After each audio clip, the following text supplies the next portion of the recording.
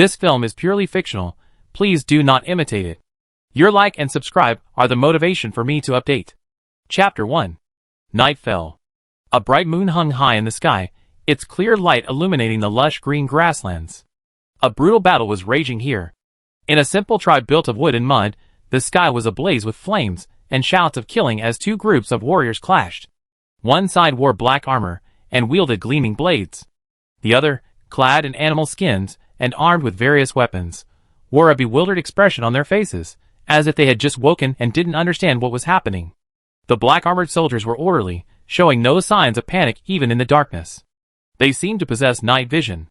In contrast, the warriors of the animal skin tribe appeared disorganized.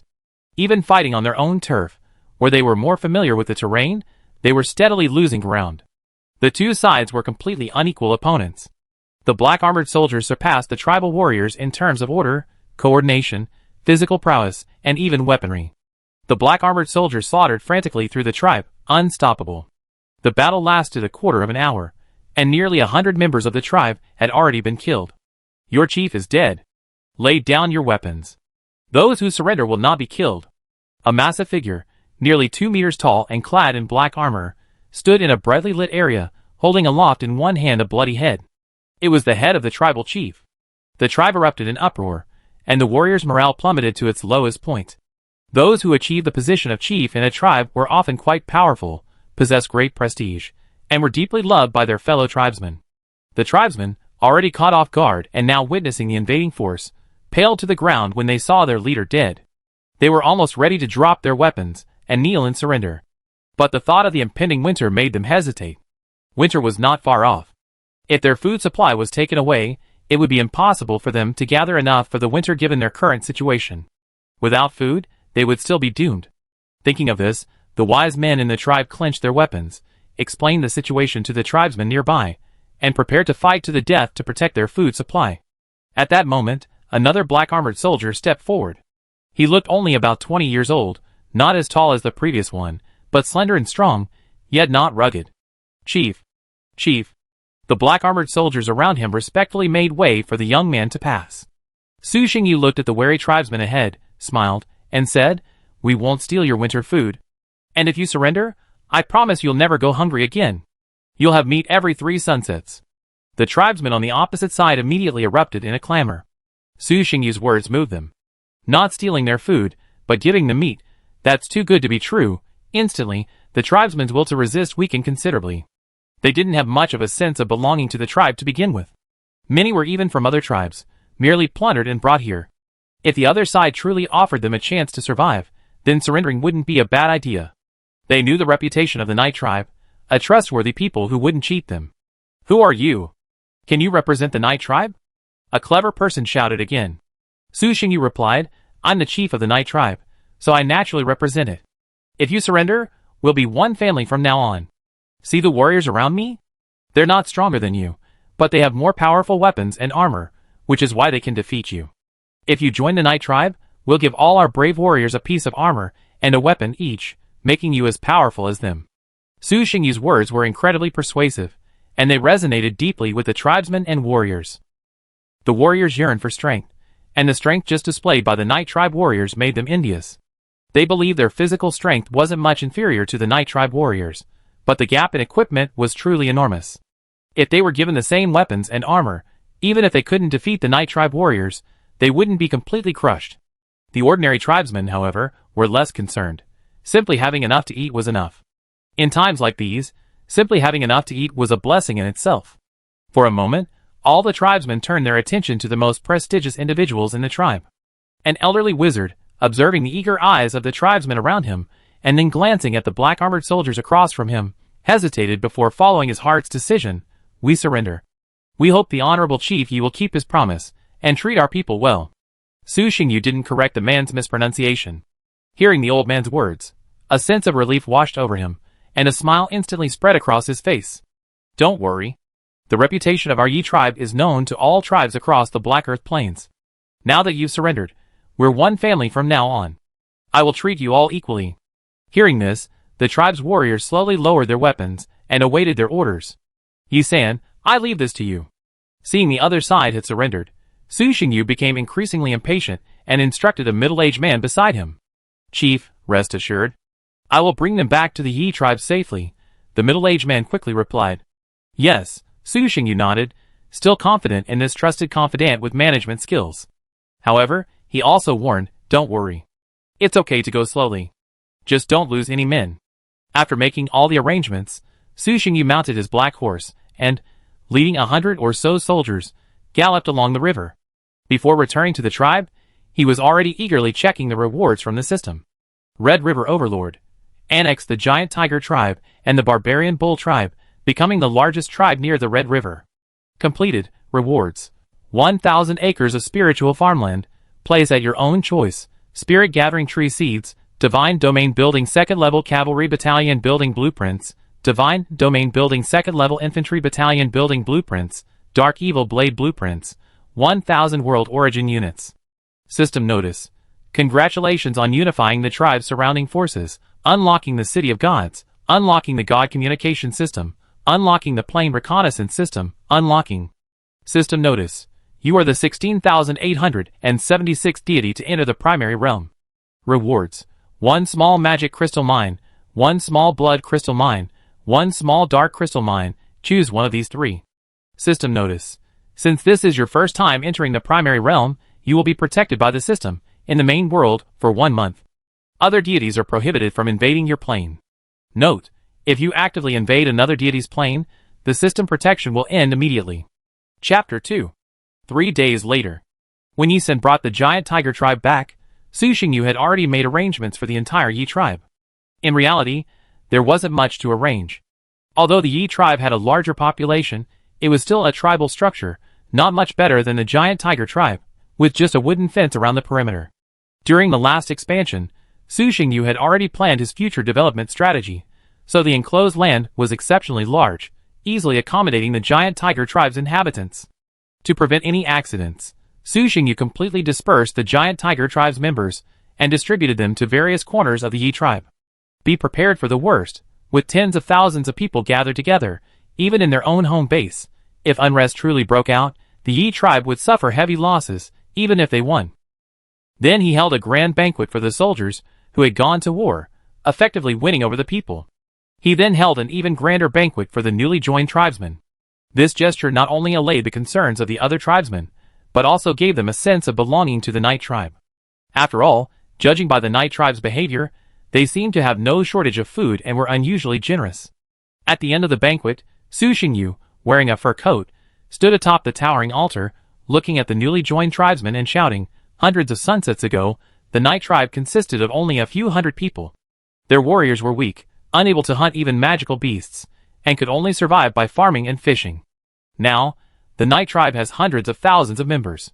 You may not know how many hundreds of thousands are, but I can tell you clearly that before this, the most powerful tribe in Red River, the giant tiger tribe, had only about 40,000 members. Now, our Night tribe has a full 430,000 members, more than 10 giant tiger tribes." Listening to Su Xingyu's speech, the crowd's reactions varied. Some were proud, some were terrified, but most were shocked. Before the Night tribe's rise, the giant tiger tribe was the most powerful tribe upstream and downstream of the Red River, with over 40,000 members and nearly 5,000 brave warriors. The giant tiger tribe's strength was renowned throughout the Black Earth Plains. Every time the giant tiger tribe made a move, all the other tribes would be on edge, fearing they would become their target. And now, the Night tribe's leader claimed that their Night tribe was larger than 10 giant tiger tribes. How could this not shock and alarm people? As for whether this statement was true or not, the crowd believed it was true, and the leader had no reason to lie to them. "Do you know why our Night tribe has risen so quickly?" Su Xingyu noticed the crowd's reaction and smiled, raising his hands to the sky. "Because our Night tribe has the protection of a deity. Not your tribe's totem, but a true deity, greater than any other being in the world, a deity that holds the essence of the world and can change everything." Under the bright moonlight, Su Xingyu raised his hands and screamed like a madman. "Deity?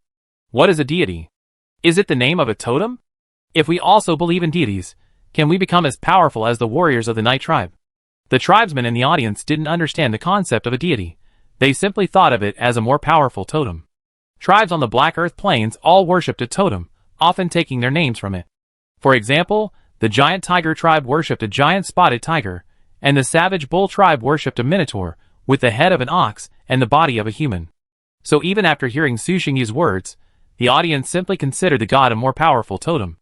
As for how totem power is compared, of course, it's based on the strength of the tribe. A strong tribe means a stronger totem. A weak tribe means a weaker totem. Some tribe members hadn't yet abandoned their former beliefs, and naturally felt a little unhappy when they heard Su Xingyu's words. But with the Night tribe now so powerful, they couldn't refute him. The upright warriors didn't dwell on this. They were solely focused on the battle. Although they didn't understand the new leader's words, they felt their blood boiling, eager to join the original Night tribe and fight alongside them on the Red River. Amidst the chaos in the audience, the sky suddenly darkened. The bright moon hanging high in the sky was swallowed by dark clouds, plunging the entire Night tribe into complete darkness. Before anyone could panic, a breath as vast as the ocean spread from the altar. Everyone in the audience felt as if they were falling into an abyss, a mountain towering above them, unable to even breathe. Then, a vision of a deity with an infinite body emerged in everyone's mind. The sun and moon were its eyes, the mountains and rivers its blood. Opening its eyes was day, closing them was night. The air produced by its breath was the mighty wind that swept across the vast heavens and earth. When it walked upon the earth, the entire world trembled. My name is ####. Only an incomprehensible phrase remained in their minds. Everyone awoke instantly, kneeling and kowtowed. The Night tribe members led the chant. Praise the King of Eternal Night. Our Lord is eternal. Praise the King of Eternal Night. Praise the eternal gods. The other newly joined members hesitated briefly before joining in the chant. The moon reappeared, its light shone upon the kneeling crowd. Looking at the prostrate crowd, Su Xingyu on the altar curled his lips slightly, then shouted, Join the Night tribe, and you will all receive the protection of the King of Eternal Night. Before anyone could react, he continued, Fighting for the king, death is not the end. Even if one day you die on the battlefield, as long as you demonstrate your bravery, you will have the chance to receive the king's grace, ascend to the divine realm, and become an immortal divine guard. As soon as he finished speaking, a towering, imposing black figure, over 3 meters tall, suddenly appeared behind Su Xingyu. The shadow waved its hand forward, and countless pure liquids flew out, transforming into a gentle rain that melted into the crowd. Each warrior, absorbing the liquid, exuded a powerful aura. They had been promoted. Praise the eternal night. The warriors' eyes were filled with fervor, instantly transforming them into devout believers of the gods. Nothing could make them feel the might of the gods more powerful than the rise of their own strength. What a formidable power! Having witnessed the power of the gods, those who followed chose to join the Night tribe without hesitation, their minds free of the chaotic thoughts of the past. At this moment, they had only one thought, to please the King of Eternal Night through battle. Welcome to the Night tribe. Let us fight for eternal night together. Su Xingyu spoke slowly, as the shadow behind him dissipated. Fight for eternal night. Fight for eternal night. Fight for eternal night. The mighty voice resounded through the heavens, like a tiger freed from its cage, a dragon about to burst from its mire. Chapter 3. I still have some things to attend to. From now on, I'll leave the tribal affairs to you. After determining the general development path for the tribe, Su Xingyu left the elders staring at each other in bewilderment and went into seclusion. The Night tribe's senior members had long since grown accustomed to this. Their leader would disappear for a while, then reappear with the gift of the King of Eternal Night, strengthening the tribe even more. The Night tribe's population grew, and the matters that needed to be addressed increased, and the leader's departure only exacerbated the situation. If nothing unexpected happened, most of the senior members would have to work overtime for the next period of time. Thankfully, Su Xingyu had already outlined the general development path. They only needed to follow it step by step. Otherwise, it would be truly painful. After a while of discussion and assignment, everyone went home to attend to their affairs. Su Xingyu arrived at the center of the tribe, in front of the divine temple that the tribe had expended considerable resources to build. As the iconic landmark of the Night tribe, it boasts exceptionally strong defenses, with guards constantly on duty. 2 squads of warriors clad in jet black armor stand guard at the temple's gates. They are the Night tribe's most elite warriors, each possessing at least tier 2 prowess. Chief, the guard leader stepped forward and greeted respectfully. Su Xingyu nodded and walked into the temple, saying, I need to pray to the king. Please watch over this place, and do not allow anyone to disturb me. As you command, Chief. The guard leader nodded respectfully. He then dispatched his guards to patrol the temple, cordoning off its perimeter to prevent unauthorized access. Su Xingyu pushed open the temple's door and walked straight inside, reaching its deepest point. In the center of the hall stood a fountain. Behind it stood a statue of a deity, over 10 feet tall. The statue, clad in pitch black, was tall and imposing, its face indistinct. In its left hand, it held a shield, in its right, a sword. This was the dark deity worshipped by the Night Tribe, the King of Eternal Night. Su Xingyu approached the statue, leaned against it, and slowly closed his eyes. A mysterious space, pitch black as ink. It felt like being at the bottom of an abyss, without a trace of light. At the center of the space it should be he slowly opened his eyes. A hint of fatigue lingered in his dark eyes. It was clear that he was tired. It's finally over. Returning to his home, Su Xingyu breathed a sigh of relief. Yes, Su Xingyu played two roles, the leader of the Night Tribe and the deity they worshipped. Su Xingyu is not a native of this world. About 2.5 years ago, a catastrophe swept the globe. A great being brought all of humanity to this dimension and generously bestowed upon them a precious divine nature, allowing them to ascend to godhood in one fell swoop. Of course, this god is currently quite watered down. He has not grasped the laws, ignited the divine fire, and even lacks a cohesive divine body. Calling such a deity a false god is an understatement. When he first entered this world, the being known as the system granted him a tribe of only a few hundred people. Additionally, it gave him a mission, to unify the surrounding forces. This mission sounded daunting, but once it actually began, Su Xingyu felt like cursing. This was simply not a task human could accomplish. There were hundreds of tribes along the Red River's upper and lower reaches. Some, like the Night Tribe, numbered only a few hundred men, while others numbered tens of thousands.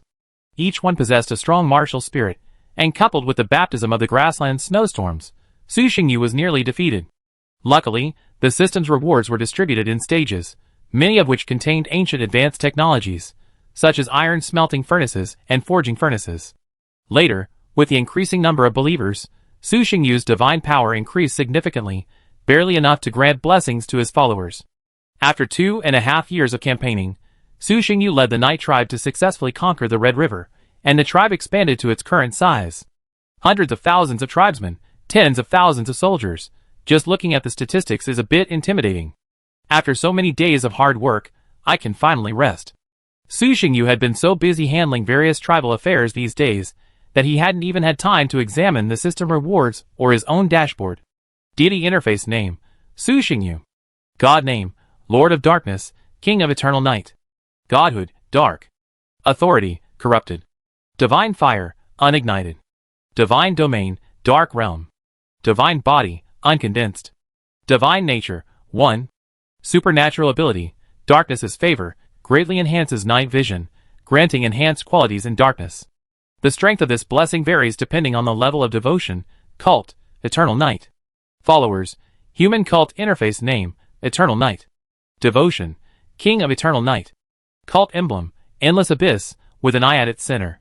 Divine spells, Wither, Strength Enhancement, Mental Weakness, Dark Spear, Burning Blood, Devour. Number of players, 4. 37,663. Saints, none. Fanatical believers, 25,698. Devout believers, 65,896.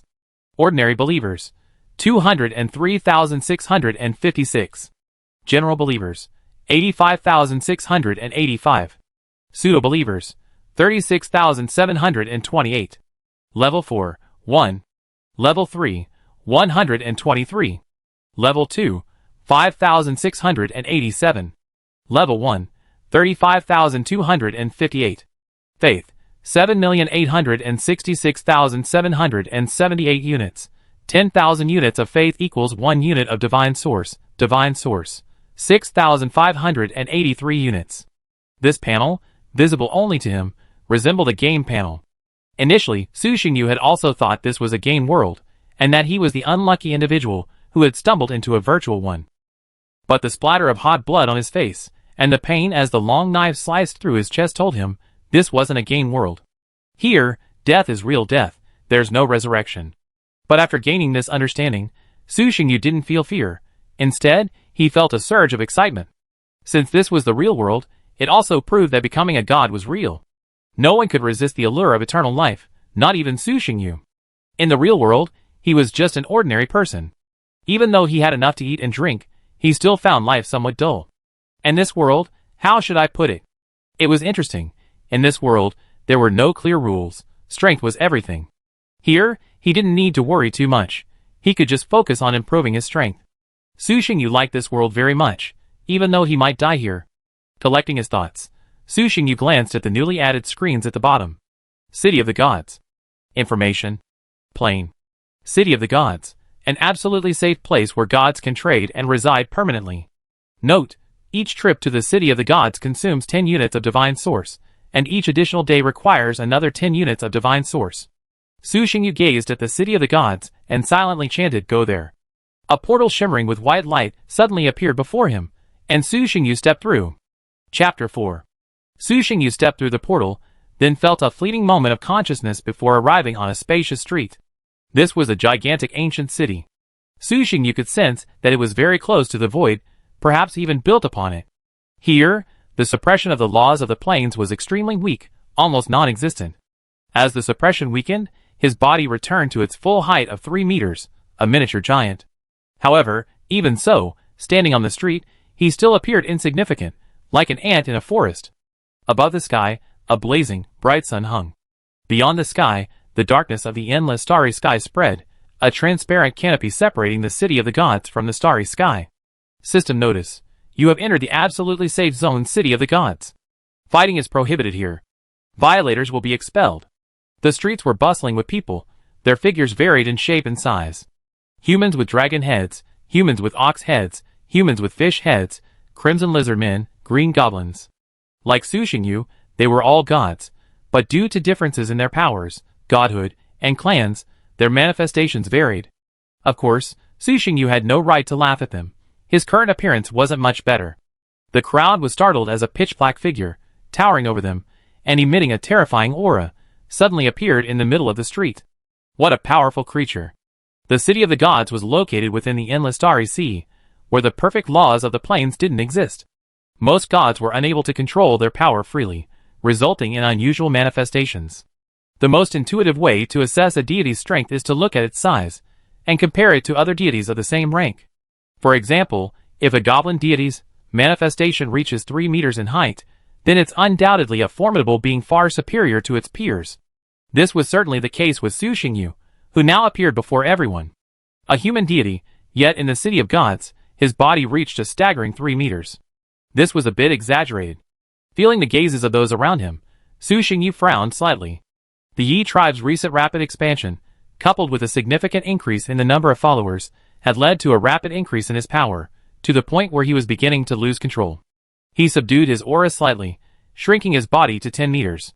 While still appearing powerful, he was less exaggerated than before. Stepping into the crowd, Su Xingyu surveyed his surroundings. There were numerous stalls lining the streets, displaying all sorts of goods, weapons, armor, ores, blueprints. It seems even gods can't escape the fate of street vendors. Su Xingyu couldn't help but grumble, looking at the stalls that looked no different from those in the overworld. After looking around for a while, Su Xingyu felt somewhat disappointed. There were many things for sale, but nothing that met his requirements. Either the quality was poor, or the quantity was too small. Just as he was feeling disappointed, a voice called out from beside him, "Brother, is this your first time in the City of Gods?" Su Xingyu instinctively turned around, and saw a slightly plump young man looking at him with a smile, a hint of doubt in his eyes. He nodded indeed. "Do you mind having an extra guide?" The chubby young man smiled and added, "It's free."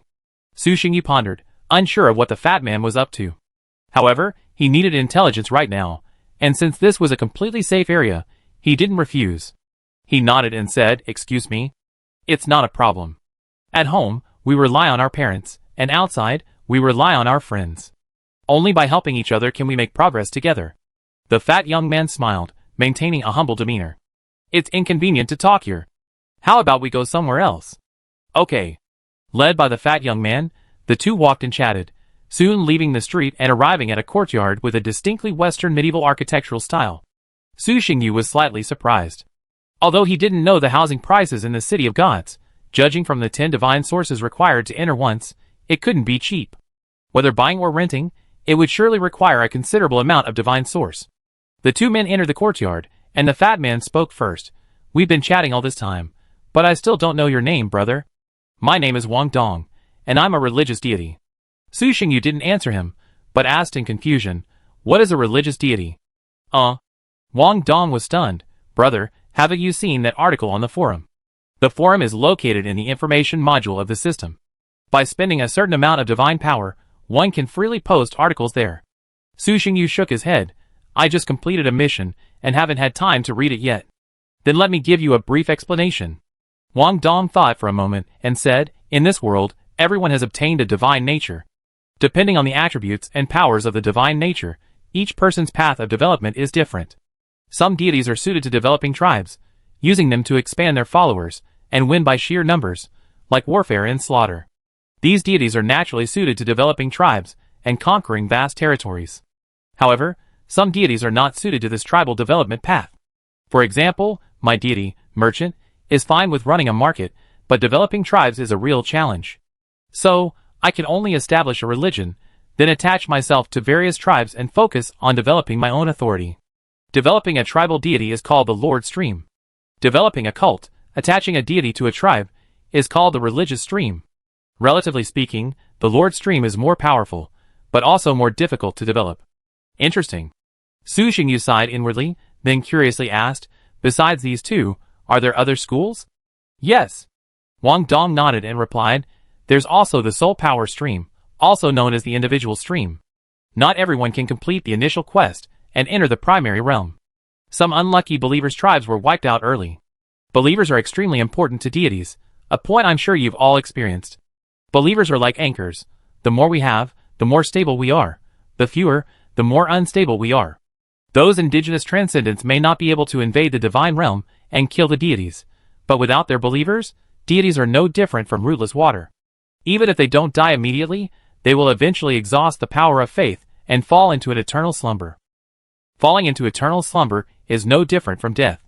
Some unfortunate gods, unwilling to remain in this state, simply abandon their divine realm, completely merging their godhood with their true self, transforming into divine beings. This way, while the path to godhood becomes more difficult, it's still better than simply falling into a deep sleep. Su Xingyu nodded silently. He understood this well. While developing the Night Tribe, he faced the threat of extinction more than once. If it weren't for his immense strength, he might have become a lonely strong by now. The advantages of the lonely strong are obvious. One person feeds the whole family. Moreover, as divine beings, they possess long lifespans and talents far superior to those of ordinary creatures, making it easy for them to thrive. However, given the choice, 99% of people would choose the leader path. Doing everything yourself is no match for commanding a group of followers to do the work for you. One is an employee, the other is a boss. Given the choice, most people would choose to be the boss. Su Xingyu smiled and extended his hand. Xingyu, leader of the spiritual sect. Wang Dong was taken aback, then shook his hand and spoke again.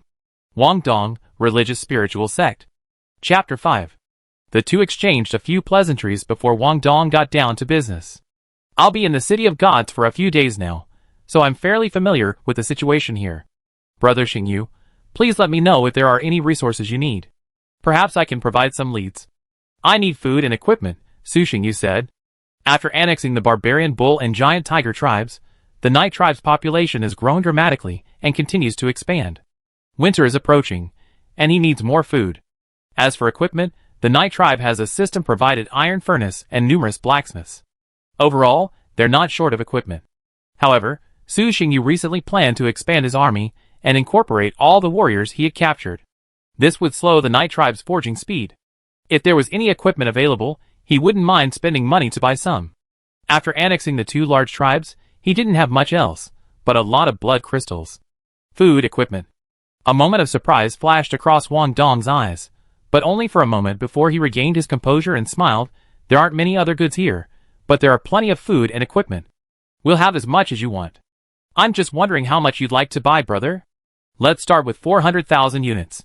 Su Xingyu pondered for a moment before speaking. According to the system's calculations, 1 unit of food can satisfy an average person's needs for a month.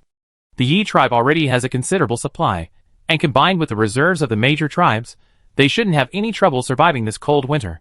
However, since we're preparing to train our troops, this amount of food will definitely not be enough. After all, if we're training our troops, We can't just stay home all the time. Training inevitably leads to increased appetite, not to mention how many people will reach the transcendent stage during this process. Those with transcendent strength all have incredibly voracious appetites. In this situation, stockpiling more food is always a good idea. A lot? How much? Wang Dong, sipping his tea, nearly spit it out upon hearing this. 400,000 units? How? Isn't that enough? Su Xingyu frowned slightly. Wang Dong came to his senses and quickly said, yes, yes, yes. How could it be that there isn't enough? Brother, have some tea first. I'll have the food delivered right away. Holy crap, a big client. Wang Dong used the system's communication function and immediately contacted a prominent merchant on his contact list. At this stage, 400,000 units of food was definitely a massive order. Only a handful of people could come up with that much food. But Wang Dong happened to know just such a prominent merchant. Not long after, a figure hurried over. It was a middle-aged man, 2 meters tall, with a round belly and a rather blessed appearance. Wang brat, if you dare to mess with me again, you'll never get the slightest advantage from me again. The middle-aged man rushed into the courtyard, cursing. Uncle Huang, you really can't blame me for what happened last time. I had no idea that kid didn't understand prices. Wang Dong approached him, quickly complaining. The middle-aged man came to Wang Dong's side, pulled up a chair, and sat down. He then looked across at Su Xingyu. Is this the brother who wants to buy food? Yes. Wang Dong nodded, then smiled. Brother Xingyu is visiting the City of Gods for the first time. He trusted me and asked for your help. Uncle Huang, you have to give me a discount. Given our relationship, a 10% discount is the minimum. The middle-aged man's mouth twitched, and he glared at him. Then he said, let me introduce myself. I'm Huang Duoduo, a religious deity. Su Xingyu nodded slightly. Xingyu, the leader deity? You're asking for 400,000 units of food. That's not cheap. With all due respect, this is your first time in the City of Gods, so you might not be familiar with the prices here. Don't worry, as long as your food supply is adequate, I can handle it. In the City of Gods, food isn't expensive. 1 unit of divine energy can buy 400 units of food, and that's the kind that comes with 1/10 of the dried meat. So let alone 400,000, even if it doubled, Su Xingyu could easily handle it. Seeing this, Wang Duoduo said nothing more. With a wave of his hand, 2 small mountains of food appeared in the courtyard beside him, one pile of rice, the other of dried meat. This was a sample. This grain has been certified by the City of Gods, so there won't be any problems. Wang Duoduo pulled out a card with the word certificate of approval engraved on it. Su Xingyu glanced at it casually and nodded with satisfaction. Trade for blood crystals. Okay. A smile crossed Wang Duoduo's face. In the City of Gods, there are currently 3 hard currencies: World Origin, Divine Origin, and Attribute Crystals. Of these, World Origin is the most precious, and no one would trade it unless they were completely destitute. Divine Origin is a lower-level currency, derived from the power of faith. As long as believers remain, it can be produced continuously. However, Divine Origin also has many uses, such as concentrating divinity, assisting deities in their cultivation, performing divine arts, and bestowing blessings on believers. Many gods use divine energy in exchange. After all, it's a sustainable resource. As for crystals, that's entirely a matter of luck. The more crystal veins a territory has, the more money it has. The Night Tribe currently has 5 crystal veins, 4 of which are blood crystals, and 1 is dark magic crystal. Simply put, they're incredibly wealthy. Wang Duoduo's eyes lit up as he quickly calculated. The current price of grain in the City of the Gods is 1 unit of divine energy for 400 units of grain. Converting that to blood crystals, that would cost 100,000 blood crystals. Ahem. A light cough sounded nearby. After a moment's reflection, Wang Duoduo smiled and said, but you and I hit it off, and since you're Xiao Wang's friend, I'll give you a 10% discount. 90,000 will be fine. A very fair price. Su Xingyu nodded. While strolling around earlier, he had already inquired about the price of grain. The exchange rate for divine energy fluctuated between 1:400 and 1:430, while the exchange rate for blood crystals was around 1 minute and 4.2 seconds. In this period of rapid expansion, grain prices were ridiculously high. Wang Duoduo's price was relatively fair, and he even gave him a discount, saving him 10,000 blood crystals. The two of them completed the transaction quickly. With the notarization of the City of Gods, Su Xingyu didn't worry about being cheated. Brother Xingyu, if you need to buy grain again in the future, you can come to me again. I'll give you discounts for larger quantities. 100,000 blood crystals was nothing to Su Xingyu. He could save up enough in a short time. However, not everyone was as wealthy as him. Huang Duoduo was a religious deity, and his authority wasn't particularly adept at combat, so he only had one crystal mine. After deducting the daily costs of cultivation, there wasn't much left. These 100,000 blood crystals were enough for him to expand another legion. Yes, good. Although 400,000 units of food were a lot, they couldn't keep up with the Yi tribe's larger population. And given the Yi tribe's current situation, achieving self-sufficiency in the short term seemed unrealistic. So, he would definitely come back soon. It wouldn't be long before he found a stable grain merchant. The two added each other as friends. Seeing the transaction complete, Huang Duoduo wanted to leave and return to developing the legion. Su Xingyu suddenly remembered something and quickly stopped him. Do you have any high-yield grain seeds? It's better to have it yourself than to have it your own way.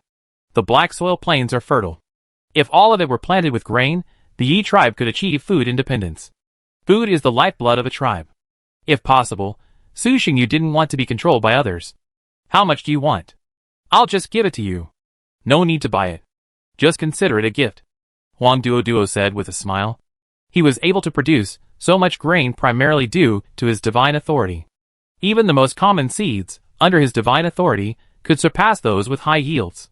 Therefore, he had no fear of causing trouble for his business. It's a bit much. I'd better just buy it. Su Xingyu said with an embarrassed look on his face. It's okay. I don't have much else, just seeds. Huang Duoduo waved his hand generously. 10,000 units.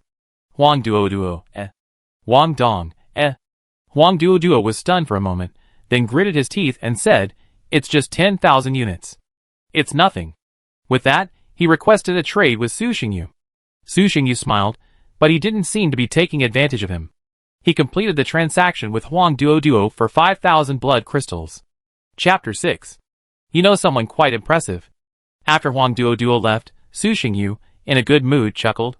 To be able to produce so much food at this time, Huang Duoduo must have some talent. No way, I rely on this to make a living. My fighting ability is low, so I can only develop other abilities. Wang Dong also smiled. He'd made a good commission on that deal, conservatively estimated at several thousand blood crystals. And this was just the beginning. There was still a lot of room for growth. Brother, I know a lot of other resource merchants. If you're looking to buy anything, I can contact them directly for you.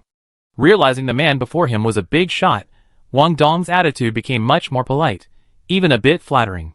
Su Xingyu nodded slightly, glanced at him, and said directly, weapons, armor, and equipment blueprints. They don't have to be particularly high quality, but they must be plentiful. The Yi tribe needed to expand its army, but they didn't have to worry about the manpower. After becoming the overlord of the Red River, the Yi tribe had plenty of men. None of the tribes living on the Black Earth Plains are easy to deal with. Every member is exceptionally capable. The reason they were previously unable to defeat the Night Tribe warriors was, first, the lack of equipment, and second, the lack of physical strength. Under Su Xingyu's tireless training, the Night Tribe's warriors have generally reached the Transcendent Realm, maintaining a well-organized and orderly state. It's only natural that they were crushing the Red River forces, still locked in intertribal warfare. But this doesn't mean they're weak, on the contrary, they're formidable. The fact that it took the Night Tribe so long to annex them speaks volumes. It's foreseeable that, with ample food and sufficient training resources, these brave warriors will soon reach the Transcendent Realm. The Night Tribe's strength will also grow exponentially over the coming period. At this point, Su Xingyu naturally couldn't hold back. While I can't say anything else, weapons and armor must be provided. He couldn't let a Transcendent warrior fight with scraps. How would he, a deity, save his reputation? Hearing this, Wang Dong said, I happen to know a deity who specializes in forging equipment. I need a lot of equipment, and I can't handle it all by myself. Su Xingyu frowned and shook his head. It's okay. He's a religious deity like me, with a group of apprentices. He might not be able to craft high-tier equipment for the time being, but low-tier items, like bronze and black iron, should be no problem. The system categorizes item levels as follows: bronze, black iron, silver, gold, epic. Send someone over so I can talk to him in person, Su Xingyu said. Okay, that's fine. Wang Dong was stunned, then nodded and began contacting the forging deity in his friend list. During his free time, Su Xingyu also clicked on the World Communication Channel East 36 District in the system information. No wind, no waves, I'm new online. Could you guys please tell me what I should be aware of in the elementary realm? I'm the big brother. Nothing to worry about. I can't die anyway. If I can develop a tribe, then develop it. If I can't, then try a cult. If I can't even become a cult, then I'll merge with the godhood and become a divine creature. Giant, being a divine creature is so cool. Just killing people at will. Before, I was a useless god, but I died. Besides scaring people, I couldn't do anything. And I had to manage everything. It was so annoying. After becoming a divine creature, I can just punch everyone with one punch. There's no one to beat. How lonely it is to be invincible. Ha ha ha. Please call me queen. Idiot, of course you're powerful if you directly fuse with the divine nature. But you can only show off your prowess now. Once the main force develops, divine creatures will be nothing but trash. Return of the Dragon King. Ha ha ha. I've finally unified the surrounding areas. Brothers, the king of the gods has arrived. Cheer. Kneel down. Newbie, aren't the first group here adults? How come there's still some Chinibu among them? Mo Old Wong, maybe the illness hasn't healed yet, laughs. Northwest Wolf King. The starting location is a desert, devoid of resources, lacking water and we're running low on food. Brothers, do you have any resources? I'll trade you some more. Green Grassland Grey Wolf, give me the coordinates of the city of the gods. I don't have much, just plenty of food. Whether I have or we're not is unimportant. The main thing is, I can't bear to see you suffer. Jumping high, all the followers are frogmen. They're clumsy and incompetent. They can't even build a house, let alone weapons. What should we do? Baishan Trading Company, buy. We at Baishan Trading Company are honest in our dealings. We have weapons, food, crystals. Everything you need. Everyone is welcome to come and buy. Through Wang Dong, Su Xingyu spent all the money he brought with him, exchanging it for the resources the Night Tribe needed most. The time ratio between the City of the Gods and the other plane is 1:30, so he didn't dare stay there for long. Less than 2 hours later, Su Xingyu said goodbye to Wang Dong, left the City of the Gods, and returned to his own plane. Most gods will not stay in the City of Gods for too long. The stay fee is a bit expensive, but the most important thing is time. In this early, time-sensitive phase, lingering in the City of the Gods for an extended period was undoubtedly a waste. Thus, even though many had already entered the primary realm and could travel to the City of the Gods, it still seemed deserted. 2 hours, converted into plane time, was almost 3 days. Stepping through the portal, Su Xingyu, half-conscious, returned to his own divine realm. He sat back on his throne and closed his eyes. Inside the temple, beside the statue, the young man, protected by dark divine power, opened his eyes, stood up, and walked out. The chief guard, standing guard outside the temple, immediately spotted Su Xingyu. Each time the clan leader came to the temple to pray, he would spend several days there, returning with a reward from the King of Eternal Night. The chief guard stepped forward and respectfully said, "Clan leader, did anyone come to see me while I was praying?" Su Xingyu was pleased with this loyal chief guard, who had strictly followed his orders. "The third elder came here once, but since you hadn't finished praying yet, and it wasn't a big deal, I stopped him," the guard captain replied. "Well done." Su Xingyu nodded slightly, then waved his hand, and a set of jet black equipment appeared on the ground. "This is a reward bestowed by our lord upon the loyal and brave warriors of the Yi tribe. Yi Dashan, you are truly worthy of this equipment. I hope you will be even more valiant in this suit. Praise our lord." Yi Dashan's eyes lit up at the handsome outfit. "I will sacrifice the heads of my enemies to the king, worthy of his grace." "Very good."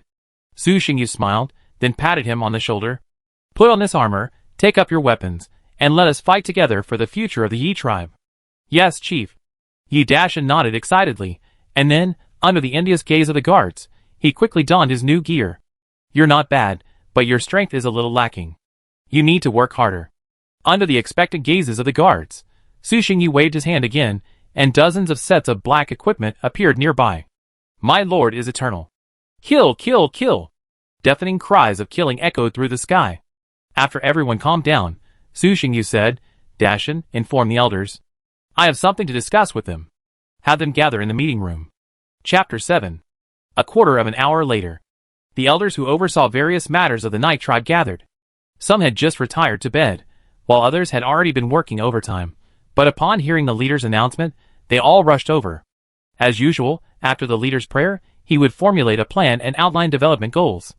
Although they had discussed this matter a few days prior, It was only a general outline, without a detailed plan or work assignments. Seeing everyone present, Su Xingyu gestured for them to sit down. An anxious Yi Zhan couldn't wait to speak. Chief, what oracle did you receive from your prayer this time? What should the tribe do next? We've captured the Red River, and after annexing the various tribes, we now have more warriors. No nearby tribe can rival us. Should we continue to expand? Yi Zhan was the Night Tribe's foremost warrior, commanding its most elite regiment, the Eternal Night Cavalry. He was also the tribe's military commander, and in times of war, he even had the power to command the various regiments. Yi Zhan is also a Tier 4 Transcendent Warrior, his strength unrivaled throughout the Red River region. Hero template name, Yi Zhan. Race, human. Talent, bloodthirsty. Level, Tier 4. Faction, Night Tribe. Loyalty, 95. Note, Zealot loyalty is 85. Leadership, 79. Strength, Constitution, Agility, Spirit. Note, these 4 basic attributes represent potential only. Bloodthirsty. Life continues, the battle continues. As the battle progresses, his combat power gradually increases. As the strongest man in the Night Tribe, Yi Zhan possesses exceptional talent, as evident from his attributes. The average human's 4 basic attributes are around 3 stars, but Yi Zhan has 2 at 5 stars, and his agility is also 4 stars. The stronger the basic attributes, the greater the combat effectiveness at the same rank. Yi Zhan's 5-star strength and constitution mean that among his peers, Yi Zhan can sweep the entire Yi tribe. Su Xingyu looked at Yi Zhan and smiled. Don't worry about not having opponents. The Red River is just a starting point. The future of our Yi tribe is the entire world. This will be a long journey. On this journey, we will encounter many powerful enemies. I hope you can maintain your current attitude. Haha, that's good. Yi Zhan's eyes were blazing, and he laughed wildly. The brave warriors of the Yi tribe are fearless of death. They will sacrifice the heads of our enemies to our gods. Why are you making me act like an evil god? Su Xingyu complained in his heart. To boost the followers' fighting spirit, Su Xingyu had deceived them, claiming the gods wished to see them fight bravely, and would grant the brave the eternal night. Things then spiraled further, and further out of control.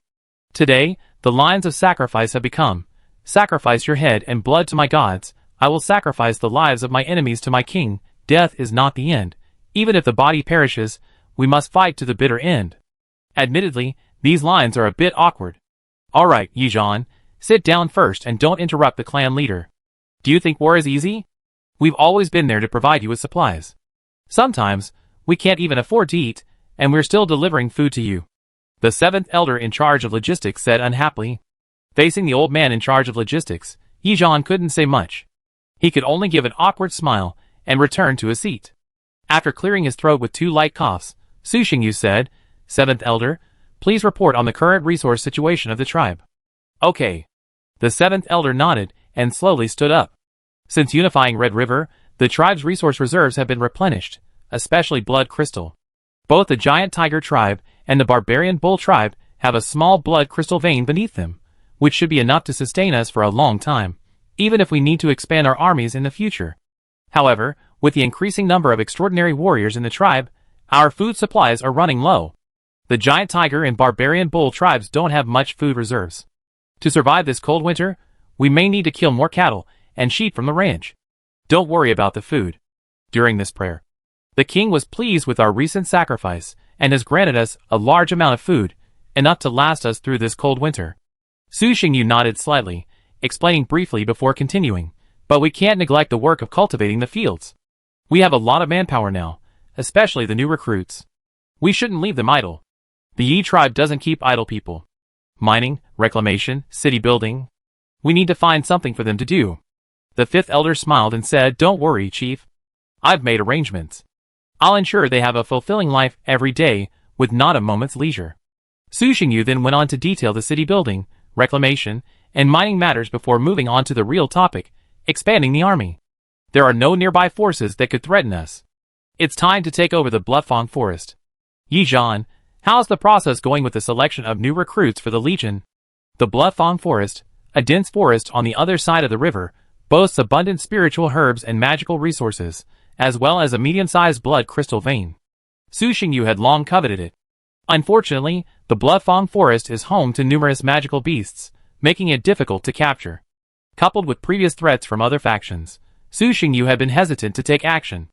Now that he has unified the Red River, he no longer has to worry about other factions attempting to seize his territory, and he can finally free up his resources to capture the Blefong Forest.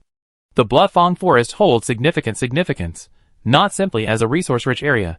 It connects to the Blood-Red Mountains, effectively serving as their gateway. Although the Night Tribe has no current plans to advance into the Blood-Red Mountains, it's always a good idea to prepare early. We're ready. The warriors from the Giant Tiger and Savage Bull tribes are excellent. They only need some basic training and can join the army directly. However, to advance further, they'll probably need to fight a few more battles. Only through the baptism of blood and fire can they grow into truly outstanding soldiers. Yi Zhan excitedly said, the Yi tribe has 2,000 warriors from the main force, plus 5,000 new recruits, for a total of 7,000. I'll lead them personally. Once the tribe leader gives the order, we'll set out to capture the Blefong Forest. After incorporating new recruits, the Yi tribe has always adopted a strategy of veterans leading the new ones. One elite veteran leads several new recruits. After a few times, as long as they're still alive, they'll show significant improvement. Okay. Su Xingyu nodded slowly. We have new equipment in the warehouse. After we change the soldiers, we'll set out tomorrow. I won't be participating in this battle. You'll be in full command of the troops. Although the specific situation in the Blefong Forest has been explored, caution is still the best approach. We must not underestimate the enemy. Su Xingyu warned Yi Zhan, lest he underestimate the enemy. As you command, Chief. Yi Zhan shouted back. After giving a few more instructions, Su Xingyu sent Yi Zhan back to prepare for the battle. Yi Zhan was happy to do so. Compared to the complex tribal affairs, leading the warriors into battle suited him better. In addition to food and equipment, I also brought back many other resources. These are precious and need to be used wisely. Su Xingyu looked at the middle-aged man beside him and asked, Yi San, how are you doing with the things I asked you to do before I left? Yi San replied, don't worry, Chief. I've registered and identified those special professional talents. So-called professional talents are those skilled in various skills, such as forging, alchemy, breeding, and healing. Every tribe often has a number of professional talents. The Yi tribe previously trained a number of them, but due to resource and training cost constraints, they didn't expand. However, now that the Yi tribe is growing and resources are abundant, Su Xingyu also wants to train a group of professional talents to serve the tribe. For example, in the area of forging, Su Xingyu spent a fortune to purchase several forging experience books, which contain bronze and silver forging techniques, in order to train a skilled forger. It was a shame that the City of the Gods didn't allow the trading of living creatures, otherwise he would have simply purchased a few skilled professionals. Chapter 8. After arranging all the tasks and handing over the resources to them, Su Xingyu finally breathed a sigh of relief, instantly feeling a great deal more relaxed. I used to think that ancient emperors had it easy, with harems of 3,000 beauties, and the ability to get everything they wanted with a single word, a life truly divine. But after managing the Night Tribe for a while, Su Xingyu completely changed his mind. This life was truly unbearable, busy from morning till night, managing this and that, far more exhausting than when I was in school. Things were better now. These elders were all carefully selected talents he had carefully selected. After a period of systematic training in government affairs, they could already handle simple matters independently. Thinking back to when he first arrived in this world, it was truly miserable. Oh, I have to find someone to replace me quickly. When will this end? In the empty meeting room, Su Xingyu sighed, appearing exhausted. Compared to being a clan leader, he preferred being a deity. He wouldn't have to worry about so many things, only needing to issue oracles at key development milestones. Unfortunately, that wasn't possible. The Night Tribe was now too large. Once he let go, even if he couldn't expand it further, maintaining the status quo would be a good thing. After a short nap in the conference room, Su Xingyu stood up and walked out. A quarter of an hour later, he arrived in front of a square-shaped building. A team of warriors stood guard outside the building. Upon seeing Su Xingyu, they stepped forward and saluted, saying, "Hello, clan leader. Well, thank you for your hard work." Su Xingyu nodded slightly, pushed open the door, and walked into the building. The interior of the building was bare, empty except for a spacious hall. In the center of the hall, a fist-sized blue crystal floated in the air. A message visible only to Su Xingyu came into view. Divine Domain Building, Level 2 Infantry Battalion Activation Requirements, 500 World Origin, 1 Divine Domain Building, Level 2 Infantry Battalion Blueprint, 1000 Divine Source, 1 building with an area of 200 square meters. Activate Divine Domain Building, Yes or no? Su Xingyu chose yes without hesitation, and the blue crystal immediately erupted with a brilliant white light. Su Xingyu subconsciously closed his eyes. After a moment, when the light faded, he opened his eyes and found himself in an immensely spacious, illuminated space. Level 2 Infantry Battalion Category. Divine Domain Building. Effect: rapidly cultivates basic infantry skills and enhances soldiers' coordination and coordination. Maximum training amount: 1/10,000. Requirement: Level 2 Warrior. Cost: 100 Divine Source/Day. Not bad, but the cost is a bit high. Before this, the Knight Tribe also possessed a Divine Domain Building, a Level 1 cavalry battalion that specifically trained soldiers into cavalry. Note: these are true cavalry, not those mounted infantry who use horses as vehicles. Learning to ride a horse isn't difficult. The difficult part is the riding technique. Leaving the training space, Su Xingyu went to another building and activated the second-level cavalry battalion. After activating the 2 Divine Domain buildings, he returned to the center of the tribe. The spirit-gathering tree he had planted a few days ago was growing well, now 3 meters tall. Even in winter, the tree's leaves remained lush green. Standing next to the tree, Su Xingyu could sense the surrounding spiritual energy was even more intense, almost 3 times that of other places. This wasn't surprising.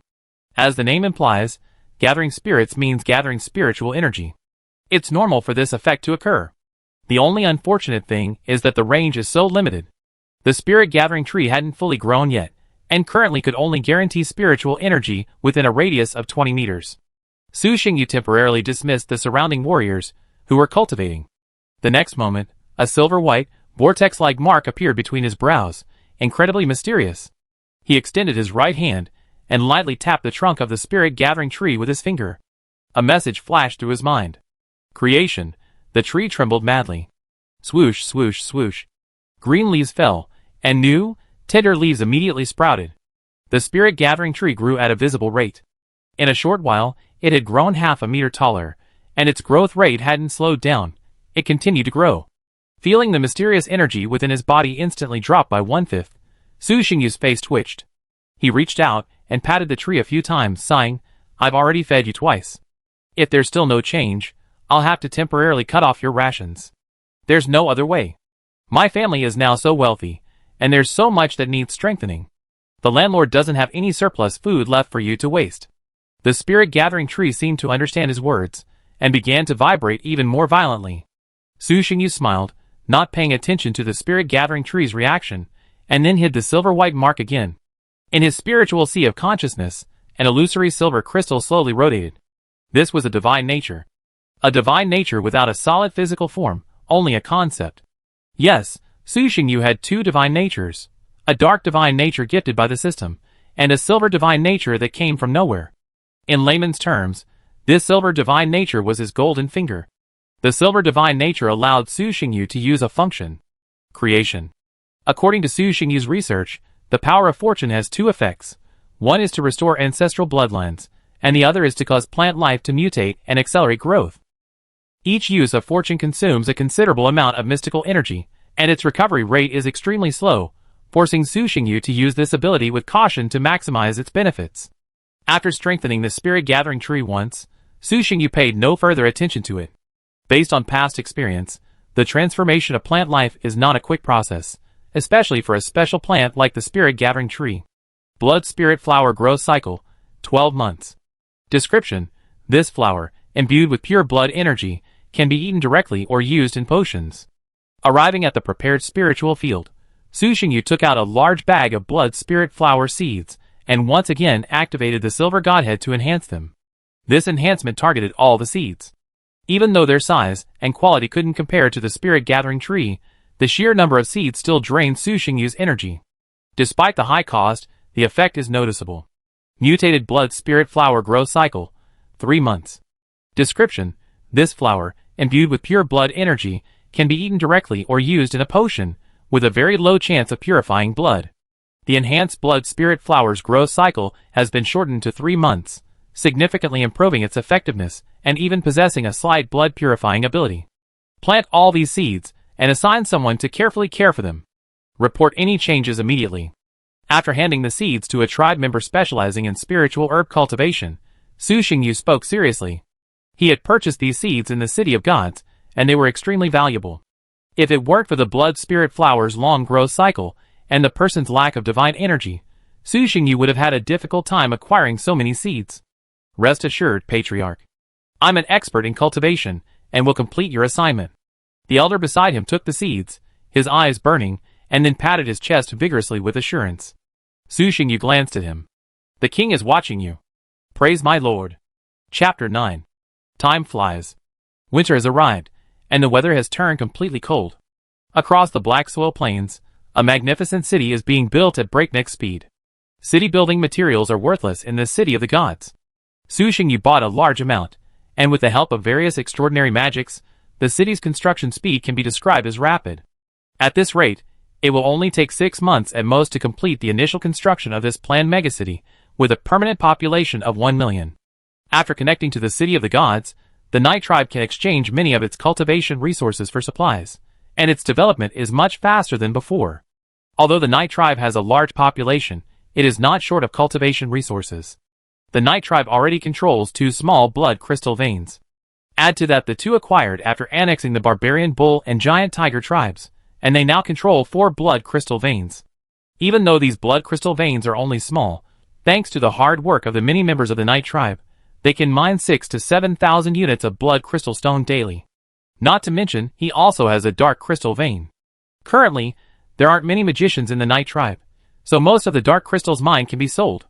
In addition to the crystal veins, he also has mithril veins, fine iron veins, and the Red River's own enhanced resource, Blood Star Sand. There's a reason the Black Earth Plains can support so many tribes. The resources here are truly abundant. Of course, this comes at a price. This fertile land has spawned countless powerful forces. If Su Xingyu weren't truly powerful and fortunate, he might have already given up on developing his tribe and turned to religious deity. With abundant resources, the Night Tribe experienced rapid changes, evolving day by day, and their strength soared. Crystals were freely available, showering down divine grace from time to aid believers in breakthroughs. The power of faith returned by believers also increased significantly, providing Su Xingyu with more and more divine resources to draw upon, creating a positive cycle. When it came to improving his strength, Su Xingyu was not stingy with resources, truly taking from the people and giving back to them. Transcendent warriors continued to emerge in the Night Tribe like mushrooms after rain. 2 weeks later, the Night Tribe had achieved its small goal of transforming its entire army into transcendence. Tribe interface name, Night Tribe. Number of players, 513567. Special buildings, Tier 1 Infantry Battalion, Tier 1 Cavalry Battalion, Tier 1 Archer Battalion, Tier 2 Infantry Battalion, Tier 2 Cavalry Battalion Supernatural Strength Tier 4, 5. Tier 3, 567. Tier 2, 45788. Tier 1, 79,809. Troops, Tier 2 Heavy Cavalry 3,000, Royal Guards, Tier 2 Shock Troopers 5,000, Royal Guards, Tier 2 Shock Troopers 8,000, Elite, Tier 1 Light Cavalry 8,000, Elite, Tier 2 Heavy Infantry 8,000, Elite, Tier 2 Sword and Shield Troopers 8,000.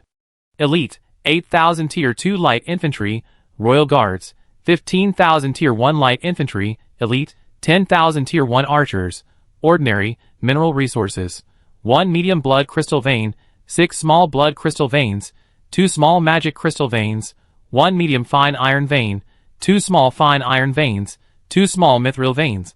3 days ago, Yizhan sent urgent news, declaring that he had annihilated the monster herds in the Bloodfang Forest and brought the forest under his control. This had instantly added several more mineral veins to the Yi tribe, as well as a rich resource of spiritual herbs. Under Yizhan's leadership, this war resulted in few casualties, with only 67 dead and over 300 injured. Even though Yizhan's legion's overall strength overwhelmed the Bloodfang monsters, some losses were inevitable in the face of the desperate counterattacks of some powerful monsters. In response, Su Xingyu, already accustomed to life and death, simply ordered the payment of compensation and then began preparations for the development of the Bloodfang Forest. The Bloodfang Forest covers nearly 2,000 square kilometers, and the resources it holds can be imagined.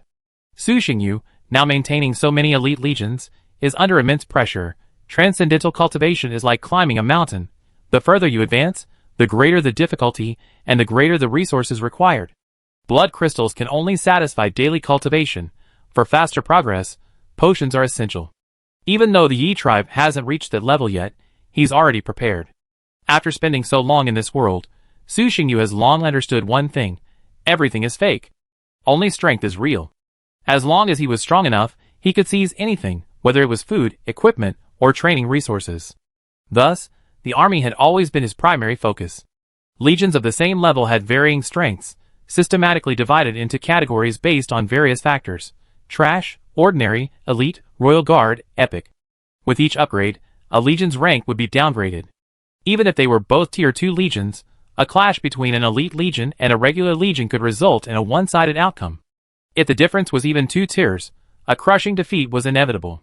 Su Xingyu didn't know how to train his troops, so he couldn't raise his legion's rank. But he did understand one thing: a tier 3 legion was undoubtedly more capable than a tier 2 legion. Since he couldn't improve the soft skills of the legion's soldiers, he'd simply improve their hard skills. Raise the soldiers' extraordinary rank, then send them into battle. After a dozen battles, those still alive would undoubtedly be considered elite. It was cruel, but it was the best way to train soldiers. The saying that the battlefield is the most challenging place for a person is true. A majestic eagle's cry echoed from afar, followed by the sight of a massive figure approaching at lightning speed. It was a majestic eagle, its wingspan nearly 20 meters, like a cloud hanging from the sky. Its black gold feathers were magnificent, yet faintly sharp. The hooks on its talons were breathtaking. If caught, it would likely shatter into pieces. The sky-splitting eagle circled the sky several times before slowly landing in front of Su Xingyu and croaking softly, as if sharing its joy with him. Looking at the rather active sky-splitting eagle, Su Xingyu felt somewhat helpless, and could only offer a soothing reassurance: "Yeah, I get it. You did great this time." The Night Tribe has tamed a total of 13 sky-splitting eagles. While still eggs, they were baptized by Su Xingyu's silver godhead, their bloodlines returning to their ancestral form, transforming from storm eagles into sky-splitting eagles. Their potential vastly increased. The sky-splitting eagle before him was personally trained by Su Xingyu. It has absorbed nearly twice as much creation energy as its companions, and has also been blessed by darkness, making it a truly gifted eagle. It is also the first of the Night Tribe's magical beasts to reach the 4th level. With its powerful bloodline, it can even hunt down some 5th-level magical beasts. To combat the powerful individual magical beasts within the Bloodfang Forest, Su Xingyu specially dispatched several sky-splitting eagles to accompany him on his expedition. Racial template name: Fengde. Race: sky-splitting eagle mutated. Bloodline: sky-splitting eagle, 80%. Talent: sky-splitting. Faction: Night Tribe. Loyalty: 100. Strength: Constitution, Agility, Spirit. Fengde shook his head in dissatisfaction. Chiji. Okay, I won't forget you. When you have children, I'll help you strengthen them. Su Xingyu chuckled at the sky-splitting eagle, who was trying to gain credit. Shijiji. Fengde was finally satisfied. He spread his wings, soared into the sky, and flew away. Dust flew. Chapter 10. After waiting at the tribe gate for a quarter of an hour, I finally saw the army led by Yizhan. A vast army of soldiers followed Yizhan, their steps moving in unison, as if they were one body. Compared to the chaotic and disorganized army before their departure, the victorious army now returned noticeably more organized and stronger. It was clear that after such a bloody battle, these newly joined warriors had made considerable progress and had become qualified fighters. Yizhan stopped 10 meters away from Su Xingyu, dismounted, and quickly approached him. "Chief, we have fulfilled our mission. The monsters in the Bloodfang Forest have been annihilated. Well done. I have prepared a celebration banquet for you. Enjoy your victory. But first, you must proceed to the temple and receive the Lord's blessing." "Thank you, Chief." "Praise the Lord," Yizhan exclaimed in delight. "Go ahead." Su Xingyu waved his hand. "After you've received the blessing, come to the meeting room." "As you command, Chief," Yizhan replied respectfully. After conquering the Bloodfang Forest, the Yi tribe began a new round of construction. The road from the Bloodfang Forest to the Yi tribe was not easy. Even with carriages, transporting the blood crystals back was no easy task. Add to that the difficulty of mining and the labor required for transportation, and the cost was prohibitive. However, abandoning the Bloodfang Forest was out of the question. A medium-sized blood crystal vein contains at least 5 times as much or as a small vein. Under maximum mining conditions, it could provide the Yi tribe with 7,000 to 10,000 units of blood crystals daily. Moreover, there are abundant spiritual herbs there. The enormous benefits make it impossible for the Night Tribe to abandon the Bloodfang forest, so building a road and establishing a stronghold are inevitable. This stronghold doesn't need to be particularly strong or heavily fortified. The thousands of warriors stationed there are the ultimate defense. So far, the Night Tribe has planned to build 4 strongholds: Giant Tiger, Wild Bull, Black Soil, and Bloodfang. Each stronghold will be guarded by thousands of warriors. These 4 strongholds can also be considered military bases, firmly protecting the city the Night Tribe is currently constructing. Under the protection of these 4 strongholds, no large-scale army can bypass them and directly attack the Night Tribe. Constructing the first 3 strongholds is not difficult. They already have good grain-producing land and crystal veins. Simply sending personnel to maintain them can support tens of thousands of people. But the Bloodfang stronghold is different. There is nothing there. The Night Tribe will need to continuously transport food until the newly reclaimed land can support the entire stronghold. But there's no other way, given the abundance of resources there. Fortunately, now that the City of the Gods exists, trade can be conducted with others. Otherwise, even if Su Xingyu wanted to establish the Bloodfang outpost, he would have had to wait until spring. Building the city, cultivating the land, establishing a stronghold, forming a legion, and exploring the depths of the Black Earth Plains. After 2 weeks of comfortable living, and witnessing the power of the gods several times, the newly joined tribesmen finally surrendered completely, and regarded the Night Tribe as their home. If initially, they were forced to bow their heads, now they were sincerely grateful. After comparing their lives on both sides, the members of the other tribes finally realized that the current life was truly human, while the previous life was like that of cattle and horses. Although the Night Tribe forced them to work, it was mostly non-hazardous manual labor. They were also provided with sufficient food daily, 3 meals a day, and meat every few days. In addition to food, the esteemed tribe leader personally met with them, and kindly inquired about their daily lives. At one point, a child boldly said, "It's too cold to sleep at night," nearly frightening his parents to death.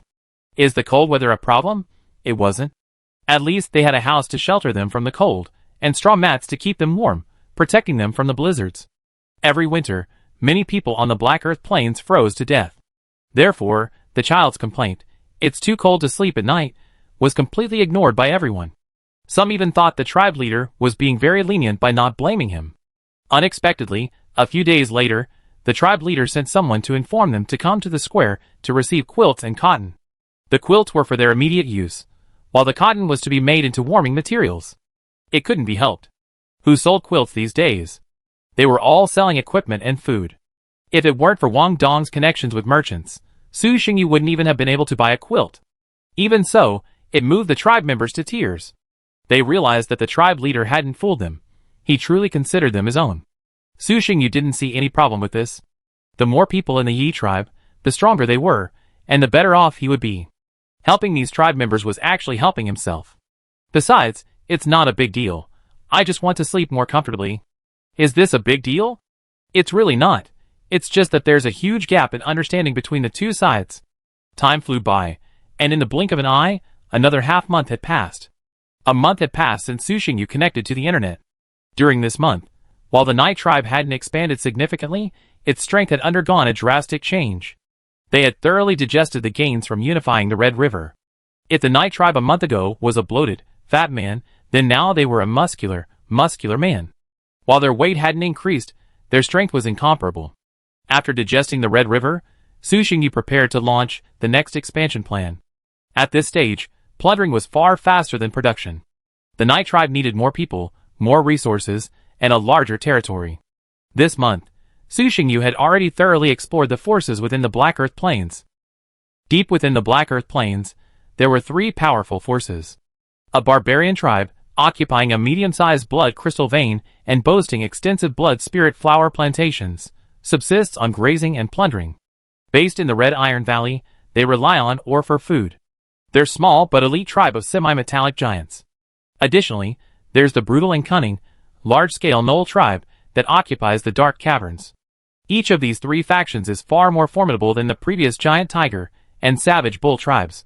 However, due to inherent conflicts and mutual vigilance among the 3 factions, coupled with the Red River faction's numerous and difficult-to-handle forces, aside from the barbarian forces that would send troops to plunder food during winter, the other 2 factions have shown scant regard for the area. It is precisely because of this that the Red River tribe has been able to survive peacefully to this day. But things are different now. Having unified the Red River faction and developed a wave of cheats, the Night Tribe is no longer afraid of war with the three major factions, and even some warriors within the tribe are eager to make a move. Especially the newly joined warriors, they long for battle, eager to sacrifice the lives of their enemies to the gods. And after being bullied by the barbarians for so many years, it was impossible to say they didn't harbor some resentment. Before, they lacked the strength to seek revenge, but now, barbarians, die. But before Su Xingyu could even advance into the Black Earth Plains, the barbarian marauders arrived again. Chapter 11. Chief, news has reached us from Yi Zhan that the barbarians have sent an 8,000-man marauding force. They should reach the Black Earth stronghold in 3 hours at most. Do you think we should prepare early or send troops to support them? Yi Sen hurried in, anxiously asking. As a high-ranking member of the Yi tribe, Yi Sen knew the barbarians well. They were a far more powerful force than the giant tigers and the wild bulls. Why would the fiercely militant Red River faction choose to compromise in the face of the barbarian raids? It's because they've fought before and were clearly outmatched. Originally, the Red River had 3 major tribes: the giant tigers, the wild bulls, and the horned sheep, each boasting tens of thousands of members. To combat the barbarians, these 3 tribes formed an alliance, incorporating nearly all of the Red River tribe. Known as the Red River Alliance, their combined strength was even greater than that of the current Yi tribe, with nearly 100,000 soldiers. The Red River Alliance and the barbarians engaged in a fierce battle on the Black Earth Plains. Shockingly, the barbarians, with only 10,000 cavalry, defeated the Red River Alliance's 100,000-man army. They then annihilated the Horned Sheep tribe in one fell swoop, rendering the Red River's 3 hegemons a thing of the past. From then on, the Red River was powerless to resist the barbarians. Don't be so nervous. We've been prepared for this for a long time. Let them come. I just want to see whether the warriors of the Night Tribe are stronger or the warriors of the barbarians are more valiant. Su Xingyu smiled at the nervous Yi San and offered soothing words. Yi San hesitated, that being said. All right, go inform the warriors and prepare to march. Su Xingyu waved his hand, a cold look flashing in his eyes. The barbarians have already put the meat in our mouths. How can we not eat it? We must destroy this tribe, go straight to the heart of the matter, and devour them whole. As you wish, Chief. Seeing the chief's resolve, Yi San, despite his uneasiness, offered no objection. Go. The Black Earth Plains spanned hundreds of miles, and the Night Tribe's Black Earth stronghold was located in the center of the plain. Originally a large tribe of tens of thousands, relying on livestock, this area boasted a blood crystal vein beneath the ground. It was later annexed by the Night Tribe and transformed into the Black Earth stronghold. This stronghold served 2 purposes: to defend against external enemies, and to provide a distant view of the Black Earth Plains. After conquering the Blutfong Forest, the Night Tribe's best option for further expansion was the Black Earth Plains. As a result, the Black Earth stronghold possessed the largest and most powerful military presence of the 4 strongholds. Outside the Black Earth stronghold, nearly 20,000 black armored warriors gazed out into the depths of the plain. Yi Zhan, leading the Night Tribe's most elite cavalry, was at the forefront. His voice boomed as he delivered his final speech. The barbarians are coming. The savage and powerful barbarians, who often plundered our food and defeated the Red River Alliance, are coming again. Warriors of the Night Tribe, are you afraid? Not afraid? Not afraid? Not afraid? The warriors' voices echoed loudly, their eyes bloodshot. Hee. To be honest, I'm a little scared. After all, those are the barbarians, one of the overlords of the Black Earth Plains. They once defeated 100,000 of us with only 10,000 men. Yi Zhan chuckled, and before anyone could react, he spoke passionately, but compared to fear, I'm more excited. The Yi tribe has grown from a few hundred men to hundreds of thousands, and we've fought countless wars. Back then, we had only rudimentary equipment, yet we still dared to fight the barbarians. Now, we have far superior equipment. I'm curious to see just how powerful the barbarians, who roam the Black Earth Plains, truly are. And are you worthy of the equipment you're wearing? Fellow brave warriors, let us wait and see. Fight! The warriors roared. The King of Eternal Night is watching us. Yi Zhan raised his sword to the sky and slashed. In the name of God, this battle must be won. Win! Win! Win! The warriors, as if injected with chicken blood, were filled with strength. At Yi Zhan's command, an army of nearly 20,000 men followed the sky-splitting eagle in the sky, charging towards the Black Earth Plains. I never knew Yi Zhan had such a gift for public speaking. Su Xingyu, who was in the divine realm, watched Yijan's pre-battle speech and shook his head with a laugh. Originally, he had planned to give these warriors a pre-battle blessing, but now it seemed unnecessary. After all, they were gods. They couldn't appear as frequently as before. They needed to be more impressive. A god who descended into the mortal world was no longer a god, but merely a powerful divine being. Moreover, he hasn't yet mastered power. He's merely a shadow with an empty persona. Showing off before others is better done as little as possible.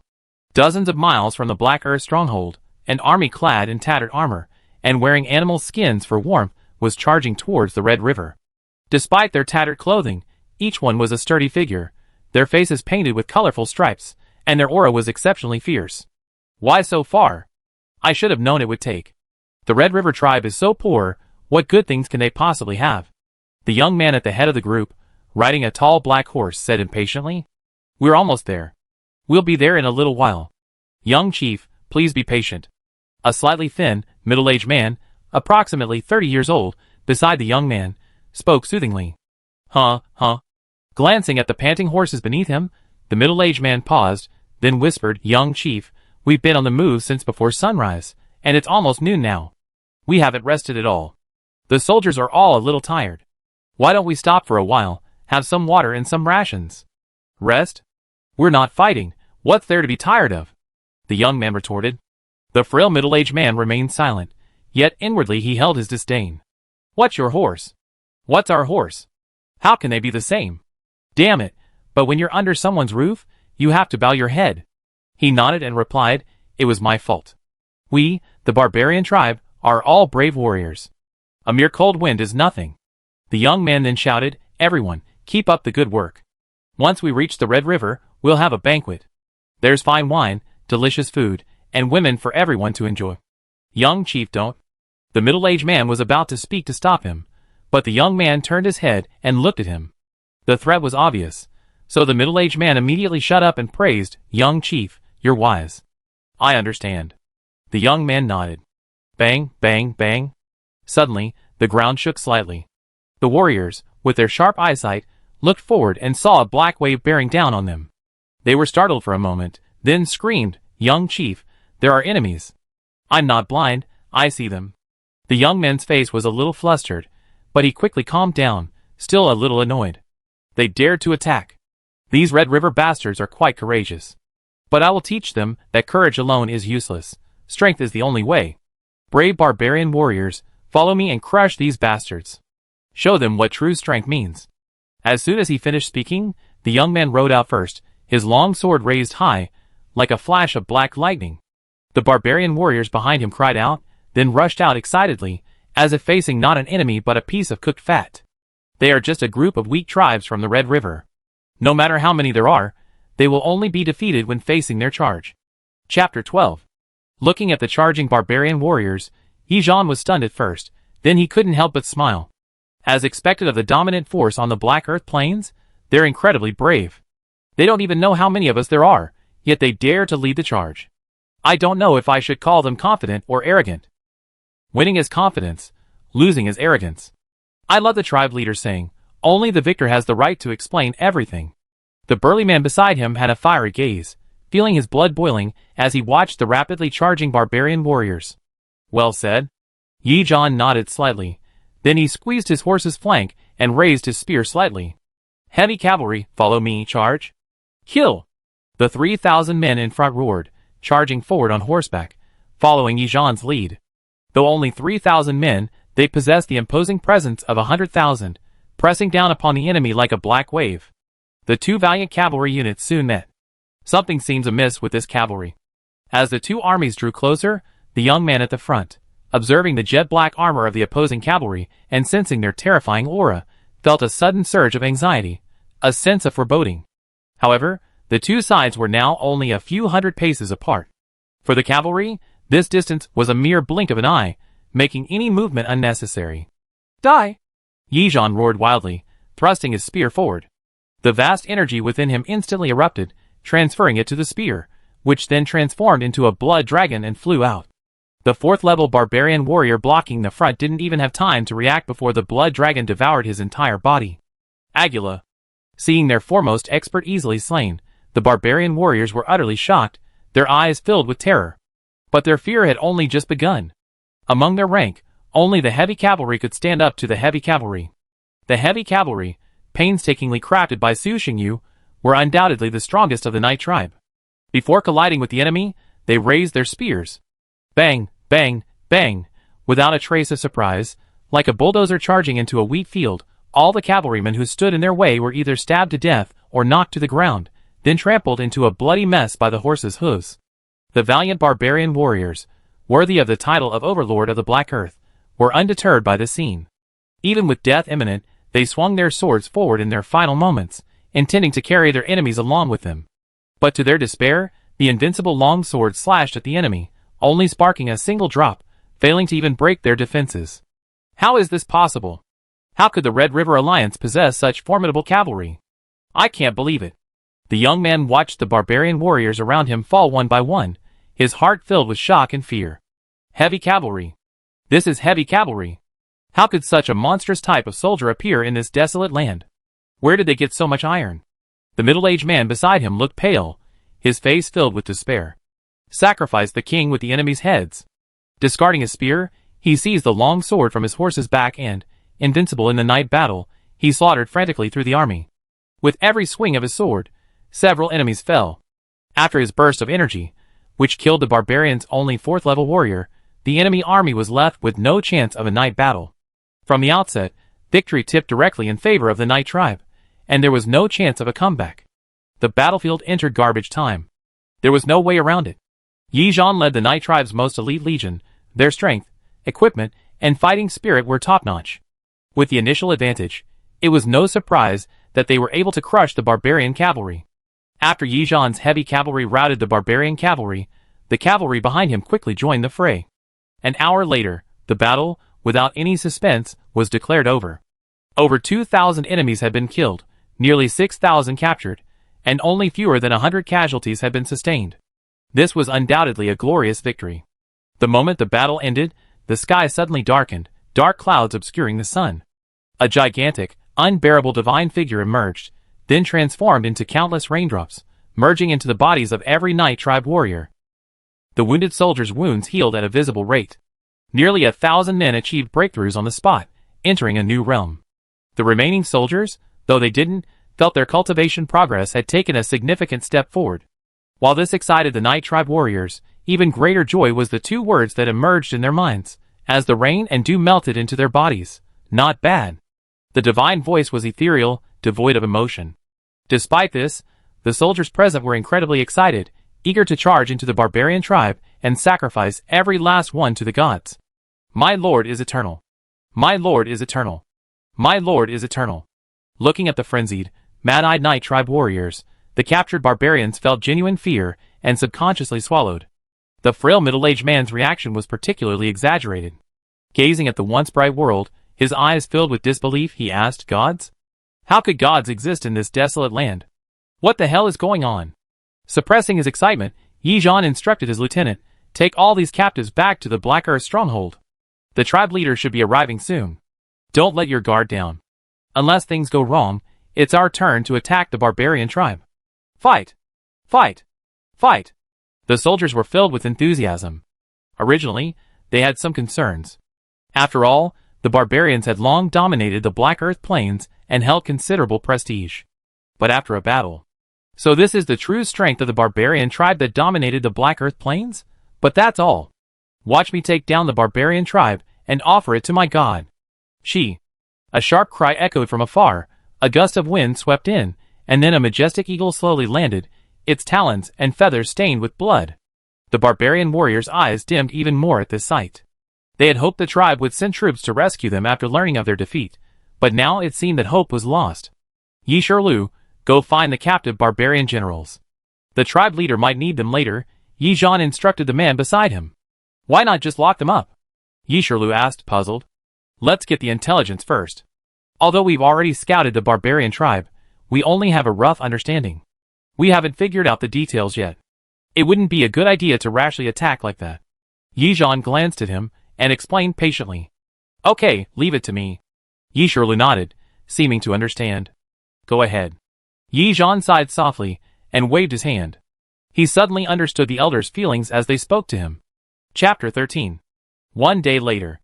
After reuniting with the Black Earth stronghold, the Night Tribe army discussed their plan and decided to strike quickly. They marched overnight into the depths of the Black Earth plain to attack the barbarian tribe. The total number of troops sent was 24,000, including 3,000 heavy cavalry, 13,000 cavalry, and 8,000 light cavalry. All of the Night Tribe's cavalry was mobilized. The barbarian tribe wasn't particularly far from the Black Earth stronghold. If they advanced at full speed, they could reach it in about a day. However, traveling in windy and snowy weather would inevitably drain the warriors' fighting power, even with the sky-splitting eagles guiding them and preventing them from getting lost on the grasslands. Thus, Su Xingyu's plan for night battle was to march overnight, resting midway. This way, they would most likely reach the barbarian tribe by the following evening. Su Xingyu did not join the army. The plan had already been laid, and the rest was up to night battle to execute. Professional matters should be left to professionals. He didn't believe he knew more about warfare than Yijan, and just because he wasn't accompanying the army didn't mean he couldn't influence the battlefield. His growing number of followers gave him greater autonomy. Currently, as long as there were enough followers in a region, he could directly channel his divine power to interfere with reality. Even if the battlefield was unfavorable, he could still turn the tide. Although Su Xingyu didn't think he would need to take action himself. He had already thoroughly investigated the barbarians' strength. They were indeed powerful, but it was unrealistic to think they could oppose his meticulously assembled cavalry. Furthermore, Yijan was launching a surprise attack, aiming to catch them off guard. After watching the soldiers leave, Su Xingyu turned and ordered, "Go and fetch the barbarian vanguard lieutenant we captured earlier." Soon, a bloodstained, pale-faced, and rather downtrodden middle-aged man was brought up by two men. "No need to tie him up. He can't hurt me in his current state." Su Xingyu waved his hand, signaling the two to untie the middle-aged man. The middle-aged man looked at the calm, clean-cut young man before him, a hint of surprise in his eyes. He seemed to have no idea that the overlord, who had unified the Red River region, would be such a young man. "What? You didn't expect me to be this young? Or did you think the people of the barrens were all big, strong, and rough?" The middle-aged man paused for a moment, then quickly recovered. He placed his right hand on his chest and saluted, saying, "Respected chief of the Night Tribe, Barros greets you." Su Xingyu nodded, then asked, "I can see you're not from here. Where are you from? What are you doing here?" Barros was silent for a moment, then said with a bitter expression, "You guessed right. I come from a powerful country. The Karl dynasty. While sailing at sea, I encountered pirates. After finally escaping, I lost my way and encountered a massive storm, which tore my fleet apart. When I woke up, I found myself here. How did you become associated with the barbarians?" Su Xingyu asked curiously. Barros's expression was filled with anguish. "I was rescued by members of a small tribe. They stripped me of all my clothes and presented me to the barbarian tribe. As a noble of the Karl dynasty, even if only of the lowest and most impoverished rank, Barros still maintained his noble pride and dignity. Therefore, being humiliated by a group of barbaric tribesmen was almost more painful than being killed." "I can see this wasn't a pleasant experience for you," Su Xingyu said with a hint of regret. "Yes," Barros's eye twitched, and he replied in a deep voice. Su Xingyu suppressed his inner smile. "Soon, the barbarian tribe will cease to exist. Have you considered finding a new supporter? If you join the Night Tribe, we'll all be one family. Your affairs will be the Night Tribe's affairs, and we'll seek justice for the tribe that humiliated you. It's an honor to join the Night Tribe. As for that tribe, there's no need to bother the leader. They were swallowed up by the barbarian tribe some time ago because they couldn't deliver their food." Barros was very respectful, and didn't show any slight to Su Xingyu because he was from the savage lands. During his time living on the Black Earth Plains, he had learned a lesson. No matter what one's previous status was, it was useless here. Strength was the only thing that mattered. And it was clear that the young man before him, commanding tens of thousands of warriors, was someone he couldn't even begin to match. Hero template name, Barros. Race, human. Talent, information processing. Level, first. Faction, Night Tribe. Loyalty, 60. Strength, Constitution, Agility, Spirit, Features. 1. Super Memory, Rapid Memorization, Photographic Memory. Features. 2. Information Analysis, Accelerated Thinking, Information Analysis. Features. 3. Information Integration, Rapid Information Integration. Even within the Night Tribe, there aren't many people with a hero template, and those as outstanding as Barros are even rarer, counted on one hand. Furthermore, those with the hero template within the Knight tribe are mostly combat or occupational, while those with internal affairs skills like this can be counted on one hand. Very good. Su Xingyu glanced at Baros's template and smiled, quite satisfied. With Baros's abilities, he only needed a few simple lessons, and he would be able to assist him in handling various tribal affairs. Baros didn't understand what Su Xingyu was talking about, but his expression remained respectful. You have considerable abilities. It's a bit unfair for you to start from scratch. How about this? You stay with me for now, and help me with some minor matters. I'll assign you a specific position later. Baros's abilities were unquestionable, but as a new member of the tribe, it wasn't impossible to assign him to a high position directly, but it would still be somewhat inconvenient. So Su Xingyu planned to keep him with him for a while, and, when the time was right, assign him to another position. As you wish, Baros replied respectfully. Su Xingyu waved his hand, had Baros taken away, and assigned him a room. He then separated the 6,000 captives, and provided friendly instruction, making them realize their mistakes. As prisoners, and having witnessed the power of the gods, these captives were quite tactful and expressed their willingness to accept the Knight tribe's transformation. After all, no one wanted to die when they could live. After arranging the captives, Su Xingyu inspected the Black Earth stronghold's development. Overall, it was going well. Yi Zhan had perfectly executed the tribe's orders. While Su Xingyu was attending to the stronghold's affairs, the Knight tribe's expeditionary force arrived near the barbarian tribe. Chapter 14. The barbarian tribe, located in the heart of the Black Earth Plains, is powerful and influential, making it one of the most powerful forces in the land. Unlike the tribes across the Red River, the barbarian tribe numbers only about 300,000, scattered across 2 strongholds. However, they boast nearly 50,000 warriors. The reason for this large number of soldiers is related to the barbarian tribe's system. Many years ago, the barbarians relied on their formidable fighting power to defeat all other tribes on the Black Earth Plains. However, they did not annex these tribes, but instead forced them to bow down and pay annual tribute. Other tribes were required to pay large amounts of grain annually in exchange for the right to survive on this land. This system greatly alleviated the barbarian tribe's food pressures, and allowed them to devote more young men to the fight. The barbarian tribe has existed here for hundreds of years, and there have been many forces that challenged their dominance, but ultimately those forces either perished or fled the land. The barbarians' might had long been deeply ingrained in their minds, and other tribes had grown accustomed to their tyranny. And now, a new, powerful force had risen and challenged the barbarians. Gazing at the distant barbarian stronghold, Yi Zhan sneered and rode forward. Brave warriors of the Yi tribe, follow me, charge. As soon as his words left his mouth, Yi Zhan rushed out with his personal guards, and the warriors behind him immediately followed, roaring and running towards the barbarian gathering ahead. In the entire Yi tribe, Yi Zhan held the highest military command, aside from the tribe leader. He was one of the first few hundred members of the Yi tribe, and his loyalty was unquestionable. The Yi tribe had fought countless battles year after year, and Yi Zhan had been present in every crucial conflict. He could be said to be a veteran of hundreds of battles. Su Xingyu had always had high hopes for him, hoping that he would grow into an outstanding commander. However, things did not go as planned. Yi Zhan lacked that talent. Even with Su Xingyu's careful guidance, Yi Zhan's command stat remained stuck at 79, never breaking through 80. Rather than commanding battles, Yi Zhan preferred to lead his troops in the charge, relying on his formidable personal strength and his elite personal guards to directly penetrate the enemy head-on. As Yi Zhan approached, the barbarian tribe sensed something and began to mobilize, but they were ultimately a step too slow. The barbarian tribe had been unbeatable here for so long that they had never imagined any tribe would dare attack them. As for the tribe's defenses, they were rudimentary, only slightly better than those of the Red River tribe. This allowed the Yi tribe's cavalry to charge directly into the barbarian camp without hindrance. Kill! Sacrifice the enemy's blood to my god. Fight for the king. The barbarian warriors, freshly awakened from their sleep, encountered the elite Knight tribe, who had been on a day-long raid and were driven by a fervent desire for revenge. Nearly every tribe living on the Red River had been bullied by the barbarians, so before arriving, they had anticipated the barbarian warriors' strength. The barbarian warriors certainly didn't disappoint them. In such a chaotic situation, the newly awakened barbarian warriors didn't simply flee. Instead, they spontaneously organized their companions and charged the invaders. It must be said that the barbarian tribe's formidable reputation on the Black Earth Plains was not without reason. If it were the tribes on the other side of the Red River, they would have probably collapsed and surrendered when the cavalry charged in. One can only say that the barbarian warriors are truly barbaric. Die!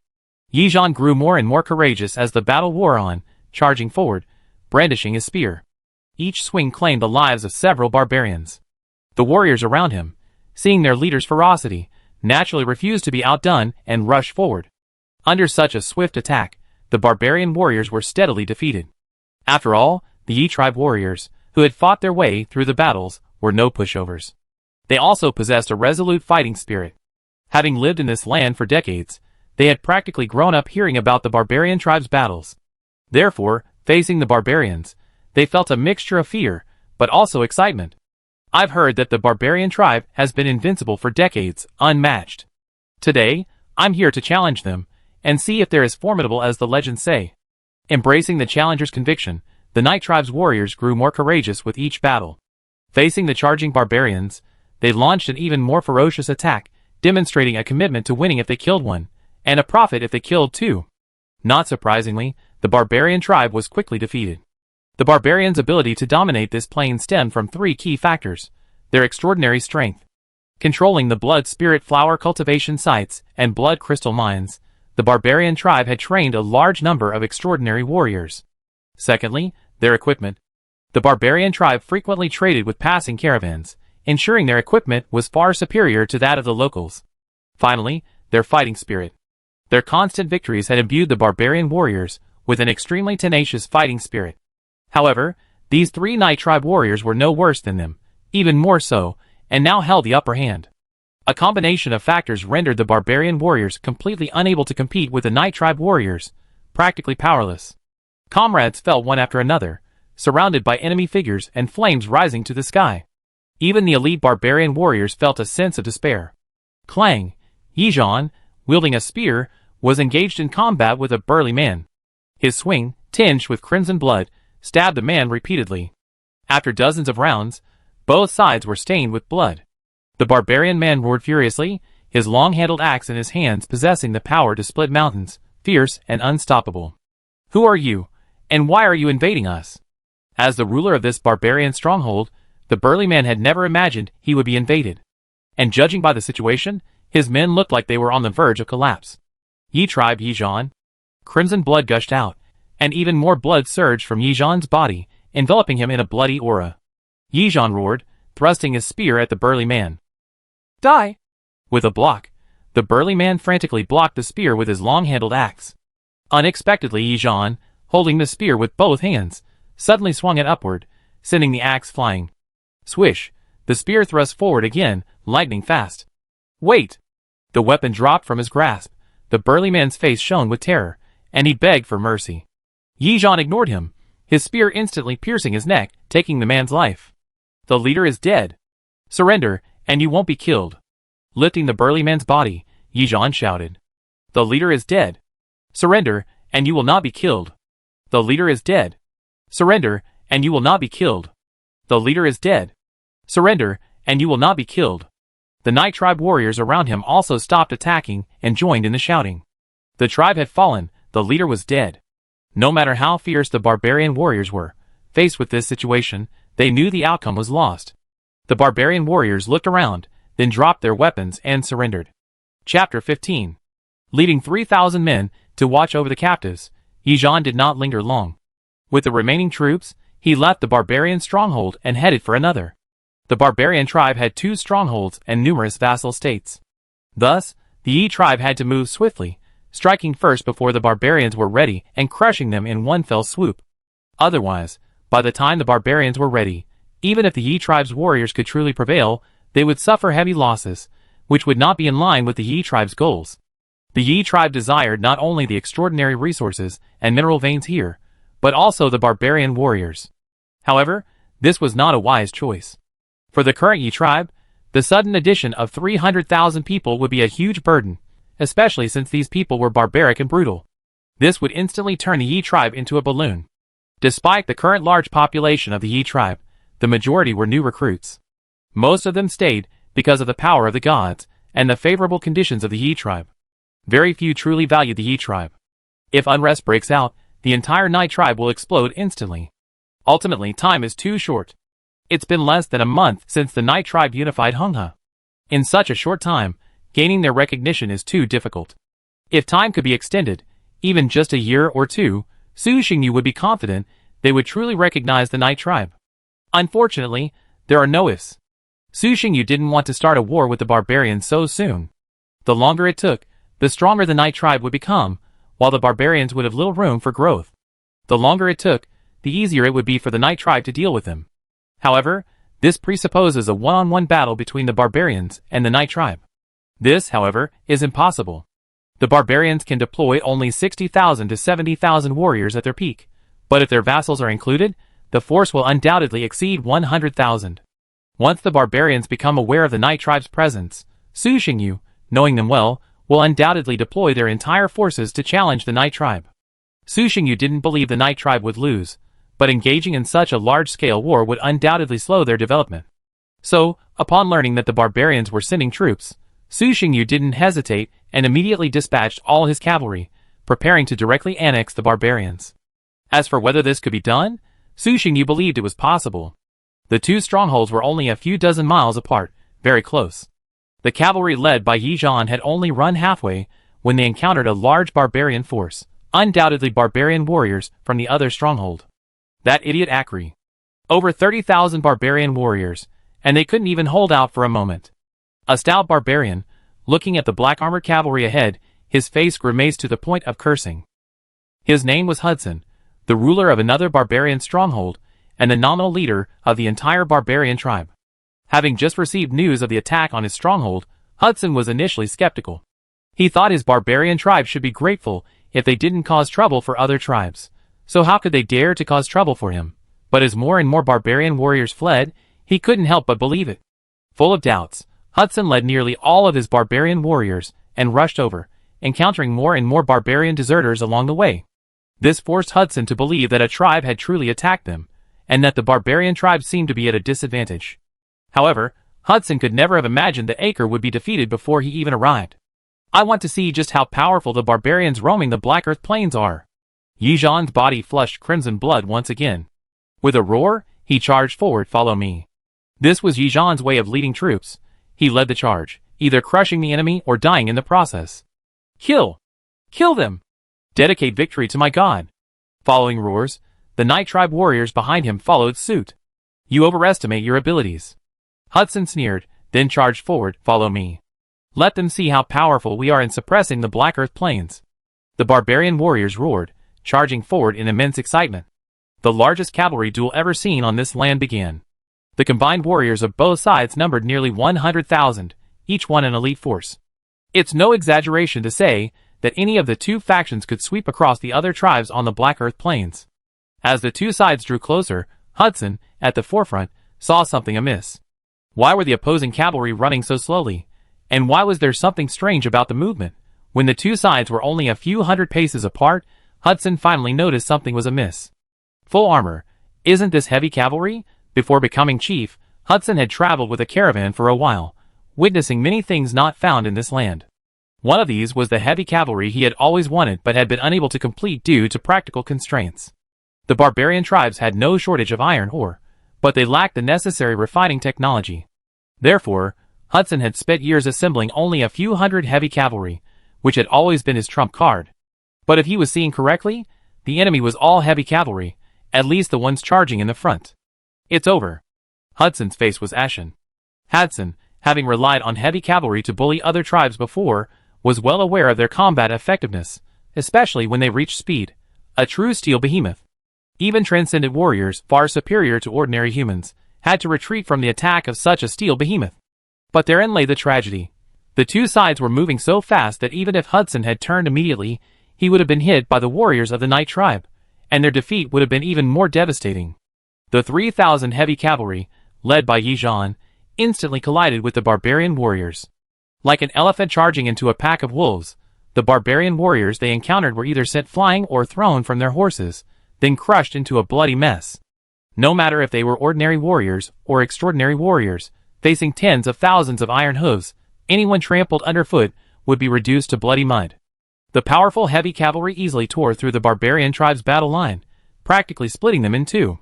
Discarding a spear and grabbing a machete, Yi Zhan slashed forward fiercely, killing two barbarian warriors instantly, and sending them falling from their horses. Ha ha, kill. So this is the barbarian tribe? A little weak. Nothing more than that. With such strength, how can you stop our conquest?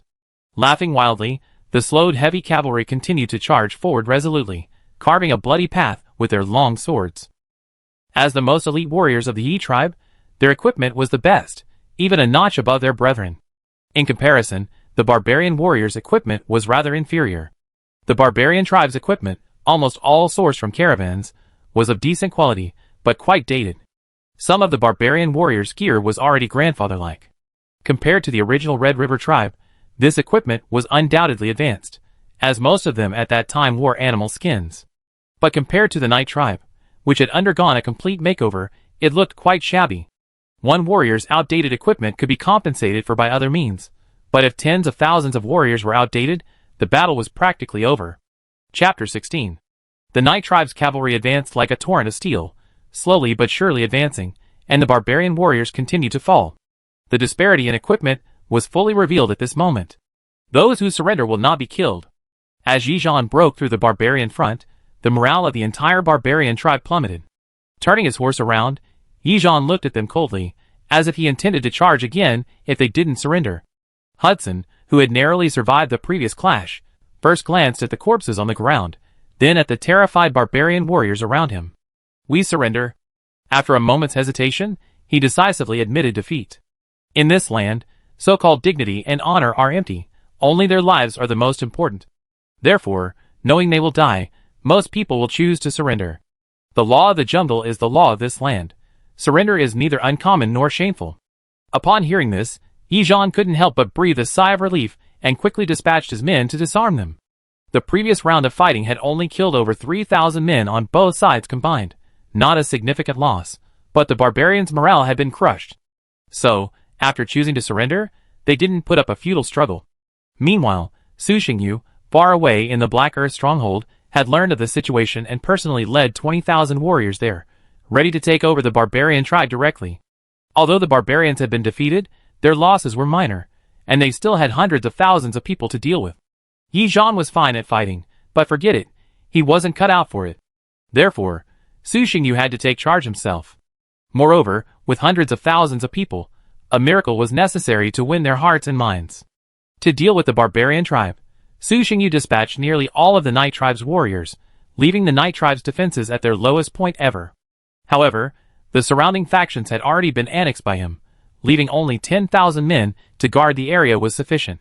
Moreover, with the cavalry's mobility, even if an accident occurred, it wouldn't take long to return.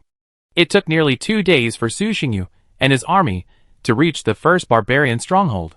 To prevent accidents, Yizhan didn't gather the barbarians from the two strongholds together, but instead guarded each separately and selected the barbarian leaders. When Su Xingyu arrived, Yizhan was already waiting outside the gate. The barbarian tribe's walls were made of wood, making expansion easy. The tribe's area was vast, comparable to 4 giant tiger tribes. Chief, I won. Su Xingyu dismounted, and Yizhan immediately came to greet him, stating with pride, "Well done." Su Xingyu smiled, generous with his praise, then asked, "Where are the barbarians now?" "There were too many of them. I was afraid they might cause trouble, so I separated them and locked them up." Yizhan's face cracked with a smile as he explained, "But don't worry, Chief. I have food delivered every day. They won't starve. Take me to see them." Su Xingyu chuckled. This barbarian stronghold numbered over 100,000. After defeating them, Yizhan divided them into 3 groups and locked them up. After stripping them of their equipment, even though his numbers were far inferior, Yizhan wasn't afraid of them causing unrest. Moreover, without their leader's command, these simple-minded barbarian warriors had no particular concerns and remained obediently in the prisoner-of-war camp, awaiting the victorious side's disposal. Although Su Xingyu intended to annex the barbarian tribe, he did not intend to relocate all the barbarians there back to the Night tribe. Firstly, the population was too large, hundreds of thousands of people. Moving them all back would simply be a major challenge, finding accommodation. Secondly, even if he did relocate them, he would have to transfer others back, as the mines and plantations here would need to be tended. Relocating people back and forth would be both costly and cumbersome. So, before arriving, Su Xingyu had already made plans for the barbarian tribe. He planned to bring the leaders back for training, then incorporate the best warriors into the Night tribe's army. Later, he would relocate some of the Night Tribe's members to the Barbarian Tribe. The Barbarian Tribe itself could be assimilated in a year or two. Su Xingyu felt it was a very good deal to absorb a Barbarian Tribe of hundreds of thousands in a single year. So that night, Su Xingyu repeated the same trick he had used a month earlier and demonstrated to the barbarian natives the power of the gods. If this demonstration took place during battle, perhaps the barbarian warriors would feel the gods' might more deeply. But Su Xingyu felt that demonstrating it after defeating them would be more effective. The gods should maintain their mystique and not participate in every minor war, otherwise their status would be lowered. After intimidating the barbarian warriors, Su Xingyu then conveniently proposed various benefits for the Yi tribe, and, still recounting the tribe's history, made them realize that the Yi tribe was different from all the previous tribes. With a powerful stick in one hand and a sweet treat in the other, Su Xingyu had them firmly under his thumb. Before long, a large number of barbarian warriors had surrendered to the Night tribe. As for the leaders, Su Xingyu also took great pains to review their dashboard data. He then retained those with high loyalty to continue managing the barbarian tribe, while those with low loyalty were to be assigned to developing the Crimson Forest. The Crimson Stronghold had just been established and was in need of labor. Su Xingyu spent 5 days in the barbarian tribe, finally planning the placement of all personnel. The losses and gains from the attack on the barbarian tribe were also tallied. The losses were nothing to write home about. Casualties are normal in war. This time, the Night tribe had the advantage of timing, location, and people, but they also lost over 1,000 soldiers. The barbarians also suffered heavy losses, with over 5,000 casualties. The harvest was abundant. First, in terms of population. The barbarian tribe alone boasted 330,000 people, not to mention the other affiliated tribes. Once they were all absorbed, the total population of the Night tribe would exceed 1 million. Beyond population, there were also resources. The barbarian tribe controlled a blood spirit flower plantation and 2 medium-sized blood crystal mines, as well as 2 smaller fine iron mines. This meant they were extremely rich. Of course, these were all resource fields, and they possessed a considerable amount of resources, such as 300,000 units of blood crystal and 20,000 blood spirit flowers. These were supplies the barbarian tribe had planned to trade with passing merchants after the spring, but now they were being sold at a discount to the Night tribe. With these resources, the Night tribe's strength would undoubtedly rise to a new level. After handling the affairs of the barbarian tribe, Su Xingyu could not leave for the time being, but Yi Zhan had to return to take charge. But before he could leave, there was one more thing he needed to do. Chapter 17. About 100 kilometers east of the barbarian tribe lies a powerful monster tribe, the half-metal giant tribe.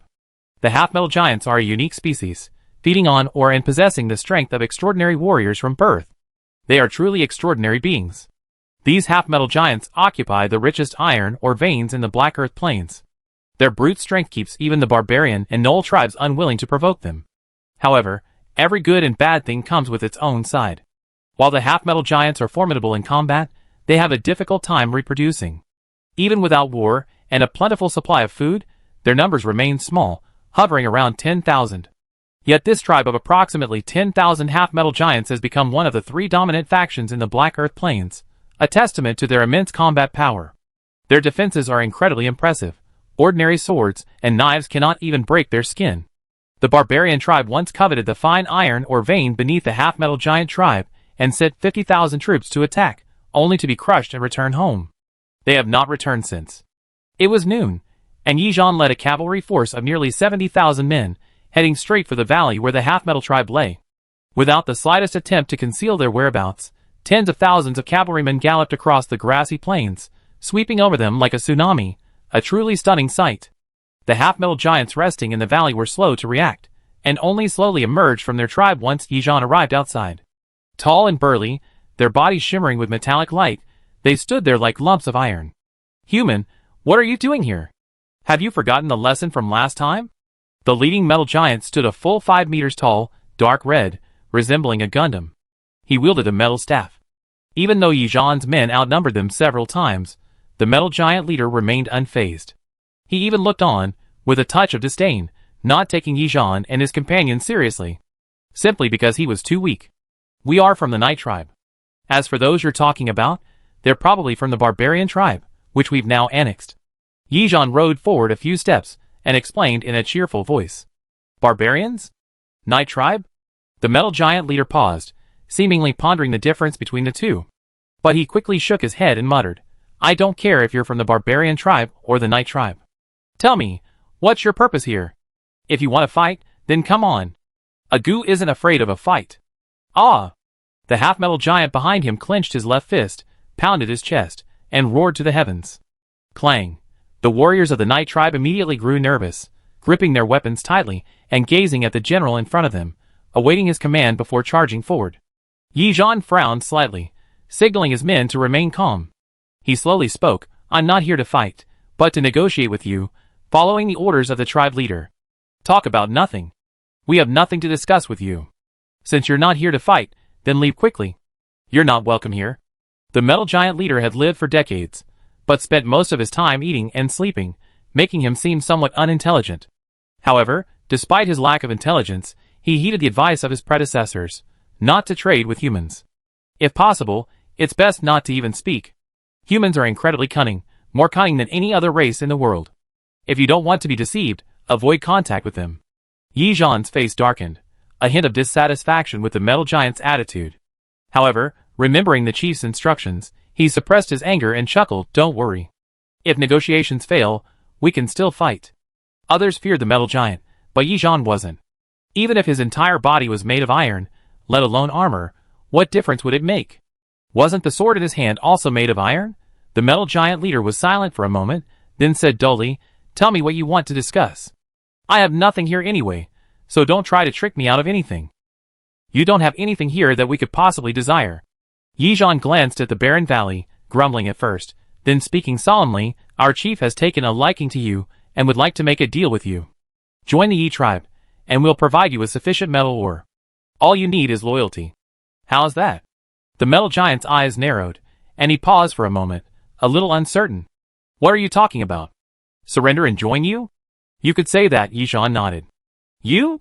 The enraged metal giant leader immediately charged forward, ready to tear the offending human apart. What a jerk.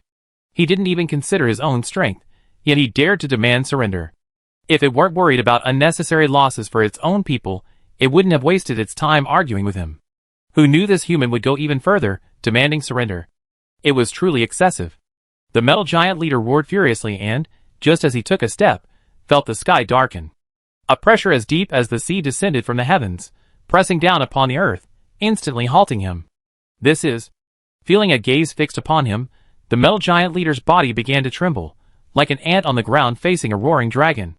Not only him, but every creature present felt the pressure and instinctively lowered their heads, afraid to look up, fearing to offend the great being. Submit or die. These brief words echoed in the minds of all the metal giants. Even though sweat didn't exist, the metal giant leader felt a chill run down his spine, a chill that threatened to break out. As the metal giants fell silent, the pressure from the heavens grew heavier, like a mountain bearing down on him. Glancing back at his terrified tribesmen, the metal giant leader's face struggled, but he ultimately couldn't muster the courage to raise his head. We surrender. The pressure dissipated, and all the metal giants breathed a sigh of relief. Feeling the presence withdraw its gaze, the metal giant leader quietly raised his head and glanced curiously. Above the sky, a deep darkness almost enveloped the entire sky. At the center of the darkness, a vortex 100 meters wide slowly swirled, a majestic eye looking down upon the earth. Gu! My name is Eternal Night. I grant you this gift. Bless my divine name. As the metal giant surrendered, the darkness above the sky began to shrink rapidly, finally converging completely to a single point. A powerful phrase resonated in the metal giant's mind. Farewell, my lord. Farewell, my lord. Farewell, my lord. All the night tribe warriors shouted, and, led by the metal giant leader, the group of metal giants behind him followed suit. Chapter 18. Su Xingyu, far away in the barbarian tribe, slowly opened his eyes, a flicker of fatigue in his eyes, and rubbed his temples. It was still a bit too much. I didn't expect the expenditure to be so great. I almost couldn't hold on. In just a few moments, he had expended all the divine energy he had accumulated over half a month. The cost of this divine descent technique was simply ridiculous. Fortunately, he had 70,000 believers to support him and share the pressure. Otherwise, he would have been unable to intimidate those metal giants. Despite the high cost, the effect was remarkably effective. Without a single soldier, they had taken down this extraordinary tribe of 10,000 people. What a remarkable victory! With the capture of the metal giants, 2 of the 3 major factions of the Black Earth Plains had been eliminated, leaving only the most ferocious Gnoll tribe. The Gnolls lived in the Dark Valley, and numbered nearly 200,000. Although they were not extraordinary species, they were brutal and aggressive by nature, and could be said to be natural warriors. Their strength should not be underestimated. The barbarians also had a deep understanding of their 2 old rivals, and possessed a wealth of intelligence. For example, the Metal Giants were relatively Buddhist, lacking any desire for expansion. Their daily routine consisted of eating and sleeping, and their honest nature made them easy to fool. The Gnolls, on the other hand, were highly aggressive. They had dominated the Dark Valley, and would not tolerate any other tribes near them, making them a veritable bully. This was why Su Xingyu chose to deal with the Metal Giants first. These honest creatures held a deep fear of powerful creatures. With a massive army approaching, coupled with a truly impressive divine descent, these honest creatures would likely surrender. As for the Gnolls, forget about them. These brutal creatures possessed no fear of the gods. They would bar their teeth and bite even if a god descended. Su Xingyu had no plans to take action against the Gnolls yet, waiting until spring. After defeating the Metal Giants, Su Xingyu shifted his focus to the barbarian tribes. Hundreds of thousands of people awaited his integration, a task no small feat. To this end, he specifically transferred a group of experienced individuals from the Night tribe. Even so, the task proved exceedingly difficult. Ultimately, the barbarians' low level of education made many orders impossible to execute. Su Xingyu had little recourse. Not only the barbarian tribes, but even the current Night tribe itself was no better. Ignorant people were easier to fool and convert. They were like blank slates, uneducated. Su Xingyu could easily transform them into devout believers by instilling some knowledge in them. Just like modern primitive tribes, they still worship some strange totems. Similarly, Su Xingyu, who can perform miracles, only needs to appear a few more times, and these empty-headed people will soon be convinced of his faith. Conversely, the more educated the people, the less likely they are to develop faith, at least not in some bizarre deities. But education is essential for the tribe to develop, and Su Xingyu has no intention of fooling them forever. Faith gained through deception is ultimately false. A truly devout believer should understand the underlying meaning and still choose to follow. Back to the point, thanks to Su Xingyu's tireless work, the entire barbarian tribe was rapidly changing. The original barbarian tribe structure was too chaotic, its efficiency extremely low, and completely detrimental to the tribe's development, so Su Xingyu simply abolished it. Su Xingyu wasn't particularly adept at systems, but that wasn't a big deal. As long as it worked, it was fine, and if there were any mistakes, they could be corrected. He divided the tribe into production, manufacturing, culture, military, construction, and logistics departments. This is the current system in the Night tribe, the only difference being that the Night tribe also has a council of elders. Each department has its own responsibilities, carrying out tasks assigned by the city lord. As for the first city lord, Su Xingyu would be the only one left for the time being. Su Xingyu planned to build the Night tribe's second city here. After all, the resources nearby were so abundant, and transporting them back would be inconvenient, so it would be better to build a city right here. Under Su Xingyu's direction, the entire barbarian stronghold was bustling with activity, building new cities, constructing infrastructure, reclaiming land, mining, and so on. This round of work ultimately left hundreds of thousands of people feeling underwhelmed. However, this wasn't a major issue. With the barbarian tribes submitting, the surrounding vassal tribes naturally followed suit. Su Xingyu didn't immediately relocate their population, but he did recruit a significant number of young and strong men, further boosting the barbarian stronghold's workforce. As for whether these new members would have any objections to the extensive workload, Su Xingyu doubted they would. At least, he hadn't seen any complaints. Working in this biting winter wind was indeed difficult. The wind felt like a knife cutting through the air. However, the hot soup, strong liquor, and large meat-filled steamed buns provided by the Night tribe were indeed delicious. You know, in the past, during the winter, they basically stayed home, eating only one meal a day, and whether they could survive depended entirely on luck. But now, in the middle of winter, there's work to do, and it's not free, and they're provided with food and drink. It's simply wonderful. The concept of money hasn't yet become widespread here. They still practice barter. The Night tribe does have a currency system, but it's just in its infancy and hasn't been fully developed. Su Xingyu didn't plan to discuss the currency system in the barbarian stronghold just yet, planning to discuss it later. Under Su Xingyu's benevolent rule, the newly joined tribesmen gradually came to their side and began to support the tribe that had defeated them. Though they didn't know much, they knew who was better for them. Compared to the previous barbarian tribe days, The current tribe was clearly better off. Under the leadership of the young ruler, the entire stronghold was undergoing changes. Not only was there more food, but even the houses were better. Moreover, compared to their previous mediocrity, constantly engaged in battle or on the way to war, the current tribe is more far-sighted. They can't quite pinpoint the difference, but they can sense a sense of vitality bubbling throughout the stronghold. Everyone is busy. The elderly help with weaving and cooking, children attend simple schools to learn, and adults work to build their own homes. Yes, their own homes. The rulers have made it clear to them that they will be the future residents of the city.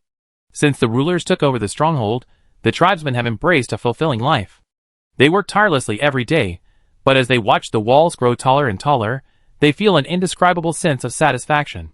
Perhaps years from now, when they are old, they can point to that towering wall and proudly tell their grandchildren, "See that wall? I carried all the stones there, piece by piece." Chapter 19. Under Su Xingyu's arrangements, the development of the barbarian stronghold quickly got on track. After determining the general development path, Su Xingyu didn't linger any longer. After all, the Yi tribe had urged him repeatedly. He transferred Yi San over, handed over the current affairs, and then returned to the Yi tribe. "Chief, the new members who joined last time are in excellent physical condition. With a little training, they'll become extraordinary warriors."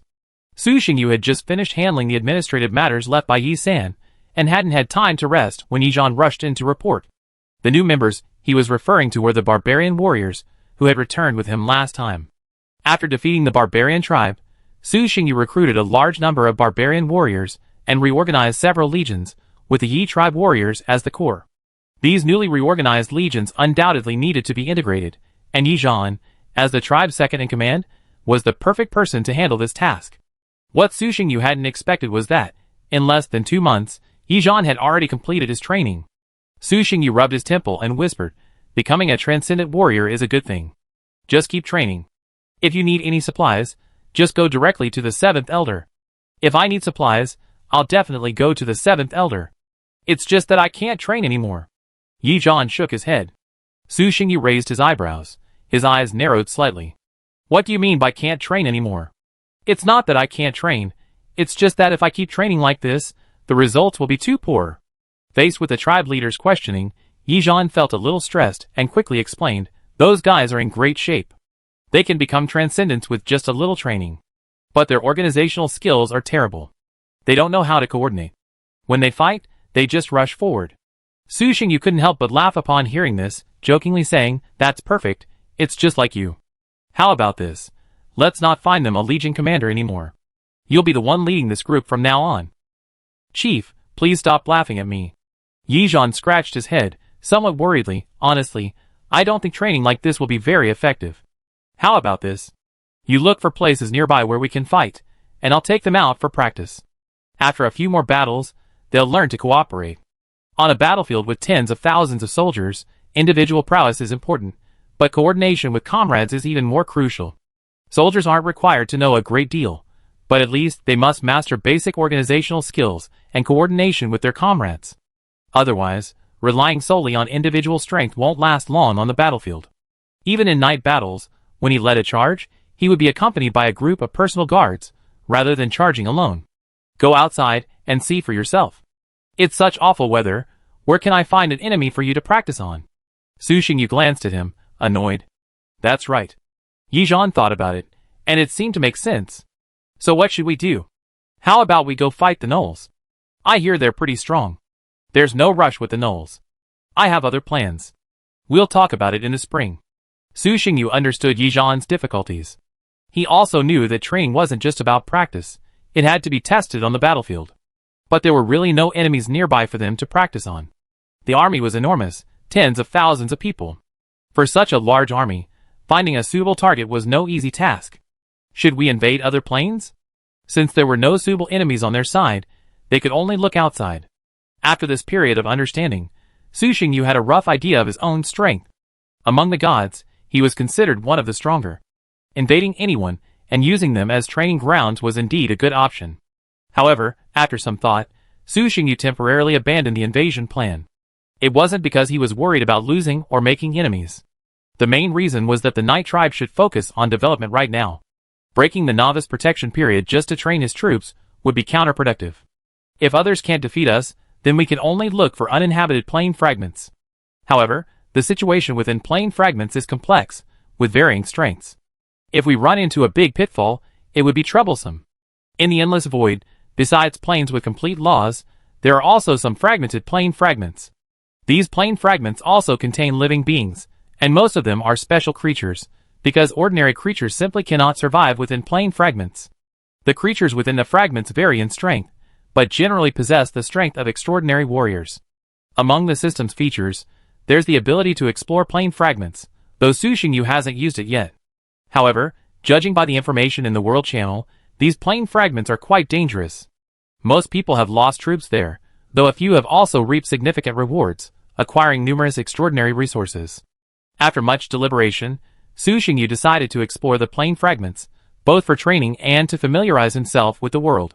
Exploring the plane fragments wouldn't violate the system's novice protection, making it a relatively good option. Go back and reorganize your troops first. If nothing unexpected happens, you'll have a tough battle to face in 2 days. After weighing the pros and cons, Su Xingyu sent Yizhan back to prepare. Warfare isn't easy. It's not something you can just rush into with impulsive abandon. Pre-battle preparations are essential. Military logistics, mobilization, and intelligence on the enemy all must be prepared. As you command, clan leader.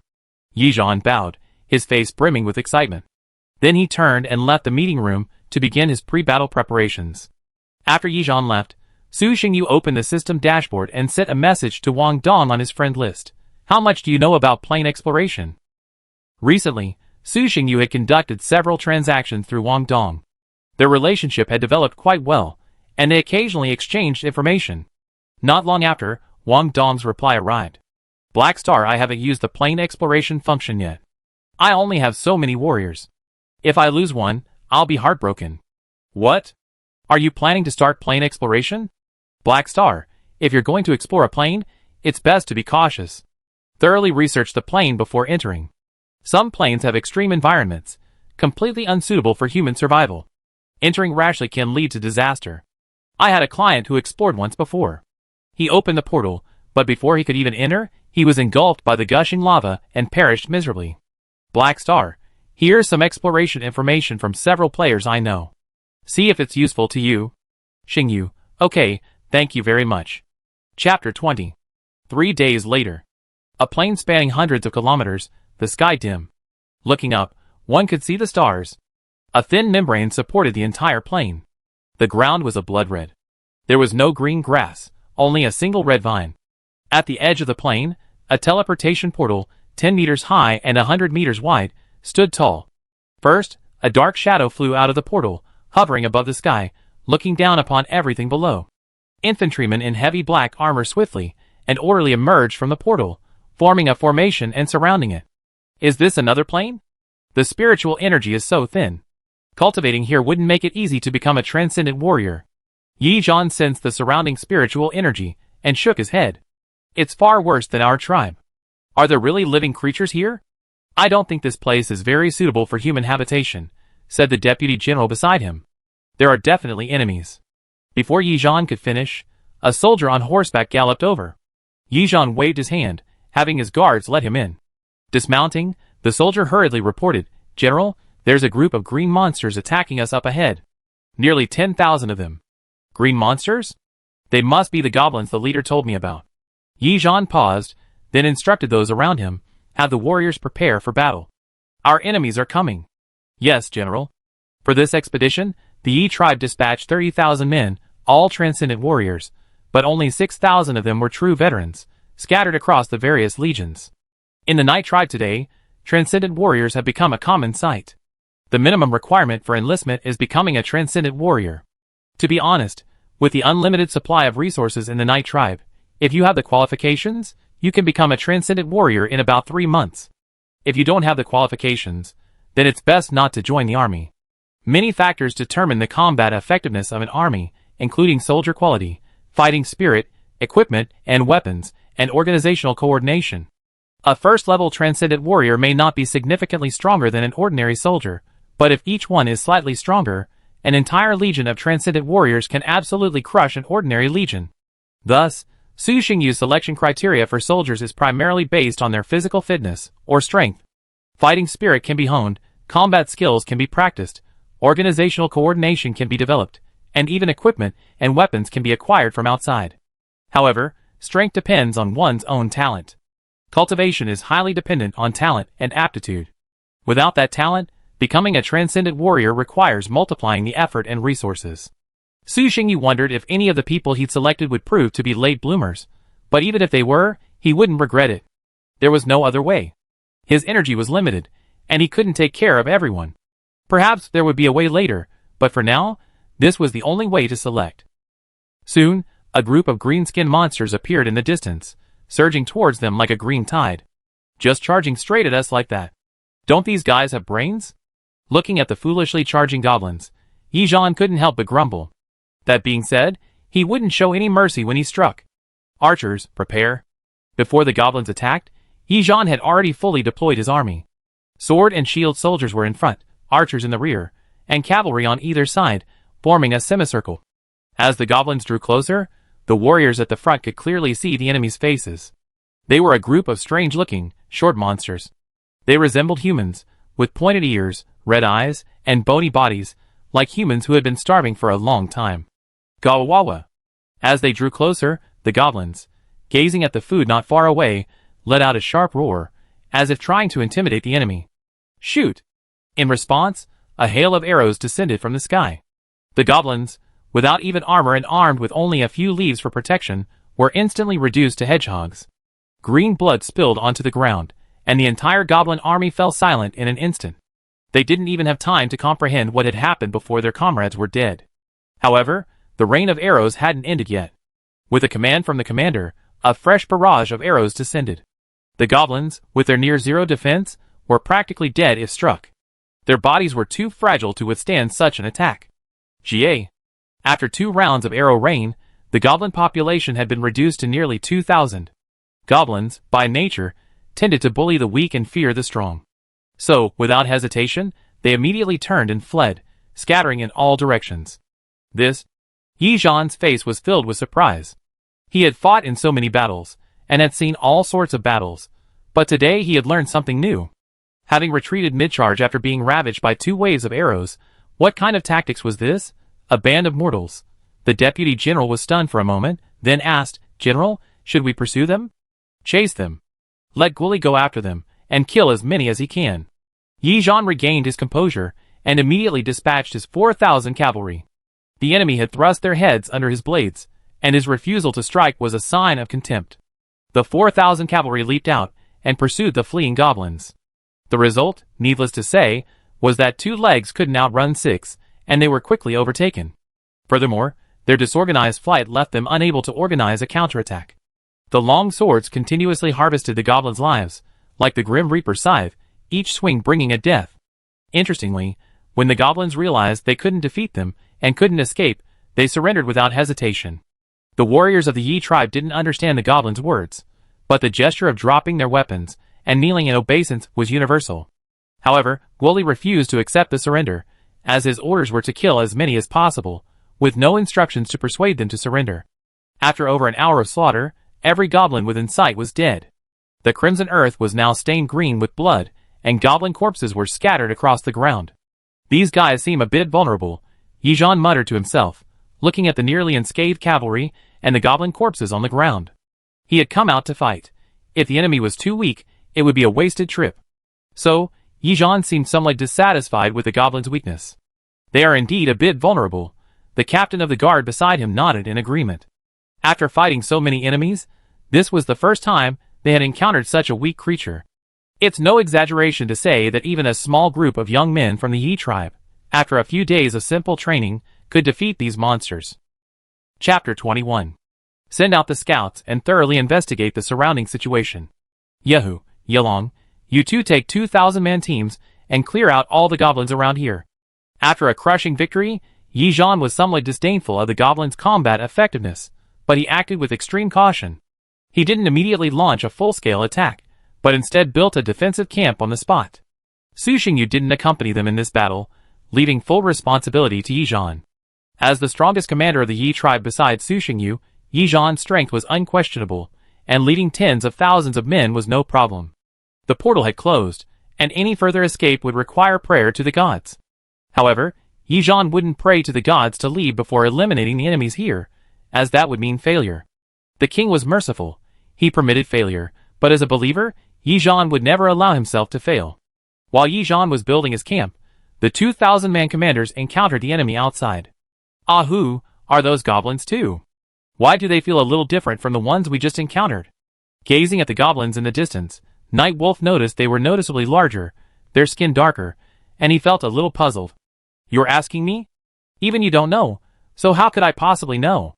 Night Tiger rolled his eyes, then glanced at his brother, as if to say, are you confused enough to actually ask me a question? Night Wolf and Night Tiger were brothers, each leading a cavalry unit of 1,000 men, both capable warriors in night battles. The elder brother, Night Tiger, was a stocky figure, nearly 2 meters tall, one of the few 4th-level transcendental warriors in the Night tribe. The younger brother, Night Wolf, was thinner, a 3rd-level transcendental warrior. The two brothers had very different personalities. The elder brother was more honest and straightforward, while the younger brother was more cunning. Therefore, although both were captains of 1,000 men, and Yehu was the stronger, it was Yelong who usually made the decisions. They don't look like a lot.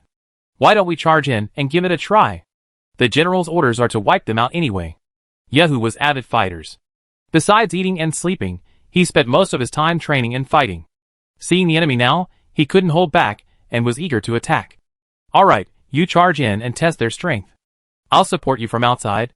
Yelong thought for a moment, and nodded in agreement with Yehu's suggestion. He had just taken a quick look and saw that the enemy had only about 5,000 men, and their equipment and weapons were extremely outdated. Even if they were stronger, they wouldn't pose a threat to him and his men. Besides, they were cavalry. If they couldn't defeat them, they could always run away. As long as they didn't charge too deep, it would be almost impossible to get trapped. Before charging, Night Wolf warned, restrain yourself. Don't push too deep. Oh! Yehu was immediately displeased, but under his brother's stern gaze, he nodded. I understand. I'll just take a stroll outside. With that, he rode out, shouting, brothers, follow me and kill all these green monsters. Kill! Charge! Influenced by the night battles, most of his soldiers also liked to lead the charge, relying on their individual prowess to break through the enemy lines. The goblins on the other side had also spotted the 2 cavalry units, but unlike the previous ones, they didn't charge directly. Instead, they slowly gathered and formed a defensive formation. Ga! Seeing the cavalry charging, the goblins in the front row roared in terror. The two were not far apart, at least for the cavalry. As long as they were within sight, they weren't far. In a flash, they were about to collide. But before they could collide, Yehu and the warriors behind him grabbed the crossbows slung over their horses' backs and raised their right hands slightly. Fire! With Yehu's command. Swish, swish, swish, the arrows flew out. Although the number was small, the sound was terrifying. The goblins, having never seen such weapons before, were completely unprepared. Once the arrows approached, dodging became impossible. The goblins in front fell in rows, like rice paddies. The goblin warriors behind them, their faces stained with their comrades' blood, screamed in fear, confused as to what had happened. At the same time, the cavalry retracted their crossbows, grabbed their long swords, and charged into the goblin horde. The sturdy horses sent the blocking goblins flying, then crushed them with their hooves, instantly crushing them. Swish! Using the momentum of their charge, the Night Tribe warriors swung their long swords, instantly slaying the enemies in front of them. These goblins were significantly taller and more robust than the previous batch, but it was no use. To the Night Tribe warriors, the difference between a single and a double combat power was insignificant. They were both killed with a single blow. The two had originally planned to engage in a brief battle, test their strength, and then discuss the elimination of the enemy. However, when the actual battle began, Yehu completely forgot his brother's advice and led his personal guards forward, charging forward. The warriors behind him, seeing the general's prowess, naturally followed suit. Fuck! I knew it would happen. Night Wolf's face darkened upon seeing this. He slammed his feet together and charged out on his horse. Follow me! Kill all these green monsters! The warriors behind him roared to the sky and quickly followed.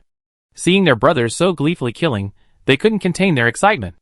If their general hadn't stopped them, they would have rushed out long ago. Ha ha ha! Die!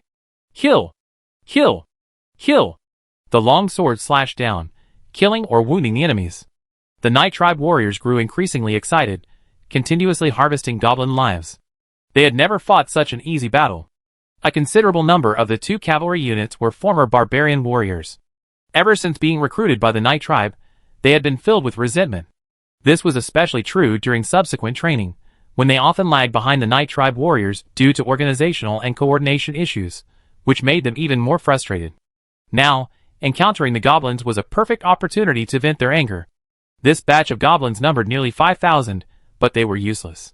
In many cases, cavalry holds a significant advantage over infantry, often capable of dealing with infantry several times their number. Furthermore, the goblins before them were so weak and fought so disorganized that calling them soldiers would be an overstatement. Yehu led the cavalry, charging forward, slaughtering countless goblins, his body already stained green with blood. Roar! A giant goblin, 3 meters tall and wielding a mace, roared furiously and charged at Yehu. The giant goblin strode forward, completely ignoring its comrades in front. By the time it reached Yehu, it had killed at least 10 of them. Well timed. Such a massive creature would have been impossible to hide, even in the chaos of a battlefield. Yehu had naturally noticed it long ago, but he preferred to penetrate the goblin defenses first, which was why he refrained from charging directly. But since the enemy had come to him, Yehu naturally wouldn't be polite. Yehu charged forward on his horse, his blood gushing out, his blood-red fighting spirit coating his long sword with a thin layer of blood. The giant goblin raised his mace high and swung it down, intending to crush Yehu and his mount together. Unexpectedly, Yehu suddenly accelerated, and before he could fall, he swung his sword skyward. Clang! The terrifying force nearly knocked the mace out of the goblin's hand, causing him to stumble back several steps. Yehu, taking advantage of the situation, leaped up and slashed down with both hands. Die! The goblin quickly raised his mace, attempting to block the blow. With a swish, the blood-red long sword severed it. Swish! The long sword slashed from top to bottom, cleaving the giant goblin in 2. Chapter 22. Kill! Having severed the giant goblin's head with a single blow, Night Tiger, covered in blood, roared loudly, like a tiger roaring in the mountains, bragging to the other creatures about his achievements. The warriors around him, seeing this, grew even more excited, each one buffed and ferocious. This group of goblins was even more powerful than the previous one, with dozens of giant goblins alone, but it was of no use. Perhaps they were stronger than ordinary soldiers, but their numbers were too small.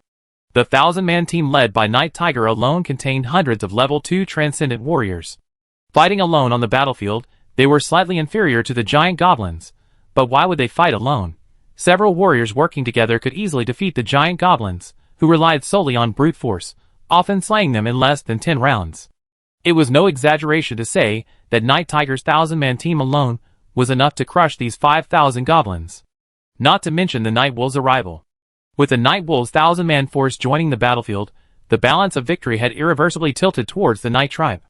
The goblins, already demoralized, howled and instantly scattered.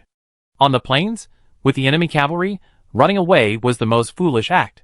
The goblins soon learned the meaning of can't win, can't escape. The Night Tribe's warriors, like the Grim Reaper's scythe, harvested the goblin lives. The entire grassland resounded with the goblin screams. Su Xingyu had no interest in taming these green-skinned monsters. His priesthood didn't specify race. He could tame half-metal giants, so naturally, he could tame these goblins as well. But Su Xingyu truly had no fondness for goblins. These green-skinned monsters, aside from their sheer numbers and rapid reproduction, possessed no other advantages. Furthermore, these creatures possessed no understanding of civilization or order. The Night Tribe's rapid expansion had already made it somewhat unstable. Adding a goblin to the mix, one could imagine the chaos it would entail. Su Xingyu chose to subjugate the half-metal giants primarily because of their combat effectiveness. Furthermore, their relatively peaceful dispositions and limited numbers meant that even joining the Night Tribe wouldn't cause a significant disruption. As for the goblins, what was the point of subjugating them? Because they ate more, or because they were weak in combat? Even as vassal troops, goblins were absolutely unfit. Thus, in this battle, all Night Tribe warriors were free to fight with abandon. After a while, there were no more goblins standing anywhere. Awesome. Yehu, covered in blood, looked like a savage, but he roared unconcerned, unfazed. You're still yelling, wait till I get back. I'll have to file a complaint with the general, and have you charged with disobeying military orders and acting without authorization. As soon as the fight was over, Night Wolf rushed over, shouting angrily. Hey, plans can't keep up with changes. The clan leader said, we must seize fleeting opportunities. How could I let such a good opportunity slip away? I had to smash through their lines in one go. Night Tiger scratched his head, and spoke the few words he could remember to defend himself. Don't use the clan leader's words to pressure me. He also said military orders are as heavy as a mountain. Why don't you obey them? Night Wolf said angrily. Yehu was speechless and begged for mercy. Ulung, I know I was wrong. Please forgive me. I promise to obey your orders next time. It won't happen again, Yehu said helplessly. I will, Yehu nodded repeatedly. Yehu glanced at his brother, and knew he hadn't listened, but there was nothing he could do. After all, he had won. After regrouping, the two men sent out scouts again to search for goblins in the surrounding area, with no intention of stopping. The number of goblins in this area was enormous. Just around the teleportation point, there were more than a dozen tribes, some several thousand strong, some several hundred. Goblins feed on the fruit of the blood-red vine. Wherever there are blood-red vines, there are goblins. Night. In the main camp, within the newly established camp, Yejan was reviewing the collected information. The number of these green-skinned monsters is truly astonishing. If they weren't so poorly organized and lacking any decent weapons, they might have caused us some trouble. Yejan put down the documents in his hand, slightly surprised. If nothing unexpected happens, there should only be goblins here. Without enemy interference, a larger number is reasonable. The adjutant beside him smiled, and a larger number is exactly what you want. The purpose of their coming here was to train. If the enemy is too strong, the losses will be heavy, making training ineffective. If the enemy is too weak, there will be no effect, making training unsuitable. The current situation is just right. Although the goblins are individually weak, their strength lies in their large numbers, which can put pressure on the new recruits. Moreover, Yejan brought a team of elite veterans with him. Even if something unexpected happened, they'd be fully prepared and wouldn't suffer heavy losses. Indeed. Yejan smiled and said, according to Feng Da's investigation, most of the goblins are gathered deep in the plains, numbering at least 100,000. As for the tribes outside, the numbers are even greater. A rough estimate suggests there are at least 400,000 goblins here, while we only have 30,000. The disparity in strength is quite significant. Goblins have an extremely high reproductive capacity, and a short growth cycle, reaching adulthood in about 2 years. Therefore, numbers have always been their racial advantage, and overwhelming them with human waves is their most common tactic. In this nearly completely isolated plain fragment, this racial advantage is magnified to the extreme. Each warrior should fight 10, which doesn't seem like a lot, the adjutant said with a smile, counting on his fingers. This high reproductive capacity and short growth cycle allow the goblins to quickly build combat effectiveness, but also make their order almost non-existent. Furthermore, their weak individual combat power made them prone to bullying the weak and fearing the strong, and their fighting spirit was extremely weak. So, despite the disparity in numbers, neither Yejan nor his lieutenants actually took them seriously. Since the main force is deep within, let's eliminate the outer tribes. Yejan quickly formulated a battle plan for tomorrow, starting with eliminating the outer goblin tribes. If the goal was to annihilate the goblins here, then before the goblins deep within the plains could react, concentrate all forces, spearheaded by elite cavalry, and charge directly into the depths of the plains for a decisive battle to determine the outcome. This was the best and fastest method. Once the largest tribes were defeated, the remaining goblins, even if their numbers remained, would be powerless. However, if the goal was to train troops, there was no need for such a rush.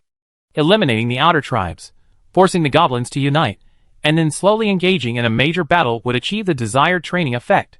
Chapter 23. Half a month later. The outer goblin tribes had been wiped out, and the remaining goblins had all fled deeper into the plains. After half a month of bloody battles, the warriors of the Night tribe had clearly made significant progress compared to before. This improvement didn't manifest itself in their extraordinary strength. Half a month wasn't enough time for a significant breakthrough, but it did allow them to better coordinate and cooperate on the battlefield. Facing the surging goblin army, each warrior had to deal with 3 or 4 enemies. Even if they were individually stronger, under Night John's deliberate suppression, they had to learn to coordinate with their companions and resist the enemy, otherwise, they would be completely unable to withstand the frenzied goblin horde. If before, they had only been able to slap with brute force with an open palm, now, they had clenched their fists, allowing them to strike with even more concentrated force.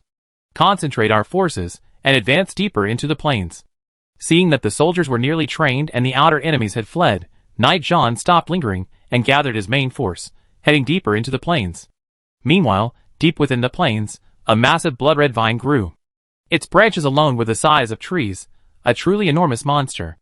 The vine grew beside a boulder, its blood-red branches intertwining, tightly enveloping the stone. Around the blood-red vine, a large group of goblins gathered. Unlike the goblins outside, their skin was reddish and their bodies were more robust. If it weren't for their distinct racial characteristics, no one would have thought they were goblins. Those humans are too ruthless. They've wiped out all the tribes on the outskirts. Should we continue to watch? A thin, slightly aged goblin asked, looking at the tribal leaders before him. Just a bunch of trash. Let them die. With the fruit of life, they'll be reborn soon. The tall, armored, and terrifying blood-red goblin leader sneered, not caring at all about his fallen kin. This was indeed the case. Goblins don't have a strong sense of racial identity to begin with, let alone the blood-red goblins, who have evolved into their current form, becoming fundamentally different from their green counterparts. If, outside, they were forced to unite to resist foreign invasions due to individual strength, then, in this land, devoid of any external enemies, and filled with goblins, their own kind were their greatest enemy. Goblins feed on the fruits of the blood-red vines. The more vines there were, the stronger the nearby tribes became. However, the blood-red vines require nutrients to grow, and these nutrients come from the blood and corpses of other goblins. Every few years, a war breaks out here, a war between goblins themselves. The losers become nutrients for the vine's growth, while the victors can journey to the mother vine and become blood-red goblins. Should we just let them kill each other like this? More and more of our people are fleeing, and I'm afraid the food we have here won't be enough for them, an old goblin priest said worriedly. Though those humans may be few in number, they're quite powerful. Even if we wanted to deal with them, it wouldn't be that easy. That's why I gathered you together to discuss how to deal with them. Are we just going to watch them weaken us, and then annihilate us one by one? That's a nice way to put it. It's because we're about to attack your Kara tribe. If those humans attack here, your Kara tribe will be the first to be wiped out. Do you think you can survive if our Kara tribe is gone? Don't dream. By gathering together now, we still have a chance to defeat them. If we delay any longer, and our tribe dwindles, we'll be doomed. The thin goblin slammed the table, and stood up. I know you're all worried about losing your people. As long as you're willing to send troops, our Kara tribe is willing to lead the charge, and fight to the death against those human forces. Upon hearing this, the leaders of several tribes smiled and expressed their opinions. After killing so many of our people, I really can't stand this any longer. I've always heard from our ancestors that the human race is powerful. I want to test their strength. Our Mo's tribe is willing to contribute 30,000 troops, and send 3,000 of our own people to join the coalition. The Has tribe is willing to contribute 10,000 troops, 2,000 of our own people, and 100 big fools to join the battle. Our tribe is the blood-red goblin. Due to frequent use of the blood-red fruit, some goblins' bloodlines have undergone minor changes, giving rise to another type of goblin, the blood-red goblin. Compared to ordinary goblins, blood-red goblins have a shorter growth cycle and a stronger innate constitution, rivaling humans. It's no exaggeration to say that each individual is a transcendent warrior. However, precisely because of this, these tribal leaders held their own people in high regard. After all, if ordinary goblins were gone, they could recruit new ones from the outside, and some would be willing to serve them. But not the blood-red goblins. As the backbone of the tribe, if their numbers were too low, the tribe could be declared disbanded. The human race must be dealt with, but the tribe's own casualties must not be too high. This was the bottom line for all tribes. They could unite to fight foreign enemies, but if they lost too many of their own, even if they won, it would be meaningless. Other tribes would not miss the opportunity to annex them. Thus, after the Kara tribe expressed its willingness to serve as the vanguard, all tribes voiced their support and dispatched soldiers to help. Soon, a goblin army of nearly 200,000 was assembled. Gazing at the vast army before them, all the goblin leaders were filled with confidence. This was the first time they had ever seen an army of this size. At that moment, they fully understood the saying, "Unity is strength." Perhaps they couldn't defeat humans individually, but if they united, no matter how powerful humans were, they would be overwhelmed. Several leaders of the major tribes led a massive goblin army, charging directly towards the outer camp of the Night tribe. 200,000 against 30,000, they simply couldn't see any reason to lose. With nearly 200,000 goblins on the march, the goblins showed no intention of keeping a low profile. even constantly calling on other goblins to join them along the way. This meant their whereabouts couldn't be concealed, and Night Battle soon learned of the situation. Interesting. You want a direct confrontation? Then come on, let them witness the bravery of the Night Tribe warriors. Yi Zhan sneered, then prepared his soldiers for a tough fight. Chapter 24. A day later, the two armies were about to meet. Over 200,000 soldiers assembled on the vast plain, their mighty presence awe-inspiring. In the name of eternal night, we declare victory in this battle. Yi Zhan pulled the reins, stood up, raised his spear to the sky, and shouted at the top of his lungs. We will win this battle. The soldiers followed suit, their voices united in unison, like thunder from the plain, shocking even the opposing goblin army. Follow me! Yi Zhan roared, charging forward, towards the enemy formation. Behind him, his soldiers, well prepared, followed closely. 30,000 against 200,000. Even Yi Zhan couldn't afford to be careless at this moment. In a war of this magnitude, a single mistake could result in heavy losses. So, Yi Zhan employed his best tactics, leading his troops to charge and break through the enemy lines. Charge! Kill these humans! The goblin leaders shouted in unison, then charged. It would have been fine if they hadn't run, but once they did, the entire goblin line instantly became disorganized, even causing a stampede. The goblin battle line was organized with ordinary goblins in front, and their own elite goblin force in the rear. The goblin leaders had a simple idea. If a fight broke out, they would engage in the front first, letting the ordinary goblins take the lead. This way, they could minimize their own casualties. However, the goblins' organizational skills were something even the orcs would shake their heads at. For a moment, the goblin front was in chaos. They looked more like a market than a battle. The goblin leaders hadn't initially considered anything amiss, but when they saw the human cavalry on the other side, their expression suddenly changed. The cavalry first unleashed a barrage of fire, mowing down a number of goblins, then charged directly into the goblin line. As their horses broke into a gallop, this cavalry of over 8,000 men unleashed a terrifying impact. The already chaotic battle line was instantly split in two. Die! Yi Zhan wielded his lance, the sharp blades easily slicing through the goblin bodies, slashing each one in front of him. The orderly cavalry, like a tank in formation, crushed everything in their path. Goblins fell one after another, like straw, as the sides swept through, and an entire area was instantly wiped out. No tricks, just a head-on charge. Every goblin that stood in the way of the cavalry was either cut down by the soldiers or trampled to death by the horses. All of them, without exception. If anyone were watching from above, they would have seen a dent in the goblin line. Wherever the cavalry passed, no one survived. The battlefield was filled with the goblin screams and wails. Blood flowed everywhere, and broken limbs and bloody organs were scattered everywhere. The scene of death was extremely horrific. Intercept? How could you intercept? Yi Zhan led the cavalry, charging through the goblin forest unhindered, demonstrating the meaning of invincibility. The goblin leader in the rear saw this, and roared in anger, rushing forward with his elite troops. Come! Yi Zhan switched his weapon to a long sword and swung it forward. With a flash of blood-red light, he instantly cut a goblin beast in two. After slowing down, Yi Zhan did not rush out to regroup. Instead, after switching to a long sword, he continued to charge forward, breaking the goblin formation with extremely violent means. Clad in armor, the goblin attacks couldn't even penetrate the warriors' defenses.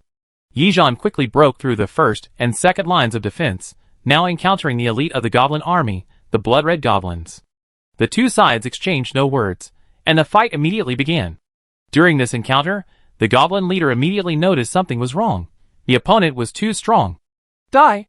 Facing the Kara tribe leader, Yi Zhan, without hesitation, instantly unleashed his full strength, gushing crimson fighting spirit, and slashing with his long sword.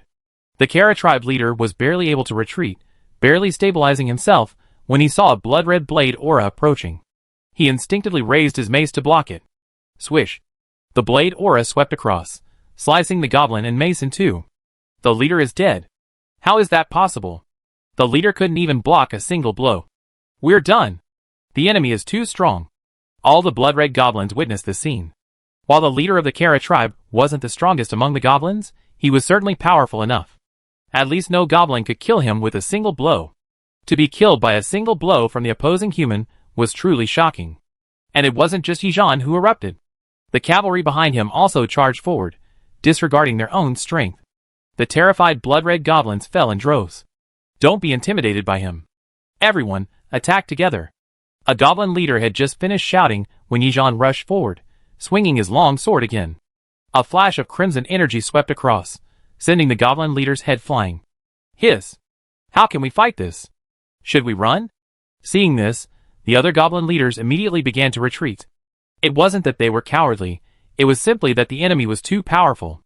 As night battle charged into the enemy lines, the remaining infantry engaged the scattered goblins ahead. After connecting to the city of the gods, the night tribe had no shortage of weapons, at least ordinary fine iron forged weapons. Thus, all 20,000 plus infantrymen wore armor.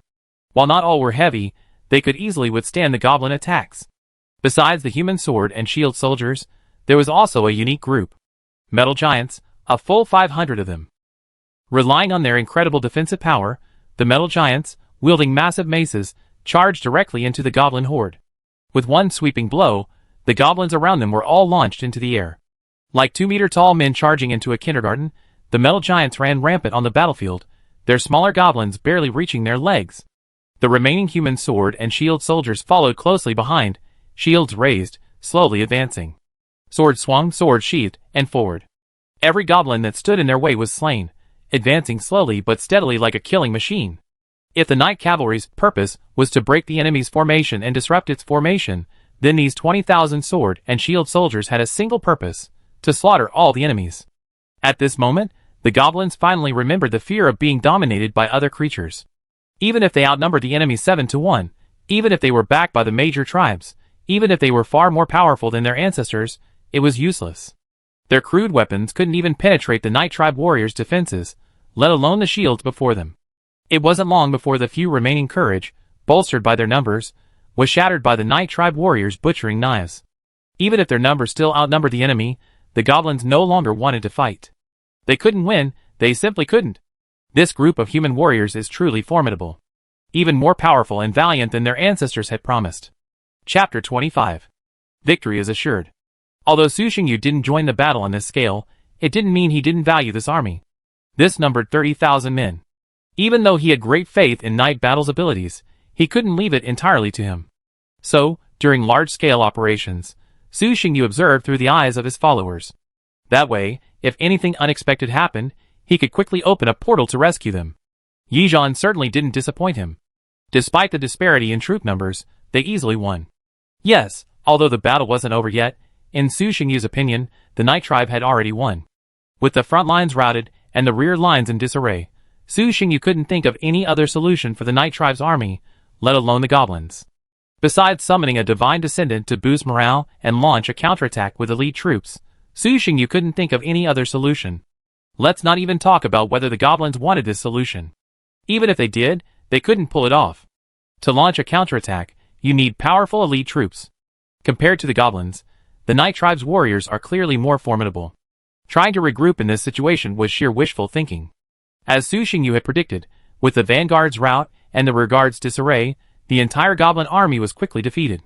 The vast number of goblins in the vanguard, dragging the blood-red goblins behind them, fled in unison. No matter how the leader shouted, it was of no use. Terrified by the black-armored warriors, the goblins simply wanted to flee. They couldn't see the future, nor did they know the consequences of fleeing now. Or rather, even if they knew, they wouldn't care. If they could survive a little longer, they would. Seeing the outcome was already decided, Su Xingyu stopped watching and turned his gaze back to the government affairs at hand. He had a lot to deal with. Ever since transferring some personnel to the newly constructed Guangdong city, his workload had increased significantly. The Yi tribe was currently undergoing a period of revitalization. Su Xingyu needed to set a foundation for future development. This would ensure smooth progress, rather than a one-step approach. The Yi tribe was already quite large, and if it wanted to grow, it needed a long-term vision. After defeating the barbarians and subduing the semi-metal giants, the Black Earth Plains was practically his. If nothing unexpected happened, the Black Earth Plains would become his future base, and that was why he had to carefully divide the various areas. Livestock pastures, horse breeding areas, farming areas, planting areas, mining areas, and so on all require clearly defined areas. He also has to make decisions about road construction and the location of strongholds. These matters aren't something that can be decided on a whim. They require comprehensive consideration.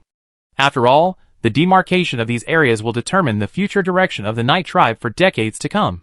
If the wrong choice is made, redividing them won't be easy.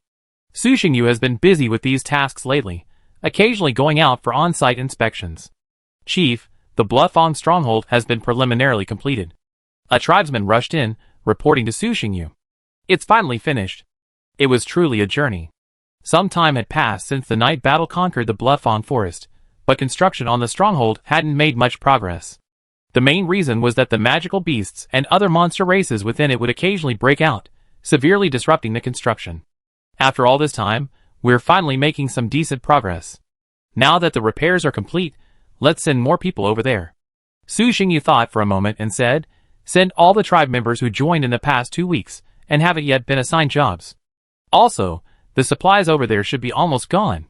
I'll write a list for you to take to the 7th Elder later, along with the supplies and men to the Blefong stronghold. With the Black Earth Plains under their control, the Night Tribe has become the sole dominant force in this land. The name of the Eternal Night spreads throughout the Black Earth Plain, attracting many tribes to join them.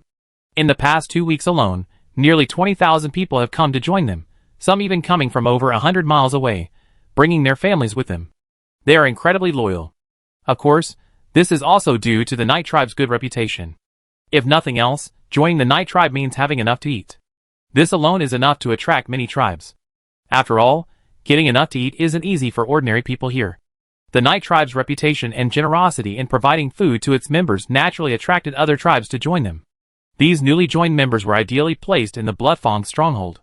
The Blefong forest had been cleared, and the remaining monsters were no longer a threat, aside from occasional harassment of the stronghold. Therefore, there was no need to worry too much about safety. Okay, Chief. After receiving the order, the member turned and left. Before Su Xingyu could rest, another member rushed in. Chief, another tribe has arrived to join us. Over 2,000 people. Okay, I understand. Su Xingyu nodded calmly, then began to lecture him. Don't be so hasty next time. Just come and join us. It's not a big deal. There's no need to rush. The younger tribesman chuckled, rubbed the back of his head, and replied seriously, yes, Chief. Well, forget it. Su Xingyu had no way to deal with these honest tribesmen. With a look of resignation on his face, he asked, where are all the people? Have you arranged accommodations? Well, they're already outside the tribe. As for accommodation. What's wrong with accommodation? Not enough houses again? The young tribesman hesitated, then nodded, saying, more and more people have joined recently, and we no longer have enough permanent housing. We'll have to let them stay in tents for a while. Su Xingyu frowned, then said, in that case, let's all move them to the Blefong stronghold. They're short on manpower. The Blood-Red stronghold never had too many people. It was related to another of Su Xingyu's goals, so the more people there were, the stronger it would be. Okay, Chief. That's all right then. Su Xingyu nodded, stood up, and walked out. Come with me to see the new members. Then you can explain the details of the Night Tribe and its rules and regulations to them, so they can quickly adapt to life here. Yes, Chief. The tribesmen followed Su Xingyu and shouted back. The resources they brought must be carefully accounted for, and daily necessities must be distributed accurately. No one should be left out. I don't want anyone to come to me and complain that they didn't receive their supplies. Don't worry, Chief. I will personally oversee this and ensure that no member of the tribe is left out. Chapter 26. 2 hours later. After meeting the new members and brushing up on his reputation, Su Xingyu asked the accompanying members to make arrangements for them while he himself arrived at the temple. Chief. The temple guard, Yi Dashan, saw Su Xingyu and hurried over to greet him. Su Xingyu glanced at him and smiled. Dashan, have you broken through to level 5? Yes, I just broke through a few days ago. Yi Dashan nodded and smiled. Not bad, keep up the good work. Su Xingyu nodded slightly and patted his shoulder. I'm going into the temple to pray. You stay here and don't let anyone disturb me. Don't worry, Chief. I'm watching over you. No one will disturb you. Yi Dashan patted his chest, his fists pounding against his black armor. Su Xingyu walked straight into the temple and came before the statue. He sat down leaning against it and closed his eyes. Within the dark divine realm, the divine body had expanded to over 5 meters, and this was the result of Su Xingyu's diligent cultivation. Otherwise, it could have become a 10-meter giant. The divine power was immense, supremely powerful and holy. In the past few months, the Night Tribe had expanded at an insane rate, with the number of followers doubling. Over time, under the influence of the tribe, the new members gradually deepened their faith, becoming no longer the pseudo-believers they had been before. With the blessings of his followers, Su Xingyu's divine body grew in power with each passing day. At one point, it grew so fast that he could no longer control it, forcing him to remain within the divine realm to refine it. Rising from the throne, he stretched out his body, and a terrifying dark force instantly enveloped the entire divine realm.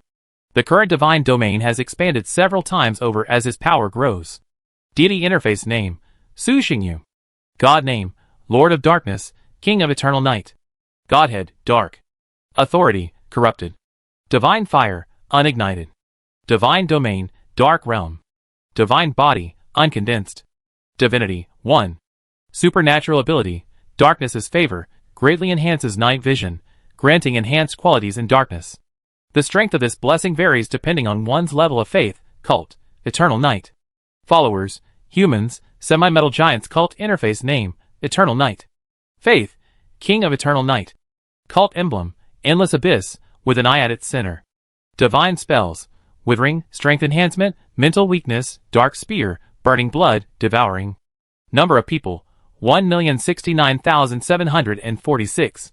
Saints, none. Fanatical believers, 56,231. Devout believers, 320,212. Ordinary believers, 536,325. Popular believers, 120,250. Pseudo-believers, 36,728. Level 6, 1. Level 5, 27. Level 4, 452. Level 3, 3,351. Level 2, 45,232. Level 1, 164,523. Faith value, 12,325,284 units. 10,000 units of faith value equals 1 unit of divine source, 34,529 units. The increase in the number of his followers has led to a strengthening of his power, an increase in the power of faith, and, in turn, a greater concentration of divine source. He, in turn, feeds divine source back to his followers, strengthening them, further deepening their faith in the gods, and thus attracting even more followers to join. A perfect closed loop, indeed. It can be said that the development of the Night Tribe is on the right track, and a positive cycle has been formed between the gods and the tribe. As long as this development continues, both sides will become stronger and stronger. The divine body hadn't undergone a qualitative change. It merely increased the power it could summon, making its influence on reality more pronounced. Compared to Su Xingyu personally, the Night Tribe's transformation was even greater, becoming several times more powerful than before. It's worth mentioning here that the half-metal giant tribe is truly formidable. Although their numbers are small, and some are still underage, they nonetheless contribute a significant number of powerful individuals to the Night Tribe. Currently, among the Night Tribe's powerful individuals above level 3, half-metal giants comprise a significant portion.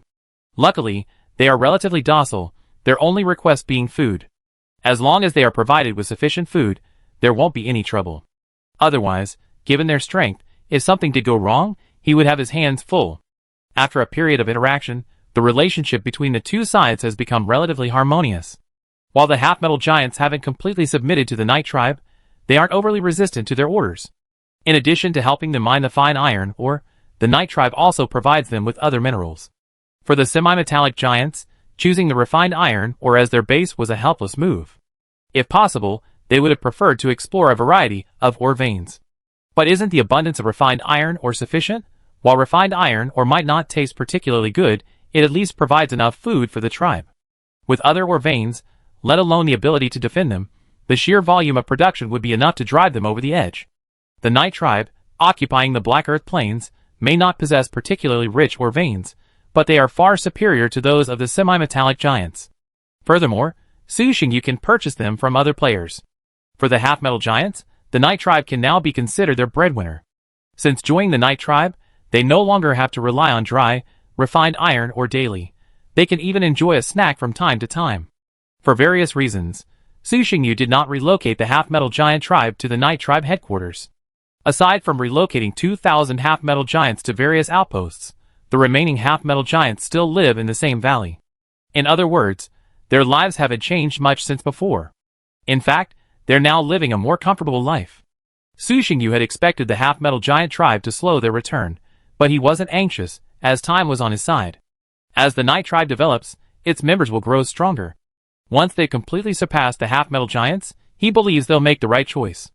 After planning his itinerary within the divine realm and reconfirming his purchases, Su Xingyu opened the gate to the city of the gods. A mysterious portal of light appeared. Su Xingyu stepped inside, his mind drifting off before he appeared on the spacious streets of the city of the gods. Beyond the sky, the familiar endless starry sky remained. Within his previous experience, Su Xingyu remained in control, doing his best to maintain his 5-zhang height. It wasn't that he wanted to show off his strength, but rather that he simply couldn't. Under the constraints of the plane's laws, maintaining a 5-zhang height was already the limit of his control.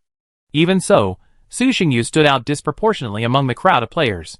With the exception of a few conspicuous individuals, most players minimized their size, generally standing only about 10 zhang tall, with some even measuring the size of an average person. Compared to them, Su Xingyu's towering stature stood out. Compared to his first entry, the number of players in the City of the Gods had increased considerably. Chapter 27. Don't miss this if you're passing by. For just 100,000 blood crystals, you can take home a Tier 5 monster core. Gold grade broadsword, gold grade armor. Magic potions on sale. We have all kinds of magic potions, and discounts for larger quantities. Freshly baked spiritual materials. Tier 5 monster hides, the perfect choice for crafting magical items. What are you waiting for? Food. Large quantities of food for sale. The streets were bustling like a market, with players of all shapes and sizes loudly hawking their wares at stalls. Su Xingyu walked and stopped, searching for the items he wanted. Without a mall or an auction house, players had only two ways to trade: sell in the information channel or set up stalls in the City of the Gods. The first method is more time efficient, but it's somewhat difficult to close a deal. Hundreds of messages flash through the information channel every second. Unless you're constantly waiting, the information is quickly overwhelmed, making it nearly impossible for anyone to see the product information, let alone close a deal. The second method is relatively reliable. Although it's the most primitive street stall model, it has a high success rate. Prices are clearly marked, and if the price is right, you can just take it. With a system of authentication here, there's no worry about counterfeit goods, so transactions are generally straightforward. Neither buyers nor sellers stay long, which is why the items they bring are generally high quality. After all, time is precious. If you bring a bunch of junk to sell, not only will you fail to sell it, but even if you do, you'll probably only break even. Su Xingyu browsed through more than a dozen stalls. The items sold there were all quite good, but unfortunately, he didn't find what he wanted. He walked a little further, and stopped in front of a stall surrounded by many players. Brother, your price is really outrageous. A gold-grade weapon, and you're selling it for 500 divine sources, more than 3 times the market price. A slightly short, rather shabby-looking Skaven player picked up a claw weapon from the stall, and looked at the human player across from him. How about this? Let's just make friends. I'll offer 300 divine sources, which is nearly double the market price. It's very sincere. What do you think? The human player across from him was 1.5 feet tall, and looked quite burly. He glanced at the Skaven player and said, "For 100 divine sources. Take it if you want it, or leave it if you don't." The Skaven player hesitated upon hearing this. The average price of a gold weapon in the City of Gods is between 150 and 200 divine sources, making it a relatively expensive item. Currently, no epic-level items have been released on the market, and gold-level items are the highest tier. Aside from a few players involved in forging who can craft gold-level equipment, other players must either steal it from natives of their own plane or purchase it in the City of the Gods. Beyond that, it's all down to luck. Gold-level equipment isn't significantly better than silver-level, but there's still a difference, and for experts, this difference can be enough to determine victory or defeat. Okay, 400. The Ratman player hesitated for a moment, then gritted his teeth and bought it. The claws are highly compatible with his followers. If you miss this one, you won't know when you'll encounter it again. It's a little more expensive, so be it. The two sides quickly completed the transaction, and the Ratman player hurriedly left the stall with the claw, looking for other items. Boss, can this be cheaper? A strikingly beautiful elf player picked up a staff from the stall and inquired. 800, it can't be any cheaper. You magicians should know how precious this thing is. The owner glanced at the elf player, unimpressed by his appearance, and said calmly, "Okay." The elf player was about to bargain, but then thought it was true. At this moment, Not many players could craft gold-level magic weapons, so a higher price was normal. He then paid readily. Su Xingyu stepped forward, reached out, and picked up a scroll.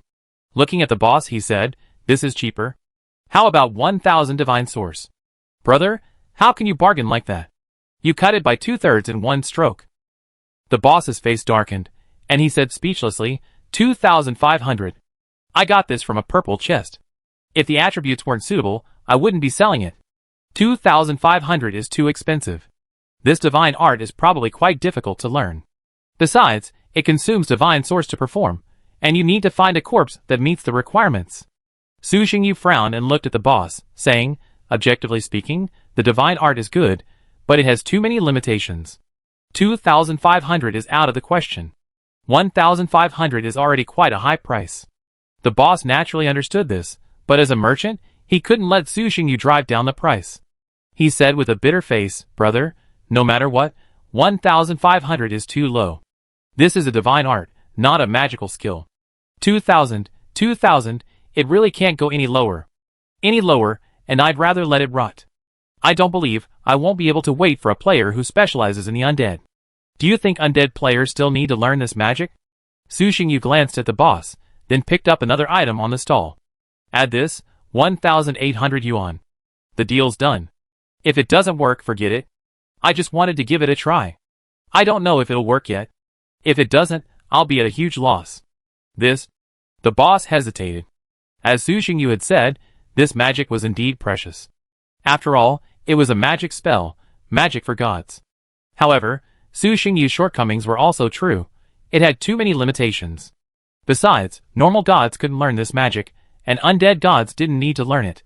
But selling it at such a low price, and even giving it away as a gift, made the boss a little reluctant. Seeing this, Su Xingyu put down the scroll and blueprint, turned around and left without hesitation. "Okay, 1,800 yuan is 1,800 yuan. Seeing that Su Xingyu wasn't pretending and really wanted to leave, the boss quickly called out. Su Xingyu paused, turned around, picked up the scroll and blueprint, and initiated the transaction. The boss, fearing he might change his mind, took a quick look, confirmed it was okay, and immediately completed the deal. Putting the two items away, Su Xingyu's face lit up with a smile. The scroll contained a divine spell called Resurrection of the Undead. Its effect was simple, transforming corpses into undead creatures, a technique that perfectly matched Su Xingyu's godhood. As for the blueprint, it was a design for a 3-bout crossbow. It wasn't given by the system, but rather a player-made design. This blueprint wasn't particularly valuable, worth at most 100 divine sources, and its value diminished with each passing day. Therefore, it was considered a bonus. Chapter 28. After browsing the stalls for a while longer, he bought a few items he liked. Ding ding. Someone was messaging him, and Su Xingyu opened the chat. Black Star, brother Yu, I brought them here. The usual place. Xingyu, okay, wait a few minutes, I'll be there soon. Black Star, alright. Leaving the street where the stalls were set up, Su Xingyu continued on his way, soon arriving at the courtyard Wang Dong had rented. After so long, Su Xingyu was no longer the clueless newbie he'd been when he first arrived. By scrolling through the chat room, he had a general understanding of the City of Gods. For example, renting this courtyard in the City of Gods for a day would cost 50 divine source, 50 times the cost of setting up a stall outside. It was very expensive. However, there were quite a few people renting rooms here, especially those trading merchants. The reason for this was simple. The speed of time within the courtyard could be freely adjusted, even reaching the same speed as time on this plane. Renting a courtyard could save players a considerable amount of time. Su Xingyu was now larger than the door, but as he entered the courtyard, the entire area suddenly expanded, as if everything within had been magnified. Brother Yu, you become stronger again. Wang Dong, who was in the living room, sensed something as Su Xingyu entered. He quickly left and sighed at the towering dark spirit. After months of communication, he knew that the other party wasn't the type to show off, and wouldn't deliberately expand to become conspicuous. So, there was only one reason for his current size. His strength was growing too rapidly, lacking control, and overflowing with power. I've made some progress. Su Xingyu nodded with a smile. After exchanging a few pleasantries, Wang Dong led Su Xingyu inside. The man has arrived and is inside. The two entered the living room. A human player was already waiting. Seeing Wang Dong leading someone in, he stood up and said with a smile, Black Star, This is the important client you were talking about, right? Yes. Black Star was the name Wang Dong had given himself, similar to his online nickname. This is Li Qing, a religious deity. This is Xingyu, a leader-oriented deity. Hello. Hello. The two nodded slightly and greeted each other. Black Star said that Brother Xingyu wants to buy a magic tome. I happen to have one. I wonder if it would suit you. The two hadn't met before, so there was no further small talk. They quickly got straight to the point. Due to the influence of their followers, the deity's appearance would also change. Li Qing's deity looked older, giving off a kindly aura. A thick book materialized in Li Qing's hand. Su Xingyu took it, bearing the system's notarization mark. After flipping through the book and casually browsing its contents, Su Xingyu nodded. Very good. What's your price? This book contains thousands of magic spells, including more than a dozen mid-level ones. It took me a lot of effort to collect them all. Li Qing didn't directly state the price, but instead described the book's condition and the difficulties he had faced in collecting it. Then he slowly said, 10,000 divine sources. Su Xingyu frowned, but didn't rush to answer. Instead, he asked, how many players do you think are willing to spend 10,000 divine sources on this book? It's too expensive.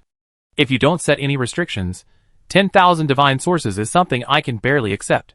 Li Qing's expression remained unchanged, yet he was deeply shocked and gasped. He merely offered a price to facilitate negotiation later. I hadn't expected someone to actually offer 10,000 divine sources at this time of year. Brother, you're joking. I rely on this for my livelihood. Li Qing smiled and glossed over the subject. The so-called restriction was a system agreement, prohibiting the buyer from disclosing the magic skills mentioned above to other players in any way within a certain period of time. How about 5,000 divine sources? That's already a very favorable price, Li Qing added. Su Xingyu shook his head and said, 3,000, maybe? It's certainly not easy for you to collect, but you're not just going to take advantage of my family. Plus, there's some magic on it that I already have, but I haven't sorted it out yet. Li Qing hesitated, then nodded slightly, agreeing to Su Xingyu's offer. Okay, 3,000. But do you have blood crystals? Exchange them for me at the current market price. 1:100, how about that? Sure. Su Xingyu nodded in agreement. He truly had no shortage of blood crystals. Even with the growing number of people in the tribe, with several blood crystal veins, he still had a large surplus. His warehouses were already overflowing with blood crystals. There was nothing he could do. The extraordinary warriors couldn't absorb blood crystals as fast as the tribe could mine them.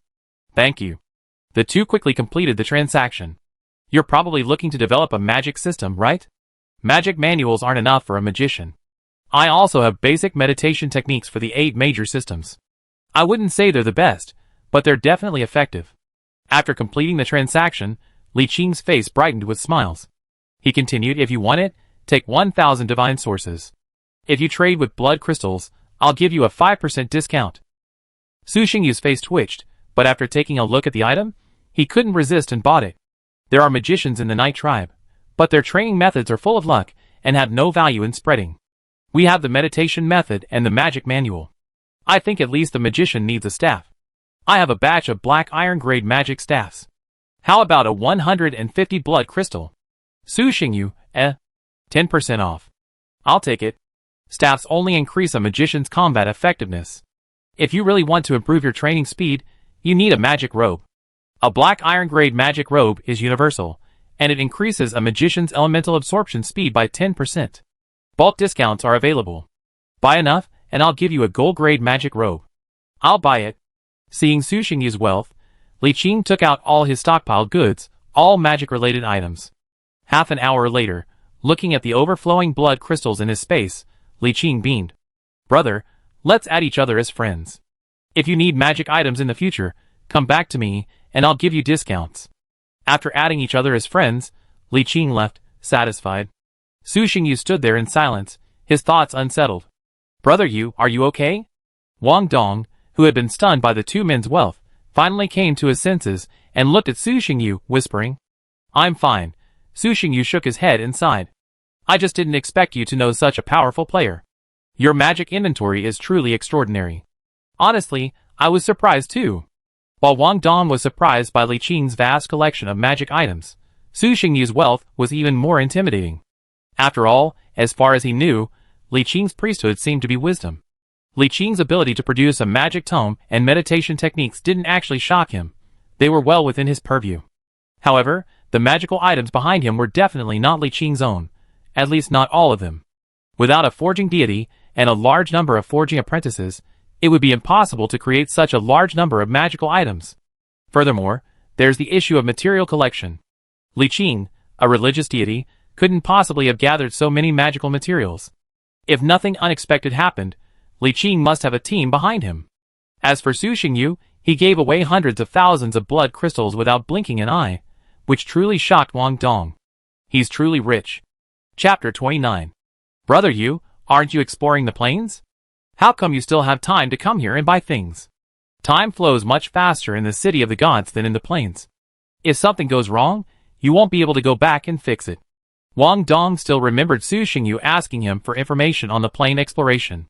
It had only been so long, and now he was in the city of the gods. Could it be that the exploration had failed? For a player's first plain exploration, minimal losses would be considered a victory. The creatures living in the plain fragments are no pushovers. With the player's current abilities, defeating them is no easy task. They'll often just turn upside down and flee. So, upon seeing Su Xingyu appear in the city of the gods, Wang Dong's first reaction was that the exploration had failed, and he had already withdrawn. As for not following him in, for such a serious undertaking, and his first exploration, it would be inappropriate for the leader not to go in. The main force has been defeated. The remaining monsters can be dealt with casually. There's no need to keep an eye on them.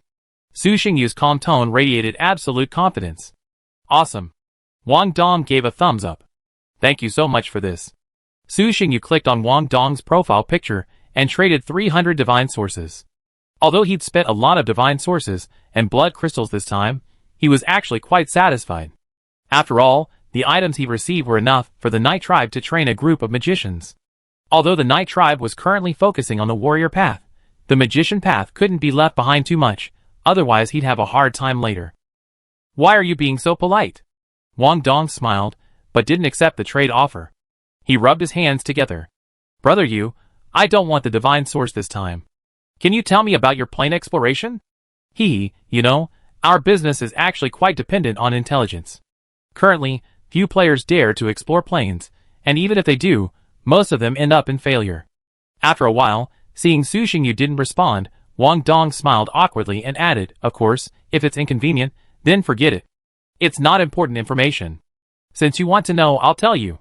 Xin Yuan, please accept this information as a token of your gratitude. Su Xingyu, seeing he'd misunderstood, explained, and then gave a brief account of the goblin plane fragment. Su Xingyu shared everything he'd learned, including the plane size, environmental conditions, monster strength, goblin species, and more, along with information about the hidden Night Tribe and the exact number of goblins. Wang Dong memorized his words, occasionally asking questions. Su Xingyu would explain based on his own understanding, refraining from answering questions he didn't understand. Brother Yu, thank you very much. After Su Xingyu finished, Wang Dong thanked him carefully. Su Xingyu nodded slightly, then warned, the monsters within the plane fragment aren't easy to deal with. Without absolute certainty, I suggest you don't rush in. If you rush in rashly and lose troops, the loss will be more than you gain. The resources near the starting point are actually more than enough for long-term development. There's no need to compete with other players for them. Don't be fooled by the fact that Yizhan, with tens of thousands of men, easily defeated the goblin army. That's because the Yi tribe is truly powerful. Wang Dong, a trading deity, often spends time in the city of gods. Su Xingyu doesn't believe he's that powerful. If, based on his own stories, he believes the monsters within the plane fragment are nothing special and impulsively ventures into the plane, even if they don't completely vanish, they'll suffer heavy losses. No matter what, Wang Dong was a qualified trader. With him around, Su Xingyu could save a lot of time, so he didn't want anything to happen to him. Brother Yu, you're much more radical than me. Now you're trying to persuade me, Wang Dong said jokingly, looking at him. But don't worry. I'm a timid person, and I value my life. I won't go in unless I'm absolutely sure. Whatever. Su Xingyu glanced at Wang Dong, not caring whether he listened or not. He had already said what he needed to say. A while later, Huang Duo hurried over. After entering, she said apologetically, sorry, something suddenly came up. I rushed over after I dealt with it. I kept you waiting. It's okay. I just got here. Su Xingyu shook his head, unconcerned. After putting away the scroll containing the divine arts, Su Xingyu looked at Huang Duoduo, somewhat surprised. Compared to before, his aura was much stronger, evidently indicating significant recent progress. While Su Xingyu was surprised, Huang Duoduo, looking at the giant like Su Xingyu, felt like cursing. Isn't his progress too fast? He internally complained, but with a smile on his face, he asked, how much do you want this time? 2 million to start. Huang Duoduo, Recently, the price of food has gone up. Huang Duoduo mentioned this subtly, lest Su Xingyu hadn't noticed. With more and more players entering the primary realm, the price of food has skyrocketed, increasing by nearly 30% compared to when Su Xingyu first purchased it. Don't worry, you'll get what you want, Su Xingyu said with a smile. After so many trades, you don't know what kind of person I am. Sorry. Huang Duoduo felt a little embarrassed, then straightened her face. I just happen to have a batch of food on hand, so let's trade directly. Blood crystal or divine source. If you trade with blood crystal, I can give you a 5% discount. Currently, the most ideal currency for player transactions is the universal blood crystal. After all, as long as there are believers, there will be no shortage of divine source, while blood crystal is not so easy to obtain. That depends on luck. Then use blood crystal. Su Xingyu's mouth twitched. He had thought the 1,000,000 blood crystals he brought with him were a huge sum, but he didn't expect them to be gone in just a few moments. Also, give me another 10,000 units of forage seeds, and the grain seeds from last time too. 50,000 units, please. Huang Duoduo mentally calculated the amount, and said readily, it's not a large quantity, just consider it a bonus.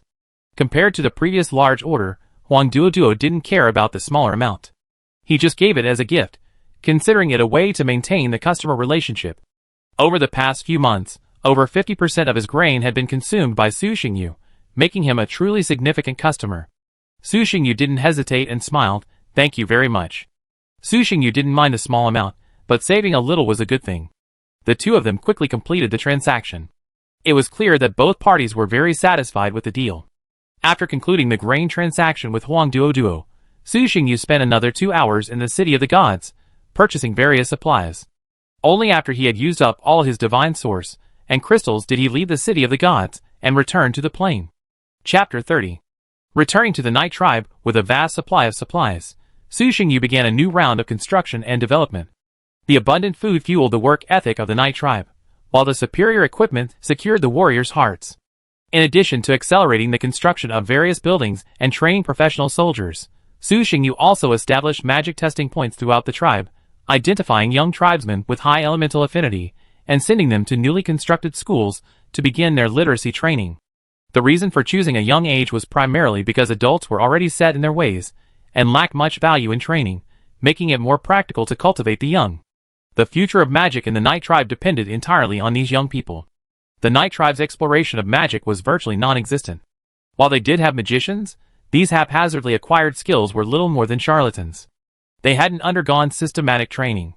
They could cast spells, but when asked to explain the underlying principles, they were clueless. It's a tradition passed down from our ancestors, so why do we do it this way? We don't know. Anyway, it works, and it works. This is quite baffling. What can Su Xingyu do? This is a barren land, after all. He can only start from scratch. It's foreseeable that this process will be lengthy, spanning years, perhaps a few years, perhaps a decade, or even decades. But no matter how long it takes, the Night Tribe must develop its magicians. A force with ideals doesn't necessarily have to strive for supremacy in every aspect, but it must also avoid obvious weaknesses. Magicians are optional, but this path is essential.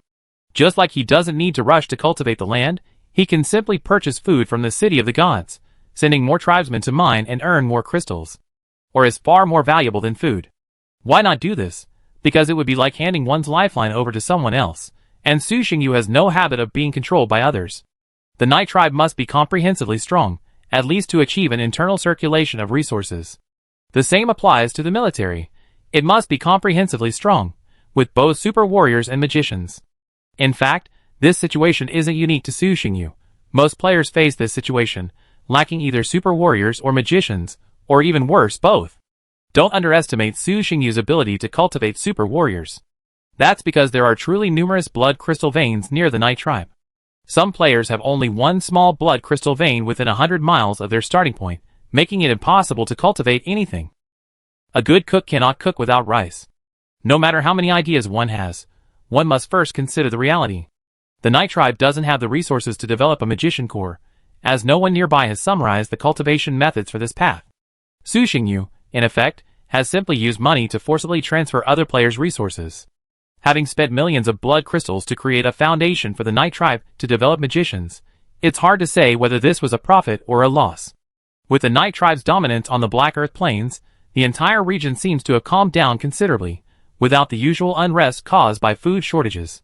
More and more tribes gathered, willing to travel hundreds of miles to join the Night Tribe. As the Night Tribe flourished, the weather began to warm.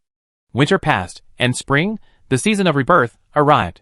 The tribe members emerged from their homes, watching the sun rise over the horizon, feeling the warmth of spring, feeling as if they were in another world. Winter is over just like that? Some couldn't believe that the harsh winter, which had once felt like a year, had just passed. In previous winters, every day had been miserable, but this year, it was comfortable, and some even gained a few pounds. Yes, winter is over, an old man sighed. Joining the Night Tribe is truly the best decision I've ever made. I can't believe I've felt so comfortable this winter. Everyone sighed, feeling as if they were in a dream. Ding, ding, ding, a bell rang in the distance, a reminder to work. Oh no, we're going to be late. This is fucked. The captain's going to tell us off. Hurry! I'm only 1 day away from my perfect attendance bonus, which means 10 kilograms of food. Everyone immediately dispersed, taking off, and sprinted towards their work areas. In the heart of the tribe, in the chief's room. Winter is over, and it's time to get busy again. After finishing the last document and setting it aside, Su Xingyu felt the prayers of many believers and realized that spring was approaching. If nothing unexpected happened, the Night Tribe would be very busy for a long time to come. After a whole winter of getting along, the Night Tribe had finally digested the several tribes it had swallowed. Judging by the prayers of most of the tribesmen, they have already given the Night Tribe their full support. Officially, the residents' loyalty has reached 75, meaning they are truly willing to fight for the tribe, even at the cost of their lives. This also means that the Night Tribe can continue to expand. Okay. In fact, the Night Tribe has never stopped expanding. Even in the cold winter, new tribes continue to join, expanding the Night Tribe's territory. There are no other large tribes left in the Black Earth Plains for him to swallow. If he wants more people, he can only reach out further. For now, Su Xingyu has no plans for a major expedition. He plans to first eliminate the gnolls, and completely conquer the Black Earth Plains. There are rewards for unifying the Red River, but I wonder if there are rewards for unifying the Black Earth Plains. When he unified the Red River region, he was given a generous gift package. The Black Earth Plains is much larger than the Red River region. If there were rewards, it would be a huge deal. Although the decision to attack the Gnoll tribe had been made, the troops couldn't be mobilized yet. After all, the Night Tribe's generals were still training in the Goblin Plain. Just as Su Xingyu was about to check the message channel before going to bed, a message popped into his mind. Praise the King of Eternal Night. Your devout followers have completely eliminated the goblins. Su Xingyu smiled upon hearing this. What a coincidence. Since the victory in the last decisive battle, Su Xingyu hadn't paid much attention to the situation there, save for a rotation of new recruits midway through. I had thought the night battle would last another 10 days or half a month. I hadn't expected it to be resolved so quickly. He closed his eyes, and the tall black figure in the divine realm opened them. Through the connection of his followers, he cast his gaze towards the plain fragment. Chapter 31. A plain fragment, deep within the plains. Tens of thousands of troops gathered here, and Yizhan and his fellow soldiers prayed sincerely to the gods. Soon, without any warning, 100-meter-wide portal suddenly appeared ahead. Su Xingyu, accompanied by several tribesmen, emerged from the portal. Chief. Yizhan stepped forward, saluted, and greeted respectfully. Well done. Su Xingyu nodded slightly in appreciation. You are worthy of being the #1 warrior of the Yi tribe. Yizhan, you did an excellent job this time. Thank you for the compliment, Chief. This is what I should do, Yizhan replied loudly, straightening his back. Su Xingyu chuckled. You can claim your reward at the temple later. Now, take the soldiers out first. They've been fighting here for so long, they must be exhausted. Don't rush back to training once you're out. Let them rest for a few days, and then we'll hold a victory banquet for you. In this dimensional fragment, even with their companions on night watch, the soldiers dared not fully relax. Naturally, their spirits were a bit tense. It would be helpful to give them a few days off to rest. Yizhan's lips twitched, And he was about to say something, but then he turned and glanced at the cheering soldiers and finally nodded in agreement. Yes. Soldiers are human too. We should be strict during training when necessary, but we can relax a bit on weekdays. There's no need to be so tense all the time, Su Xingyu said with a smile. Yi Zhan nodded thoughtfully, then gave the order for the soldiers to retreat in an orderly manner. After Yi Zhan gave the order to retreat, Su Xingyu asked, "How are you doing with the instructions I gave you?" "It's done. Please follow me," Yi Zhan replied, then led Su Xingyu outside the camp. They saw the open grasslands littered with goblin corpses, piled into several small hills, looking rather terrifying. These are relatively intact corpses, a total of 170,000. I wonder if that meets your requirements. Yi Zhan scratched his head. During the last soldier rotation, Su Xingyu had suddenly instructed him to collect the relatively intact goblin corpses after the battle. Although Yi Zhan didn't understand their purpose, he followed the tribe leader's orders to the letter. However, due to the Yi tribe warriors' brutal fighting style, most of the corpses were damaged, and a considerable number were missing limbs, so this was all they had found. That's enough. Su Xingyu nodded. Do you want me to step aside? Although he didn't know what the tribe leader was going to do, seeing that he was the only one with him, Yi Zhan instinctively asked. You can watch from the sidelines if you want, but I'm afraid you might find it a bit too much. Chief, you underestimate me. I've seen everything, and I honestly don't believe anything could frighten me. Yi Zhan hadn't wanted to stay, but Su Xingyu's provocation instantly made him resentful. After all, he was the Yi tribe's top general, a veteran of countless battles. He'd seen everything. Thinking you could scare him with a few corpses? What a joke. Then stay and watch. Su Xingyu smiled, unconcerned, and walked straight to the pile of corpses. A foul, mixed smell of decay assaulted the two men, causing them to frown. Su Xingyu closed his eyes, and slowly opened his arms. The sky suddenly darkened, and a vast vortex appeared in the heavens. Praise the Supreme Lord of Eternal Night. Yi Zhan was stunned, and quickly knelt and bowed, shouting loudly. In the nearby camp, the retreating warriors also instantly saw what was happening here, and they all knelt and bowed, praising the gods. Through their connection with their original body, the towering black shadow deepened its connection with reality. With a wave of his hand, a massive magic circle emerged, instantly covering all the corpses around him. Divine art, resurrection of the undead. With the influx of endless dark divine power, the corpses piled up into several small hills instantly transformed. Awakening from their long slumber, their bodies began to move, first just their fingers, then gradually their entire bodies. Reaching from the pile of corpses, they sluggishly walked down, forming a line on the grass, neat and orderly, like a human army. As time passed, more and more corpses revived, their rotting flesh stripped away, leaving only skeletons. Within their hollow pupils flickered the soul fire of life. Chief, this. Yi Zhan climbed to his feet, a chill running down his spine, as he gazed upon the horrifying scene before him. Undead? A hint of fatigue flashed in Su Xingyu's eyes. Chief, what do you need so many skeletons for? I don't think they're very effective. Are you using them as cannon fodder? Seeing so many skeletons, Yi Zhan was still perplexed. These skeletons were so weak in combat that no matter how many of them there were, they were useless.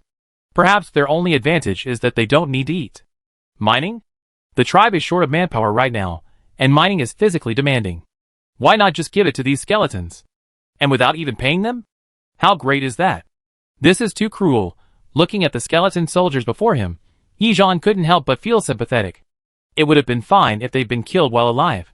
But after death, they'd still have to work for the Yi tribe. The thought of it was infuriating. Aren't there a few more mineral veins here? I'll give you 30,000 skeletons. Arrange them, and have them all mine. Su Xingyu had no intention of occupying this plain fragment. The Yi tribe had plenty of territory, and traveling back and forth was inconvenient. But abandoning the mineral veins here would be a shame. Originally, Su Xingyu had planned to leave over 10,000 people here, build a basic camp, and then come in every few months to collect ore. But now, that wouldn't be necessary.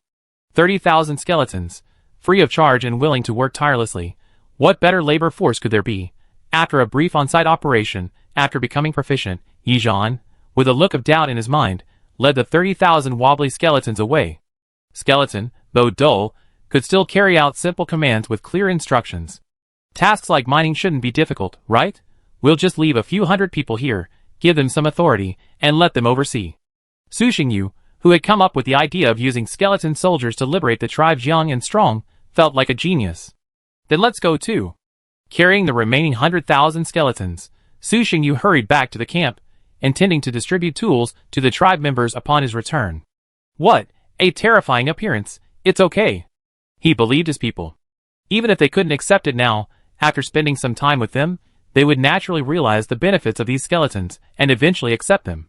Besides, as a dark deity, isn't it normal for him to have some skeletons under his command? As believers, they should also learn how to command skeletons to do work. Chapter 32. The victorious army returned, leaving much to be done, not to mention the massive skeleton army. The Night Tribe proved remarkably quick to embrace new things. Although the goblin skeletons were a bit strange and frightening, they were instantly excited when they learned they could command them with the gift of the Eternal Night King. Of course, Su Xingyu couldn't let them command them one-on-one, otherwise, what would be the point of having these skeletons? Taking care of hundreds, even thousands, of skeletons by himself shouldn't be a challenge. By the time Su Xingyu had everything sorted out, it was already late at night. Sitting on his bed, having taken a shower, he finally had time to take stock of his gains from this plane exploration. System notice. Plane exploration completed, goblin plane fragments captured, over 95% of the creatures within cleared. Rewards: 1 orange chest, 2 purple chests, 5 yellow chests, 1 goblin heart, 1 heart of life, 10,000 world origins. There's quite a lot here, but I don't know what goodies I'll find. He silently chanted extract. Several chests, and 2 fist-sized balls of light instantly appeared on the ground. Heart of life category, material. Level, epic. Description: the life core of the Datura mother plant, containing immense life energy, can be consumed directly or used in potion making. Goblin heart category, material. Level, epic. Description: condensed from the essence and blood of hundreds of thousands of goblins, it is a rare treasure for the goblin clan. Give me these 2 things, but they're useless. Su Xingyu was speechless, looking at the 2 hearts. Although both items were epic-level materials and extremely precious, they seemed a bit useless to him. The heart of life was fine. If it didn't work, he could just leave it there and wait for a skilled pharmacist to refine it into a potion. The goblin heart was pure trash. He'd have to find a goblin god to trade it with.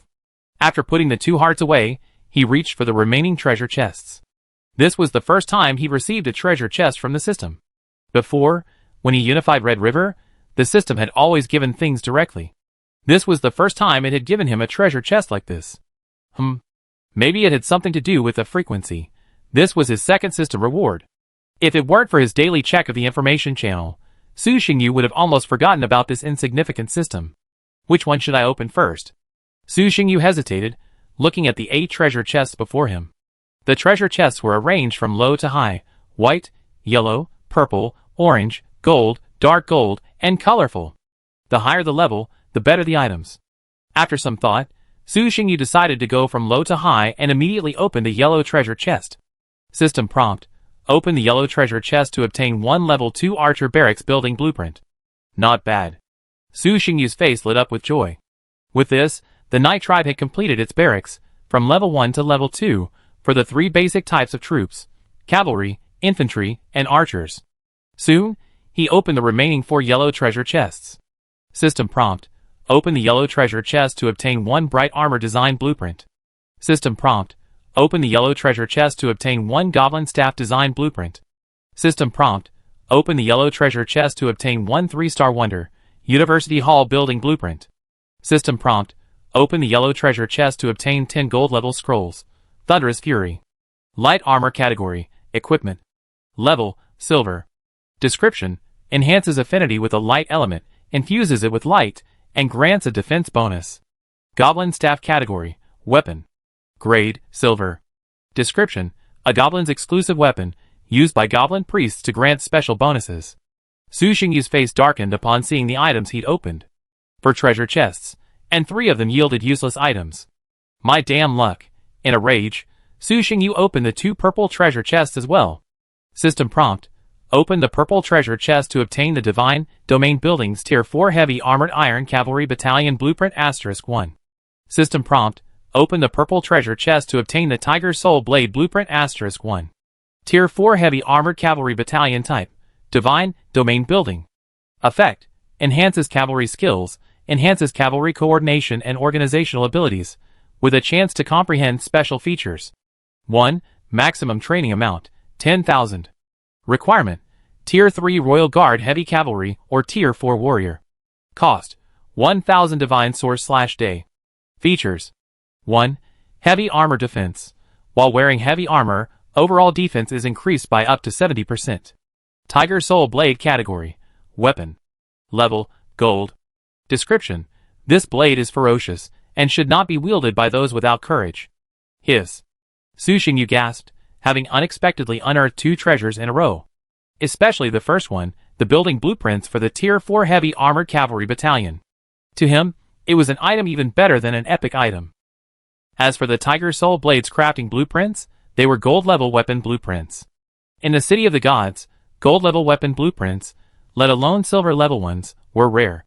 After all, being a gold-level blacksmith only means that you have the ability to create gold-level equipment. Without the blueprints, you can only grope blindly. It's no exaggeration to say that this gold-grade weapon blueprint is even more valuable than epic-grade equipment. After all, epic-grade equipment can only enhance one person, while a gold-grade blueprint, with sufficient materials and a qualified forger, can be used to assemble an entire legion equipped with gold-grade equipment. With each individual being slightly stronger, combined into a legion, the accumulated advantage is enough to crush the enemy. Imagine it, you're both a Tier 3 legion, but the opposing army's soldiers are all equipped with gold-grade weapons, while yours only has silver-grade weapons. How can you defeat them? Of course, this is just a fantasy. Gold-grade items are far from easy to craft. Let's not even talk about the availability of forgers, or how long it would take for one to craft one. Let's just consider the most basic materials. Gathering individual materials isn't difficult, but the sheer amount of materials needed to equip an entire legion is overwhelming. Arming soldiers en masse in a short period of time was impossible, so the only option was to first equip the more powerful officers, such as generals, captains, and centurions. After putting his belongings away, Su Xingyu began to consider what to do with them. Things he couldn't use immediately could be stored. Those he absolutely couldn't use, like the 2 silver-level blueprints, could be traded with other players. After a while, Su Xingyu remembered that he seemed to have one box left to open. The most important box, the orange treasure box. Su Xingyu had already been very satisfied with the contents of the 2 purple boxes, so even if this box yielded something useless, he could barely accept it. After all, Lady Luck wouldn't always be on his side. He opened the box. A dazzling golden light flashed, illuminating the entire room. Holy crap! Chapter 33. System prompt. Open the orange treasure chest to obtain the blueprint for a magic cannon *1. Magic cannon category. Item. Level, Epic. Description, powered by crystals. The higher the crystal energy, the more powerful the energy cannon. Su Xingyu stared at the blueprint in his hand for 2 full minutes before coming to his senses. Such luck. I need to be more careful when I go out these days. I'm afraid I won't get swept away by spatial turbulence, he muttered to himself. Even if it was an orange treasure chest, opening something like a magic cannon was truly a bit outrageous. After a long pause in the room, the smile on his face faded. Su Xingyu, who had been planning to go to bed and browse the channel for a while, jumped out of bed, dressed, and rushed out the door. The channel can be refreshed at any time. For now, let's set up the barracks first. Meanwhile, I'll give the 2 silver-level blueprints to the Night Tribe's blacksmiths to study, and see if they can create a few finished items. It doesn't matter if they can't use them. It'll just be considered experience gain. There are 2 ways to use blueprints for weapons, equipment, and other items. One is to directly absorb them. This way, all blacksmiths in the tribe will receive special bonuses when forging the item, but the blueprint will also be consumed. The other method is to study by looking at the blueprint, which does not provide any bonuses. Neither the light armor nor the goblin staff are of much use to the Night Tribe, and Su Xingyu has no plans to consume the blueprints. However, while looking for a seller, it's still necessary to let the tribe learn the second method to practice. After all, the Night Tribe's blacksmiths hadn't crafted many silver-grade items to date. Su Xingyu didn't understand blacksmithing, but he did understand one thing. A blacksmith who could only craft one type of silver-grade equipment couldn't compare to one who could craft multiple types. After activating the 2nd-level Archer Battalion, Su Xingyu arrived at the Night Tribe's specially constructed forging hall. Even in the dead of night, the entire hall was filled with the sound of pounding iron. "Chief, why are you here?" A burly man in his 30s rushed out of a room. His name was Han Yin, the Night Tribe's chief blacksmith, and the first professional to reach the silver level. "I'll give you 2 blueprints." Glancing at Han Yin, whose face was covered in grime. Su Xingyu smiled, pulled out the 2 blueprints, and handed them to him. Both are silver-level blueprints. You can try forging them. It's okay if you can't, just consider it a practice and gain experience. Both are silver-level? Han Yin was a little incredulous, his voice trembling as he double-checked. Yes. Su Xingyu nodded. One is for armor, the other for a staff. You can try forging both. Don't worry about wasting materials. I'll have the logistics department approve another batch for you to use. Han Yin took the blueprints, glanced at them briefly, and then clutched them in his hands as if they were treasures. If Su Xingyu hadn't been there, he would have rushed into his forge and started crafting the equipment. But I'm not sure how long these 2 blueprints will be here, so you'd better hurry. I'll take them back when the time is up. Su Xingyu reminded him. Please rest assured, clan leader. I will learn it as soon as possible. Han Yin patted his chest and promised loudly. Not you, but you all, Su Xingyu corrected him. Yes, we will do our best to learn and not let clan leader down, Han Yin shouted again. Su Xingyu smiled, then added, I have a gold-level blueprint. If you can produce 2 satisfactory finished products within 7 days, it will be yours. He was about to put some pressure and motivation on his chief blacksmith. Are you serious? Han Yin's eyes lit up, and his breathing quickened. Of course. Su Xingyu's hand once again displayed a blueprint, which Han Yin glanced at before immediately retracting it. Alright, go give it a try. I'll wait for you to bring the finished product to me. Waving Han Yin to his own business, Su Xingyu left the forging hall. He had considered visiting the construction department, but after glancing at the sky, he decided against it. Not everyone likes to pull all-nighters. By this time, the construction team must have gone home to sleep. Let's talk to them tomorrow. Back to the room. Opening the message channel, he found Wang Dong's profile picture and sent him a message. Xingyu, I have 2 silver-level equipment blueprints. Help me find a buyer. Silver-level blueprints are a rarity these days, so finding a suitable buyer is no easy task. According to Su Xingyu's estimate, even with Wang Dong's help, it would take at least a month. So, he wasn't worried about Han Yin and the others failing to learn. If a silver-level blacksmith couldn't master the blueprints after studying them for a month, it would be best to change careers sooner rather than later. Not long after the message was sent, Wang Dong's reply arrived, so fast it made one wonder if he'd been constantly scrolling through the chat. Black Star, holy crap. Black Star, silver-grade blueprints? Bro, are you sure you're right? Such good stuff, and you're giving it away instead of keeping it? Xingyu, the attributes don't match, so it can't be used. With that, Su Xingyu sent the general information about the 2 pieces of equipment. Xingyu, so, do you know any players who would be suitable? Black Star, brother, to be honest, this thing is really hard to deal with. It's not that it's bad, but it's so good. I don't think many people can afford it right now. As for the goblin staff, I do know some players with goblin followers, but they're ridiculously poor. They definitely can't afford the price you'd want. Su Xingyu frowned. If Wang Dong couldn't handle it, then he'd have to set up a stall in the City of the Gods. He didn't feel ashamed about setting up a stall in the City of the Gods, but it was mainly a waste of time. Time in the City of the Gods moved so quickly that he could handle a lot of things in the time it took to set up his stall. Xingyu, so you can't do it? Black Star, I can. If you can't even handle such a small matter, then you're underestimating me. Black Star, but I need time. By the way, barter, right? Xingyu, yes. Light armor only accepts designs for armor with no or dark attributes of equivalent value. For staffs, the same would be best. If not, you can send me their quote, and I'll take a look before making a decision. Black Star, no problem. Wait for my good news. For Su Xingyu, barter was the best option. He had no shortage of divine sources or crystals. The only thing that interested him was the designs. After finishing his business, Su Xingyu browsed through some channels in bed before he slowly fell asleep. Chapter 34. I had thought that after Yi Zhan and the others returned and rested for a few days, they could directly attack the Dark Valley. Unexpectedly, it took a full fortnight for the Yi tribe to officially dispatch its troops. 10,000 cavalry and 40,000 infantry, a total of 50,000 elite Yi tribe troops, practically emptying the Yi tribe's resources. But that wasn't all. Guangdong City had already prepared its troops, awaiting the order to dispatch them and join forces with the Yi tribe headquarters. This was the final battle to unify the Black Earth Plains, and the entire Yi tribe took it extremely seriously.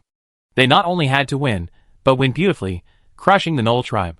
For safety's sake, Su Xingyu didn't let Yi Zhan take command this time, but instead led the troops himself. 3 days later, the three forces, Eternal Night City, Headquarters, Wangong City, and the Half-Metal Giant Tribe, met at the previously agreed location, with a total force numbering nearly 100,000. The army marched mightily toward the dark valley where the gnolls lurked, making no attempt to conceal their whereabouts, as if to declare their true masters. As one of the original three overlords, the gnolls, though centered in the dark valley and rarely venturing out, maintained a strong control over the surrounding area. At least they were far superior to the half-metal giants. They wouldn't have to wait until the enemy had reached their doorstep before they sporadically rushed out. Hundreds of thousands of gnolls gathered outside the dark valley. As a race that adhered to the law of the jungle, the gnoll tribes were virtually devoid of elderly gnolls, save for a few priests. It was brutal. But it was also one of the reasons they could maintain their stability in this land. Without this brutal competition, they wouldn't have so many powerful warriors, and wouldn't be able to establish themselves on this land. Relying on this method, the gnoll tribe's members have always hovered around 200,000, never able to break through this limit. However, even with a population of around 200,000, they now mobilized over 100,000 warriors. It could be said that, save for the young, everyone else was on the battlefield. Everyone was a soldier. Perhaps that's all there was to it. When the two armies met, there was no further ado.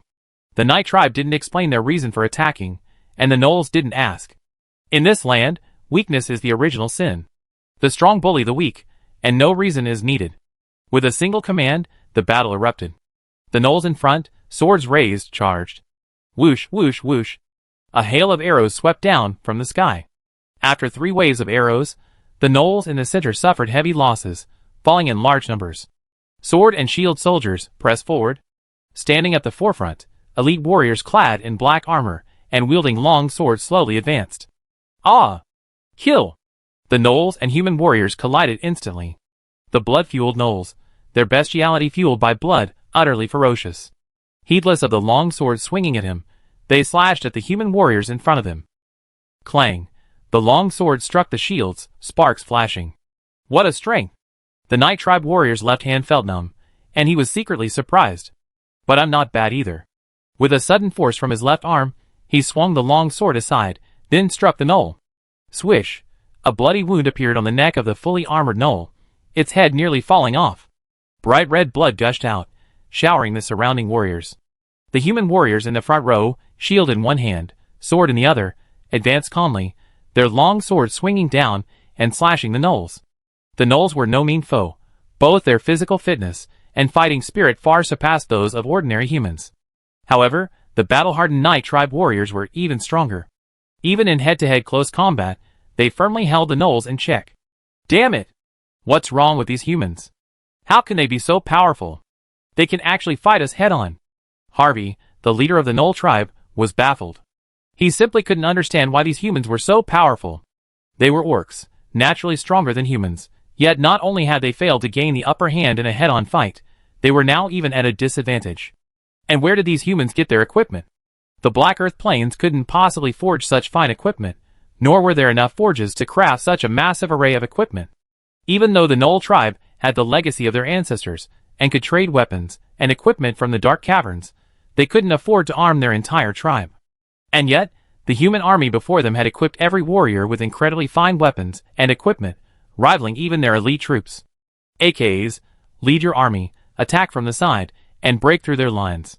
Seeing the situation deteriorate, Harvey immediately played his next trump card. Yes, Chief. A sturdy gnoll at his side responded, then charged out with 5,000 gnolls. These 5,000 gnolls looked impressive. They were massively built, 3 times taller than their kin, and their equipment was superior. They were clearly the elite of the gnoll tribe. Dashin stopped them. Seeing the enemy dispatch their elite troops, Su Xingyu also dispatched his second-tier elite troops. Yes, sir. The burly Yi Dashin immediately led his warriors to meet them. Soon, the 2 elite troops engaged in battle. You think you can stop the elite warriors of our gnoll tribe? Dream on. AKs could clearly sense the strength of the army before him. Without hesitation, he unleashed his full force. He roared to the sky, his eyes turning blood red, and his stature suddenly grew a few inches. The gnolls behind him followed suit, each one becoming incredibly violent. This was a unique bloodline ability of the orcs, Berserk. It ignited their vital energy, generating a brief burst of power. Yi Dashin confronted the gnoll leader, his tone calm. This road is blocked. Whether it's accessible or not, you have no say. AKA's face was grim, and he swung his machete forward with all his might. Yi Dashin calmly raised his shield, and took the powerful blow head-on.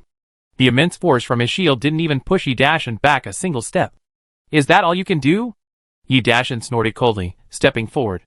His shield trembled slightly, sending AKA's stumbling backward. Swish. The long sword swung, and AKA's expression changed. He retreated in panic. The blade grazed him, sending sparks flying and leaving a deep white mark on his armor, nearly piercing it. Before AKA's could regain his footing, Yi Dashin swung his shield again, striking him with a fierce force that sent him flying several meters away. Spouting blood, AKA's mind, previously raging with frenzy, suddenly became considerably clearer. Chapter 35. As time went on, both sides began to raise the stakes, with more and more soldiers joining the fray. The situation on the battlefield was that the Jackals were attacking fiercely, while the Night Tribe was primarily on the defensive. But anyone with a discerning eye could see that the Jackals were losing ground. Their ferocious outbursts hadn't broken through the Night Tribe's lines. Instead, the aftereffects of their outbursts gave the Night Tribe an opportunity to kill many of their warriors. Push forward and put some pressure on them. Su Xingyu, holding several cards in hand, was in no rush. He gradually increased the stakes, continuously squeezing the Jackal's strength. If the Jackals were only capable of this, they wouldn't be worthy of being considered one of the three great powers alongside the barbarians and the half-metal giants. Damn it. Harvey's face was gloomy. Every front he saw was losing ground, with no progress being made. This made Harvey extremely annoyed. It still had a few cards up its sleeve, but the problem was, since these humans dared to challenge it, they must have some confidence. So far, the Gnolls hadn't forced out any of their cards. Up to this point, they hadn't even deployed their cavalry.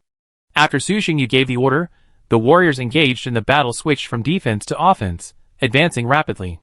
Harvey had no other options. Even if he had other ideas, he couldn't just let the enemy advance like this. That would be a huge blow to morale. Hodder, stop them! Don't let them rush in. Harvey dispatched another elite force, stabilizing the precarious situation and stemming the Gnolls' declining morale. However, as the commander of a large army, Harvey knew that dragging things out like this wouldn't be a long-term solution. The opposing human army clearly wasn't using its full strength, not even deploying cavalry. They simply kept a vigilant eye on the flanks, relieving pressure. Su Xingyu, who hadn't been on the battlefield for a long time, showed no signs of rustiness. Instead, he controlled his army with ease. He continually divided the Gnolls, then surrounded and killed them. The Night Tribe's army never erupted, only slowly chipping away at the Gnolls. Harvey could only watch, allowing the enemy to slowly chip away at his forces, maintaining a minimal front. Chief, let's fight them. If we keep fighting like this, we're doomed. Watching the continuous fall of their tribesmen, the several generals around Harvey were furious and frustrated, clamoring to charge forward and fight to the death. They didn't necessarily believe they could win. After all, the humans on the other side were simply too strong. Even if they tried their best, they couldn't guarantee victory. They could only give it a shove. But if they continued to allow the enemy to erode their army, they might not even be able to fight. Wait a little longer. It's not time yet. Harvey shook his head. He was the commander and the tribe's leader. He had to take responsibility for the tribe. He couldn't take the irresponsible risk of win and live, lose and die. He had to wait until the opportunity presented itself. But a hot-tempered Gnoll was a little unhappy. Harvey's face straightened, and he said sternly, I say, wait. I'm the leader. Listen to me. I will lead you all to victory, just like before. Yes, Chief. Harvey held great prestige within the tribe.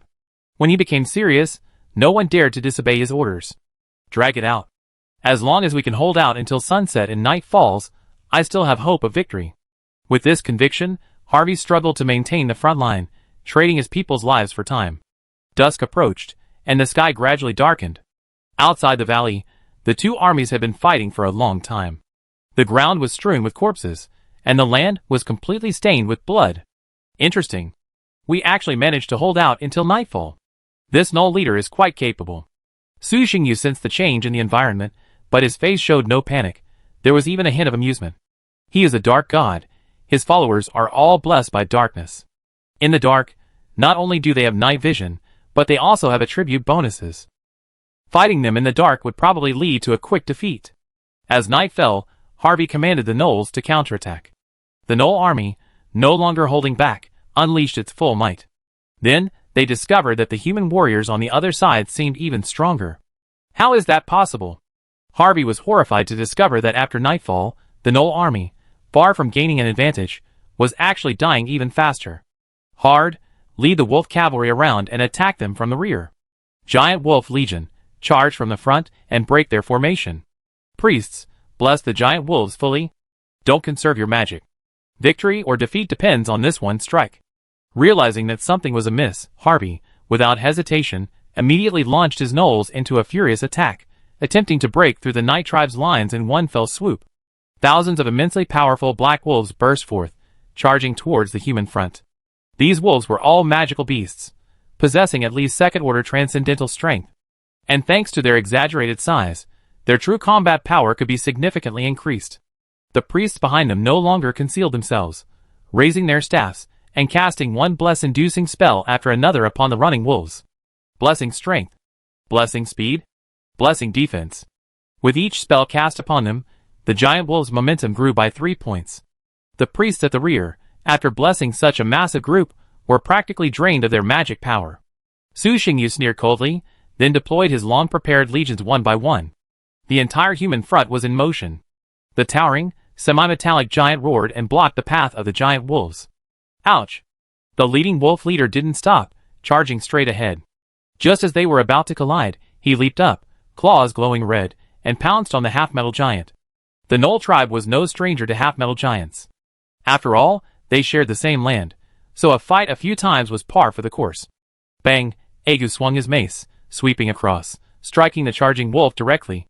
Time seemed to stand still at that moment. The wolf leader, his eyes bloodshot, sagged, then flew off in the direction of the mace. Bang! One of the half-metal giants thrust his hands forward, firmly blocking the wolf's attack. Then, exerting force with his long, thick metal arms, muscles bulging, he lifted the wolf aloft. The other half-metal giants did the same, pinning the wolves with one blow. The giant wolf legion, so highly anticipated by Harvey, was stopped before even reaching the Night Tribe's first line of defense. As for the wolf cavalry on the other side, their fate was even worse. Chapter 36. The wolf cavalry, charging from the flank, had no chance to demonstrate their strength before they were confronted by the cavalry led by Yi Zhan. They then faced the same dilemma as their companions. Facing the heavily armored cavalry, they were completely powerless and felt completely lost. As the elite of the Gnoll tribe, their weapons were undoubtedly superior, but that depended on who they were compared to. The cavalry led by Yi Zhan were also elite members of the Yi tribe. They wore and carried silver-grade weapons and equipment purchased by Su Xingyu at great expense from the City of the Gods.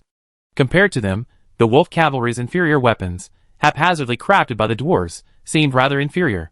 Yi Zhan, who only needed to focus on his cavalry, had his command ability slightly improved, and soon overwhelmed the wolf cavalry. The strength of the Gnoll tribe somewhat exceeded Su Xingyu's expectations. It was far stronger than the previous barbarian tribe. Not only did they possess packs of giant wolf beasts, but they also had a group of magic priests, boasting a comprehensive range of military forces. Of course, these weren't the main points. The most astonishing thing was that after such a long battle, with tens of thousands of warriors killed, they still maintained such high fighting spirit. But that wasn't a big deal. The army Su Xingyu had brought was even more capable than them. And the outcome is decided. With the arrival of night, the warriors of the Night Tribe seemed to be bathed in divine light, their strength improving significantly. The delay of night, which had been the perfect opportunity for the Gnolls to strike back, became the final straw that broke their back. After defeating the wolf cavalry in the night battle, they led tens of thousands of cavalrymen and charged in from the flank. Harvey attempted to mobilize his soldiers to defend, but found his entire army pinned down, unable to move an inch. Without even a decent resistance, Yi Zhan pierced 2 lines of defense in quick succession, further exacerbating the already precarious situation for the Gnolls. Securing his position as commander, Yi Zhan charged forward, brandishing his long sword, slashing with blades, slashing and slashing, slashing and slashing at the enemy. It's over. Harvey's face was pale, his whole body weak, and he almost collapsed to the ground. He simply couldn't understand why the enemy wasn't affected by the darkness, but instead, their strength increased. Yes! Comparing the changes before and after, anyone could see that the warriors of the Night Tribe had increased in strength.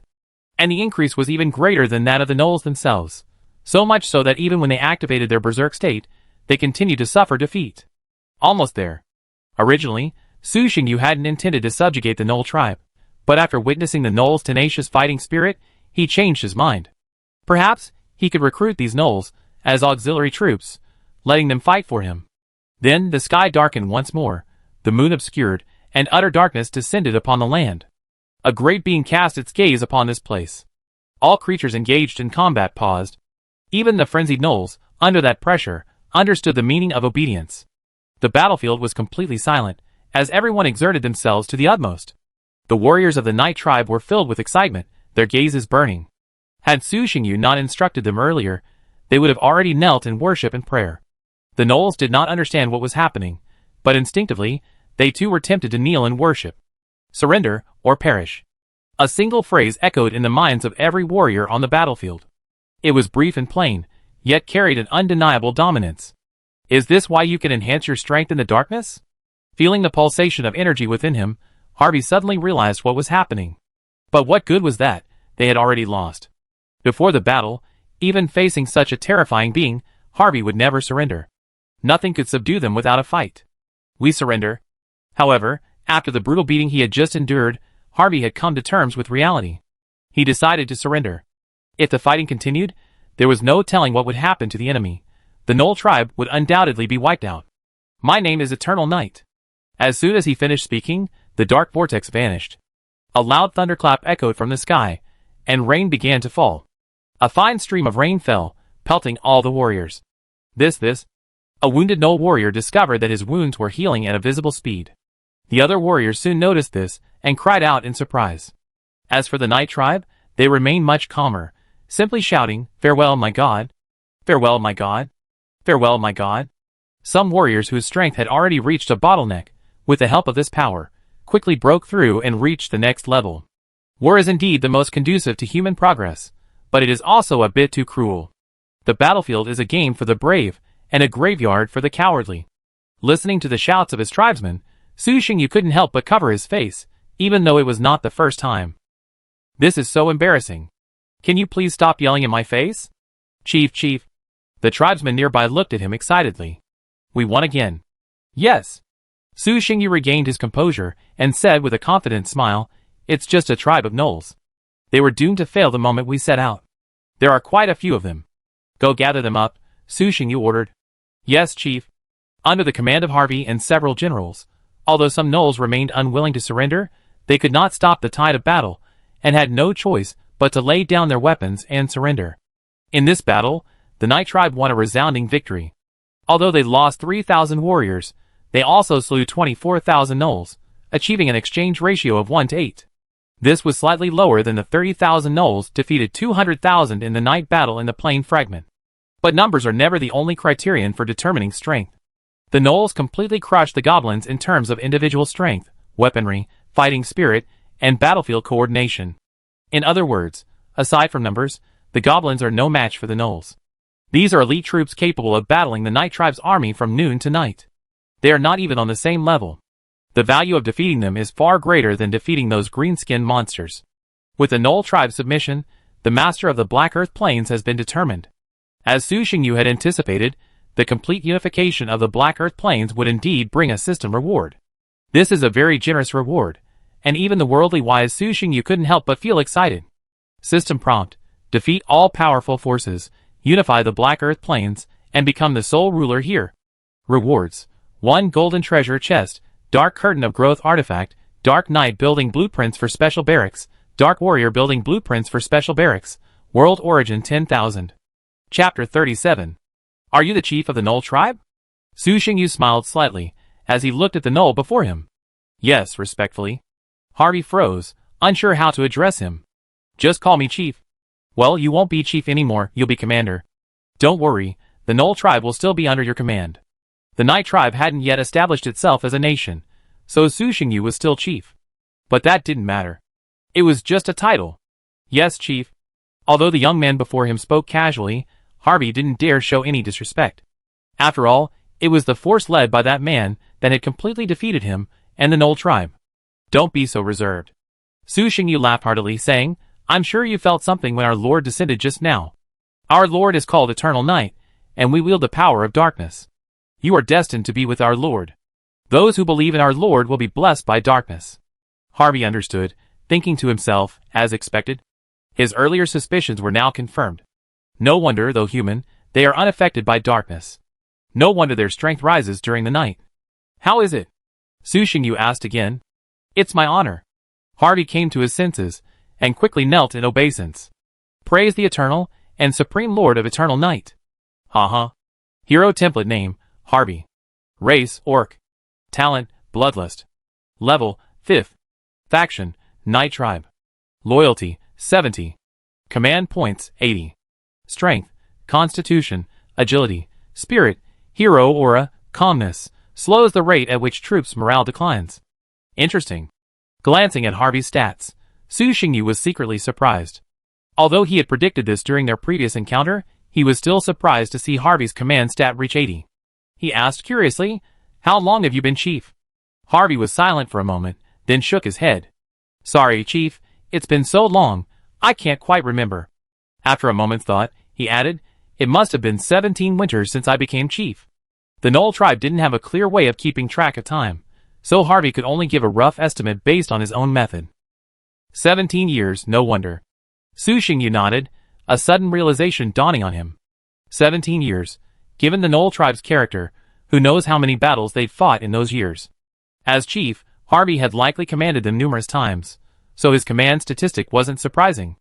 Then he glanced at the burly man beside him, feeling somewhat disappointed. "Chief, what's wrong?" Yi Zhan was bragging to his colleagues when he saw Su Xingyu looking over and asked, somewhat puzzled. "Nothing." Su Xingyu shook his head and said calmly, "Let's go. Tell me about this valley and your tribe." The army had already gathered. Su Xingyu, accompanied by Harvey and Yi Dashan's elite guards, headed towards the dark valley. As they approached, they sensed a surge of dark energy. The dark element here was incredibly dense. The reason this place was called the Dark Valley was directly related to the dark element within it, and the changes in the Knolls were also related to their long stay here. What's going on in the Dark Valley? How can the dark elements be so dense? Almost 3 times as dense as outside? Su Xingyu asked, puzzled. Because the Knolls maintain tight control over the area, forbidding others from approaching, Su Xingyu didn't know much about the situation inside. "Please follow me." Harvey, unsure how to explain, led Su Xingyu to a cave entrance deep in the valley. The dark elements here were even more outrageous, reaching 5 times the concentration in normal environments. Follow this cave entrance and continue straight ahead, and you'll enter the dark caverns. The dark elements inside are over 10 times as dense as outside, home to many powerful supernatural species and tribal forces. We Knolls originally lived in the caverns, but due to our lack of strength, we were driven out by other tribes and forced to settle on the surface. The energy of the dark caverns will continuously dissipate through this entrance. Over time, the dark elements nearby will become increasingly dense. Hearing that the dark elements were 10 times as dense as outside, Su Xingyu's eyes lit up. This is truly the Night Tribe's treasure trove. Why not just move the tribe here? Okay, just kidding. While this place is rich in dark elements and perfectly suited to the Night Tribe, who are blessed by darkness, it does have many shortcomings. Building a city here will serve as a future training base. Moving here would be a bit. Seeing Su Xingyu's excitement, Harvey anticipated it and warned, the creatures in the dark caverns are not easy to deal with. The complex environment isn't suitable for large-scale operations. If the chief wants to capture the dark caverns, it'll probably be a long shot. Well, don't worry. I won't act until I'm absolutely sure. With a dark element concentration 10 times higher than outside, Su Xingyu wouldn't be surprised by the monsters that might be bred within the dark caverns. After all, even the Knoll tribe had been driven out. It was true that he coveted the environment within, but he wouldn't be so foolish as to mobilize all the warriors of his tribe to attack the caverns. If they wanted to take over the dark caverns, they had to proceed slowly, at least until they had a thorough understanding of the situation. After a moment's thought, Su Xingyu spoke, "Harvey, I'm here. Originally, I was planning to take you back to the Red River, but it seems you'll have to stay here for a while longer." Su Xingyu was somewhat distrustful of Harvey, the newly surrendered leader. His original plan was to keep him with him, observe him for a while, and release him after his loyalty improved. But now, that seemed out of the question. You will remain here and continue to oversee the affairs of the Jackal tribe. However, I will send an army and relocate some of my people here. Harvey was stunned for a moment, then bowed slightly and said respectfully, "Thank you, Chief, for your trust." Harvey will remain loyal to the Night Tribe forever. As he spoke, Su Xingyu noticed that his loyalty had risen by 5 points, now reaching the level of his own tribe. Your next mission here is twofold: expand the tribe and explore the catacombs. Don't worry about resources and food, I'll have them delivered to you. Su Xingyu thought for a moment, then added, focus on expanding the tribe. Gathering intelligence can be done slowly. There's no need to rush. We still have plenty of time.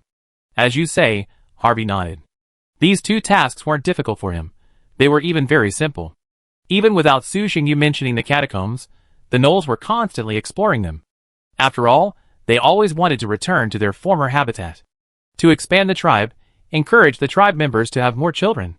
Previously, the gnoll tribe's population was limited by resource and food shortages, which kept it from growing.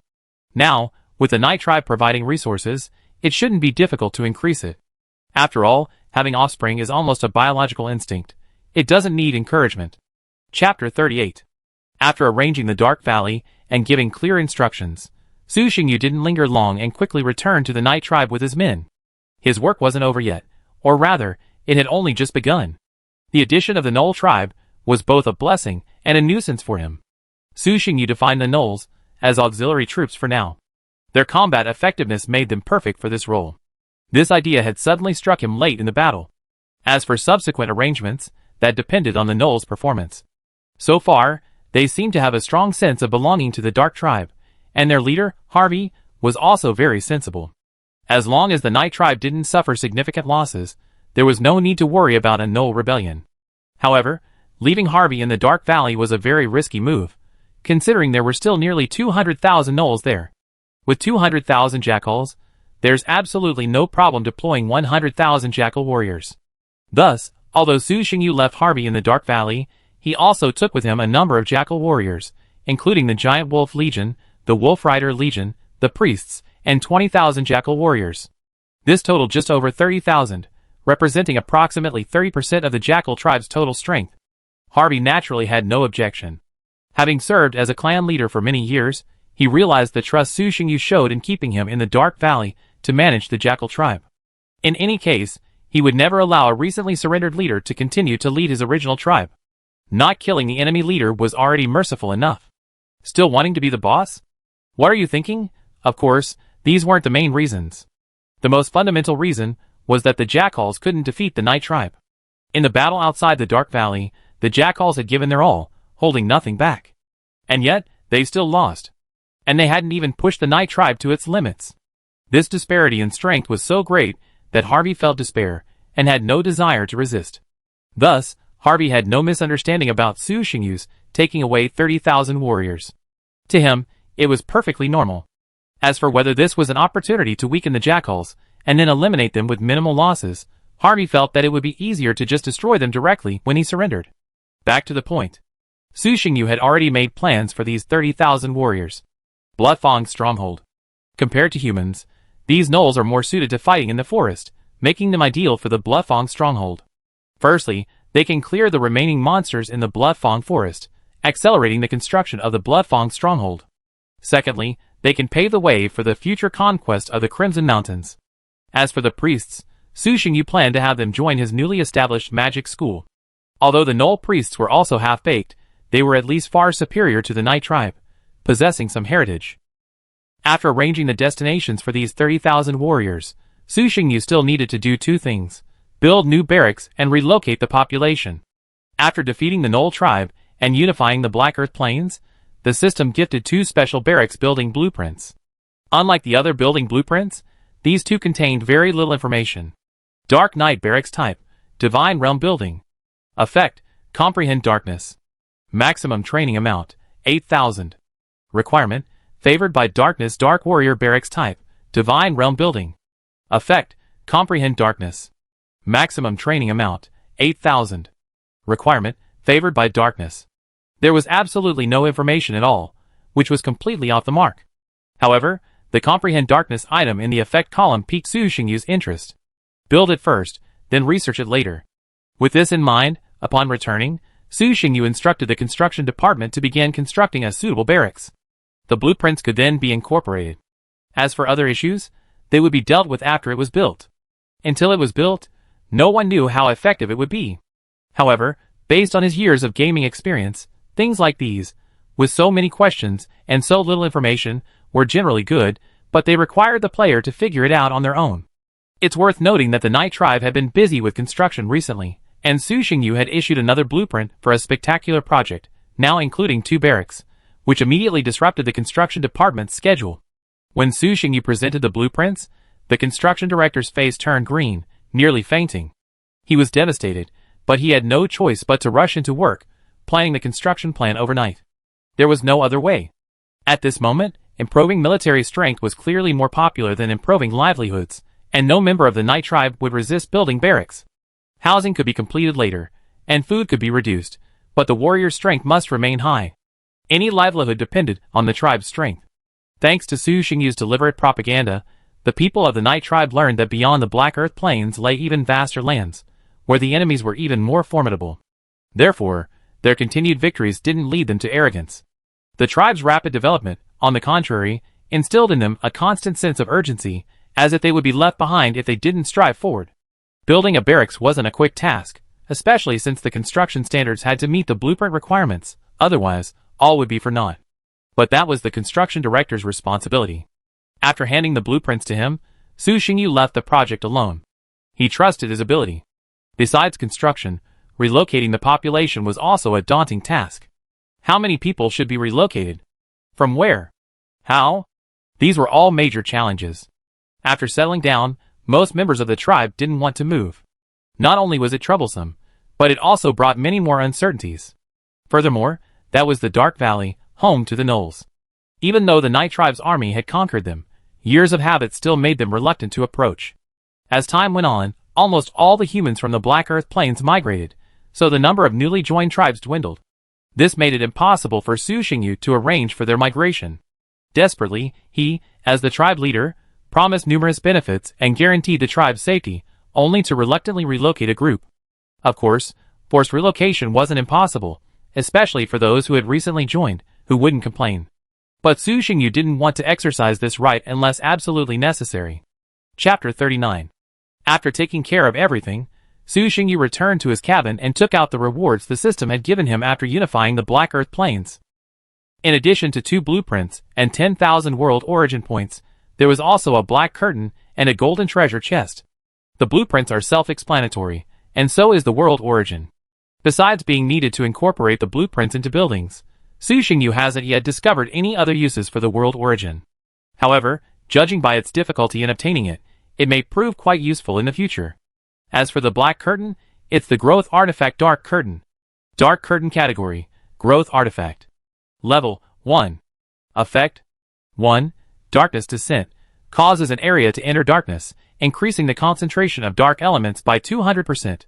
Not bad, but the level is a bit too low. Su Xingyu shook his head, then extended his hand forward and made a fist. A black long sword suddenly appeared in his palm. The Dark Curtain wasn't his first artifact. He also had a growth artifact, which could be considered his companion artifact. Divine Sword Midnight. Midnight category, Growth Artifact. Level 1. Effect 1. Boundary Break, breaks the boundary. When he awakened, this divine sword was placed beside him. As for its use, Su Xingyu had always stayed in the divine realm and had never fought, so how could he know its use? Besides, in his early days, divine energy was a rarity, so he dared not use it carelessly.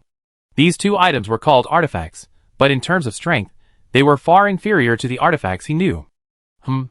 Just like today's players, without even epic level strength, they could be called God simply because they had the title of God. Aside from their ability to withstand divine power, these 2 artifacts were inferior to even some epic equipment in other respects.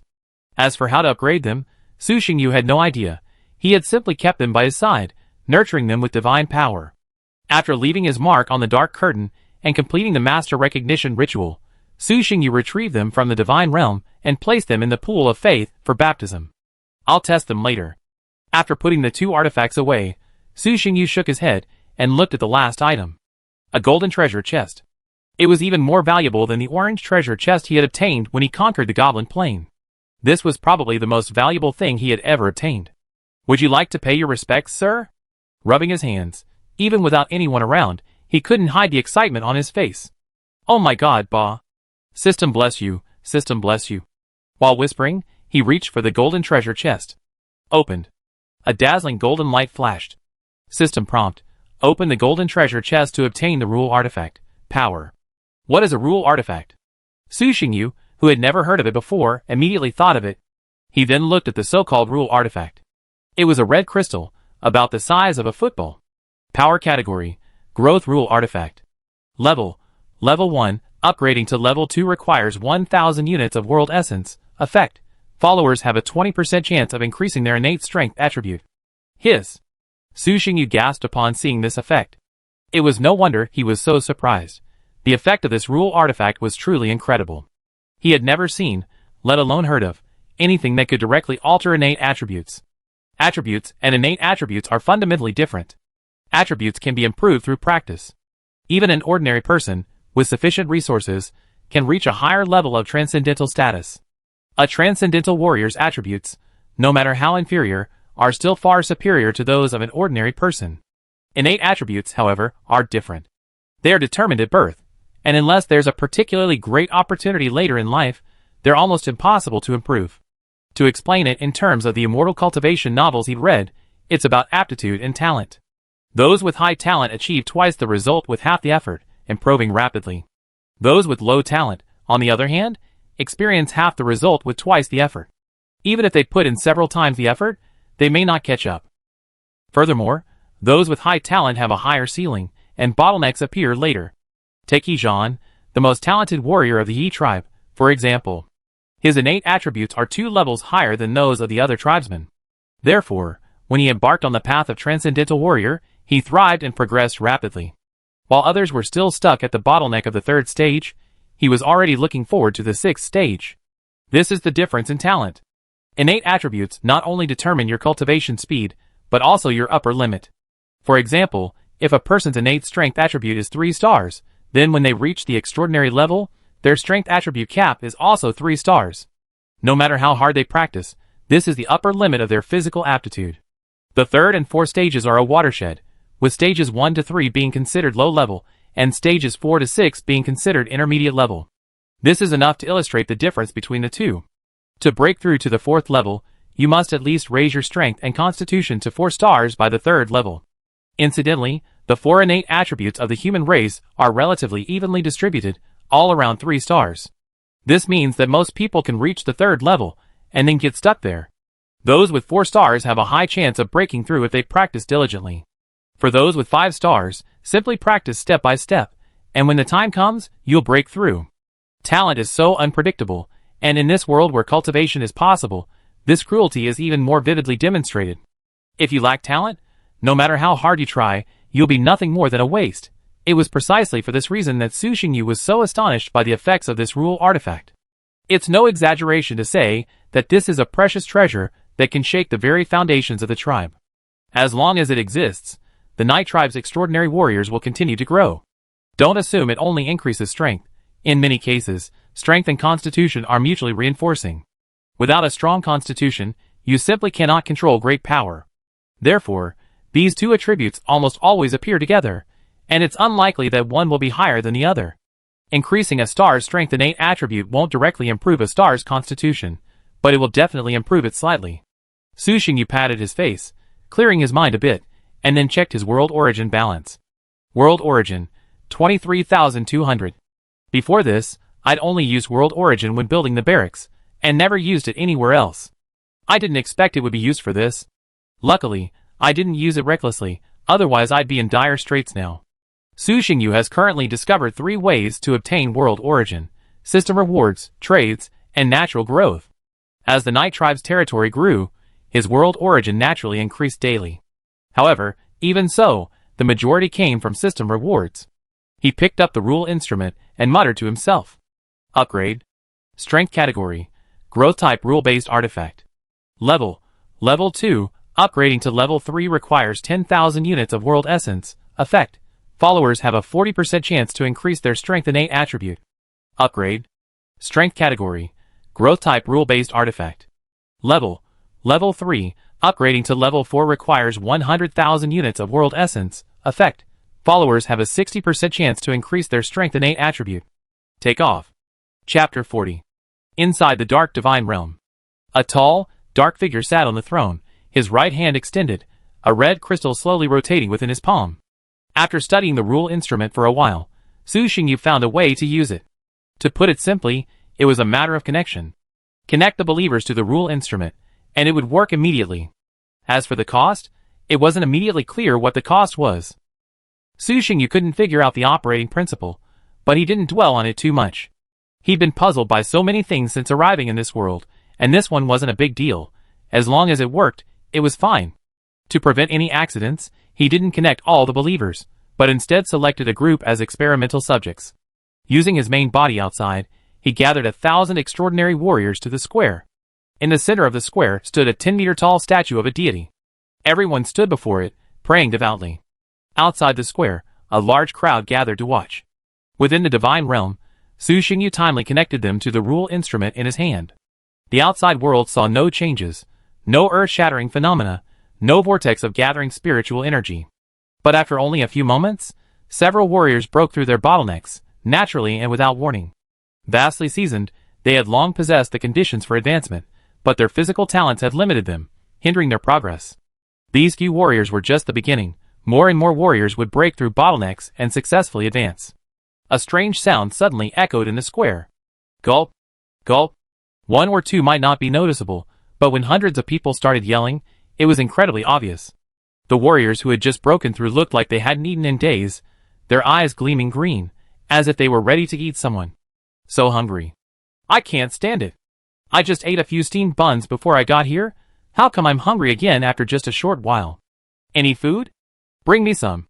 Yi Zhan frowned slightly and shouted, silence. Yi Zhan was quite well respected in the tribe, especially among the warriors, and the scene instantly fell silent. Send them the food. Then Yi Zhan waved to the side, commanding the tribesmen beside him to bring the prepared food. The white steamed buns, freshly steamed, were packed in large baskets and still steaming hot. The warriors swallowed and looked at Yi Zhan. Eat. Yi Zhan nodded. Each of them held a large meat bun, devouring it in 2 bites, not caring if it was hot or not. They had never been this hungry, not even before joining the Night Tribe, when they were struggling through the winter. They felt as though they would die any second if they didn't eat. The first batch of buns quickly disappeared. Almost everyone had eaten a dozen or so, yet they felt no sense of fullness. Yi Zhan waved his hand, and another batch of food was brought up. This time, it was meat patties made from various monster meats, which were extremely high in energy. Everyone ate 5 more meat patties, finally feeling full. Burp! A warrior touched his stomach and burped, still feeling a lingering fear. Finally, I'm alive. I thought I was going to starve to death. How are you feeling? Yi Zhan approached and asked. Feeling, The soldier paused for a moment, then rubbed his head awkwardly. I can't quite put my finger on it, but I feel like my strength has increased. I wonder if it's just my imagination. Yi Zhan asked a few more soldiers, and the answers were similar. Alright, go back and rest. If you experience any changes, come to me immediately. After the statistics were taken, Yi Zhan waved his hand and sent them home. Su Xingyu, who was in the divine realm, took in the changes, and was also somewhat surprised. Out of 1,000 people, almost 700 have gained a star, and 200 of them have even broken through their bottlenecks. The effect is truly remarkable. Although he had anticipated the effects of the rule instrument, he still couldn't remain calm when the data was clearly presented before him. It was truly outrageous. But, the more outrageous, the better. Su Xingyu touched his chin, a smile spreading across his face. Who would mind becoming even more powerful? Now that the effects have been confirmed, strengthening the entire tribe is essential. However, considering the after effects, they can't upgrade everyone all at once, otherwise the tribe will come to a complete standstill. There's also the failure rate to consider. Each person only gets 1 chance at this. If it's an ordinary tribe member, then it doesn't matter, use it. If it fails, just switch to the next one. But if it's a genius like Yi Zhan, then you can't just use it casually. Su Xingyu planned to wait a little longer, until he had accumulated enough world origin and upgraded his rule instrument to the 4th level, before strengthening Yi Zhan's group. With an 80% chance of failure, he couldn't possibly fail. Over the next few days, Su Xingyu, acting as the tribe leader, gathered members of the Yi tribe headquarters in batches and helped them establish a connection with the rule instrument. As for the people in other strongholds and cities, Su Xingyu directly sent orders and instructed the relevant personnel to make the arrangements. In this way, it took Su Xingyu about 10 days to complete the strengthening of the entire tribe. During this process, he discovered some patterns. For example, the success rate of extraordinary warriors was much higher than that of ordinary tribe members, especially those who were stuck at the extraordinary level and unable to break through. Another point, the higher the innate attribute, the lower the success rate. While this may sound contradictory, it's actually quite true. The 2 points can be summarized as follows. The further one reaches the limit of one's talent, the lower the success rate. Besides these 2 pieces of news, there's another piece of news I'm not sure whether to call good or bad. Newborn babies will automatically establish a connection with the rule instrument. Nearly 60% of these babies' innate strength attributes have reached 4 stars. While there were some patterns with the first generation, this new generation's success depends entirely on luck. Su Xingyu had no solution. Even if he'd known about the pattern from the beginning, let alone the fact that he'd only discovered it later, he would have immediately enhanced it. All members of the tribe below level 4 have already completed their enhancements, as have the few level 4 warriors. For the rest, Su Xingyu let them choose a time to come back to him when they felt they'd reached a bottleneck and couldn't break through. Su Xingyu finished his work and was about to take a break when he heard the beeping of a message. He clicked on the channel.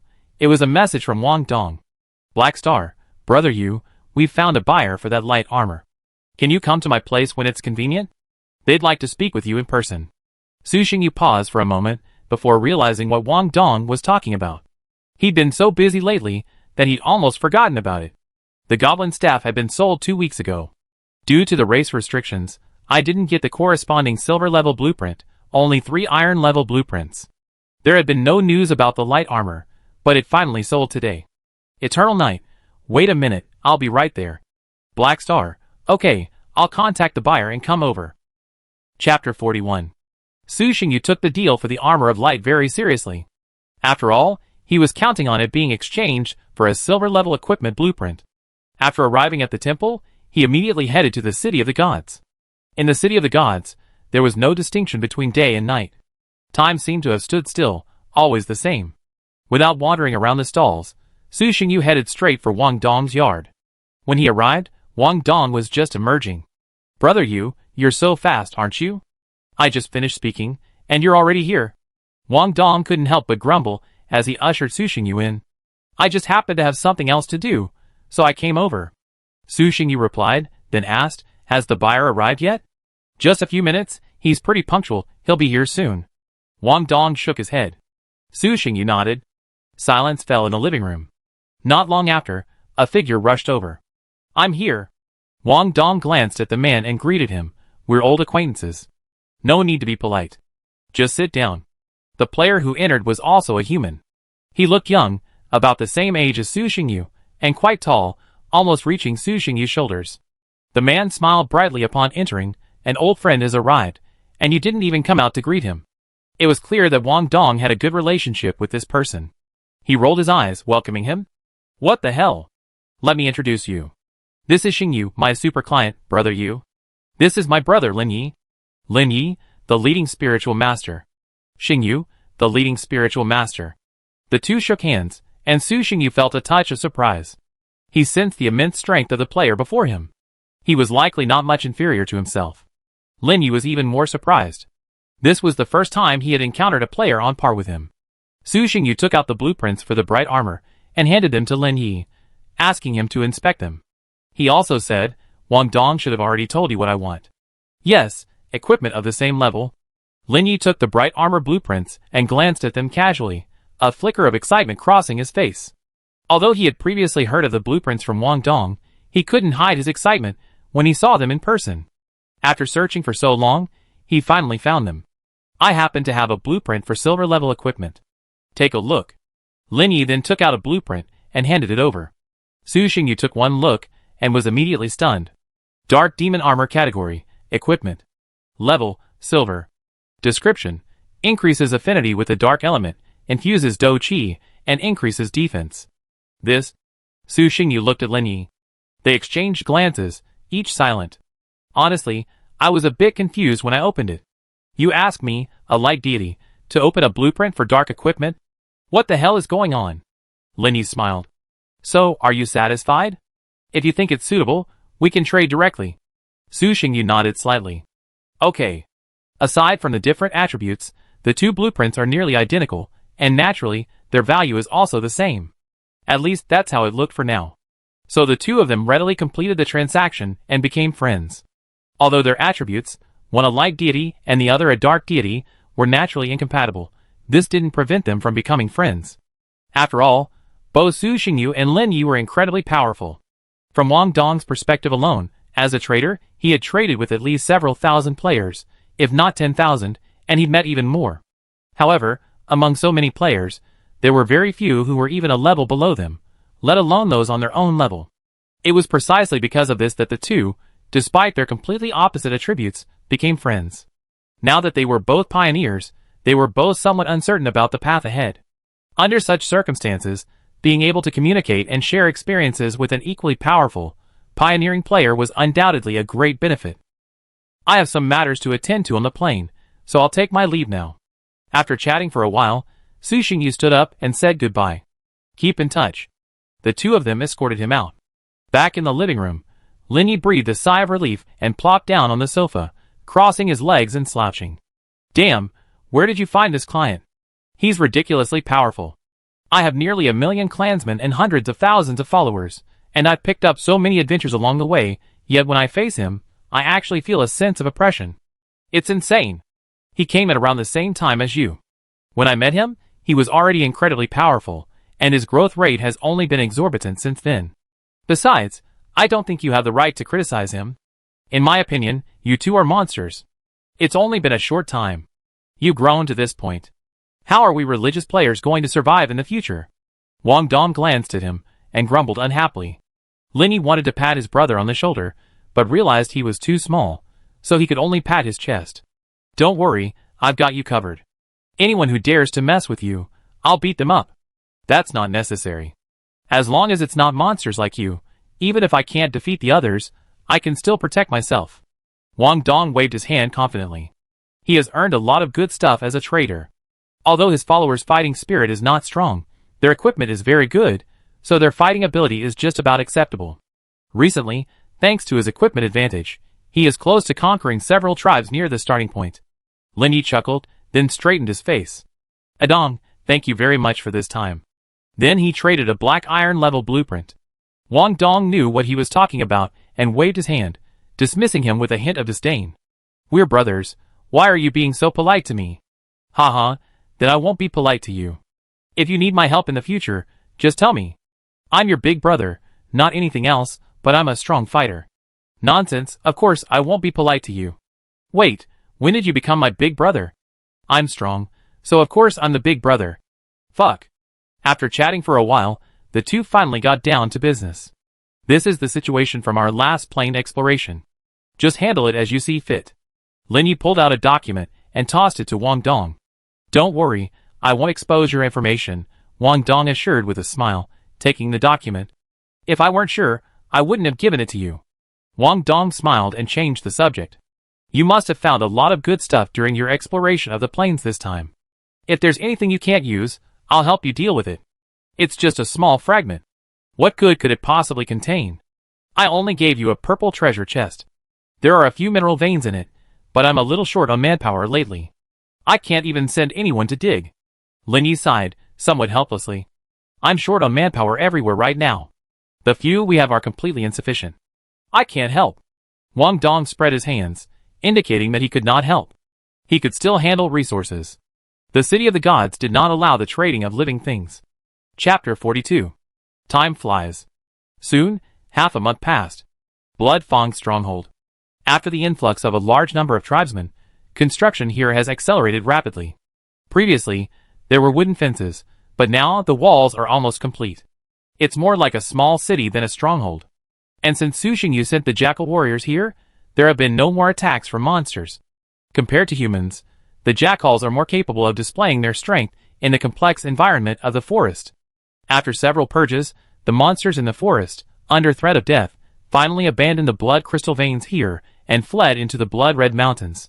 While monsters are certainly not as intelligent as humans, they are not fools and can see the situation clearly. Although there are more monsters in the blood-red mountains and the competition is more brutal, compared to the Blood Fong forest, At least there is still a way to survive. Su Xingyu didn't continue to pursue the monsters that had fled into the Blood-Red Mountains. His goal was to capture the Blood Fang Forest. For now, he didn't want to cause any further complications. It wasn't time to capture the Blood-Red Mountains yet. First, he needed to complete the construction of the Blood Fang stronghold. When the time was right, he could slowly encroach upon the Blood-Red Mountains. By this point, the Blood Fang stronghold had completely stabilized and entered a period of peaceful development. The tribesmen who had been relocated there gradually became accustomed to life there. When they first arrived, they were somewhat dissatisfied. After all, anyone with a discerning eye could see that the tribes in the Red River region were the most powerful. In the early days of the Blood Fang stronghold, they had nothing. Even food had to be shipped in from across the Red River. This situation was unpleasant for anyone, but they were newcomers after all, and faced with the tribe leader's request, they reluctantly came. After living there for a while, they found it quite pleasant. Here they had food and drink, and the accommodations were good. Aside from the annoying monster attacks, the overall quality of life was far better than before. Over time, they grew accustomed to it. A similar scene unfolded in the Dark Valley. Before setting out, the tribesmen there had been informed that these creatures, unlike their own species, had already surrendered to the Night Tribe and believed in the eternal night. But when they actually faced them, they still felt a little uncomfortable. Many of the gnolls' habits were vastly different from those of humans. Compared to them, the barbarian warriors, often called savages, seemed much more civilized, at least human. This situation was a source of great worry for the leaders of both sides. Thankfully, they did have one thing in common: faith. Just like the blood-red goblins of the Goblin Plain, after years of exposure to the dark element, these gnolls have long since become distinct from their ancestors. They are more like dark gnolls than gnolls. These gnolls are deeply attuned to darkness, making them well-suited to serving as followers of the dark gods. After experiencing the divine visitation outside the Dark Valley, a seed was planted in the hearts of most gnolls. After receiving the favor of darkness, this seed sprouted, and later, after contracting the instrument of rule, it fully matured. The brutal competition has made these less intelligent orcs pursue strength even more than humans. After discovering their own enhanced strength, they have completely transformed into true believers, some even becoming fanatical believers. Remember, they've only been here for less than a month. I can only say that being less clever has its advantages. At least they don't have to think too much. Thus, while there are still some gaps between the two sides regarding faith, they can at least get by. With both sides contributing their efforts, the Dark Valley stronghold was built at an extremely fast pace. With the two most troublesome strongholds now resolved, the others are naturally needless to say. Giant Tiger, Wild Bull, and Black Soil, the three strongholds that began construction long ago, are now complete. As for the newly constructed Wangong City, progress has been slower due to its larger scale, but it's now roughly complete. As for the several cities recently planned for the border of the Black Soil Plains, construction has only just begun, and it's estimated that we won't see results until next year. Of course, these strongholds are just icing on the cake.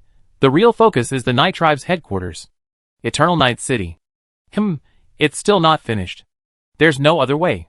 There's so much work to do. I simply can't devote my full attention to building this city. Chief, it's finished. Do you think it's suitable?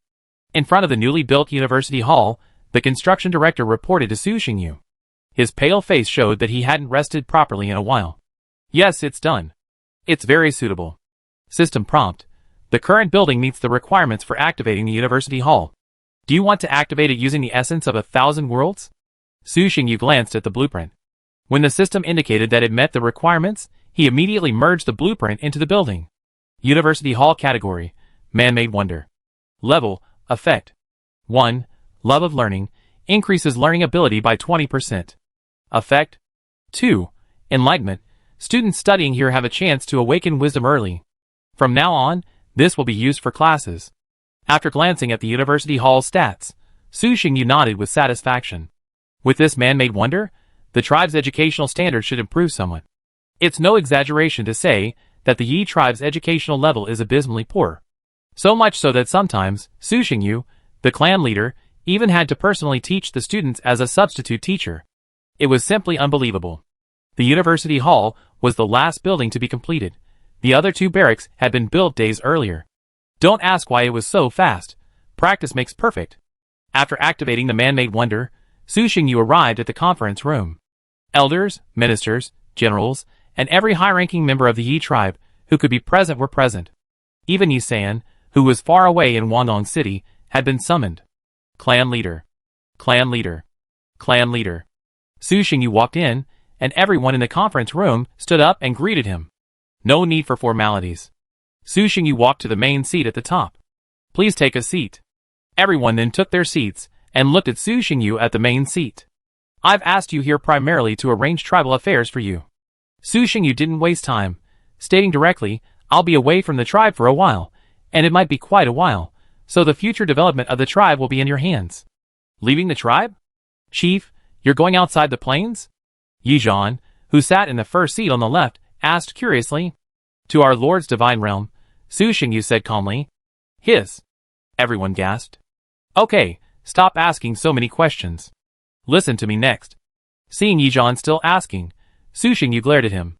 Yi-san, from now on, you will be in charge of the tribe's overall affairs. The overall direction remains focused on development. I'll leave you a document, just follow it.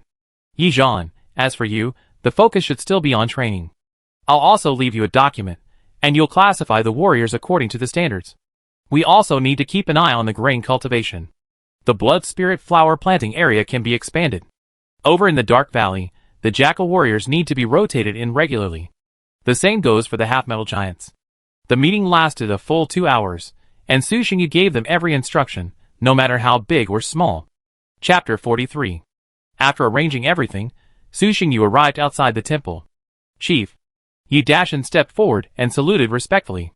Dashan, until I come out, no matter what happens outside or what noises occur inside, no one else is allowed to enter the temple. Su Xingyu looked at him sternly. Yes, Chief. Yi Dashan's eyes grew sharp, his body tense, and he shouted back. Very good. Su Xingyu nodded and walked into the temple.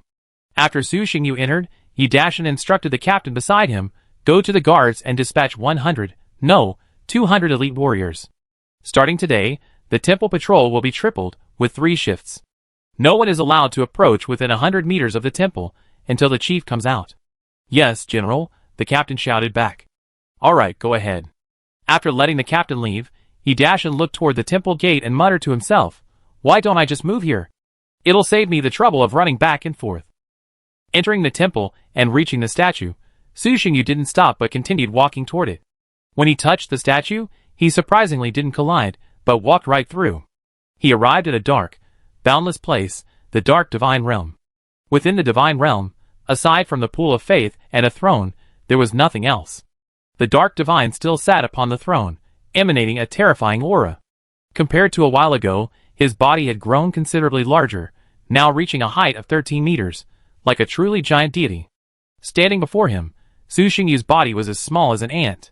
The dark god opened his eyes, reached out, lifted Su Xingyu, and placed him on his chest. Then, his body merged directly into it.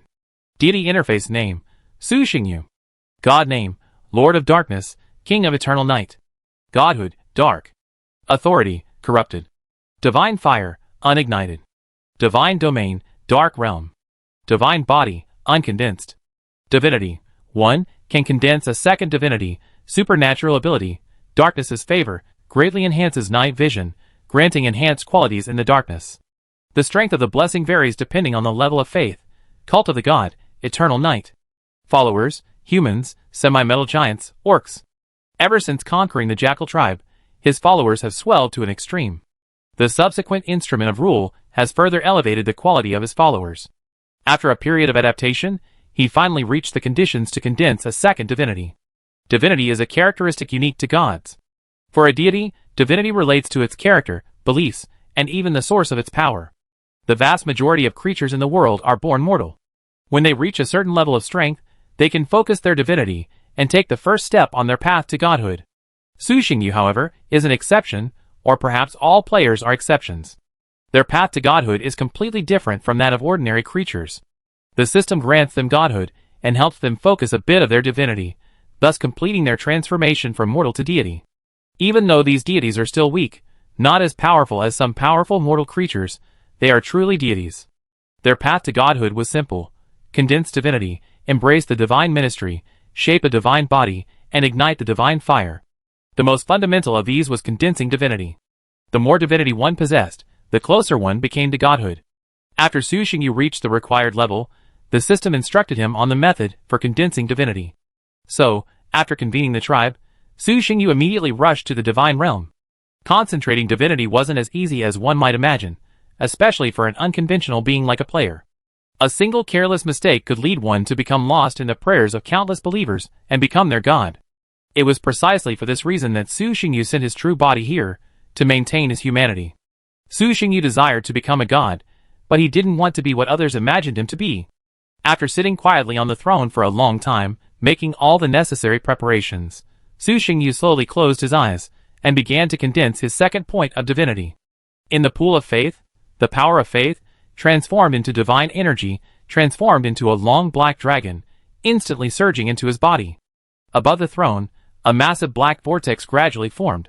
At the same time, within the outer temple, the statue of the deity also displayed boundless suction, drawing in the surrounding spiritual energy.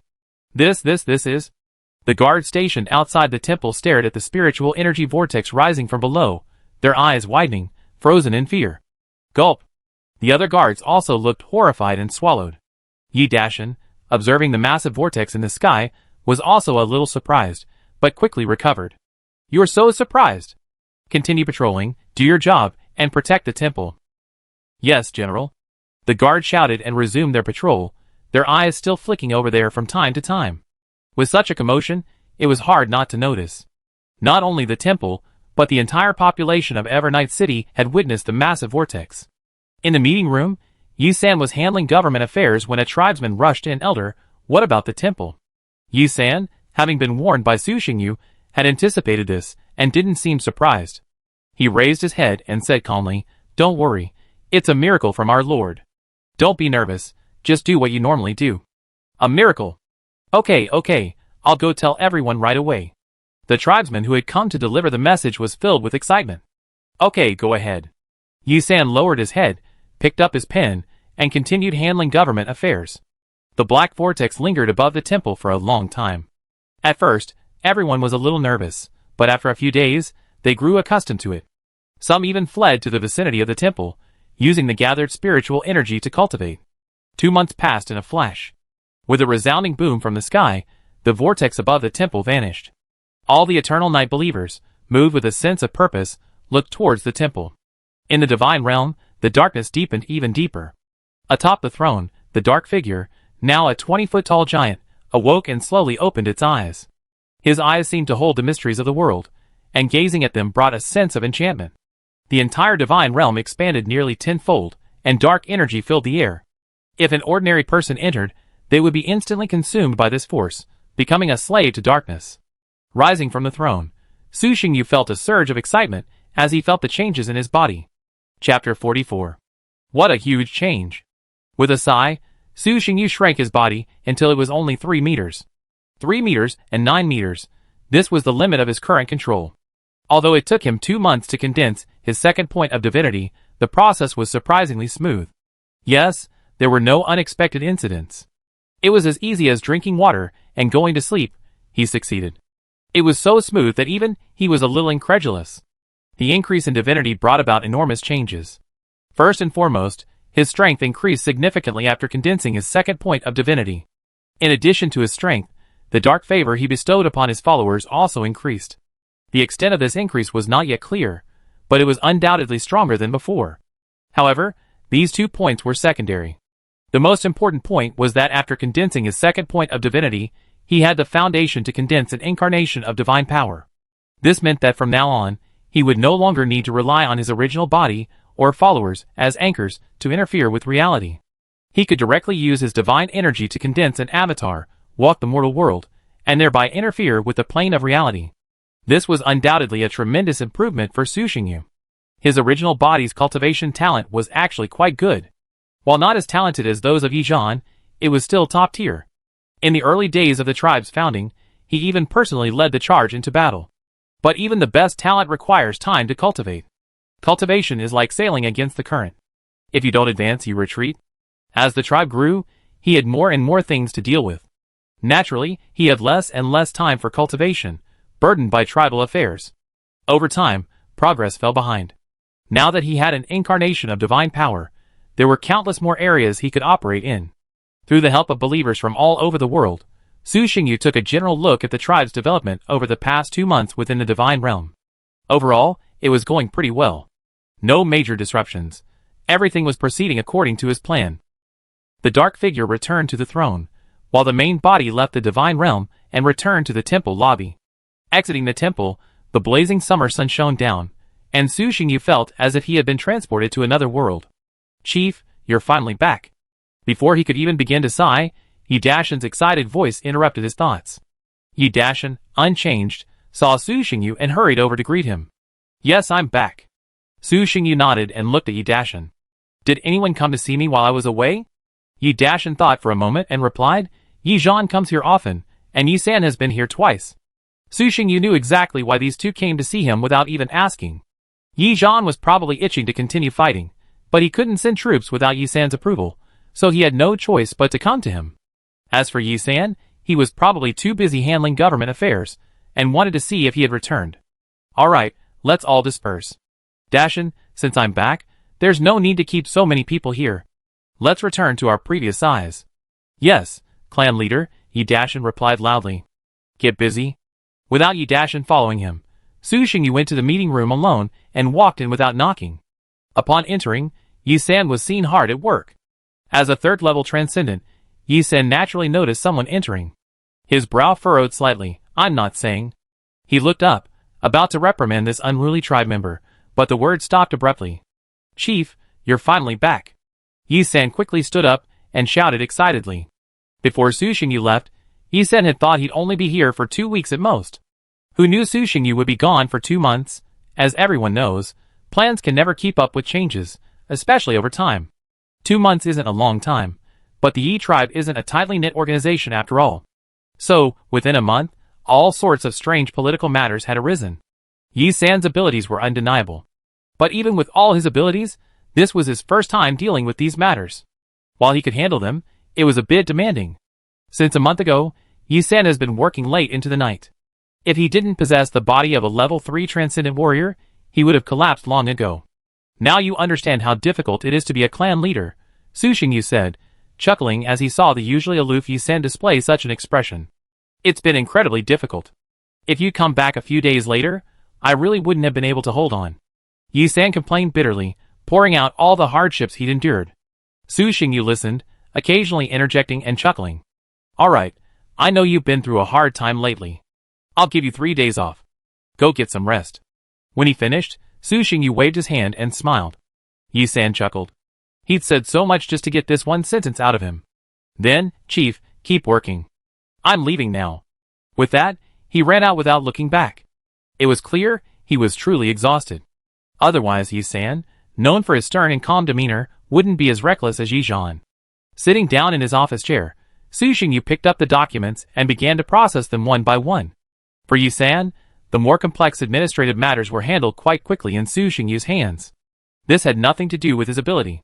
The main reason was that Yi San wasn't the true chief.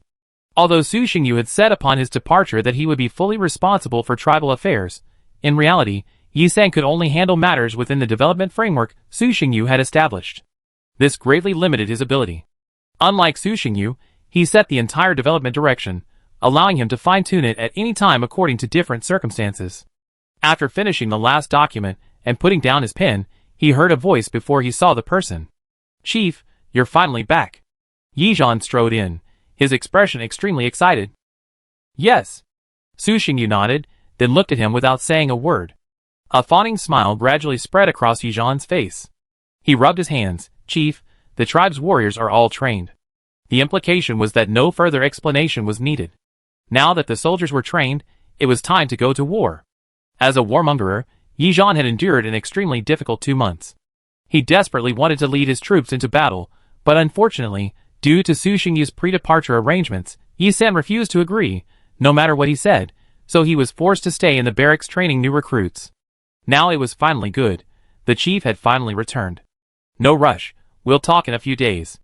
Su Xingyu rubbed his temples, not directly replying. Yi Zhan said excitedly, "Then I'll come back and ask in a few days." Su Xingyu, Chapter 45. This guy is really quite bellicose. Watching Yi Zhan's retreating figure, Su Xingyu smiled. But he's right. It's been a while since we fought. Su Xingyu wasn't actually opposed to fighting, especially as the Yi tribe grew stronger, no longer the small tribe that couldn't afford to lose. The rules of the world are the survival of the fittest. Big fish eat small fish eat shrimp. Big tribes swallow up small tribes swallow up even smaller tribes. Sometimes, whether you want it or not doesn't really matter. All power rests in the hands of the powerful. When you're powerful enough, even if everyone dislikes you, they won't dare to fight you even if you stand before them. But when you're weak, even if you hide to the ends of the earth, you'll be found. The best way to avoid war is to strengthen yourself. And now that the Yi tribe has exhausted its resources, it needs an opponent to prove its strength. It's a good opportunity to test the power of the incarnation of divine power. Touching his chin, Su Xingyu began preparing for his next plane exploration. Several border outposts hadn't been established yet, and he hadn't yet planned to deploy troops outside his own plane. The blood-red mountains hadn't been fully explored, so capturing them wouldn't be easy. As for the dark grottos, they were a tough nut to crack, so they'd have to wait for the right moment. So, the only place the Night Tribe could deploy their troops was the Void Plane Fragment. Although plane fragments were mysterious, filled with diverse species, and fluctuating strength, they were actually a great place for players to train their troops. First, there was the issue of risk. As long as they weren't defeated in a single battle, if they realized they couldn't win, players could withdraw their troops directly through the portal, minimizing losses. Those monsters can't chase you and attack you, so you're pretty safe. And thanks to the portal, you don't have to worry about your base being raided while you're on a mission. After all, you can always return to defend. Secondly, there's the issue of profit. Capturing plane fragments earns system rewards. If you can find some goodies in a treasure chest, that's far more valuable than conquering the natives. Of course, the most important thing is the world source. Relying solely on this plane, growth is truly too slow. The rule instrument still needs to be upgraded, and Su Xingyu doesn't have the patience to wait. Capturing plane fragments is faster. As for the final point, it's time to test the divine power incarnation. No matter how good a weapon is, it needs to be tested to see its effectiveness. Su Xingyu hasn't yet condensed the divine power incarnation, but with the method, condensing it won't be difficult. It will just cost him a little more divine power. Is he short of divine energy now? Clearly not. After 2 months of slumber, while the concentration of his divine energy had consumed some of it, the sheer number of his followers had still brought his divine energy to an astonishing number. Taking all of this into consideration, plane exploration was the best option. This wasn't just his best option, it was also the best option for other players. Especially for players whose followers were monster races. If they were lucky enough, they could even gain a large population from the plane fragments. For example, the goblin plane Su Xingyu explored contained hundreds of thousands of goblins. A goblin player would have been thrilled. As for the human race, based on the information he had, it was highly unlikely they would encounter them in the plane fragments. As a human with relatively average innate attributes, he likely wouldn't be able to adapt to the environment within the plane fragment. But even so, it couldn't shake his resolve to explore the plane. Time flew by. 2 weeks later. In the void, within a plane fragment. This was a desolate land with sparse vegetation and almost no greenery. Spanning over 100 miles, this area wasn't large, nor small, but rather medium-sized, among the plane fragments. Due to the scarcity of vegetation and the lack of abundant resources, only one species lived here, the metal-eating ratmen, a variant of the Skaven. They were slightly larger than goblins, with greedy blood-red eyes, sharp fangs and claws, and possessed considerable combat power. At this moment, 2 massive armies faced off on this land. One was the Night Tribe Expeditionary Force, led by humans, supplemented by gnolls, and supported by semi-metallic giants. The total force numbered nearly 100,000, and they were well equipped. Their combat effectiveness was incredibly formidable. On the other side lay the Ratman army, their numbers terrifying, their end in sight. They numbered at least several 100,000. Most of these Ratmen lived underground and possessed the ability to devour ore. They possessed no weapons, nor did they need them. Their claws were as sharp as metal weapons. Thousands upon thousands of Ratmen, forming a tidal wave, surged towards the human coalition like a sea. We had been in this plane for nearly 10 days, and had engaged in several battles with these Ratmen. At first, facing this tidal wave, the warriors were a bit uneasy, and felt a great deal of pressure. Now that they had adjusted, the warriors seemed to be dealing with it with much greater ease. Due to the terrain and the enemy, not many cavalry were brought into this night battle, and the army consisted primarily of infantry. A towering metal giant charged first into the rat herd. Sweeping with his massive mace, the surrounding rat men were instantly blasted to pieces, blood and flesh flying everywhere. Their deaths were horrific, and the blood-fueled rat men, visibly frantic, seemed even more frantic. Chi-chi-chi-chi.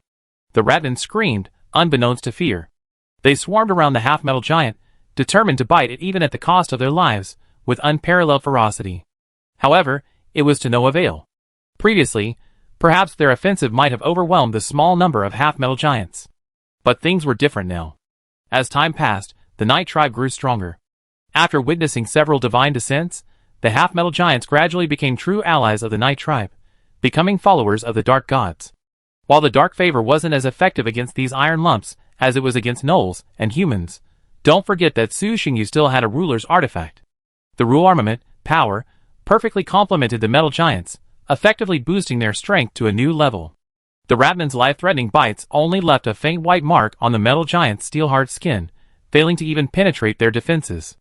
However, given the number of ratmen, to avoid being overwhelmed and surrounded, the metal giants avoided spreading themselves too thinly this time, instead forming small groups of 3 or 5, disrupting the rats' battle lines. Over 1,000 metal giants, like Gundams from a movie, roamed the battlefield with impunity, putting immense pressure on the rats. And this was just support. The main force on the battlefield was the human and jackal warriors. Kill! The human warrior swung his sword, sending the ratman's head flying and gushing blood. Facing the incoming claws, they raised their shields to block, then struck with a single blow, sending the enemy on their way. The jackal warriors on the other side, smelling the blood on the battlefield, gradually grew excited. They had no shields, only armor, and fought with even greater ferocity than human warriors. Defense? No need for defense. Just dispatch the enemy first, denying them a chance to attack. Defense was unnecessary. The jackal warriors were like tigers among a flock of sheep. With a single swing of their long swords, they slew scores of ratmen. Blood splattered everywhere. Bathed in the blood of their enemies, they fought with increasing courage. But facing an enemy many times their number, they were inevitably wounded. The ratmen's claws slashed through their flesh, piercing their bones, leaving deep, bloody wounds. Yet the pain did not deter the jackal warriors. Instead, it fueled their ferocity, making them even more ferocious. Chapter 46. As a member of the Orcish race, the gnolls weren't considered a powerful tribe. However, after years of baptism in the Dark Valley, they received the favor of the Dark Gods, and later received the enhancement of the Instrument of Rule. With this accumulation of power, their strength has grown by leaps and bounds. It's no exaggeration to say that with their current strength, they fear no Orcish. Furthermore, their current opponents are merely a group of Skaven, who are at the bottom of the Orcish race. Even if these Skaven variants, the gold-eating ratmen, possess sharper teeth and claws, they can't bridge the gap in hard power between the two sides. Death filled the land. Skaven fell in droves, and more rushed forward. These Skaven seemed to have no idea what death was. They didn't have the same reverence for death as other creatures. Since they won't show up, I'll just keep killing them. I want to see how many ratmen I can kill. Seeing the ratman army coming in endlessly, yet the giant rat behind the scenes still hadn't appeared, Yi Zhan became furious and commanded his legions to slaughter the ratmen. Yes, a massacre. Compared to the coalition forces, whose average transcendent rank reached the second level, most of these ratmen were ordinary creatures, a fundamental difference between the two sides. And that's not even mentioning other aspects. For example, weaponry, organization, and so on. These are all components of combat effectiveness. If we use the system standards for legions, then the ratman army would be completely classified as trash. On the other hand, the coalition forces consisted of a royal guard and a group of elite troops. The gap between the two sides was unimaginably vast. It was perfectly natural to describe them as mowing the grass. In other words, the ratman's intelligence is not high. If a normal creature faced such a disparity, they would have collapsed long ago. On the battlefield, numbers are never the key to victory. Sometimes, even too many can make it difficult to command. The ratman army outnumbered the Night Tribe by more than 5 times, but the actual number of the two sides in combat was only about 1 to 2. Unlike ordinary orcs, where humanity prevails over animality, the ratman's animality prevails over humanity. In this situation, expecting them to command a large army is a bit of a bullying. Their traditional fighting method has always been to attack with all their might, winning by numbers. The ratmen have an extremely high reproductive capacity, even greater than goblins, giving birth to multiple offspring per litter and a short growth cycle, so numbers have always been their advantage. Unlike goblins, the ratmen produce a king, meaning they have a unified command. It is precisely because of this that they can employ human wave tactics, completely unconcerned with losses. Ratmen warriors are fearless, and the Rat King doesn't care about losses. Combined with their human wave tactics, most armies would find them challenging. But the Night Tribe is different. Their veteran warriors maintain a tight formation.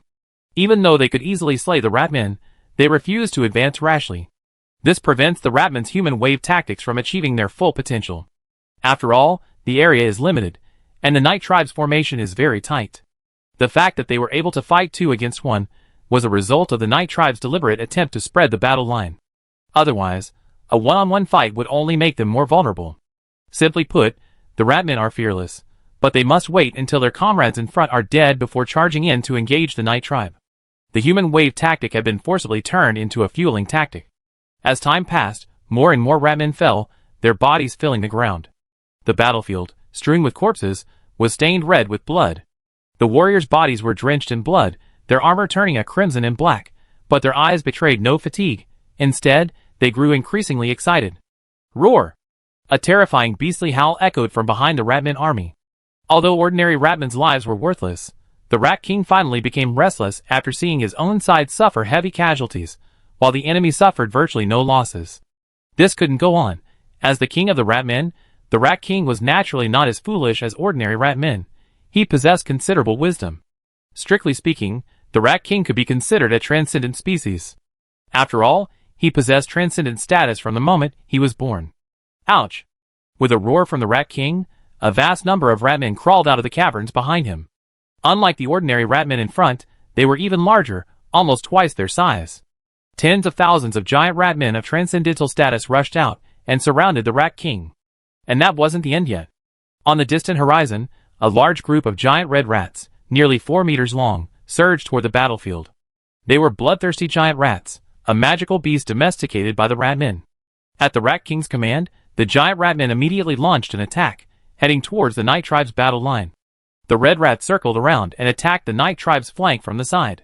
The Rat King certainly didn't know how to command, but that didn't mean he was stupid. The front lines were already crowded with troops. If he sent the bloodthirsty giant rats there, he would probably just wait for his companions to die. Wow, finally willing to come out. Watching the sudden surge of giant Ratmen and tens of thousands of bloodthirsty rats, Yijan remained unfazed, instead bursting into laughter. Yijan looked at the masked figure in a black robe standing beside him. God's messenger, I'm counting on you. The black-robed figure nodded slightly, then suddenly soared into the air. Raising his staff, he whispered to the oncoming army of giant Ratmen, "Darkness devours." The next second, terrifying dark energy surged, forming a dark vortex 20 meters in diameter beside him. He raised his staff and pressed it forward, sending the dark vortex flying towards the rat army. Facing the incoming dark vortex, the rat army, unable to escape, screamed and fled in all directions. Compared to the fearless ordinary Ratmen, these more intelligent giant Ratmen were even more terrified of death. But it was no use. The dark vortex flew at too fast a speed, its attack range too wide. How could they possibly escape? Boom! The dark vortex exploded upon impact, sending a terrifying dark energy swirling around. Like an eraser wiping across paper, all creatures swept away instantly vanished. The giant Ratman charging forward, his face filled with terror, halted in his tracks. What the hell is that? The Rat King, surrounded by many Ratmen in the rear, was also frightened by the attack. Gazing at the figure floating in the air, the Rat King fell silent, already debating whether to retreat. A black-robed figure high in the distance glanced over, as if sensing something, then smiled faintly. He extended his right hand and clenched it to the side. Deep dark energy surged out, transforming into a spear of energy. Divine art, dark spear. The black-robed figure casually tossed the dark spear at the Rat King, sending it flying. Whoosh! What? The Rat King could only see a black dot before the dark spear reached him. With no time to dodge, it shattered his head. Hiss! Yijan gasped, stunned by the immense power of this divine messenger. With a single wave of his hand, the battlefield situation was utterly horrifying. Those less powerful could only see a streak of black as the Rat King died. The Rat King's death threw the Skaven army into chaos, but thanks to the suppression of the elite Skaven, they held their ground. Even on the other side, the bloodthirsty giant rats had already reached the flank of the battle line. The black-robed figure remained calm. He simply produced a black curtain and tossed it upward. Instantly, the sky shifted, plunging the entire battlefield into darkness. Dark Knights, follow me and take out those giant rats. Dark Warriors, pierce through the elite ratmen ahead. Jackal Warriors, use Berserk Rage. Don't hold back. Kill all the enemies ahead. Sword and Shield Soldiers, kill with all your might. Seeing the moment had arrived, Yizhan no longer hesitated. He immediately unleashed the full might of the Night Tribe's warriors, ready to crush the Ratman army in one fell swoop. Chapter 47. The arrival of darkness made the Ratman's chaos difficult to suppress. As orcs, and having lived underground for so long, they possessed night vision. However, this ability was limited. They could see their surroundings clearly, but not further. In other words, they were divided into small groups, their connections severed. Severing their command on the battlefield was equally devastating, even for the Ratman army currently conducting a rat-tide assault. In contrast, the Night Tribe warriors, blessed by darkness, were unaffected. In fact, they thrived in the darkness, their strength enhanced. Bathed in divine light, the warriors, already fatigued from prolonged battle, felt an immense surge of strength coursing through their bodies, coursing through their meridians, and sweeping away their fatigue. Instantly, all the warriors erupted. The two most striking armies weren't the ferocious and brutal berserk jackal warriors, nor the half-metal giants resembling steel Gundams, but rather the two newly formed legions of the Night Tribe. The Dark Warriors, the Dark Knights. The Dark Knights, led by Yizhan, charged from the flank and collided with the bloodthirsty giant rats. The warriors roared, their fighting spirit surging, their armor coated in a black glow. They swung their long swords forward, slicing through the black blade energy. Swish, swish, swish. The blade energy penetrated flesh like a hot knife through butter, unstoppable. One after another, the bloodthirsty giant rats fell. The warriors vented their fighting spirit relentlessly, swinging their long swords relentlessly. In an instant, the entire battlefield was blanketed in black blade energy. With Yizhan at the vanguard, the Dark Knights, numbering just over 3,000, cut through the bloodthirsty giant rat army like a sharp knife. All the giant rats that intercepted them were slain. With just one charge, nearly a third of the bloodthirsty rats were gone. Turning his horse around, Yizhan roared, one more time. With that, he charged the bloodthirsty rats once more. Elsewhere, the Dark Warriors, led by Yi Dashan, collided with the giant rat horde ahead. They were immensely powerful, each holding a sword in one hand and a shield in the other. With a single swing of the sword, the long sword, imbued with Do Chi, easily pierced the giant rat's defenses, slicing them in half. The giant rat's claws struck the warriors, but they didn't even touch their armor, being blocked by the thin layer of Do Chi. The Dark Warriors' brutal force forced them back a step. Then, with a savage grin, they swung their swords, slicing the giant rats diagonally in two. Kill! The Do Chi erupted into a gust of wind, a skill typically reserved for 4-tier transcendent warriors. However, due to a combination of factors, the Dark Warriors had already mastered this technique. Even the Giant Rat Legion, considered the most elite of the Skaven armies, seemed utterly powerless against the Dark Warriors. Attacks couldn't penetrate defenses, and defenses couldn't withstand a single blow. Anyone would inevitably feel a sense of despair. This battle was simply unwinnable. The Skaven army's front lines were shattered by the scattered attacks of the Night Tribe. More and more Skaven fell. The two sides were simply not on the same level. Feeling the time was right, the black-robed figure retracted the curtain of darkness, and the darkness across the battlefield instantly dissipated, returning to light. It was this action that completely collapsed the Skaven army. The retreat of darkness allowed the Ratman leaders to see the situation of the Ratman army clearly. The bloodthirsty giant rats on the flanks had been scattered, and the elite giant rats in the front had been killed. The entire army was in disarray. Half-metal giants charged through the Ratman army, their maces still stained with some strange substance, their metallic sheen now stained blood-red. The frenzied gnolls were even more frantic. If they had previously reserved some strength for defense, now they were throwing everything they had at the enemy. Unable to channel their fighting spirit into bladed energy like the Dark Warriors, they relied solely on their formidable physiques, swinging their blades relentlessly, slashing at the enemies before them with unparalleled ferocity. The black long swords were completely stained red, as was their armor, giving the appearance of having been bathed in a pool of blood. The two elite forces capable of engaging the Night Tribe warriors, the bloodthirsty giant rats and the giant rat men, had been utterly routed by the Night Tribe, unable to mount an effective counterattack. A more vivid metaphor would be a pack of tigers charging into a flock of sheep. The instant they saw the full extent of the battle, all the intelligent ratmen gave way to despair. The winner is decided. After securing victory, Yi Zhan began to gather his troops and slowly clear the battlefield of ratmen. The ordinary ratmen, devoid of wisdom, continued to fight. But their resistance was pointless. They were too weak and disorganized. For the warriors of the Yi tribe, killing them was no more difficult than killing an ordinary rat. They were not strong, but they were numerous. By the time the Yi tribe warriors had cleared the battlefield, it was already dark. Divine Messenger. Yi Zhan looked at the black-robed figure beside him, a touch of respect growing on his face. As expected of a messenger capable of traveling to the divine realm and serving the gods, his strength was truly formidable. The black-robed figure was naturally Su Xingyu's divine incarnation. He nodded in response to Yi Zhan's greeting, "Gather the warriors." "Yes." Yi Zhan didn't ask any further questions, but after a quick response, he gathered the resting warriors. Their faces were visibly tired, but their spirits remained high. Su Xingyu said nothing more, using his divine incarnation as an anchor. He descended upon the battlefield, using divine energy to heal the warriors' injuries and cleanse the curse carried by the ratmen. Then he unleashed a massive undead resurrection on the battlefield. One after another, ratmen skeletons crawled to their feet. The warriors of the Yi tribe had never witnessed such a scene before. Seeing the enemies they had just slain, now transformed into skeletons, not just dozens or hundreds, but hundreds of thousands. Facing this mountain of swarming ratmen skeletons, even brave warriors like them couldn't help but feel a chill in their hearts. Gurgle. Silence. Looking at the warriors buzzing with discussion, Yi Zhan frowned slightly and shouted, "This is our Lord's divine art, resurrection of the undead." After Yi Zhan's explanation, although the warriors still hadn't fully accepted the situation due to its dreadful nature, they were at least less frightened.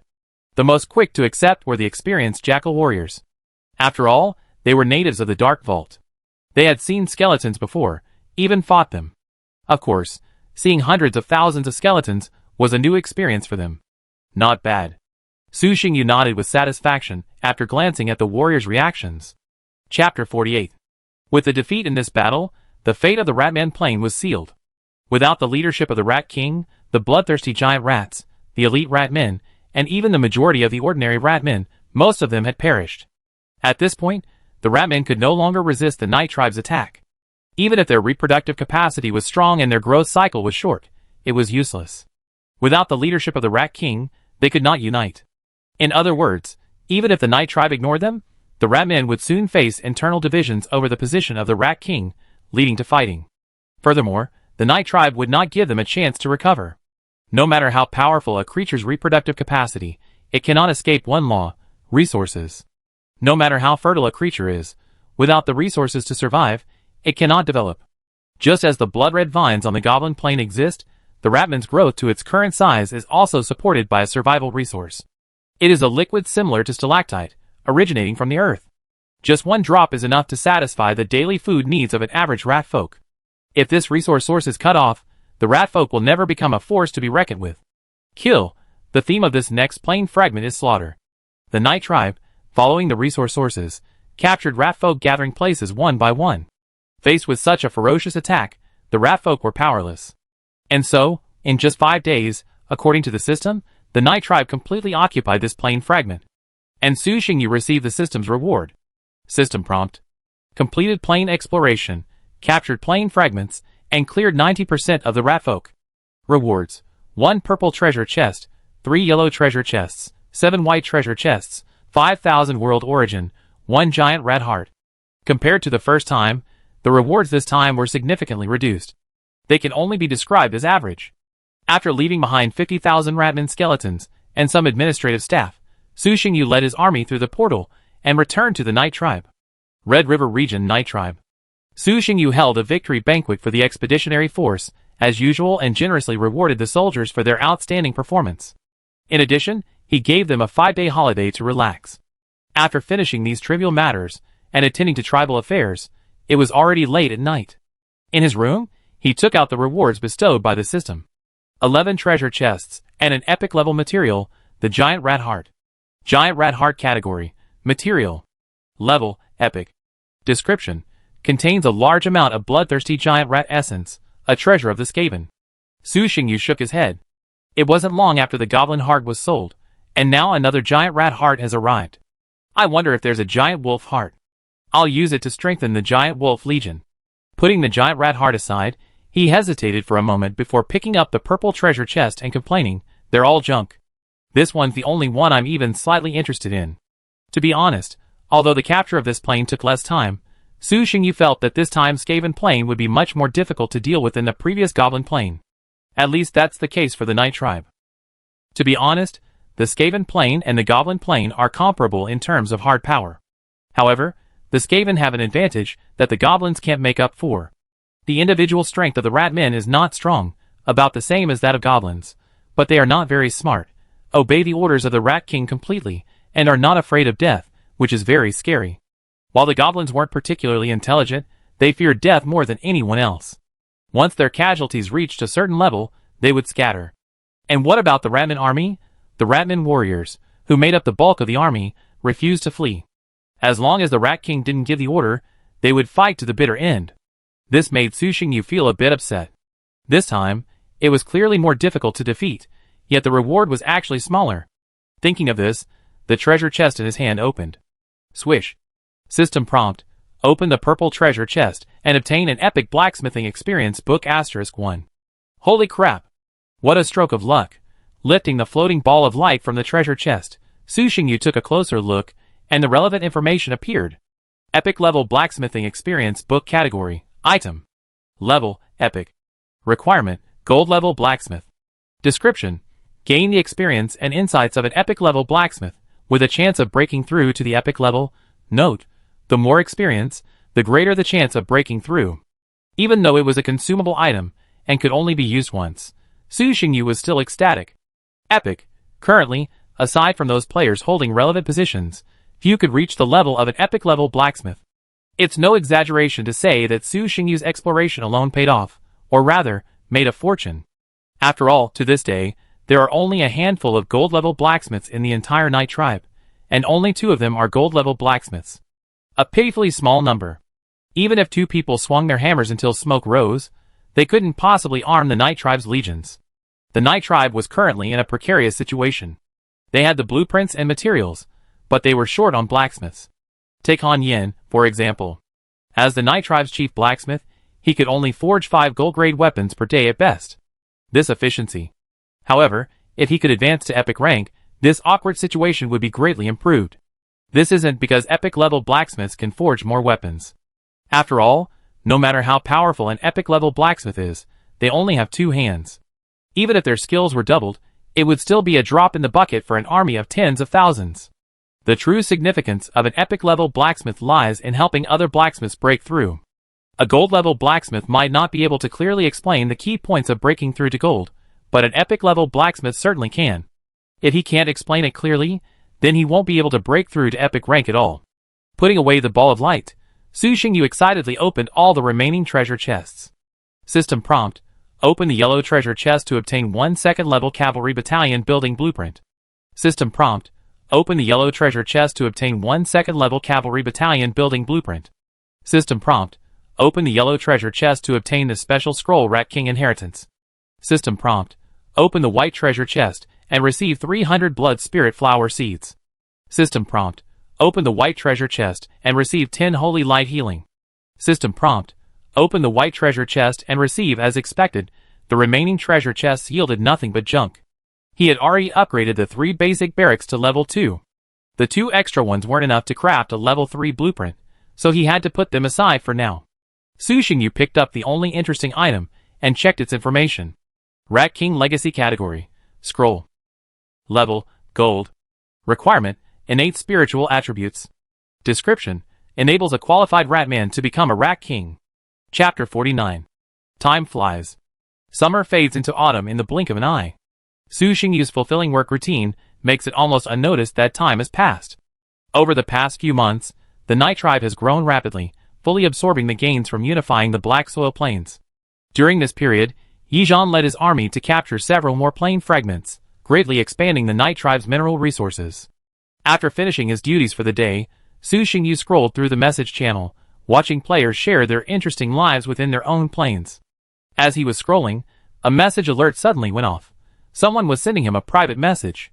He thought it was Wang Dong, but when he opened it, it turned out to be Wang Dong's brother, the powerful player Lin Yi.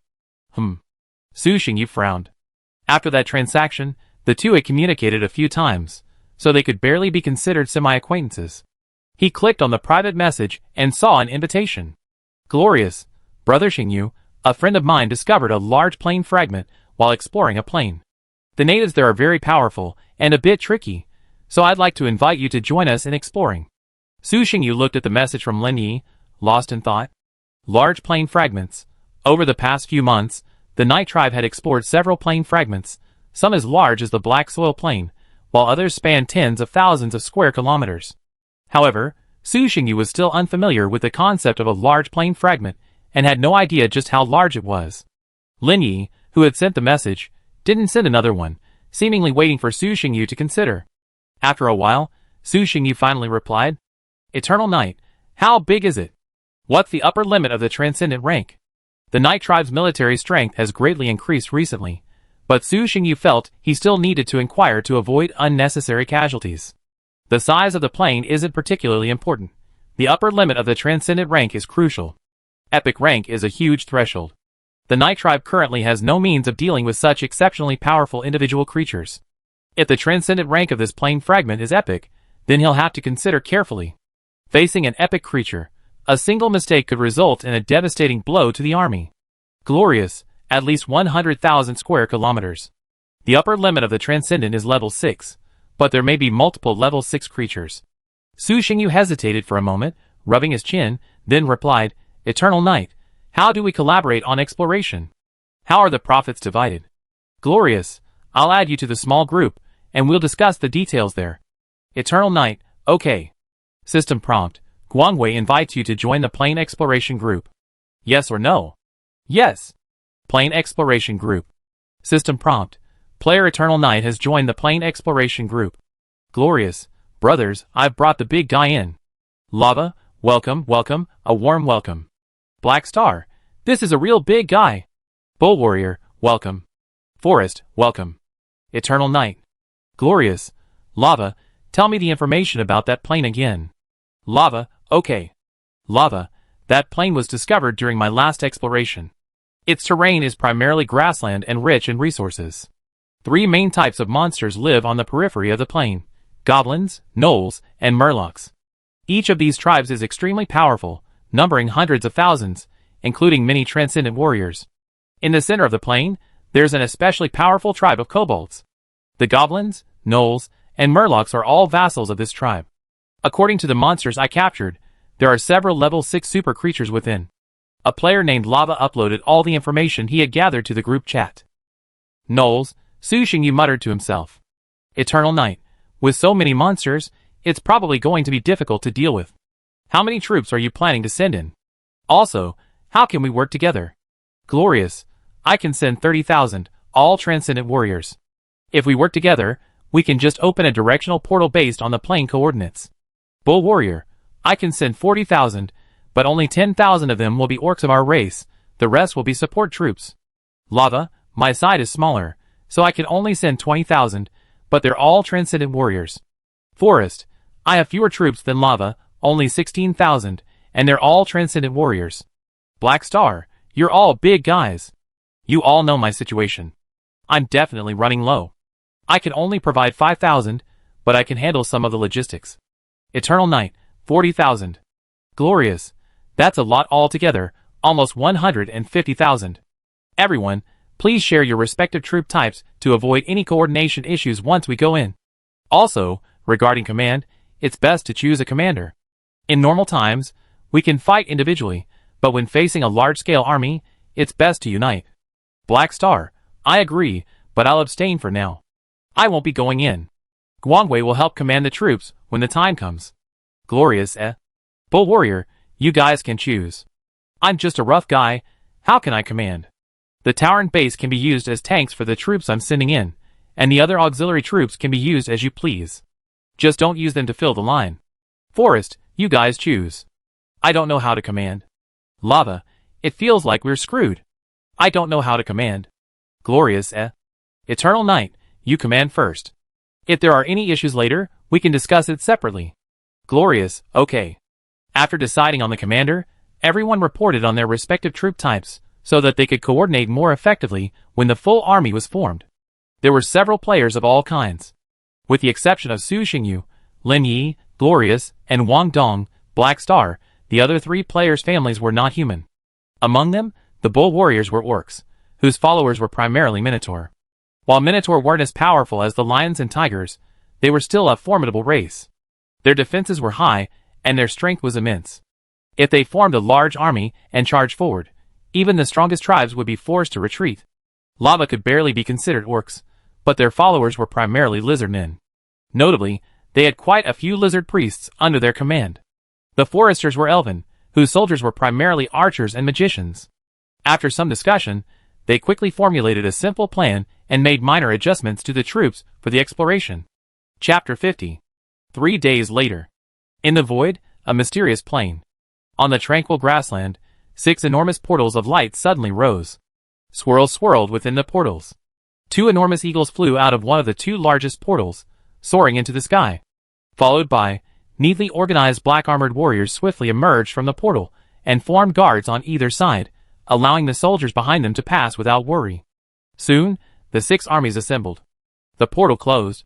The 6 armies assembled, but they didn't completely merge. Instead, they formed into a single, predetermined force. The heavily armored, most formidable Minotaur warriors served as tanks in the front. In the middle were the half-elf archers of the forest. On either side were the dark and light warriors of Su Xingyu and Lin Yi. Further back were the lizardmen of the lava group, and at the rear were 5,000 heavy infantry. "How is it?" Lin Yi asked with a smile. "Very strong." Su Xingyu nodded, giving this army a satisfied affirmation. "You two are monsters, aren't you? I thought my 10,000 heavily armored Tauren were invincible, but I didn't expect." Tauren player Mo Kanwu looked at the human warriors protecting him on both sides, his eyes filled with shock, unable to conceal. An average of not a few thousand, but tens of thousands of level 2 transcendence per person. Is this the kind of army a player can muster at this stage? Hiss, so terrifying. Lava god Fang Xingchen gasped, his face also filled with shock. Even though he had predicted the strength of the others in the group chat, he was still shocked when the reality hit him. Strong, incredibly strong. Each soldier possessed a second-level transcendent strength, and was equipped with silver-grade equipment, literally, the strongest configuration available. As the only woman present, Zhang Kurson gazed upon the other soldiers with envy. After the army assembled, they didn't rush to set off, but waited in place for something. Not long after, Su Xingyu suddenly frowned.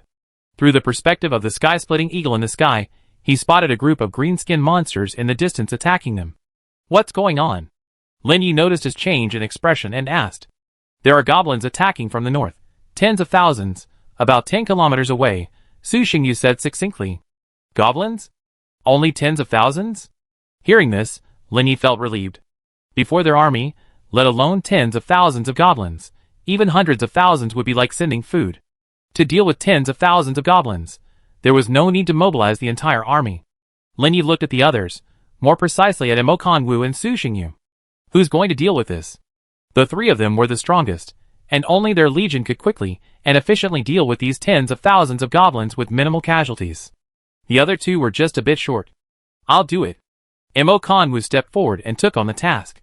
Soon, the goblin army appeared before everyone, surging forward, completely unsure of what lay ahead. "For the glory of our god," the tall Minotaur in the lead shouted, raising his axe. "Warriors, charge! Crush the enemy! For the glory of our god!" 10,000 heavily armored Minotaur charged forward. Rumble! Rumble! Tall and heavily armored, these Minotaurs ran, shaking the earth. They looked clumsy, but when they ran, their speed was no less impressive. Soon, the 2 armies were about to collide. Then, seeing clearly what their enemy was, the goblins lost all courage to fight and simply turned and fled. There was no way around it. The Minotaurs, clad in heavy armor, were truly intimidating. Cowardly creatures.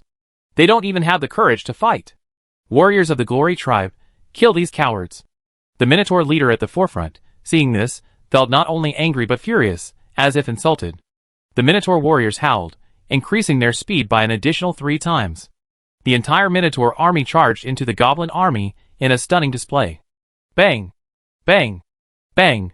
Without even drawing their weapons, the Minotaur warriors charged, sending the goblins in front of them flying or crushing them beneath their feet.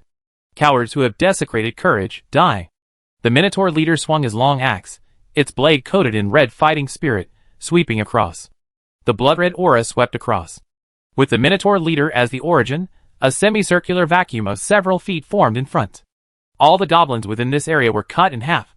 The other Minotaur warriors swung their shields. Bang! Bang! The metal shield slammed into the goblin, and combined with the Minotaur's unconscionable strength, it directly blew its head apart. The disparity in power was so great that the goblin had no power to resist. Coup! The goblin, cornered, fought back, leaping to their feet and charging at the Minotaur warrior, determined to take a bite even if it meant death. Swish! The short axe slashed, severing the goblin's head and body. Kill! Kill! Fight for our lord! Facing these goblins, the Minotaur displayed immense dominance. Though outnumbered, they deployed their forces and swept forward. In less than an hour, tens of thousands of goblins were completely slaughtered by the Minotaur warriors. The ground was littered with goblin remains. The Minotaur's fighting style was brutal, leaving the goblins they slew gruesomely dead, with few remaining intact. So powerful. Fang Xingchen glanced at his own lizardman warriors, then at Mo Kongwu's Minotaur warriors, and suddenly felt his followers were no longer as powerful. His lizardman warriors could also defeat these goblins, but they definitely couldn't crush them like the Minotaur warriors. Fuck! With that insane strength and ridiculous defense, combined with their massive size, they could be used as tanks on the battlefield. Su Xingyu was also secretly surprised. He'd expected the Minotaur to be able to directly cut through the goblin army. After all, most of these Minotaur had reached the second-level transcendent level, each one incredibly strong and sturdy, making fighting goblins a piece of cake. But for someone this big and wearing such heavy equipment, you can still burst out at that speed. Isn't that a bit too much? A moment later. Using the sky-splitting eagle's perspective, Su Xingyu also gained a clear overview of the surroundings. The goblin tribes are mainly concentrated about 40 kilometers to the north, the gnolls are to the east, and the murlocs haven't been found yet. Lin Yi thought for a moment and said, "How about we take out the weakest goblins first?" Everyone nodded in agreement. Okay. No problem. Let's go! Over 100,000 troops instantly set out, marching northward in a mighty procession. Chapter 51.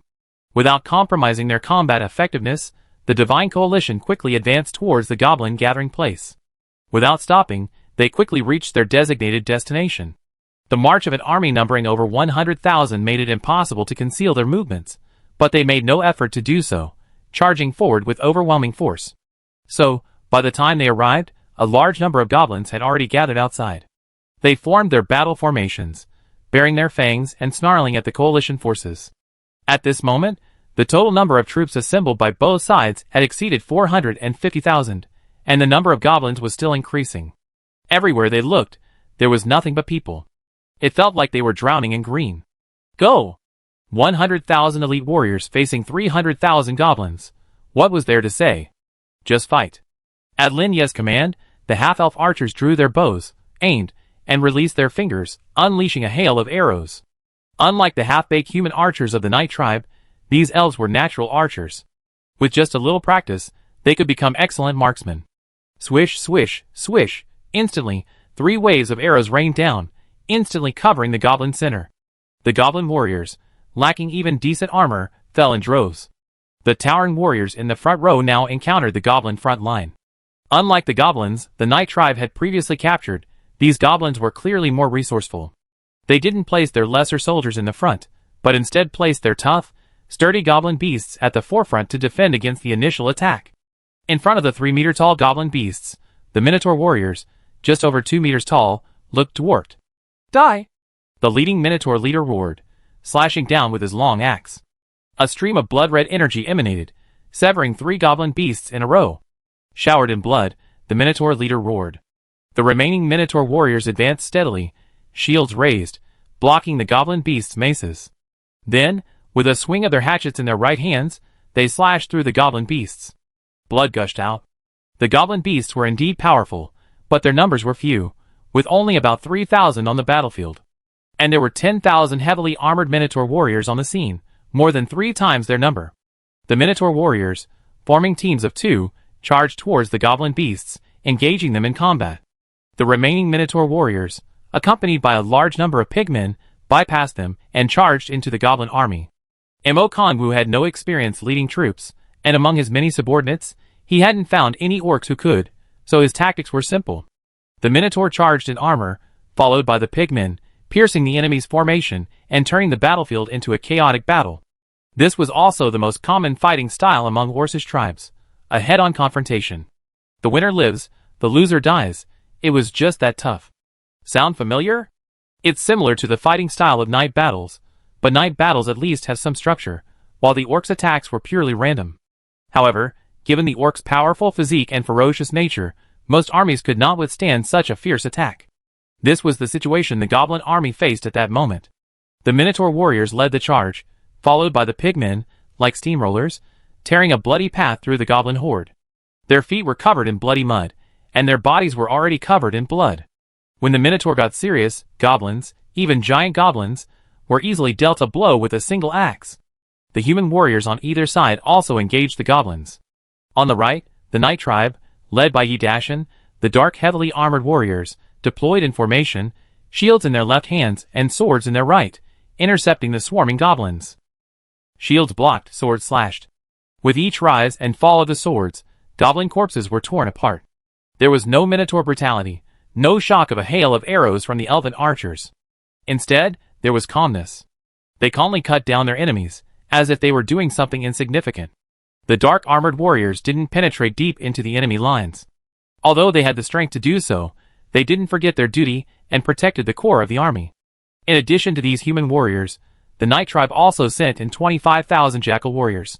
While the dark armored warriors protected the flanks, these ferocious jackal warriors, like sharks scenting blood, charged into the goblin army. Ah! Kill, kill, kill! Ha ha! The jackal warriors swung their long swords wildly, as if the enemy wasn't before them, but merely a pile of weeds that could be harvested with a single swing. The reality was similar. Compared to the brute force of the Minotaur and the calm, mountain-like fighting style of the dark armored warriors, the jackals stood out for their ferocity. Especially when facing weaker enemies, this ferocity would cause them to completely abandon their defenses and launch a frenzied attack. Trading wounds for lives was a perfectly normal practice for the jackal warriors. A minor wound cost the life of a goblin. This tactic was uneconomical, especially when their side had the upper hand. When using the strong to overpower the weak, one should minimize losses and prevent the enemy from trading lives for wounds.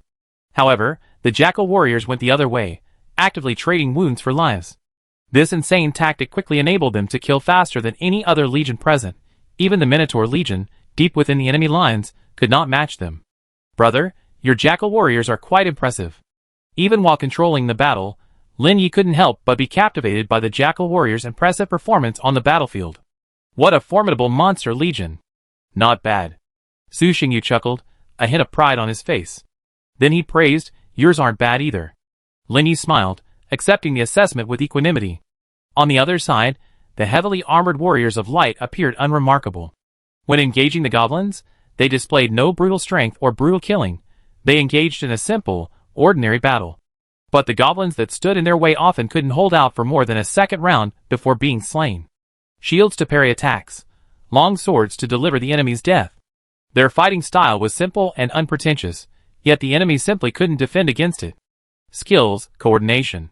After observing for a while, Su Xingyu also discovered the exceptional qualities of these warriors of light. Their combat skills were excellent, each one accurately parrying the goblins' attacks. Their sword timing was impeccable, allowing them to deliver their blades to the goblins' vital points with minimal effort. The simple movements of parrying and drawing swords contained countless techniques. And most despairingly, these warriors' hard power was surprisingly unmatched. In terms of extraordinary rank alone, the warriors under Lin Yi are the only ones present who can be compared with the warriors of the Night Tribe. Chapter 52. A sudden burning sensation erupted from the rear of the coalition forces, and Su Xingyu looked back curiously. He saw dozens of fireballs, nearly 10 meters in diameter, suspended in midair. Target the enemy's rear, exploding fireballs. With the command of the salamander priest leader, Fire, dozens of fireballs instantly flew towards the rear of the goblin army. Looking at the incoming fireballs, the goblins in the rear were practically devastated. The goblin tribe naturally had its own priests, but their priests were only capable of granting buffs and healing injuries, not casting fireballs. Boom, boom, boom. Dozens of massive explosions echoed in quick succession. The goblins in the rear were instantly reduced to smithereens, their charred limbs and arms scattered all over the ground. Holy crap! Awesome! Su Xingyu and the other two were stunned. They hadn't expected Fang Xingchen to have such a move. As for Zhang Kursen, she was speechless. I'd assumed Fang Xingchen, like me, was just another scoundrel, but I hadn't expected him to have a hidden weapon. I was the clown. Kid, you're amazing. Mo Kanwu patted Fang Xingchen on the shoulder and praised him. Fang Xingchen smiled and said modestly, no, that's all I can do. I can't compare to the three of you. This explosive fireball, amassed by thousands of lizard priests, could directly devastate an entire goblin army. It was incredibly powerful. But honestly, there was still a considerable gap compared to the three men's army. This was a gap in hard power, not something that could be made up by just one or two spells. So Fang Xingchen's words weren't just modesty, they were the truth. Opportunity. After a moment of surprise, Lin Yi quickly realized this was an opportunity, and dispatched 2 cavalry units on the flanks. The cavalry charged from both sides, charging towards the rear of the goblin army. The goblins along their path were crushed, reduced to pools of bloody mud beneath their hooves. Yi Zhan personally led the dark heavy cavalry, swinging his long sword. A 10-meter-long slash of black energy swept away the enemies blocking the path, leaving the road clear. The remaining dark cavalry, though not as flamboyant as Yi Zhan, also wielded their long swords, imbued with a layer of black light. Nothing escaped their grasp. The goblin's body was easily shredded, its viscera spilling out and blood gushing forth. Elsewhere, the light heavy cavalry, led by a young general, charged directly into the goblin's rear. Their doji channeled into their light armor, coating them with a thin layer of radiant energy, providing an additional layer of defense. Freed from any worries, the light cavalry relied on their own speed to crush them. Blood and flesh flew everywhere. Countless goblins were sent flying into the air, then plummeted to the ground, trampled to death by the cavalry behind them. From that moment on, the outcome was decided. Under the combined might of the coalition forces, the goblin army of over 300,000 was crushed without even launching an effective counterattack. To be honest, after enduring the hail of arrows from the elven archers, the brutal attacks of the minotaurs, the frenzied slaughter of the gnolls, and then being hit by a massive bomb, the fact that they had managed to hold out until this point before being defeated was far beyond Su Xingyu and Lin Yi's expectations. After all, both had fought goblins numerous times, and knew their true nature well. These green-skinned monsters are incredibly timid, relying solely on numbers to prevail. Even if they were numerous enough, they could still collapse if faced with a tough opponent, and a prolonged attack proved ineffective. After being bombarded repeatedly by the army, these goblins hadn't been defeated in a single wave, surpassing their peers by a significant margin. Managing the army, they began capturing the fleeing goblins. It took nearly 2 hours to recapture all the goblins they could find. Around 240,000. These guys are quite resilient. Even after being killed and fleeing, the number of captive goblins remained staggering. However, what to do with them posed a difficult problem. The men exchanged glances, and finally, Su Xingyu said calmly, keeping them is troublesome. How about killing them all? Goblins are difficult to discipline. Taming them is extremely difficult unless one possesses the corresponding deity. This? Lin Yi hesitated. Fang Xingchen's face showed a hint of reluctance. That's not good. On the battlefield, there's nothing much to say. They're all enemies, so killing them is fine. But now that they've surrendered and become prisoners, killing them feels a bit.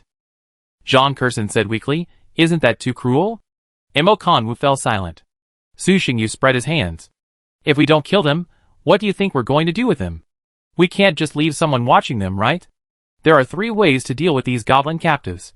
Kill them, lock them up, or take them back and lock them up. The last option is out of the question. No one with a reasonable mind would want to bring hundreds of thousands of destabilizing factors back to their tribe. It's indeed a problem. Lin Yi thought about it, and suddenly understood Su Xingyu. Keeping these goblins around would only do harm and no good.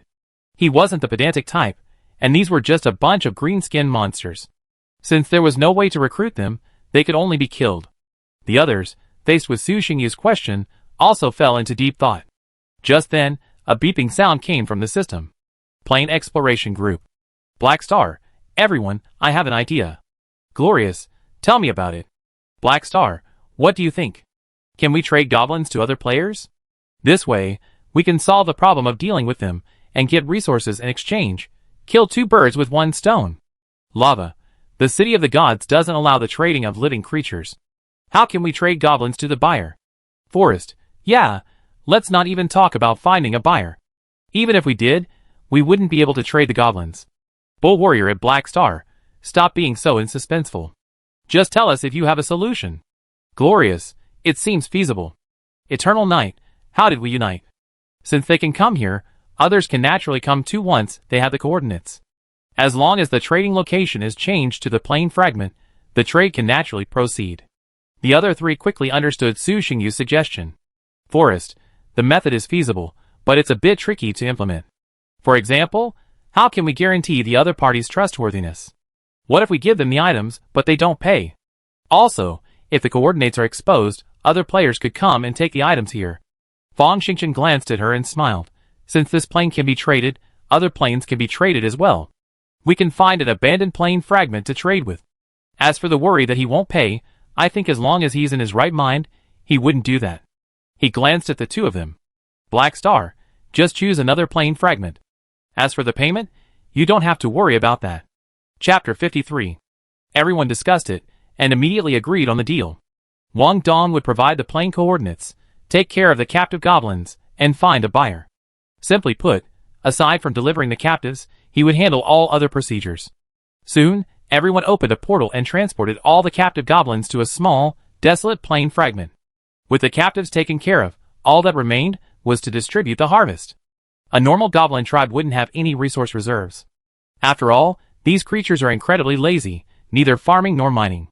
But the goblins in this plane were clearly not normal. They had a boss above them, and under the pressure of the kobold tribe, it was hard for the goblins to not work hard. The others plundered a vast amount of resources from the goblin tribe, the most abundant of which were crystals, blood spirit flowers, and mana grass, very basic resources. After allocating resources according to the system's calculated contribution ratio, everyone didn't rush to the other two tribes, but instead rested where they were. Although the previous battle had been brief and smooth, the goblins were indeed numerous, leaving the warriors somewhat exhausted. Furthermore, the injured warriors needed healing. Both Lin Ye's light priests and Zhang Kerson's elf priests possessed healing abilities. This saved everyone a considerable amount of divine power. It's worth noting that Lin Ye's light priests couldn't heal Su Xingyu's soldiers. After all, the essence of light priests' healing was to use light magic to promote wound healing. Warriors who had experienced the favor of darkness and began to comprehend it were imbued with darkness. The collision of two nearly diametrically opposed energies meant that, let alone healing, the outcome would be fatal. So, the only option was to rely on the elven priests for treatment. The elven priests' healing methods primarily relied on life energy, and almost any creature, not a necromancy type, could be treated with this method. Compared to forcibly recovering with divine energy, this targeted treatment was significantly more convenient and affordable. Night. A simple camp. Looking at the recently explored map, several people gathered to discuss the next battle plan. A 300,000 strong Gnoll tribe must have at least 100,000 Gnoll warriors. And these swamp murlocs, though only 300,000 strong, are quite restricted by the environment. They're both troublesome and difficult to deal with. Fang Xingchen looked at the map, a trace of worry on his face. Although he had discovered this plane fragment, he hadn't explored it thoroughly at first, so naturally, he had no idea of the monster's abundance. It's no exaggeration to say that the three tribes on the periphery, the goblins, the Gnoll tribe, and the Murloc tribe, each possessed the full strength of a normal plane fragment. Fang Xingchen had previously explored two plane fragments, and the strength there was comparable to these three tribes, if not slightly inferior. Furthermore, this was the easiest battle he had ever fought since exploring the plane. No scheming, no arguing, no need for any of that, just a head-on crush. This is what it feels like to be led by a powerful leader. It's so satisfying. I don't know much about the Gnolls. If you two know, please share so we don't get into trouble later. Lin Yi was naturally referring to Mo Kan Wu and Su Xingyu. One of them was an orc, and the other had Gnolls under his command, so they definitely knew more about Gnolls than he did. I do have Gnolls on my side, but... Mo Kan Wu glanced at Su Xingyu, and then slowly said, I suspect the Gnolls on my side, and Brother Xingyu's side might not be the same species. The difference in strength is too great. As an orc god, there were naturally Gnoll tribes surrounding his tribe, but their strength was somewhat. Normal Gnolls aren't very strong, even inferior to my pigmen. If the Gnolls here are like my own, my Minotaur warriors will lead the charge, and you can just follow and engage them casually. He paused. But if they're anything like Brother Xingyu's, then I suggest you all retreat, and come back to explore when you're stronger. With hundreds of thousands of frenzied gnolls, the Divine Coalition is powerful, and victory is likely a sure thing. But the losses would be so great that no one could accept them. The men mentally calculated the situation, and their faces instantly darkened. Seeing their concern, Su Xingyu explained, "Don't worry about it. My Gnoll warriors are unique and their attributes are well matched with mine, which is why they're so strong. The Gnolls here can't be that strong. Just formulate your battle plan based on normal Gnolls. If you count them seriously, the Gnolls under his command have been strengthened at least 3 times. Baptized by the dark elements of the Dark Valley, blessed by the dark favor of the gods, and enhanced by the power of the instrument of rule, the Gnolls here, even if they were to ascend to heaven, would never reach this level." "That's good." Everyone breathed a sigh of relief. "Since that's the case, if there's no objection, let's attack the Jackal tribe first." Lin Yi smiled. "They're just ordinary jackals. There's no need to target them. Just run them over like we did today." "Okay. I second the motion." "All right." Everyone nodded in agreement. After a moment's hesitation, Su Xingyu continued, "Hundreds of thousands of Gnoll warriors are likely to be more formidable than today's goblins. Furthermore, as orcs, if a fight breaks out, we'll likely suffer heavy losses. What's your plan?" "We can try to persuade them to surrender by decapitation. I have quite a few Gnoll warriors under my command. If we can intimidate them with a single wave, I understand there's a good chance they'll surrender." Su Xingyu added, "But if they surrender, I hope they'll give me these Gnolls. I can forego the resources of the Gnoll and Murloc tribes and distribute them directly to you." In previous explorations of the plains, Su Xingyu had encountered other Gnoll tribes. Unfortunately, those tribes weren't large, numbering only about 70,000 or 80,000, and the number of Gnoll warriors was even smaller. So, ever since learning of the existence of the Gnoll tribe here, Su Xingyu had been thinking about conquering them. He then added, "If you agree, I can have my subordinates lead the charge." "Are you sure?" Imo Kanwu frowned. "Don't worry." Su Xingyu nodded. "Then I have no problem." "I agree. I agree. I have no objection." "Okay." Chapter 54. The next day. As the Divine Coalition approached, the Jackal tribe, having learned of the invaders from the defeated goblins, was already on high alert. Over 100,000 Jackal warriors took up their positions, awaiting the invaders. Without further discussion, the two sides engaged in a fierce battle. The Night tribe, led by the Dark Heavy Knights, unleashed their full might.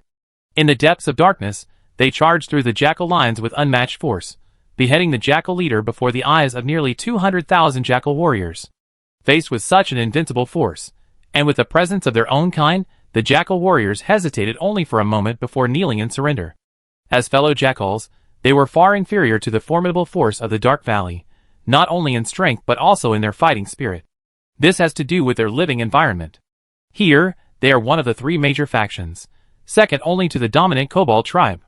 Although they occasionally clash with goblins and murlocs, the pressure to survive is not great. This is because they are far more powerful than the goblins and murlocs.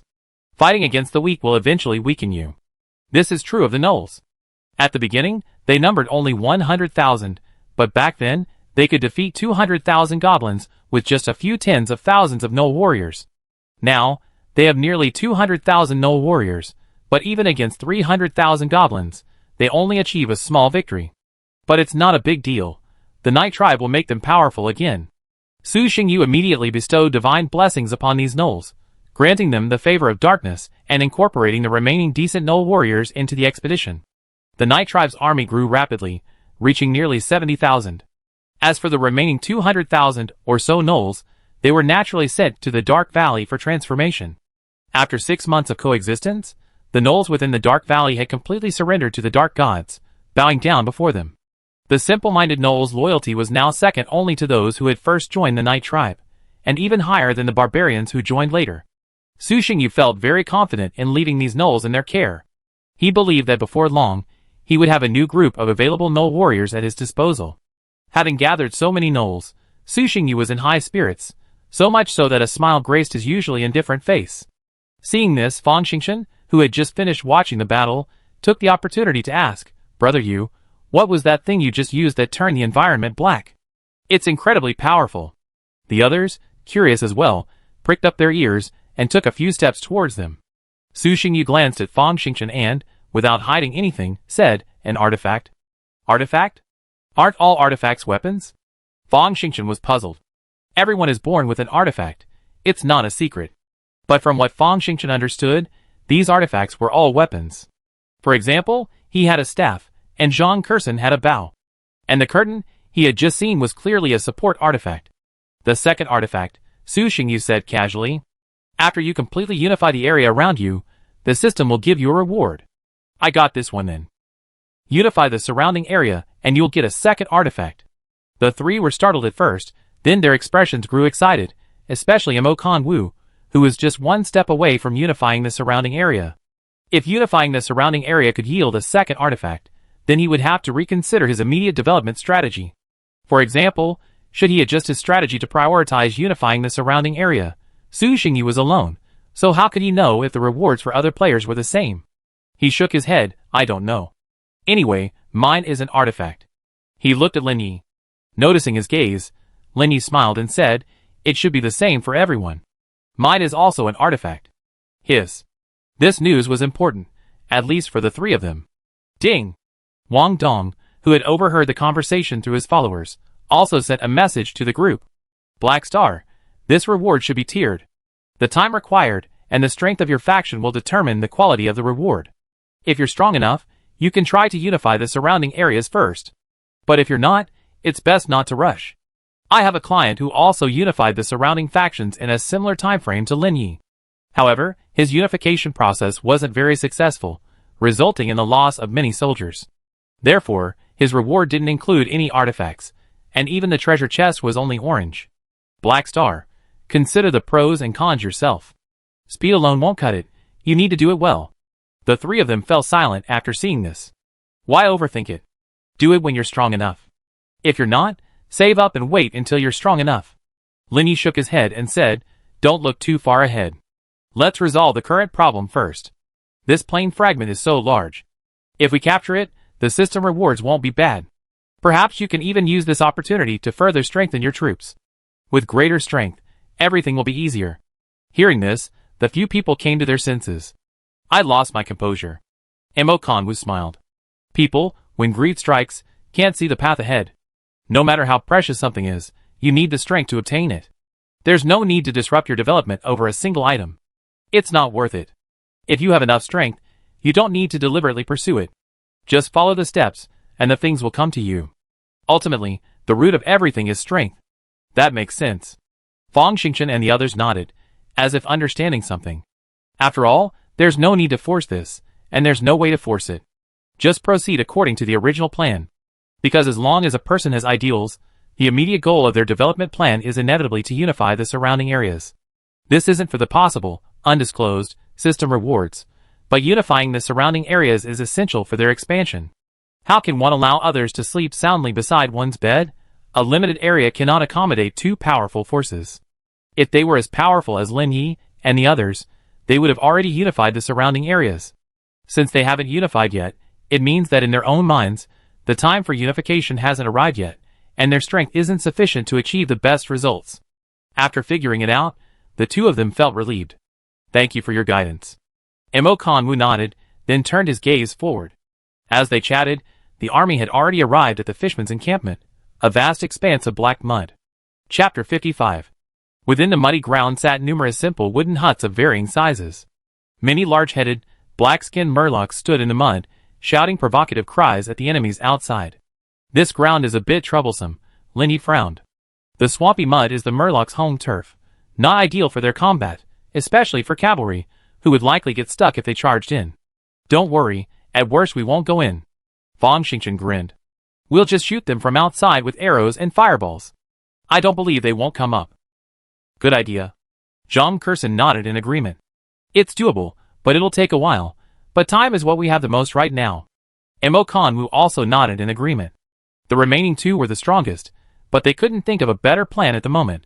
So, the elven archer drew his bow and released his arrows. In an instant, 3 waves of arrows rained down. A hail of arrows swept down from the sky, leaving the large-headed murlocs, who had never seen such a scene before, stunned. As the saying goes, seeing is believing. No matter how much the goblins described it, it was not as tangible as being struck in person. The powerful blows imbued the arrows with immense penetrating power. The arrows pierced their heads. One murloc after another was pinned to the mud. Bright red blood flowed out, staining the black mud red. The gathered murlocs roared in terror and scattered. Fireball. This time, the salamander priest didn't condense a massive fireball, but instead unleashed thousands of basketball-sized ones. The scorching flames raised the temperature considerably. Fire! With a command, fireballs flew forward. Boom! Explosions echoed. The muddy ground ahead instantly transformed into a sea of fire. The murlocs' agonizing howls echoed throughout the battlefield. Lenny gazed at the scene before him and said with envy, "Although this isn't my first time seeing this, I'm still astonished every time I see it. How did you manage to gather so many magic priests? They're so powerful." The fire lizard priests weren't particularly powerful. If they engaged in a battle, Linya's light warriors would have been able to handle it. But their ability to clear out enemy troops was unmatched by the light warriors. To quickly clear out the mobs, a transcendent warrior would need to be at least level 4, relying on their external energy. But these magicians, once they cultivated their magic power, could do it easily. One fireball couldn't do it, and 10 fireballs wouldn't do it either. But thousands of fireballs raining down would be a scene no less spectacular than a barrage of artillery fire in modern warfare. Racial traits. Seeing the big guys say that, Fong Xingchen smirked. The salamander tribe has a complete sacrificial heritage, and these priests are highly compatible with his priesthood. After a period of development, Fong Xingchen formed a core of salamander priests. When he had previously explored the plane alone, he had relied primarily on these lizard priests. They would engage in battle for a while, then burst forth to cover the rear, and then, after recovering, they would strike again. This repetitive pattern was simply too much for the monster tribes to withstand. Under the combined efforts of the archers and lizard priests, the murlocs soon became exhausted and began to flee deeper into the mud. Linyi advanced his troops at a leisurely pace, with the infantry in front, the lizard priests and elven archers in the middle. They pushed forward, forcing the murlocs into a decisive battle. The muddy patch was indeed large, but ultimately finite. If they pushed forward, the murlocs would either come for a decisive battle or be slowly worn down. Faced with this situation, the murlocs were completely helpless. They couldn't defeat them in a head-on fight, and fleeing was a dead end. Whoa! From above, two massive creatures with wingspans of dozens of meters suddenly swooped down. Two massive tornadoes swept across the battlefield, whirling winds like blades. Countless murlocs were caught in them, screaming for a moment before being reduced to a pile of bloody shreds. Brother Xingyu, how did you train these two magical beasts? They're so powerful. Zhang Kurson asked enviously, looking at the two sky-splitting eagles circling above the battlefield, occasionally swooping down. Just luck, Su Xingyu chuckled. Fong Xingchen glanced at Zhang Kurson, then smiled and said, Brother Wu, do you want these murlocs? You're an orc, aren't you? Murlocs should be considered orcs, right? As if he hadn't expected Fong Xingchen to suddenly address him, Emokan Wu was stunned. I do, but these guys are a bit useless. I don't think they'd be very useful to take back with them. Besides, I'm much older than you, so I should probably call you uncle. That's fine. Fong Xingchen waved his hand and smiled. From now on, as long as we don't act recklessly, our lifespans will be infinite. Even if you're decades older than me now, after a few hundred years, we'll still be equals. Emokan Wu, So, do you want to take some of these murlocs back with you? Fong Xingchen added, actually, they don't necessarily need to fight on land. We can use them to replenish our underwater units, and keep them in the moat. We'll see who dares to attack Yi. Hearing this, Emokan Wu, who was about to refuse, was suddenly stunned. Hey, that sounds reasonable. Now it was Fong Xingchen's turn to be speechless. Seeing Emokan Wu seriously considering this, he felt a little frantic. Brother, are you really going to do this? Just then, Su Xingyu subconsciously touched his chin and suggested, actually, they don't have to be put in the moat. I think throwing them into the sewers would be better. Since these murlocs can live in this kind of mud, they have relatively low environmental requirements. Wouldn't it be better to put them in the sewers to help with drainage and garbage collection? As he spoke, Su Xingyu himself was tempted. As the tribe grew in number, the city's infrastructure would inevitably develop flaws, such as clogged sewers. At this moment, rather than building a complete drainage channel, it would be more practical to train a group of maintenance workers. No. You're actually considering it? Fong Xingchen glanced around, a bit dumbfounded. Linyi added, it's theoretically feasible, but you'd better consider the people's acceptance and whether the tribal environment is suitable. As they conversed, the battle on the battlefield drew to a close. Under the combined efforts of the elven archers and lizard priests, the murlocs' morale plummeted. They barely managed a few counterattacks, but were easily repelled by the infantry in front. The hail of arrows and the blazing fireballs filled the Murloc warriors with a deep sense of despair. So, after the coalition forces offered surrender, they hesitated for a moment before accepting it. Therefore, although they weren't as cowardly as the goblins, faced with such a situation of certain death, they had no choice but to surrender. From then on, the three major vassal tribes of the kobolds were eliminated. Chapter 56. Now that the three major tribes have been dealt with, there's no need to unite them, Linyi suggested. Emokonwu frowned. You mean? Linyi said calmly, divide your forces, and each of you eliminate the other smaller tribes, minimizing the strength of the kobold tribe's vassals. If you feel you can't defeat them, you can ask for support from the group. Besides goblins, murlocs, and gnolls, this plane fragment also contains numerous monster tribes, though they're smaller. Additionally, there are the goblins that fled earlier. While their combat effectiveness isn't strong, their combined numbers are considerable. If the kobolds unite, they could still cause considerable trouble. To minimize the possibility of accidents, everyone decided to eliminate them all first. Isn't this too dangerous?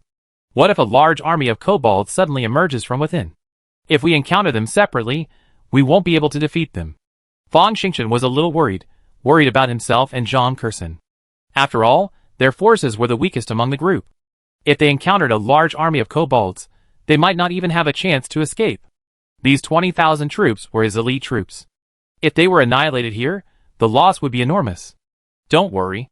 I'll have the sky-splitting eagle monitor the depths of the plains.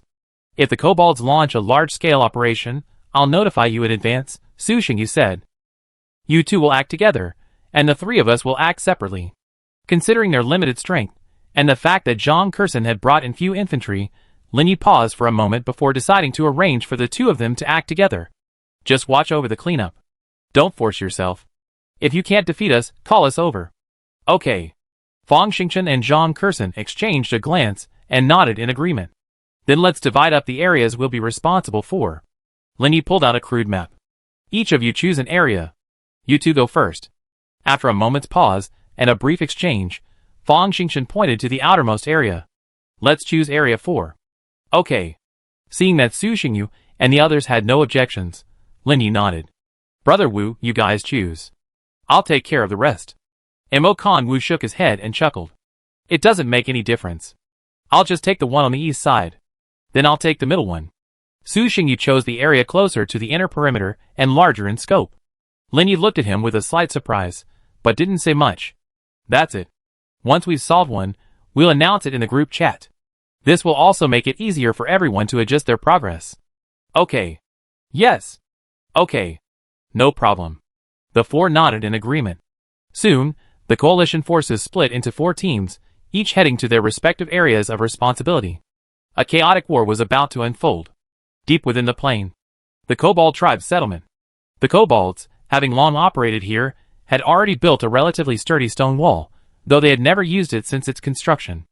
As the sole dominant force within this large plain fragment, the kobold tribe's members were not particularly numerous, numbering less than 400,000, and their warriors were even fewer, numbering less than 200,000.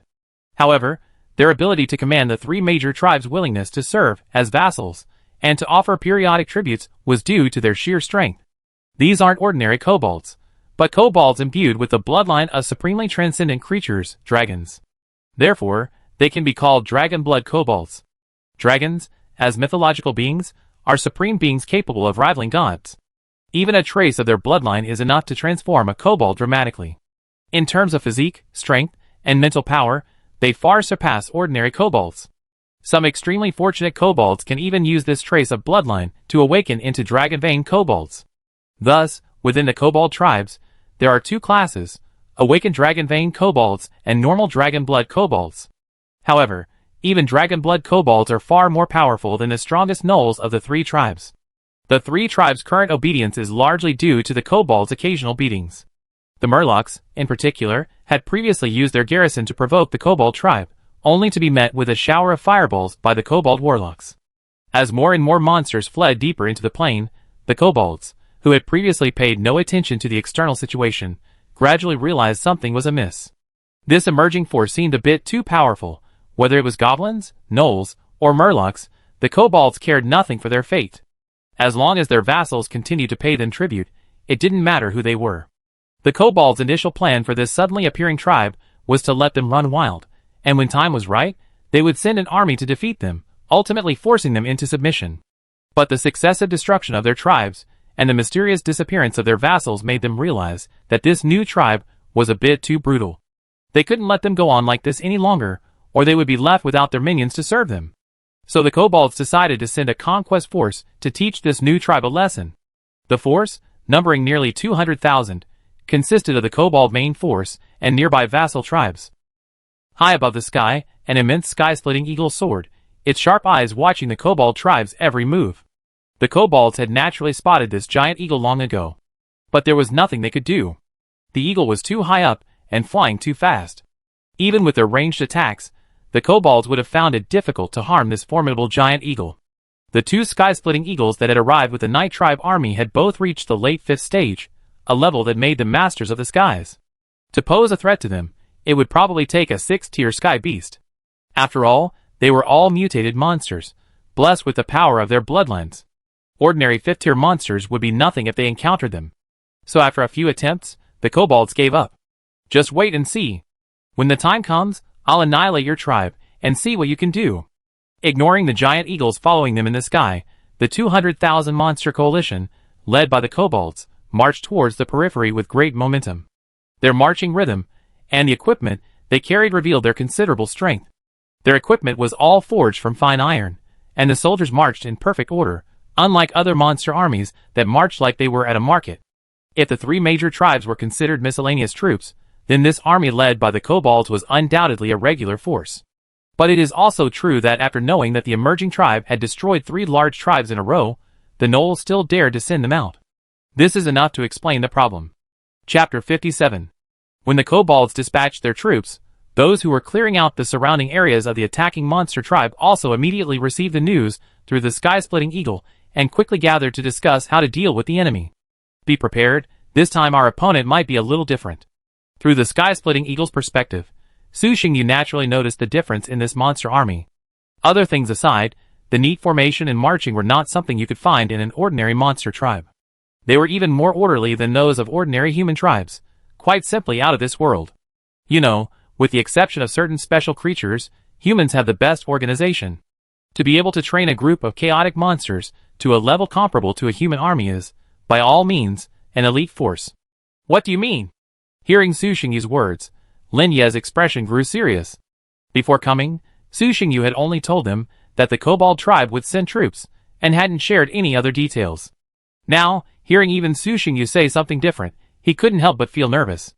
After all, as it stands now, aside from their opposing attributes, the two should be similar in all other respects. While their strengths may differ, they're both on the same level, not too far off. 200,000 troops, including approximately 30,000 kobold warriors. The army is well organized and comparable to an ordinary human army, Su Xingyu said simply, getting to the point. What? Imo Kongwu's face was immediately startled, his reaction dramatic. As a player who had personally participated in combat, Lin Yi naturally understood what this meant. He frowned. Are you sure you're seeing this correctly?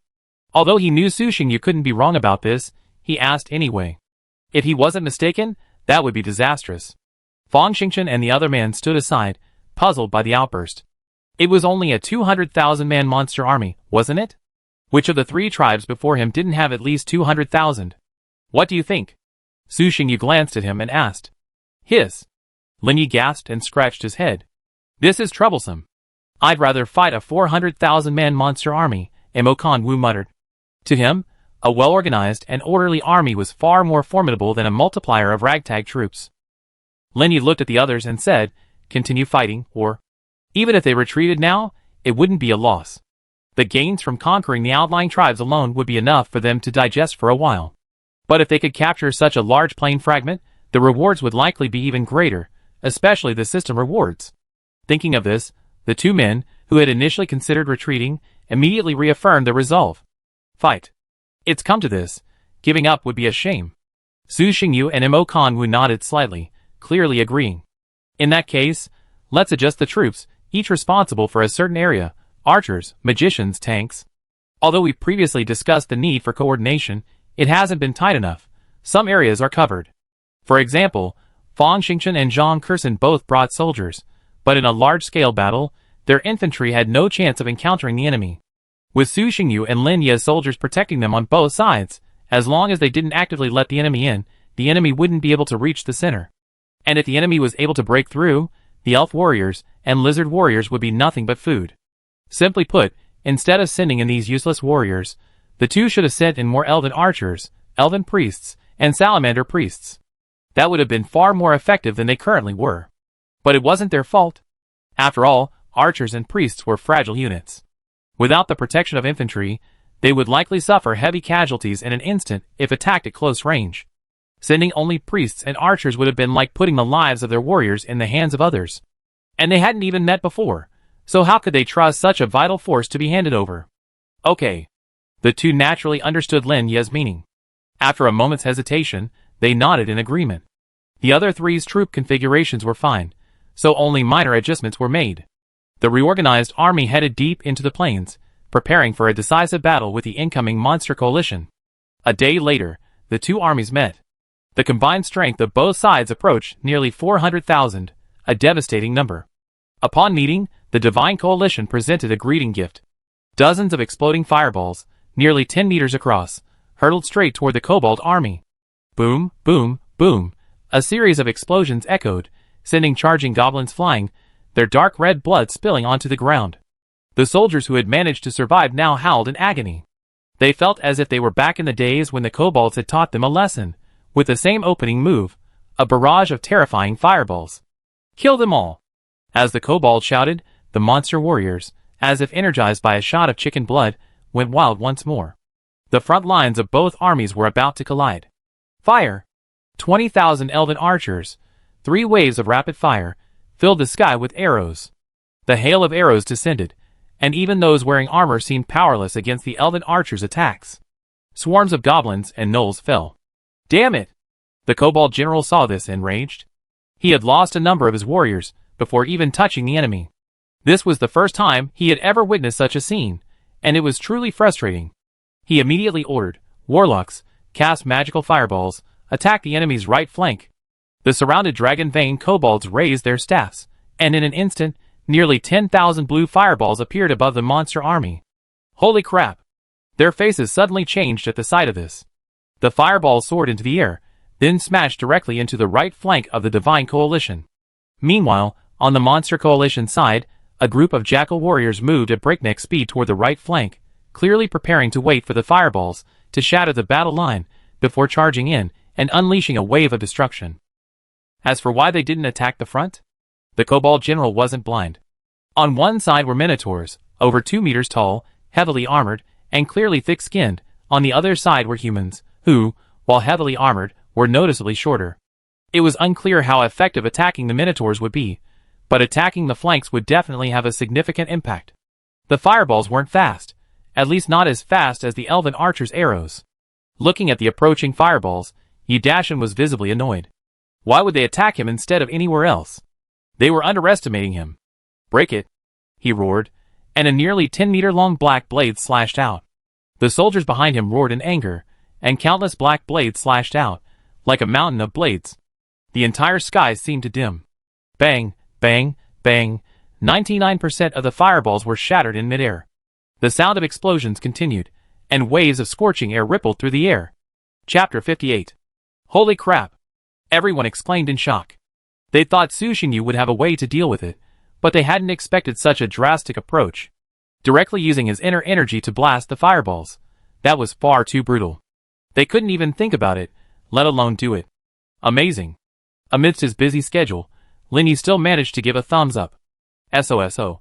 Su Xingyu silently withdrew his right hand, his heart sweating. Fuck. How is that possible? If the players were surprised, the kobolds were practically staring out of their wits. They could hardly believe their eyes. So many fireballs, and yet they were all blasted. Fang, can your Dragonblood Legion do this? The kobold general asked the tall kobold standing nearby. The red kobold, covered in dense scales and muscular, pondered for a moment and shook his head. I can't do that. Where did these guys come from? They're so strong. Perhaps we underestimated them. We should have sent more of our own people. With so few warriors, we might not be able to defeat them. The Kobold general sensed a tug of trouble. Big head, take your troops and attack from the left. I don't believe every one of them is so powerful. While the Kobold general was mobilizing his troops, the gnolls on the other side were dumbfounded. Why was this plot different from what was originally planned?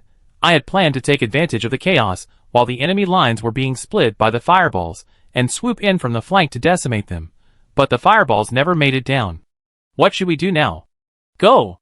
That last attack took a lot of damage. Let's kill them now. After a brief hesitation, the gnoll leader steeled his resolve and charged forward to engage in battle. The gnoll warriors behind him followed suit. This was a helpless move. They had already reached the flank, leaving them with no choice but to advance. This battlefield encompassed nearly 400,000 men, a truly absurdly large area. However, due to the limited command capabilities of both sides, the battle lines were somewhat loose, and any fighting was essentially one-on-one. Each legion would face off, engaging in a single duel. In this situation, the gnoll legions could either advance or retreat. A sudden retreat of a legion of 10,000 men would instantly disrupt the gnoll army's battle line. There was no other option but to advance. Looking for death, Yidashin, enraged, immediately led his men forward. With a clang, he raised his shield, blocking the incoming long sword. With his right hand, he thrust the blade forward, piercing the gnoll warriors, unable to dodge. Another jackal warrior seized the opportunity and slashed with his sword. With a clang, sparks flew everywhere. The jackal warrior was stunned. Swish! The long sword swung, and the head flew off. In this clash, the jackal warriors were completely at a disadvantage. Compared to the jackal warriors of the outer tribes, these vassal troops of the Kobold tribe were indeed much more powerful, but they were still far inferior to the warriors of the Night tribe. Soon, the jackal warriors, who had been preparing to charge in with great momentum, switched to a defensive position under the overwhelming pressure of the dark warriors. At the same time, the warriors on the left flank also engaged in combat. The Kobold Dragonblood Legion faced off against Lin Ye's light warriors. As this exchange unfolded, the expressions of both sides grew solemn. They're not going to be easy to deal with. As one of the core legions of the Kobold tribe, the Dragonblood Legion is incredibly powerful and well-equipped. Shields, armor, and long swords. They're the finest in the Kobold tribe. Lin Ye's warriors of light were also fully armored. The clash of these two equally elite legions quickly erupted in a formidable display of might. Realizing that the legion before them was also a formidable opponent, the Dragonblood Legion's leader roared, instantly activating the mighty dragon blood within him.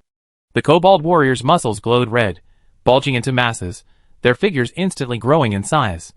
Their previously loose armor now held up. The blood burned, and endless power surged forth. With their strength rising, the Kobolds, strengthened by their bloodline, overpowered the warriors of light in imposing manner.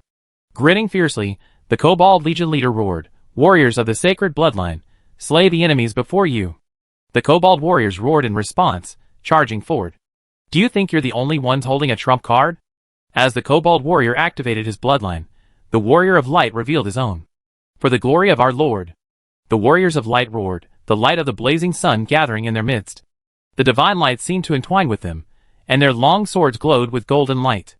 They swung their swords, confronting the Kobolds. The enhanced Kobolds were unable to overpower them, and the battle fell into a stalemate. Die! The Kobold warrior roared, his fighting spirit erupting, attempting to slay the enemy before him. The warrior of light snorted coldly, raising his shield and moving forward to block. At the same time, the fighting spirit of light merged with his armor, instantly illuminating with golden light, forming a thin golden coating on the outside. Clang! The terrifying force knocked the warriors of light back several steps, but they managed to withstand the blow. Then he slashed at the Kobold warrior.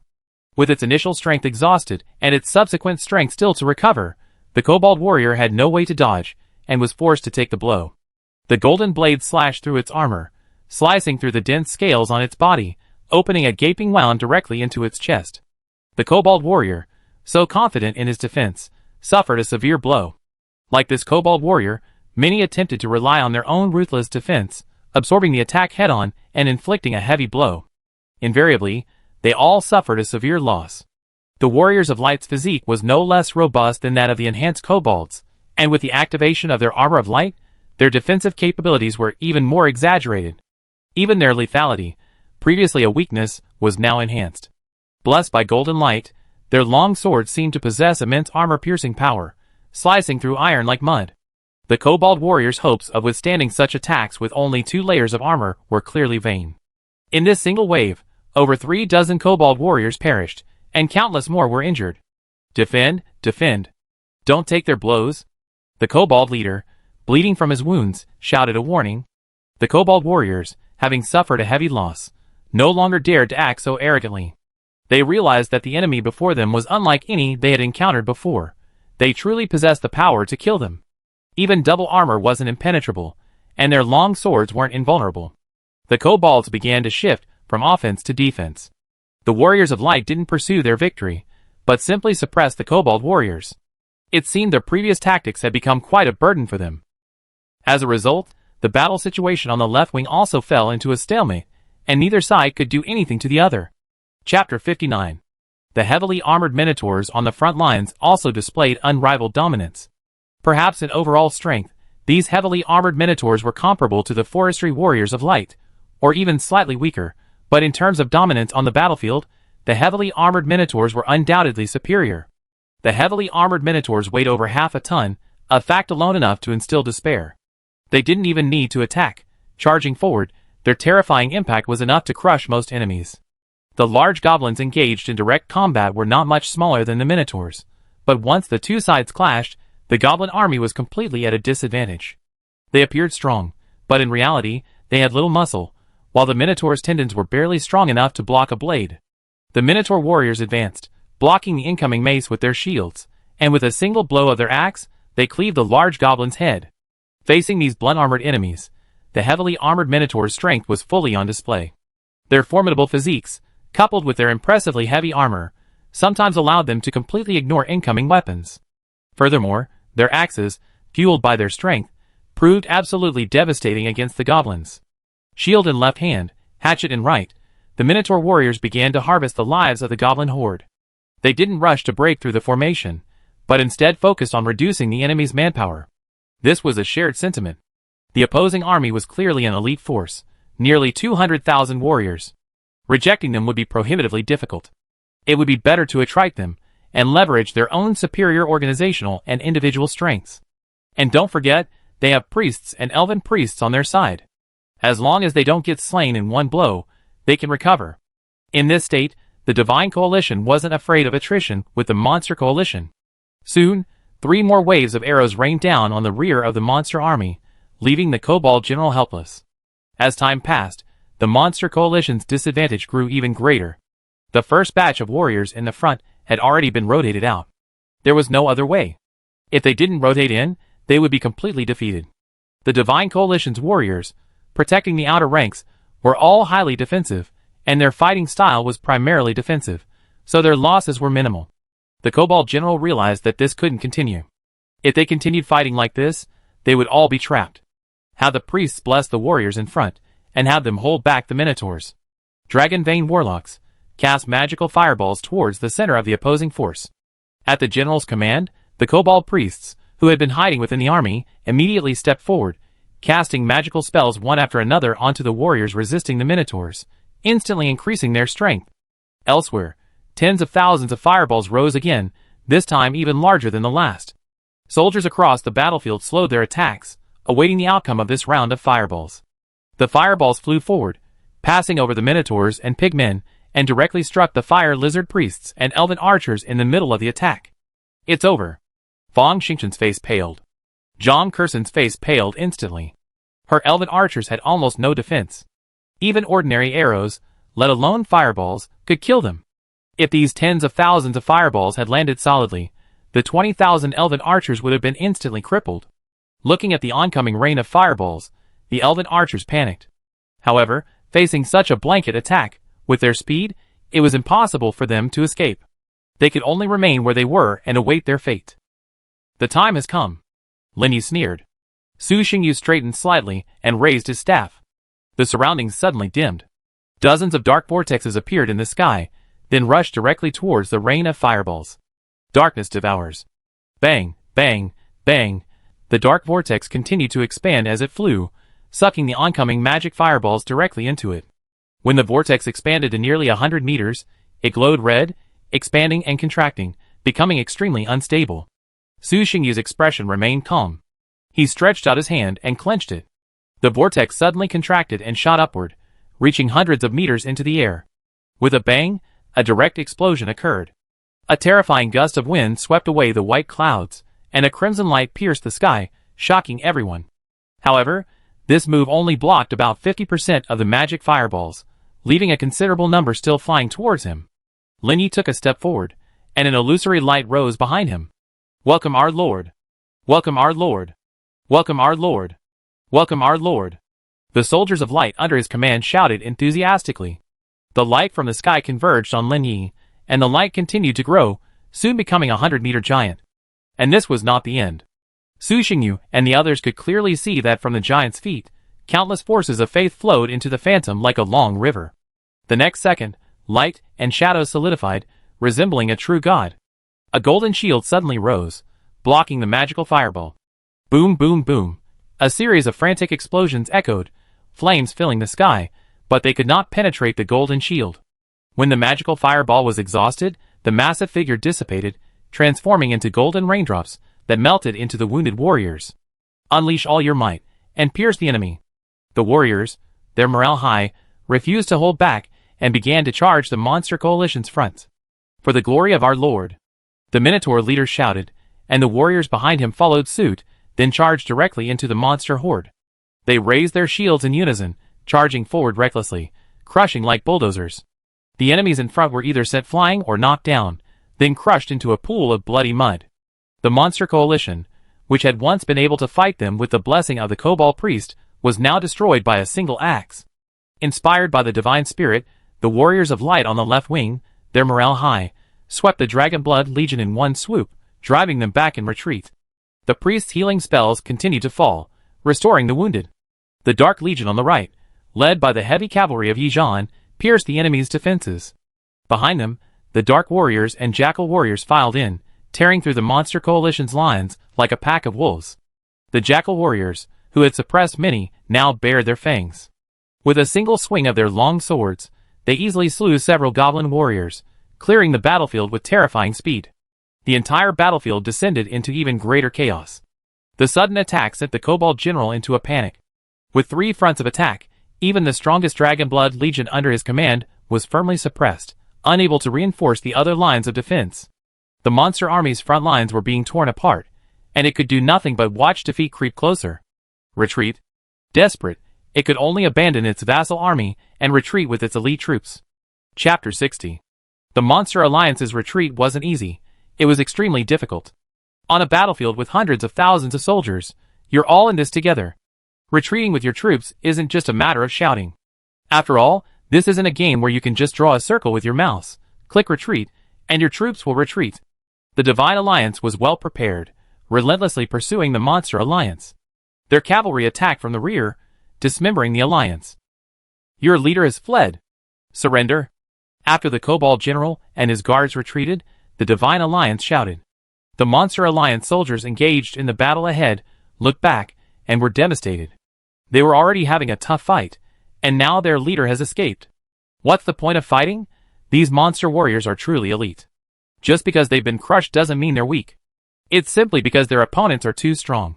However, there was a problem. They were vassal armies built around the kobolds. In normal combat, even if they couldn't defeat the Divine Coalition, they could still hold out for a while. But the kobolds were their cause, and their downfall was theirs. Before the kobolds' defeat, no matter how difficult the battle, they always held a glimmer of hope, hoping the kobolds would come and turn the tide of the battle, thus their resilience. But if the kobolds were defeated, these vassal armies would instantly lose their will to fight.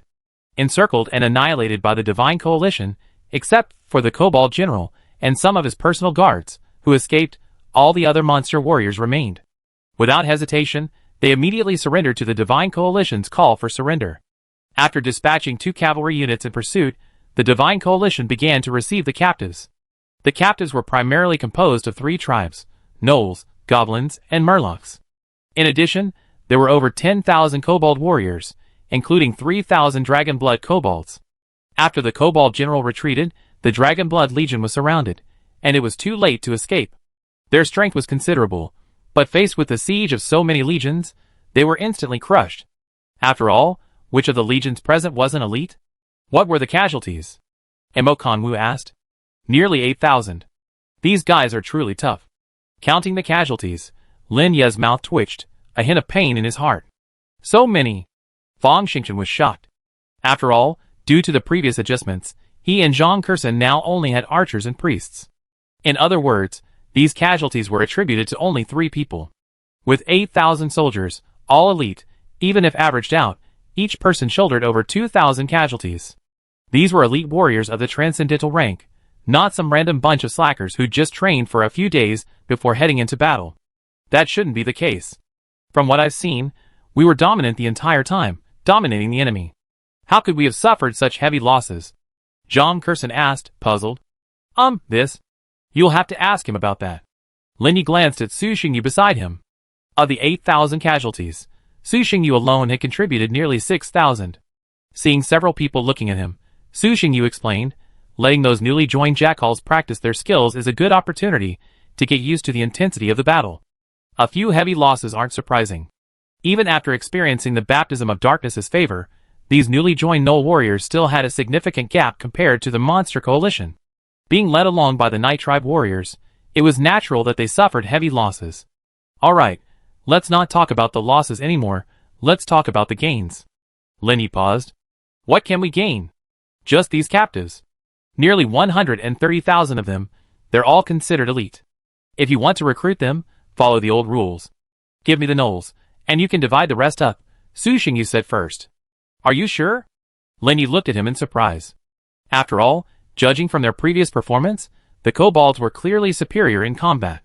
Yet, Su Xingyu only wanted the gnolls, which somewhat puzzled Lin Yi. Considering Lin Yi's strength, Su Xingyu explained, my tribe isn't a melting pot, we can just throw everything in there.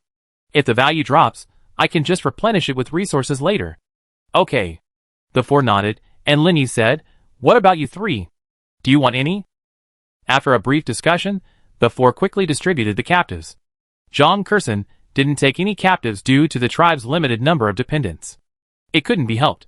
The elves and these creatures were naturally incompatible and simply couldn't get along. Lin Yi, for the same reason, didn't take any captives either. Fang Xingchen took a number of kobolds and murlocs. His dependents were lizardmen, a perfect match for these creatures. Emokonwu took the remaining kobold warriors. As an orc god, he could accommodate all orcs, even goblins. It was just that goblins were too useless, so he didn't want any. After dividing the spoils, the 2 cavalry units returned in pursuit. While they gained some ground, they failed to annihilate the fleeing kobolds, as everyone had expected. Though the monster coalition had been defeated, no one doubted the kobold warriors' strength, especially the dragon-blooded kobolds, who were particularly skilled fighters. Defeating them with only 2 cavalry units was already a long shot. Their deployment was merely to reduce their strength. After a brief rest, the Divine Coalition advanced relentlessly towards the kobold tribe, intending to seize the opportunity to eliminate them. However, before the coalition reached the kobold tribe's encampment, a large group of kobolds emerged with their vast army. Looking at the opposing army, numbering nearly 250,000, primarily kobold warriors, everyone fell silent. Isn't the strength of this plain fragment a bit excessive? This is the monster tribe's advantage. They may not be able to become a massive force, but below a certain level, their universal military nature allows them to mobilize an absurdly large number of warriors. One can only say, there's always a gain for every loss. Everything has its own side. This is the monster tribe's peak strength. Amidst the crowd's complaints, both sides engaged in a round of long-range fire. Fireballs clashed, arrows spurted. After a round of greetings, the front armies collided immediately. This army, primarily composed of kobold warriors, displayed its formidable combat prowess. The kobold warlocks' fireballs, the kobold priests' buffs, the dragon-blooded kobold's bloodline. Even though the Divine Alliance fought tooth and nail this time, giving it their all, they couldn't gain much of an advantage. The 2 sides fought from noon until nightfall, ultimately giving the Divine Alliance a narrow victory. Leaving behind a pile of corpses, the dog-headed army retreated temporarily. Chapter 61. Although the Divine Coalition had a slight advantage in this encounter, the crowd was far from happy. They didn't want an advantage, but a resounding victory, achieved with minimal losses. After all, this was just a plain exploration. Losing too many troops would undoubtedly be a huge blow to their future development. Population, at this stage, is a major challenge for every player. To ensure the tribe's growth, They couldn't send too many of their members into the military. And even if they wanted to, training a seasoned veteran wouldn't be easy. Training resources were secondary. The battlefield was paramount. The barracks provided by the system only allowed soldiers to master the corresponding skills, but without fighting, they would never become seasoned veterans. As everyone knows, the battlefield is the most unpredictable place. You never know what your opponent might do next. Finding a suitable training ground is extremely difficult. Rewards are important, but so are the soldiers. Everyone hesitated again, unsure whether to continue fighting or retreat. Damn it! What kind of monster tribe is this? How can they be so strong? Mo Kong-woo couldn't help but curse, recalling the tactics of the ogre-headed men just now. Fang Xingchen looked relieved. Luckily, we wiped out their vassal tribes earlier, otherwise we would be completely defeated now. Or maybe we should retreat? If we keep fighting like this, it's probably going to be hard to win. If too many soldiers die, it'll be troublesome later. After witnessing the tactics of both sides, Zhang Kurson already regretted accepting Fang Xingchen's invitation. This was simply a clash of gods. How could such a powerful tribal force emerge from a simple plain exploration? In the previous battle, the enemy launched tens of thousands of fireballs into the air, and tens of thousands of dragon-blooded kobold warriors charged, nearly bringing Zhang Kurson to her knees. And then her side actually managed to hold them off, pushing them back, and ultimately even winning. From the start to the end, Zhang Kurson was in a trance, feeling like a mere bystander, completely dependent on the leader for her success. This feeling of being forced into a fate beyond her control weighed heavily on her. She felt like a sailboat drifting on the ocean, ready to be capsized by a wave at any moment. We've come this far, and I can't just give up like this. Lin Yi ignored her and looked at Su Xingyu. Yongyi, what do you think? It's not going to be easy. Su Xingyu said seriously, with only the number of people we have now, even if we win, the losses will be substantial. Those kobolds are no ordinary monster tribe. They have a complete system, and their warriors are formidable. Their extraordinary strength and fighting spirit are unmatched by ordinary monster tribes. It's no exaggeration to say that the kobold tribe was the strongest enemy he had ever faced. Lin Yi gritted his teeth and said, since we don't have enough, then send in some more elite troops. He added, I can send in another 20,000 warriors of light. He then looked at Su Xingyu and Mo Kong-woo. I can send in 30,000. Su Xingyu mentally calculated the number and gave a figure. How did you two manage to grow so many troops? Mo Kong-woo felt the gap between the two sides. He did some calculations and said, I can only send another 5,000 Tauren warriors and 15,000 pigmen. If I send any more, the tribe will be in trouble. Mo Kong-woo's tribe actually had many warriors. After all, he was an orc god. The orcs might not have developed well, but they were definitely skilled fighters. Every orc was a member of the army's reserve. To say they had no soldiers was impossible, but Mo Kong-woo also knew that sending in ordinary warriors would be a complete waste in the current situation. Against the kobold warriors, ordinary warriors were completely useless. They would only cause casualties, and potentially create an opening for a breakthrough. Thus, the additional warriors sent in had to be elite, at least capable of holding their own against the kobold warriors.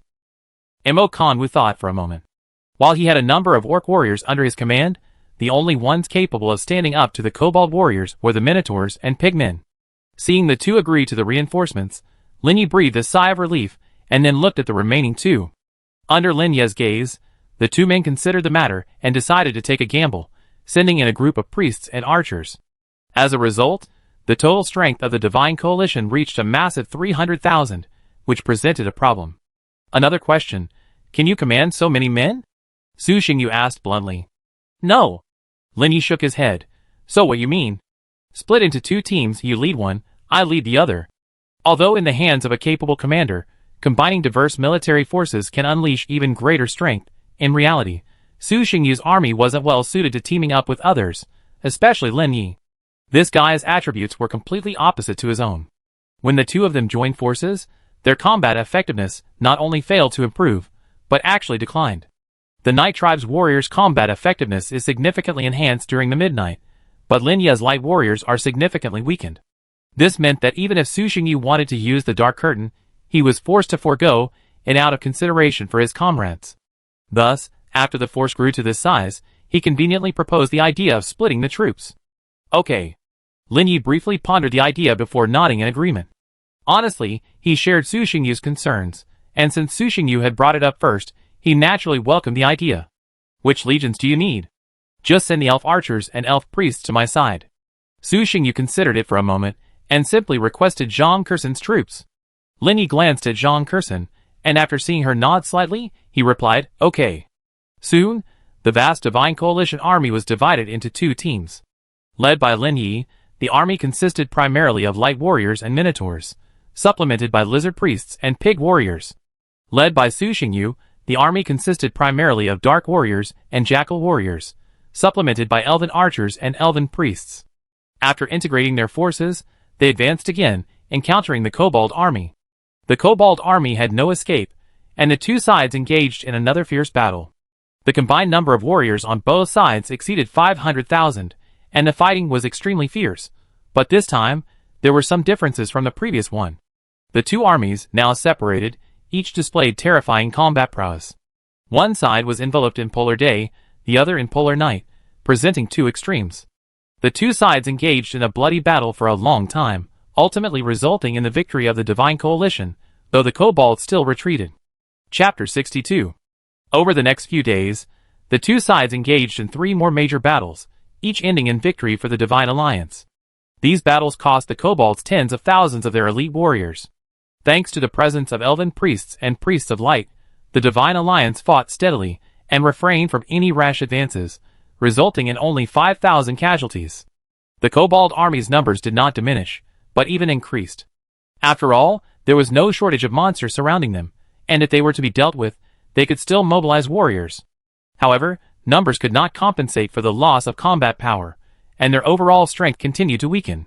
Finally, in the 4th major battle, the Kobold leader realized that this could not continue, or the entire tribe would be exhausted by the enemy. So, he boldly mobilized all his forces, revealed his trump card, and prepared to use the tribe's full strength to engage these creatures, who had appeared out of nowhere in a final battle.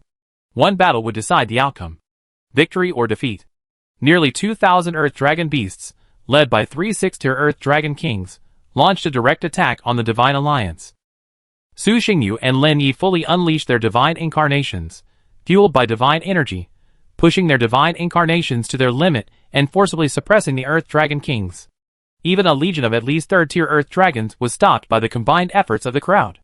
The two sides fought fiercely for a day, with the Divine Alliance prevailing, killing 40,000 enemies, and capturing nearly 200,000 captives.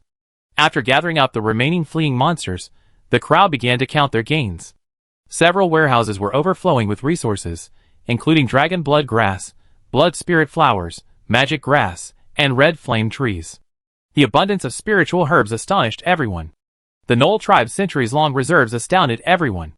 In addition to spiritual herbs, there were also various metal ores, many of which were essential for crafting gold-grade equipment. As for the most basic blood crystals, the abundance was absurd. A simple calculation revealed at least tens of millions. To say they had become rich overnight was no exaggeration. According to the system's calculations, the contribution share for this battle is Yongya 34.69%, I 32.23%, Lao Mo 18.28%, Xingchen 8.93%, Kerson 4.94%, and Black Star 0.93%. Any objections? Lin Yi asked, looking at the crowd. Several people shook their heads, indicating no objection. Then we'll divide the resources now. We'll deal with the captives later. Smiling faces lit up at the mention of resource allocation. After all, the harvest was truly bountiful. Even Su Xingyu, the wealthiest among them, was seeing so many resources for the first time. Leaving aside other matters, the blood crystals alone amounted to tens of millions. According to the proportion, he could receive over 3.4 million units of blood crystals, a staggering sum even for the current Night Tribe. Beginning with the most easily distributed blood crystals, everyone took back their share of the resources, one by one. Then the captives were divided. The captives were naturally divided according to their contribution, with each captive roughly divided into different tiers. For example, Earth Dragon Beasts and Kobold Warlocks were in the first tier, while Dragon Blood Kobolds and Kobold Priests were in the next tier. Then came Kobold Warriors and warriors from other vassal tribes. The distribution of the captives was somewhat complicated, as everyone wanted more warriors to compensate for their own losses. Even Zhang Kerson, the elven deity, and Lin Yi, the human deity, joined in the distribution. The Earth Dragon Beasts were particularly popular. After all, these Earth Dragon Beasts were at least level 3, each incredibly sturdy. Their shells, covered in short spikes, offered incredible defensive power. Calling them the tanks of the biological world was no exaggeration. Furthermore, as magical beasts, they were highly tolerant of the gods, regardless of race, and would not affect the tribe's habitability. In the face of this resource, a strategic weapon, no one was willing to yield, and ultimately, distribution was forced according to proportion. The 3 strongest, level 6 Earth Dragon Beast Kings, naturally went to the 3 who contributed the most. After the Earth Dragon Beasts were divided, there were also the Kobold Warlocks, also known as Dragon Vein Kobolds. These creatures who wield fire were also extremely valuable. After witnessing the overwhelming attack of magical fireballs, everyone was envious of them, and ultimately each took a share. After all the resources were distributed, there were still a dozen crystal veins left. Despite years of mining, these mineral veins still hold significant reserves. Abandoning them would be a shame. But digging requires manpower. I don't have any extra manpower, Lin Yi said first. Me too. The elves are already a small population, and I haven't unified the surrounding areas, Zhang Curson added. Why don't we just leave those ordinary captives here to mine? Fang Xingchen sighed and suggested. It's not just mining. We also need to tend to those spiritual plantations. You know their personalities. If we don't keep an eye on them, they'll probably start to rebel again in a few days. Everyone couldn't help but feel a headache. If it really doesn't work out, let's just leave this place alone. The resources are sufficient for now anyway. We can come back and mine the ore later when we have more manpower. Hearing this, everyone hesitated. Just then, Su Xingyu said quietly, I do have a solution, but I'm afraid you won't be able to accept it. What solution? Everyone was stunned, curiously asking. I know a divine spell called Resurrection of the Dead. Su Xingyu's expression was calm, as if he was speaking of something mundane. The effect is just as you expect. Su Xingyu wouldn't use Resurrection of the Dead on races that had joined him, as the effects wouldn't be good. But for goblins and murlocs, it wouldn't matter. Due to Su Xingyu's limited strength, the undead spirits revived from corpses couldn't actually be considered separate entities. They were still connected to the caster. As more and more undead spirits were revived, Su Xingyu gradually felt the pressure. Fortunately, the concentration of his second divine power instantly reduced the pressure considerably. He can still resurrect quite a few undead, at least enough for this plane. If you're okay with that, I can help resurrect a few. Not everyone can accept undead creatures, especially deities of the light and life systems. The very existence of the undead is a blasphemy against light and life.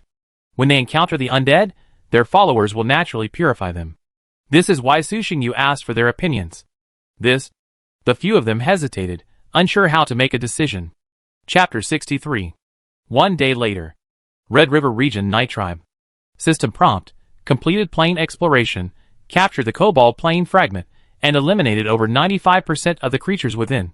Rewards, Goblin Horn *1, Dragon Blood Essence *1, Golden Treasure Chest *1, Orange Treasure Chest *2, Purple Treasure Chest *4, Yellow Treasure Chest *7, World Origin *30,000.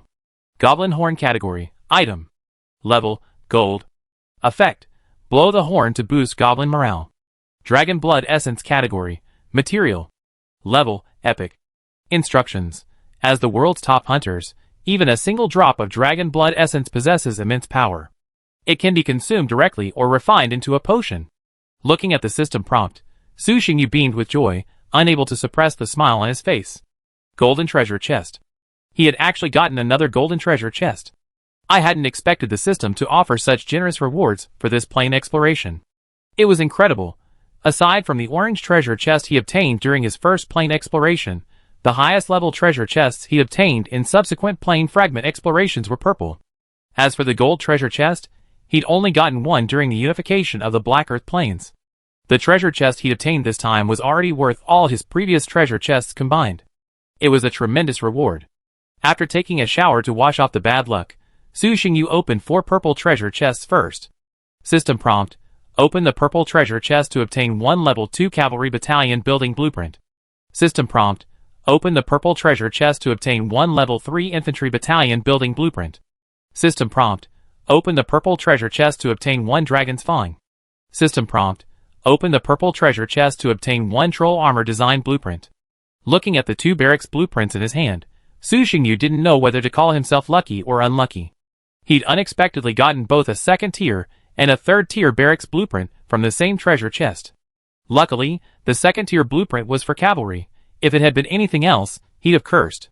He'd already gotten 2 second-tier cavalry barracks blueprints before, and with this one, it made 3, enough to craft a third-tier cavalry barracks.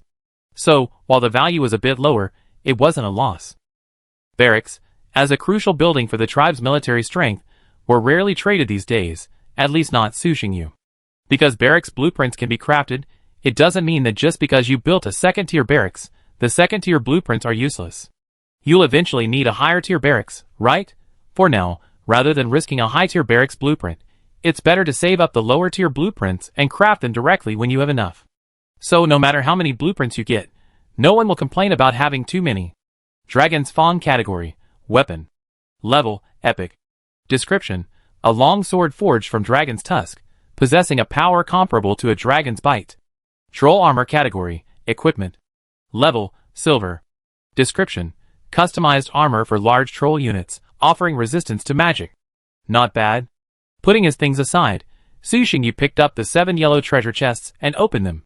System prompt, open the yellow treasure chest to obtain 100 dark star tree seeds. System prompt, open the yellow treasure chest to obtain 1 first-level cavalry battalion building plan. System prompt, open the yellow treasure chest to obtain 1 first-level archer battalion building plan. System prompt, open the yellow treasure chest to obtain 1 second-level infantry battalion building plan. System prompt, open the yellow treasure chest to obtain the scroll, blazing incineration design plan. System prompt, open the yellow treasure chest to obtain 1 gold-level potion experience book. System prompt, open the yellow treasure chest and obtain a silver-level alchemy experience book *1. Sushingyu looked slightly surprised. He had expected the yellow treasure chest to contain only junk, but the result was surprisingly good. Although the items weren't high-level, they were all useful. Sushingyu had actually misunderstood this point. He didn't know many players, and most of them were resource sellers. The only truly mainstream player was Lenyi. This led him to misunderstand the strength of ordinary players. Most players were still diligently mining, saving money for equipment, and preparing to unify surrounding factions. These players hadn't even begun exploring plains, let alone yellow treasure chests. And those slightly stronger players, who had begun plain exploration, generally didn't possess the ability to conquer them alone. They often explored in groups, and the plain fragments they found were relatively small. For Sushingyu, exploring such a fragment alone would only yield a purple treasure chest. If they explored together, they would get even less. Unless they performed exceptionally well, the yellow treasure chest would be the limit. Thus, yellow treasure chests were the norm for normal players. To obtain a purple treasure chest, one had to be at least at Imokongu's level. How should I put it? Just look at the configurations used in this exploration of the Cobalt Plain. There are 3 distinct levels, upper, middle, and lower. The strong are always the minority, while the weak are the majority. However, most players explore plains not for the system rewards, but rather for the various resources within the plain fragments. Treasure chests may yield junk depending on luck, but the resources within the plains are real and can be used directly. Simply put, system rewards are like lottery tickets. Winning is great, but not so much. If anyone really relies on this to make a living, they're simply mentally ill. After reviewing the information on the items and sorting them aside, he immediately opened the 2 orange treasure chests. As almost the final treasure chest, Sushingyu had high hopes for them. System prompt, open the orange treasure chest to obtain the Divine Realm Building Dark Trial Building Blueprint *1. System prompt, open the orange treasure chest to obtain the Black Iron Body Refining Technique and the Black Iron Potion Refining Technique. Dark Trial type, Divine Realm Building. Requirement, Dark Favor. Effect, comprehend dark magic. Cost, 100 Divine Source/Person. Note, the duration of this duration varies depending on mental strength. Description, the Dark Trial connects to the source of darkness and can evolve all dark magic, low-level and mid-level. However, those who comprehend it will also be subject to the dark's influence. Those with insufficient willpower will lose their consciousness and degenerate into dark creatures. Black Iron Body Refining Method category, special item. Requirement, must meet innate physical attributes. Effect, gathers chi and blood, transforming the body into a black iron body, physical strength comparable to black iron level equipment, black iron potion category, potion. Ingredients, 3-star fruit, blood spirit flower, green fruit. Refining method, Blah blah blah. Great stuff. Whatever you need, you get it. Su Xingyu was pleasantly surprised. He hadn't expected both orange treasure chests to yield such goodies. System prompt. Open the golden treasure chest to obtain the Holy Artifact of Faith Holy Grail. Holy Grail category. Holy Artifact of Faith. Effect. Concentrates the power of faith, producing crystals of faith. Chapter 64. The immense gains from exploring the large plains have further enriched the Night Tribe's already abundant resource reserves. Based on this foundation, the entire tribe has rapidly developed, and all problems that can be solved with resources have been easily solved. The vast resources allow the Night Tribe to balance development across multiple fronts without sacrificing too much. City construction, infrastructure development, and institutional improvements. Time flies. Over 2 years have passed in the blink of an eye. Red River Region, Evernight City. Thanks to the tireless work of the construction department, this massive city was finally completed a year ago. Inside the city, the streets are clearly defined, lined with shops of all kinds. The dazzling array of goods exudes an alluring brilliance, a dazzling sight. Crowds of people flow like flowing water, intermingling with each other, each busy and busy, striving for their daily lives, their faces filled with fulfillment. With the new monetary and commercial systems promulgated by Su Xingyu a year ago, life throughout the Night Tribe has undergone tremendous changes. From now on, residents' work won't be solely for the tribe's sake or their own daily meals. The tribe can only guarantee a bare minimum of survival for each member, but to live better, to live in a large house and feast on meat and wine, they must work hard. Under the protection of the Eternal Night King, the mere existence of these lazy individuals is already a great blessing. However, while the king may tolerate this, the Night Tribe cannot. The Night Tribe does not support idlers, except for those who meet certain stringent requirements. Everyone must work. If a person goes without income for a certain period of time, they will be forcibly sent to the mining area, where they will command skeletons to dig for them. The direct impact of the accelerated development was that the lives of the people in the tribe became increasingly fulfilling and stressful. The completely new system made them feel very uncomfortable. There was no other way. Previously, the level of civilization here was only slightly higher than that of a primitive tribe, and Su Xingyu didn't have the time to accompany them in their gradual exploration and development.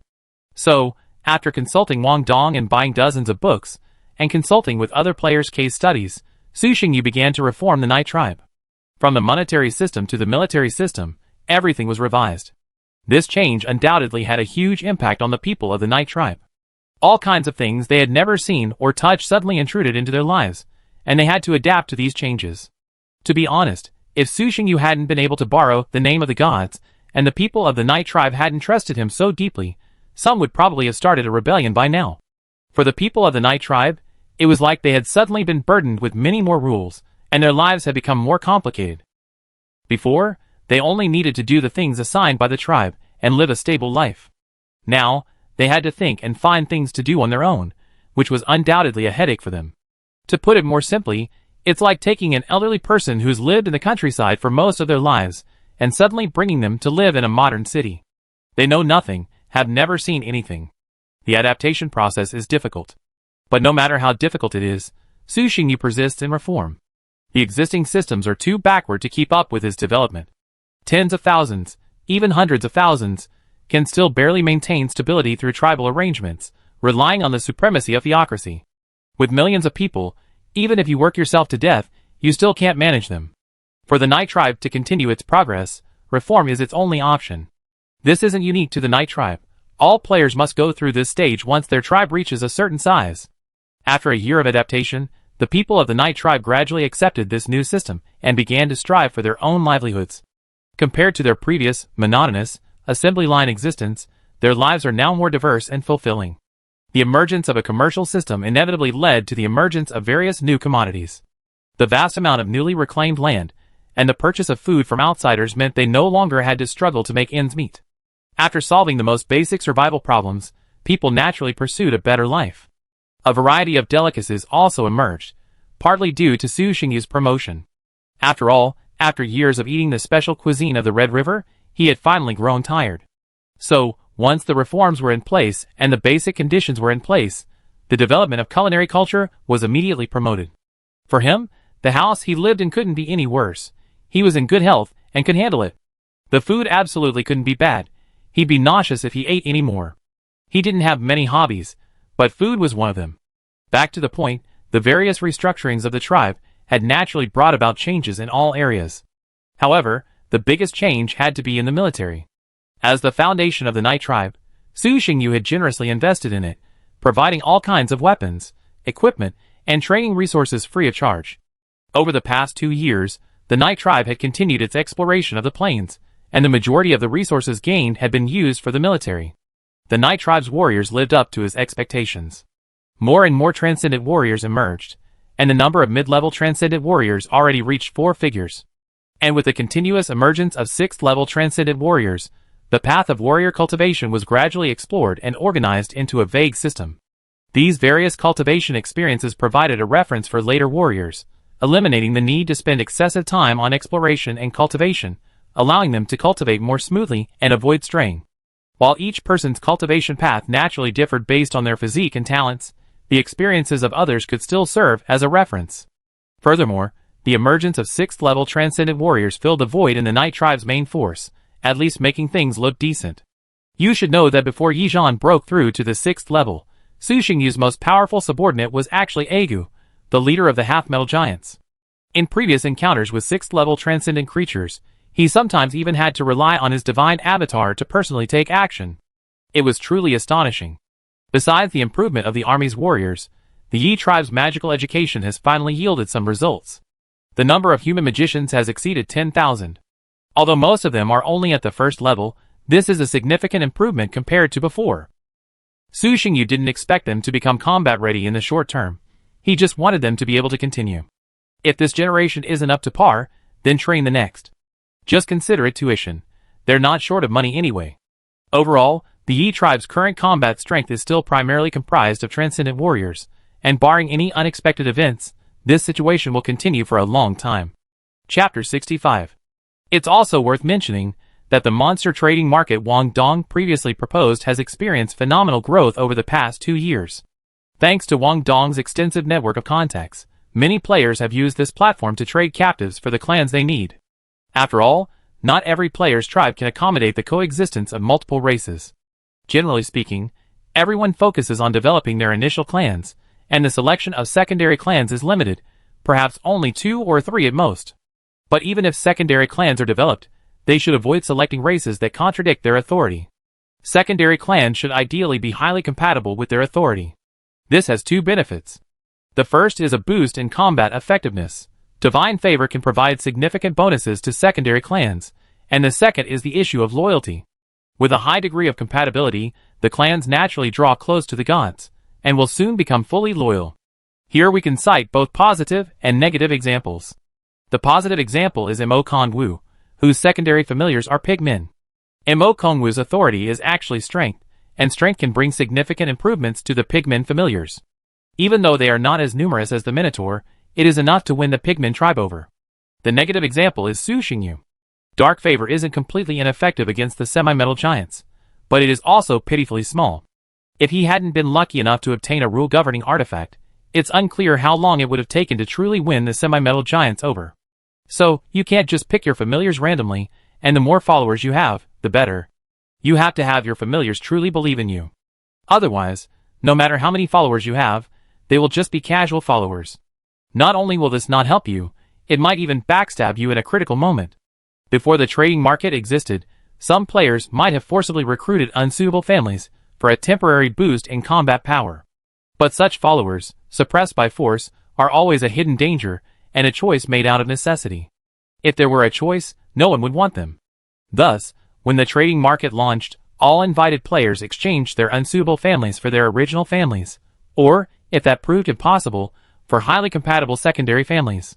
This was a win-win-win policy for both parties involved in the transaction, the families being traded, and the market organizers. Both parties traded their tribe's hidden dangers for families they were satisfied with. The families being traded received the protection of the gods they were compatible with. The market organizers took a 5% cut of the transaction volume from both parties. It's a win-win for everyone. As for whether there are any troublemakers, that depends on the individual's strength. Since the market opened, no one has challenged its authority. This market has provided convenience to many players, and Su Xingyu has also taken advantage of it to increase the Night Tribe's population by over 1 million, a huge gain. The only pity is that there are so few players willing to trade for human followers, while there are so many in need. Otherwise, Su Xingyu could have exchanged more for them. Having been constantly capturing plane fragments, he truly has no shortage of captives from various monsters. World Exchange Channel, East District 36. Kobolds, die, you bastards, you dare to rob my house? Wait, I've memorized your coordinates. Don't even think about escaping. I'll kill you sooner or later. On Sam, I'm so pissed. Weren't we supposed to get generous rewards for exploring a plane for the first time? Why did I only get a purple chest? I lost 20,000 soldiers to get it, and I turned the tables with this. It's all over now. All my years of hard work are gone. Alice, you're a fool. You dare to explore a plane without enough strength? You're courting death. Don't you know that the system rewards you based not only on your achievements, but also on your losses? Just be happy you got a purple chest. Don't be ungrateful. Never a slave. Ha ha. This is so funny. There are actually fools out there. You dare to go hunting for plane fragments without knowing anything? I was already feeling down today, but seeing you in such a plight, I'm instantly feeling much better. God King Karsa, you're a bunch of weaklings. You're having such a hard time even getting a plane fragment. How dare you claim to be gods? Why don't you bow down at my feet? When I ascend to godhood, I'll grant you a position as a subordinate. Super Tam, I'm a complete newbie. Is there any expert out there who can guide me and explain the rules here? Why does it feel so dangerous? Big Bear, a veteran's advice. Focus on steady growth, mining, farming, building cities, and avoiding fighting. It's best to stay in a small group. This place is going to get chaotic soon. King of Dry Eating, is the idiot above sure you're not going to change your name? Your protection period is almost up. You're so arrogant, be careful you get beaten. God King Karsa, who dares to attack me? What a joke. How dare I, the mighty king of the gods, be afraid of a bunch of minions? Kasser, I'm off to pamper my beloved consort. I'm too lazy to chat with a bunch of you losers. It's boring. King of the Eater, Super Tam, Papaya Protoss, is this the legendary Sundara? Big Bear, no, that's just idiotic. See God, any Sea Clan brothers out there? Let's exchange clans. If interested, please privately message me. It's about to get chaotic. Swiping through the player information on the channel, Su Xingyu could clearly sense that the number of players here was increasing. And as time passed, the protection period for the first group of players was about to expire. The end of the protection period meant that players could invade each other. As we all know, the beginner phase of a game is often the calmest, but after the novice phase ends, the most chaotic invasion phase begins. As he was thinking, several messages suddenly popped into his mind. System notice. The number of players in the primary realm has met the requirements. Ranked battles will begin in the main world in 1 month. Top performers will receive generous rewards. Please prepare actively. System notice. The number of players in the primary realm has met the requirements. The shop and auction functions are now open. Players can notarize and list their items. Please refer to the specific information and rules. Ranked battles, interesting. Su Xingyu was slightly taken aback, then laughed. This system is really worried that players won't be able to fight. The situation is already chaotic enough, and with ranked battles, there's going to be something interesting to watch next. Just then, several red exclamation points flashed before his eyes, and another message appeared. System notice. Player Walker is invading your plane. Chapter 66. Not long ago. In a void plain. A peaceful grassland dotted with settlements of all sizes. This grassland was home to many races. Orcs, humans, and dwarves, all toiling away diligently. These tribes, living outside the city, held low status. They were servants of the werewolves, spoils of war brought back from elsewhere. Since the arrival of the wolf god Walker several years ago, the werewolf clan has grown in power, eventually achieving unification. All the werewolf tribes united and defeated the former overlords, the kobolds, becoming the undisputed masters of this grassland. On this grassland, the werewolves reigned supreme, followed by the kobolds, and then the servants plundered from all corners of the land.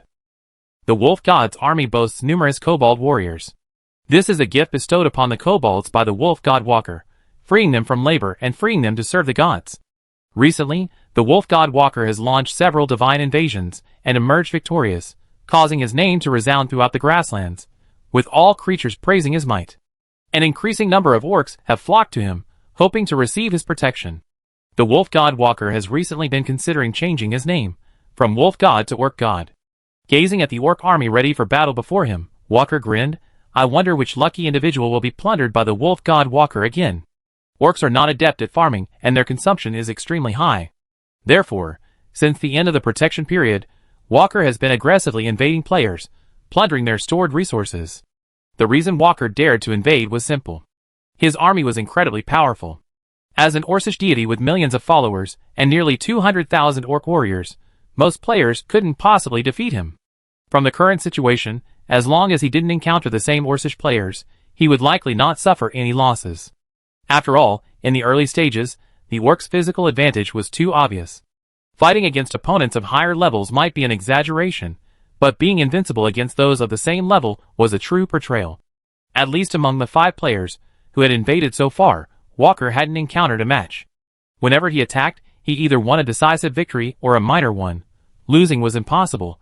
Faced tens of thousands of elite Orcish warriors, the players he invaded had no choice but to accept this heavy loss and dared not retaliate with a counterattack. Some players even had to pay a large sum to return their captured followers to him. In short, despite some initial trepidation, Walker became increasingly proficient in the subsequent attempts.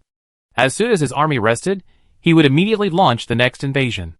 After several such invasions, his power grew stronger and his wealth became more abundant. Yes, I found it. System prompt. The coordinates of the player's Eternal Night plane have been locked. Do you want to spend 1,000 divine source points to invade? Walker's divine incarnation looked at the orc warriors in the audience and shouted, Orc warriors, a great battle is about to begin. Are you ready to slaughter the enemy? Ah! War! War! War! Kill! Kill! Kill! The orc warriors responded to his call with unbridled enthusiasm. Fueled by their string of victories, the morale of these orc warriors was incredibly high. Under the watchful eye of the wolf god, they dared to fight any enemy. Walker, upon seeing this, laughed heartily. Fight for our lord. With that, he chose to invade. In a trance, they appeared on another meadow. A plain! It seems even Lady Luck is on my side.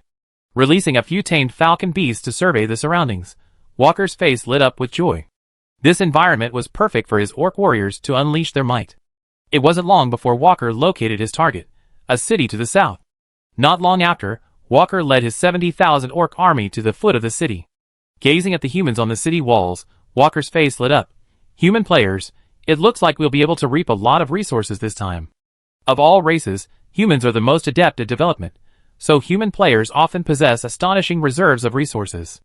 Compared to other races, humans are relatively easy to deal with. Orcs possess formidable physiques, elves possess impressive magical and shooting talents, dwarves possess enviable weaponry, goblins possess ingenious inventions that are difficult to defend against, and goblins employ human wave tactics that are repulsive. Only humans possess a disproportionately balanced stat base. Balance implies versatility, but versatility can also sometimes mean incompetence, especially in the early stages. In the eyes of some aggressive players, human players are simply a fat sheep. Thus, Walker suddenly changed his mind. This time, he planned to capture several cities and inflict heavy losses on the human player. After all, judging by the construction of this city, it's definitely a fat sheep. It would be a shame not to take a few bites. Orc warriors, go and fight. For the glory of our lord, conquer this city. At Walker's command, the warriors behind him instantly rushed out, roaring, for the glory of the wolf god. From the city wall, the defending General Joe Roy sneered at the orc warriors rushing so foolishly. A bunch of fools, actually charging right over here? You really think you're invincible? Shoot them to death. Don't save your arrows. At Joe Roy's command, crossbows activated, and terrifying arrows rained down. Swish, swish, swish. The arrows rained down like a torrential rain, and the kobold warriors at the forefront fell one after another. The powerful arrows pierced several of them, ravaging the orc warriors in the front row.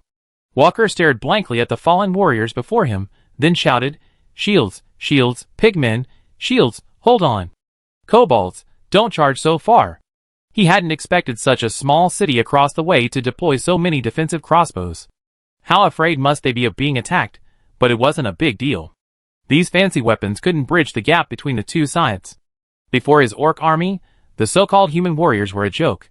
As ladders were set up, the orcs launched their siege. Watching the orcs climbing up the ladders, Joe Roy maintained a calm demeanor as he directed the defenders to throw rocks. One orc after another was struck, falling from over 10 meters.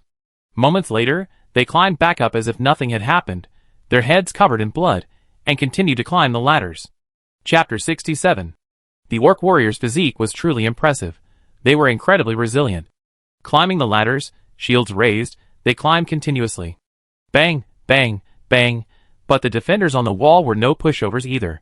They picked up rocks and threw them down. Stones weighing dozens of pounds felt like feathers in their hands, weightless, effortlessly lifted and thrown. Some warriors, armed with short bows, shot from the side at the climbing orcs. The arrows pierced the orcs' bodies with pinpoint accuracy, sending them plummeting like birds struck by lightning. Soon, the base of the wall was littered with the corpses of orcs. When an orc finally made it to the top, the soldiers who had been waiting rushed forward and hacked him to death with their swords. As stable as a mountain. Even as ferocious and brutal as the orcs, they couldn't scale this wall. After 3 hours of siege, leaving behind thousands of corpses, Walker retreated dejectedly with his army. This guy is such a coward. How could someone build a city instead of farming in the early stages? And even then, it's so tall. It's a bit tall, but he even prepared so many defensive devices. Walker looked at the city in the distance, his face grim. He simply couldn't understand what this Terran player was thinking. The early stages are a perfect time to snowball. It's fine if you don't attack others, but you're using precious labor to build a city. What a foolish move. Clearly, Walker didn't realize that this Terran player he was referring to actually had no shortage of labor. Nearly 1 million skeletons completely freed up the Night Tribe's labor force, allowing them to build all kinds of facilities without restraint. After all, skeletons don't need to rest or eat. They're simply the perfect tools. Working 24 hours a day, they're deployed wherever there's a shortage of people or danger. And even if they're accidentally damaged, they can simply capture a random plane fragment and expend some divine energy to regenerate hundreds of thousands of skeleton tools.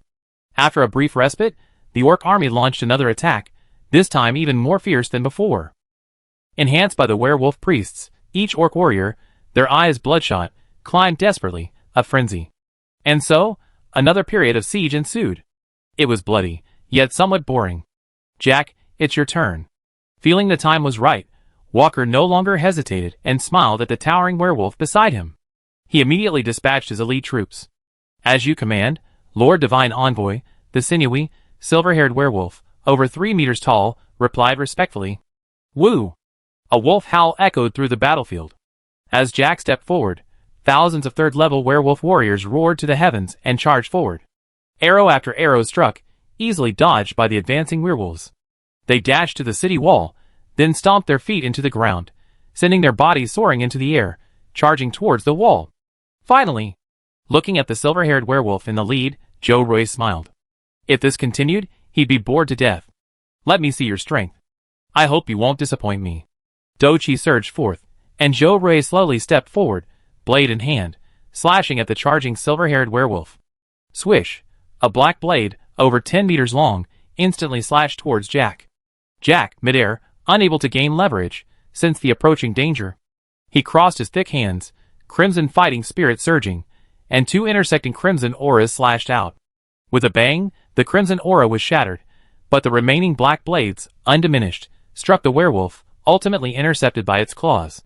But the next second, Jack transformed into a meteor, soaring towards the orc army behind. Joe Ray, just a greeting. How did the opponent fly away? The other werewolves, following the Legion commander and charging towards the city wall, had no time to react to the commander's fate. Atop the city wall, the black-armored warriors, who had been lifting rocks and shooting with shortbows, instantly abandoned the enemy on the ladder, picked up their long swords, and a smile spread across their faces.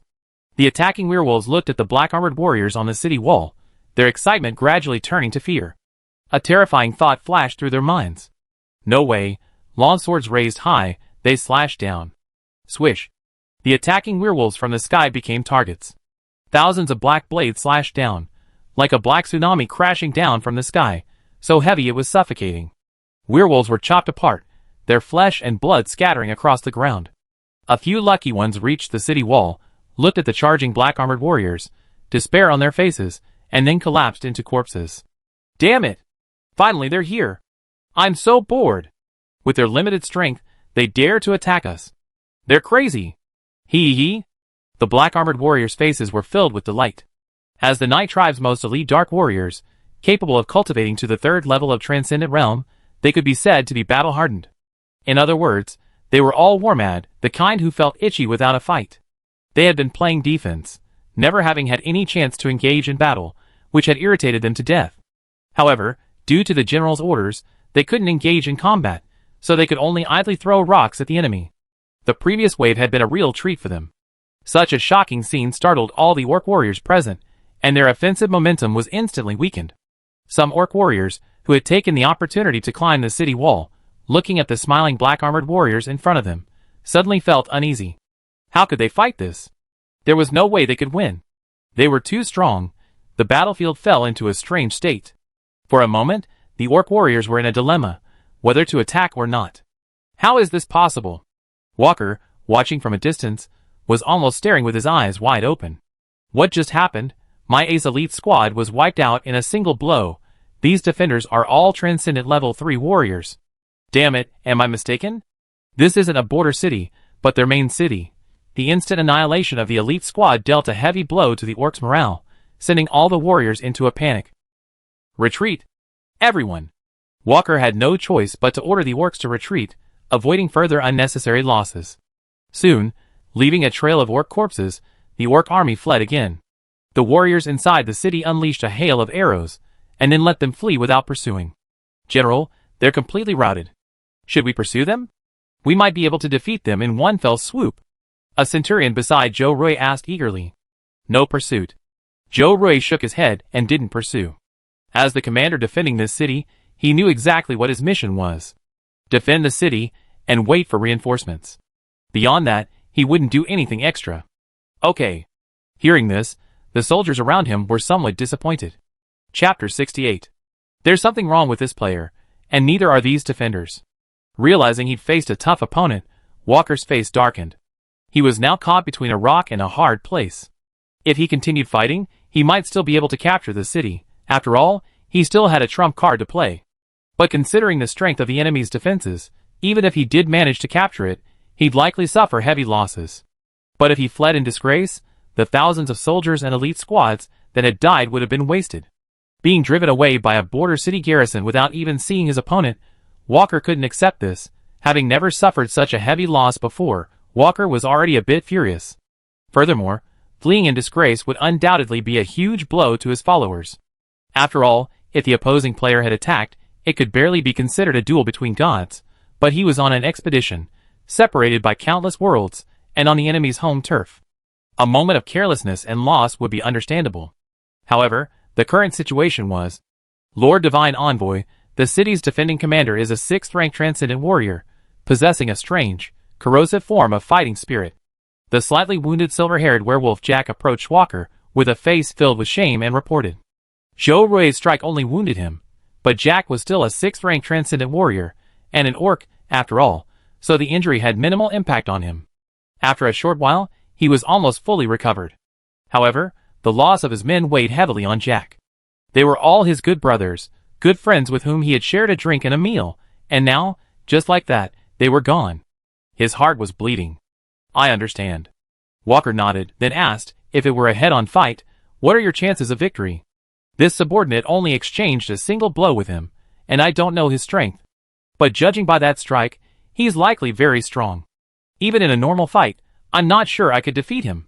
Jack thought for a moment and replied.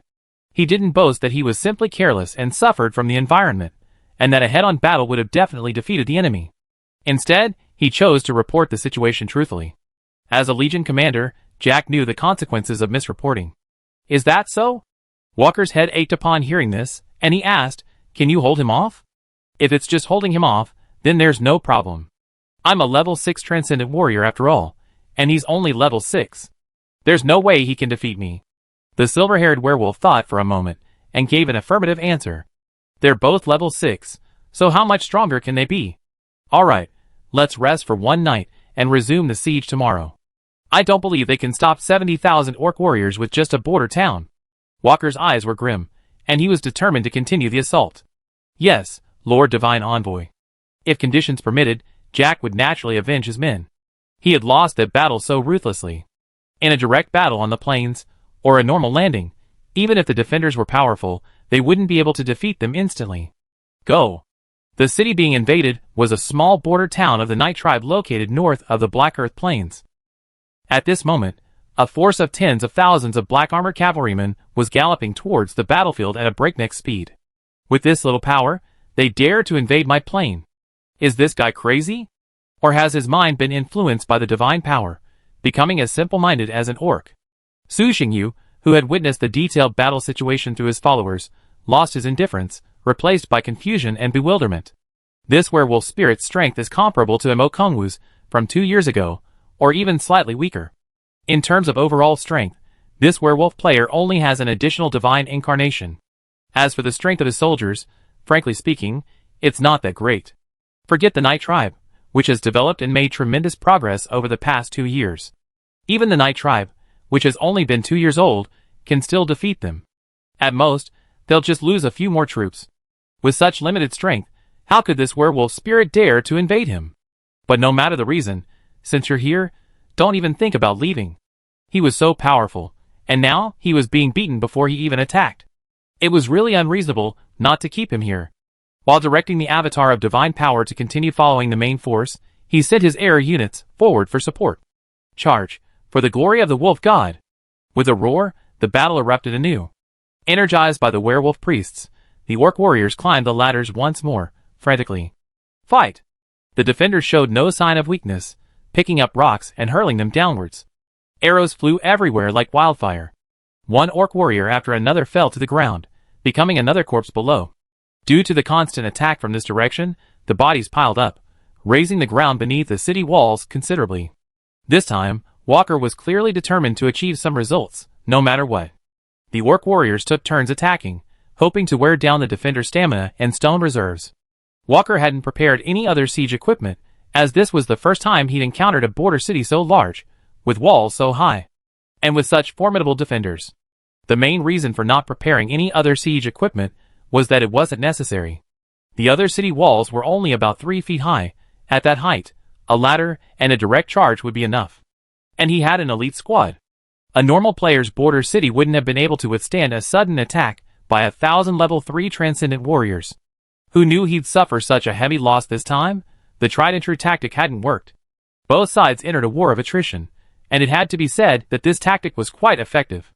This was just a border city, after all, and Su Xingyu hadn't deployed many soldiers. Under the orc warriors' relentless assault, the defenders gradually began to tire. Then, they stopped carrying stones, and instead picked up their swords and shields, allowing the orc warriors to climb the ladders. Bang, bang, bang, bang. Not only were the stones heavy, but they couldn't kill a single one even after a long time.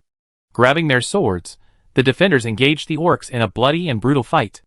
The orc warriors, who had scaled the walls, didn't hesitate, instantly going berserk. The orc warriors, their sanity gradually draining, didn't retreat even a single step after their weapons were knocked away. They charged forward, clawing at the defenders' necks. Bang! The claws pierced the skin, leaving a bloody mark, but that was all. The defenders smacked back with their shields. The orc warriors were sent flying. Can you do this? You almost got killed. If you can't win, just call me a bro. It's no big deal.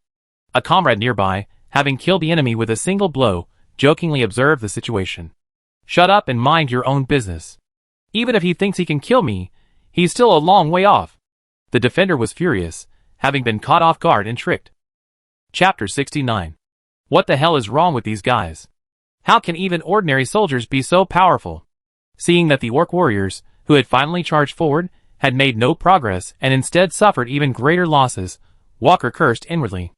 A small border town with a 6th level transcendent warrior is understandable, and an elite squad is understandable, but isn't it a bit excessive for every single defender to be so formidable?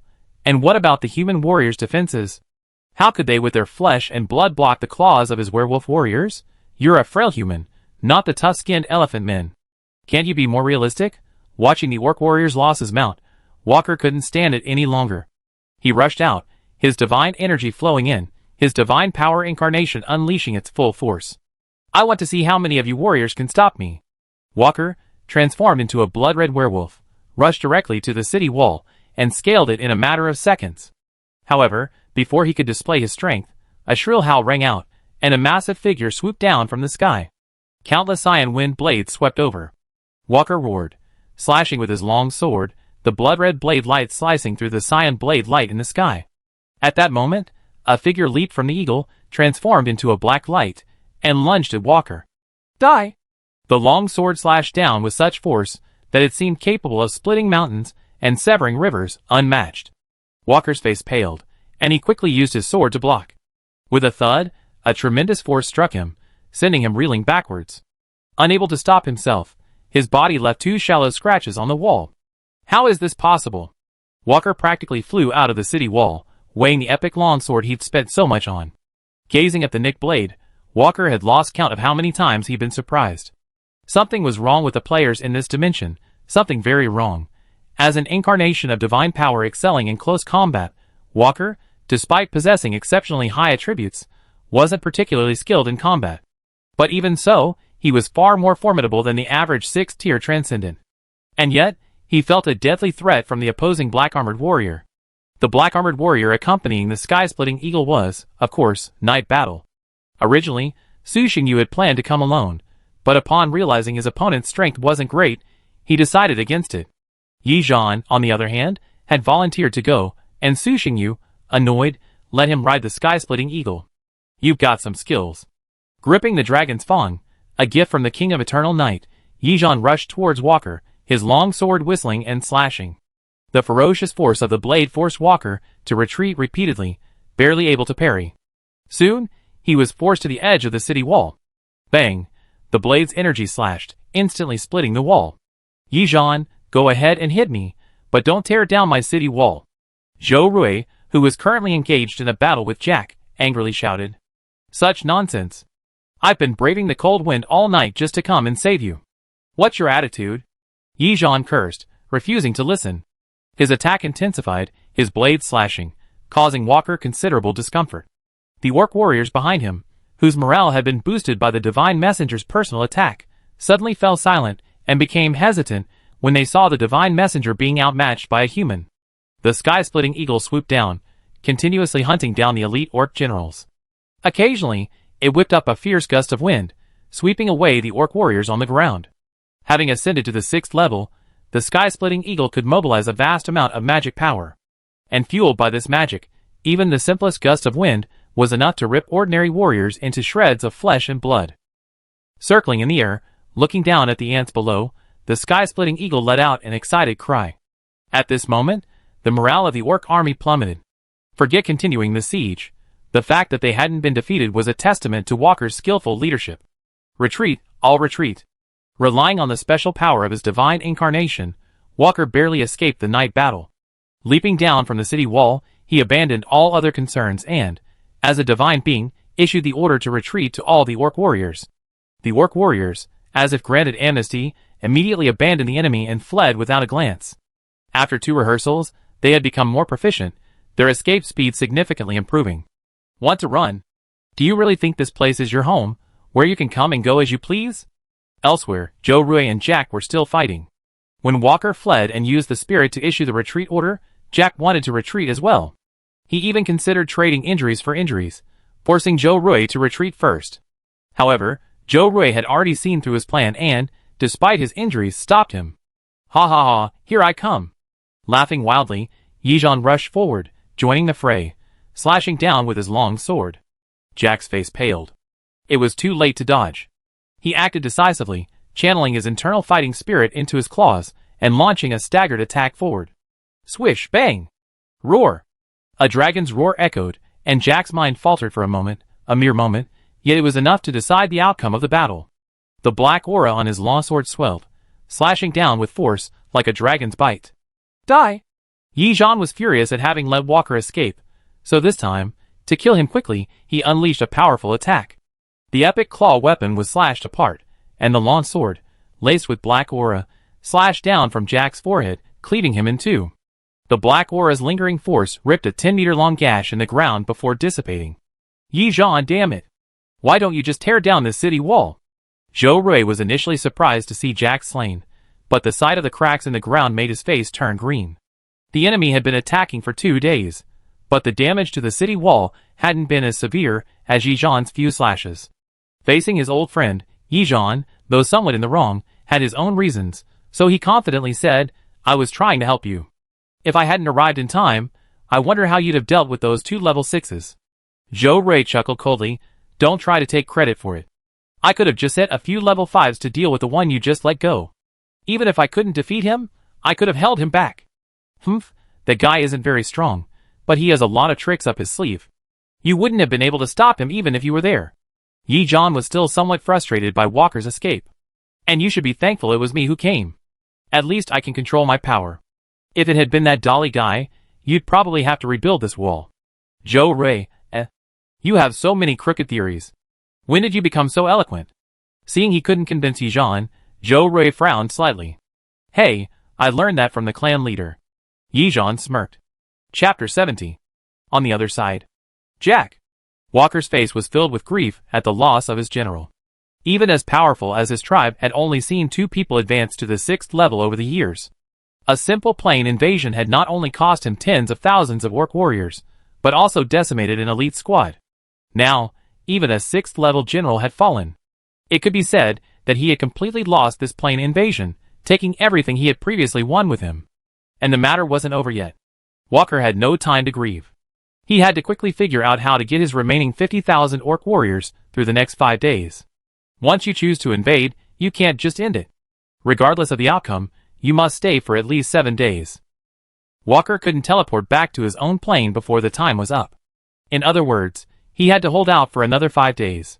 Before today, if anyone had told him he couldn't survive 7 days, Walker would have slapped them in the face. Now, he had begun seriously considering how he could survive the next 5 days. He was only thankful that the city's generals were so conservative that they hadn't sent troops in pursuit even when his army was on the verge of collapse. But, looking up at the giant eagle circling in the sky, Walker felt a sharp edge, a deep sense of danger. This Terran player didn't seem ready to let him go. But that was true. No one would let the invader go easily. Leading the orc army, Walker didn't run very far, only a dozen kilometers before resting. He had already observed the surrounding terrain with his falcon. It was flat, all plains, with no easily defended or difficult to attack areas. Running was a sure thing. Rather than wasting energy fleeing, only to face the enemy exhausted and demoralized, it would be better to allow the warriors to recover their strength and boost morale before the enemy arrived. That way, they would have a chance to hold out. Walker's preparations didn't take long. In less than a day, 30,000 Dark Knights arrived as promised, guided by the sky-splitting eagle. Walker's orc army was fully prepared, with shield-bearing pigmen at the forefront, and elite werewolves surrounding him. Watching the onrushing black-armored cavalry, and feeling the subtle tremors of the earth, all the orc warriors felt a wave of fear. Kill! No more nonsense. The enemies were envied upon seeing each other. Ever since the gods descended upon the Night Tribe, the warriors had forgotten how long it had been since anyone dared to invade them. For years, they had always been the ones bullying others. To think someone would actually dare to attack them. This filled the Night Tribe warriors with both anger and excitement. Cut off their heads and offer victory to the king. The Night warriors rose to their feet, shouting loudly. Then, leading the charge, they led their elite guards and the black-armored cavalry behind them. Offer the enemy's heads to our gods. Kill! Ha ha ha, kill them all! The 30,000 cavalrymen broke into a gallop, their overwhelming momentum shaking the orcs' legs. Even the sun above seemed to dim at that moment. Orc warriors, hold them back. For the glory of the wolf god. Even before the battle had even begun, his men's morale had plummeted. Without a second thought, Walker quickly stepped forward, performing a miracle to boost morale. Above the sky, a massive figure, with a wolf's head and a human body appeared. This inspired the orc warriors, and their morale lifted slightly. For the glory of the wolf god. Roaring to the heavens to embolden himself, the orc warrior at the forefront raised his shield. But as the black torrent approached, he swallowed hard, his legs and feet weakening. After streamlining the cavalry, these 30,000 men comprised nearly half of the Night Tribe. Transcendent Level 6 warriors served as Legion commanders, Transcendent Level 5 warriors as 1,000-man commanders, and Transcendent Level 4 warriors as centurions. The rigid strength requirements made this army extremely powerful. With all members starting at Level 2, it's no exaggeration to say that these 30,000 cavalry alone are enough to crush many players. At the very least, Walker's 50,000 remnants would be no match for them. In the face of sheer power, all preparations and schemes became a joke. The Night Tribe had no intention of engaging in a prolonged battle, and from the moment they engaged, they entered a frenzied state. Strikes of black blade energy slashed out, mowing down the enemies ahead. The vanguard, led by Yi Zhan, advanced through the orc army at the speed of a run across the plains. All the orc warriors who stood in his way were either crushed to a pulp or hacked to blood by the blade energy. The soldiers behind him followed suit, leaving the orc army, already lacking high-end combat power, without any means of counterattack. Soon, Yi Zhan led his cavalry out from the other side. His black armor stained with blood, his momentum unstoppable. Faced with this powerful cavalry, the 50,000 orc warriors stood no chance. Turning his horse around, he gazed upon the chaotic orc army before him and shouted coldly, "Those who laid down their weapons and kneel will live. Drop your weapons and kneel, and you will live. Drop your weapons and kneel, and you will live. Drop your weapons and kneel, and you will live." The black-armored warriors behind him raised their long swords and shouted loudly. The overwhelming pressure made all the orc warriors present hesitate. Not long after, bang, bang, bang, as the first orc warrior laid down his weapon, like a domino falling, more and more orc warriors threw down their weapons and knelt on the ground, their heads facing forward.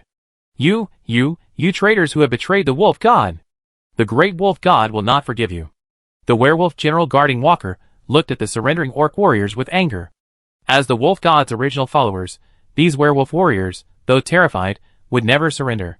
They were willing to fight for the wolf god, even if it meant their own death. System prompt: Player Walker surrenders to you. Do you accept? Hee hee. Su Xingyu sneered, naturally choosing to refuse. Yi Zhan, kill them! Yes, Lord Divine Envoy. Yi Zhan obeyed the order, and immediately led his cavalry towards the still-standing werewolf warriors. An hour later, the battle was over. All the standing orc warriors laid down. Even Walker's divine incarnation was crushed by the combined efforts of Yi Zhan and another 6th-level warrior, Lu Zheng. Praise the Supreme King of Eternal Night. System prompt: Congratulations to the player for defeating the invaders and winning this defensive battle. Reward: 1 orange treasure chest. Chapter 71. I wonder who gave him the courage. With this level of skill, he dares to imitate others in invading plains. After letting Yi Zhan bring the captive back, Su Xingyu withdrew his gaze, no longer fixated on that place. This battle, won inexplicably, was easily won, but the rewards were considerable. An orange treasure chest. Even for a top player like Su Xingyu, orange treasure chests are extremely difficult to obtain. So far, he has obtained the most purple treasure chests, which he can obtain almost every time he captures a plane fragment. He took out the treasure chest.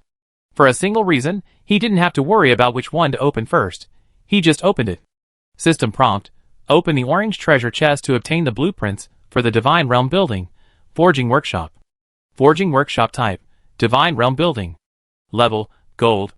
Effects: 1. Proficiency. Increases crafting speed for items below epic level by 20%. Effects: 2. Experience. Items forged here gain 10% more experience. Description: With 100 forging rooms, this is a great place to train forges. However, the construction requirements are extremely demanding. If you plan to build a workshop, be prepared to do it again. Su Xingyu looked at the blueprints in his hand and muttered to himself, "It's a good thing, but the construction requirements are demanding." Just how demanding are they? After thinking for a moment, he shook his head. "Forget it, I'm not going to build it, so why should I worry about it? Let the construction department worry about it." As the head of a clan and a deity worshipped by millions of believers, how could he possibly personally handle something as trivial as building a house? Besides, he didn't know how to build anything. At most, he could just buy some experience books for the architect to review. As the clan leader, he didn't need to know everything. He just had to assign the appropriate tasks to the appropriate personnel. Have someone send the blueprints to the construction department. Su Xingyu continued to browse the information channel, collecting bits of information other players had discovered. A few days ago, the system announced new news: player ranking matches, a shop function, and an auction house. Regarding the ranking matches, I only knew they were for the community. I didn't know anything else. The shop function was just like the shops in online games. Players simply had to submit their items to the system for notarization. Once approved, they could list them at a price, and then list them in the shop. Other players could then purchase the items remotely through the shop, eliminating the need to travel all the way to the City of the Gods. Some items that were individually insignificant, but in large quantities, such as food, low-level spiritual materials, and low-level weapons could be traded directly through the shop, saving a lot of trouble. As for valuable items, such as equipment blueprints and divine domain building blueprints, you can set a reserve price and then list them on the auction house, allowing other players to compete and win. The introduction of these two features can be said to provide convenience for all players. Of course, there is a price to pay. Listing items in the shop requires a 1% fee, and the auction house charges 2%. But overall, the benefits outweigh the disadvantages. While I was reading messages, another message came from another small group. Ding Ding Plane Exploration Group. Bull Warrior, oh my god, we're being invaded. Lava, what do you mean? The enemy is very strong. Even Brother Wu can't beat them. Black Star, what's going on? I remember you just passed the novice stage. How did they invade you? And they took advantage of the opportunity to attack you? Glorious, let me know if you need any help. Glorious, just took one out. These guys are crazy. They're so bold, attacking people with all their strength. They haven't even gathered their divine incarnation yet. I don't know where they get the confidence to invade my plane. Eternal Knight, let me know if you need anything. Bull Warrior, well, it's not that exaggerated. That guy's strength is actually average. It's mainly because his followers are a bit disgusting. They stole my warehouse. But it's not a big deal. I just invaded back according to the coordinates and directly seized 2 of his cities, taking back everything I invested with profit. I even got a golden treasure chest. So cool. Lava, Forest, Bull Warrior, I just wanted to remind you so you could be prepared. If you plan to invade the plane, it's best to send more people and capture more cities. This way, the system rewards will be better. Black Star, I don't stand a chance. I'm lucky to avoid being attacked, so how could I dare invade others? Glorious, don't actively invade. Wait for others to invade you, then attack them according to the coordinates. However, this will eliminate the invasion protection provided by the system. Consider the pros and cons. Eternal Knight, play defense well, the rewards are very good. Black Star, fight if you can, don't get into a stalemate. At this stage, the focus is on development. Glorious, that's fair. Avoid fighting if you can, or you'll be in trouble. Lava, okay. Forest, thanks for the reminder.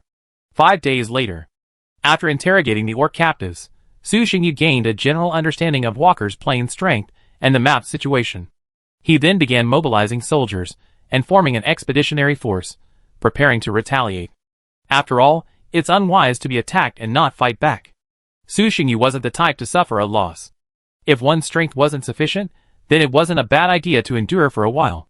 As the saying goes, a gentleman's revenge is never too late, even after 10 years. But now that he was strong enough, revenge would definitely not be delayed overnight. Almost done. Looking at the army before him, Su Xingyu nodded in satisfaction. Standing on the platform, he addressed the crowd. Warriors of the Night Tribe, we are about to enter the enemy's plane of invasion. Are you prepared for war? The soldiers below, whether human, jackal, kobold, or even half-metal giants, heard Su Xingyu's words and shouted enthusiastically, "Fight for our Lord, until death! Fight for our Lord, until death! Fight for our Lord, until death!" Excellent! Su Xingyu grinned. Then let's set out. I wish you victory. As the tribe leader, he certainly couldn't lead the expedition himself. After all, his original form was only at level 5. So, he would simply send his divine avatar. System prompt. Player Walker's plane coordinates have been locked. Do you want to spend 1,000 divine power points to invade? Su Xingyu naturally chose yes. The army before him instantly vanished from its spot. And in a plane far away in the void, above the grassland, a pillar of light that penetrated the sky and the earth suddenly appeared. Chapter 72. Werewolf Plane. Time flashes back to a recent past. After a few days of anxiety, Walker finally felt relieved when he saw that the Terran player hadn't launched a counter-invasion. This failed invasion had cost him heavy losses, slashing his army's strength by a third. While the losses were heartbreaking, the threat of retaliation from the Terran player at any moment was even more worrying. Therefore, Walker remained apprehensive about this matter. After 5 days, with no further invasion, Walker finally breathed a sigh of relief. It seemed the enemy wasn't planning revenge. That's right. I didn't even capture the first city, and I didn't cause them any damage. Instead, I was the one who suffered the most. If there was any revenge, it should be me. The enemy's disregard left Walker with mixed feelings. He felt both annoyed at being slighted and happy at not having to endure a beating. Just as he was thinking, system prompt, player Evernight is invading your plane. Bang! Damn bastard. Walker's face darkened, and he slammed his fist down, sending the wine glass flying from the table. This is the other player's plane, right? Why does it feel exactly like mine? 3 sky-splitting eagles flew off into the distance, surveying the surroundings. Su Xingyu discovered that the environment here was almost identical to his own. The endless grasslands lay unobstructed. Soon, he used the sky-splitting eagles to locate the nearby city. When the system teleports, it often sends a player's army to the enemy's border. After assembling his forces, Su Xingyu marched off, heading towards the city. About 2 hours later, the Night Tribe's army arrived before the Orcish city. The orc general inside, informed by Walker's oracle of the impending invasion, had already prepared for the attack. The orc general wasn't intimidated or timid by the enemy's invasion. Other reckless armies had invaded before, only to flee in disgrace, leaving a trail of corpses.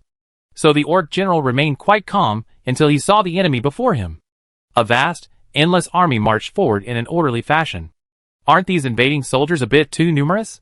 The orc general swallowed, sensing a sense of foreboding. This time, the enemies seemed different from previous ones, not just in numbers, but also in their aura. They were on a completely different level. Attack! After the night battle was arranged, the order for the attack was immediately issued. Brave warriors, fight under the gaze of the Lord of Eternal Night. Conquer this city, and bring the enemy's blood and heads to our Lord. Kill! Kill! Kill! Fight for our Lord until death. Fight for the glory of our Lord.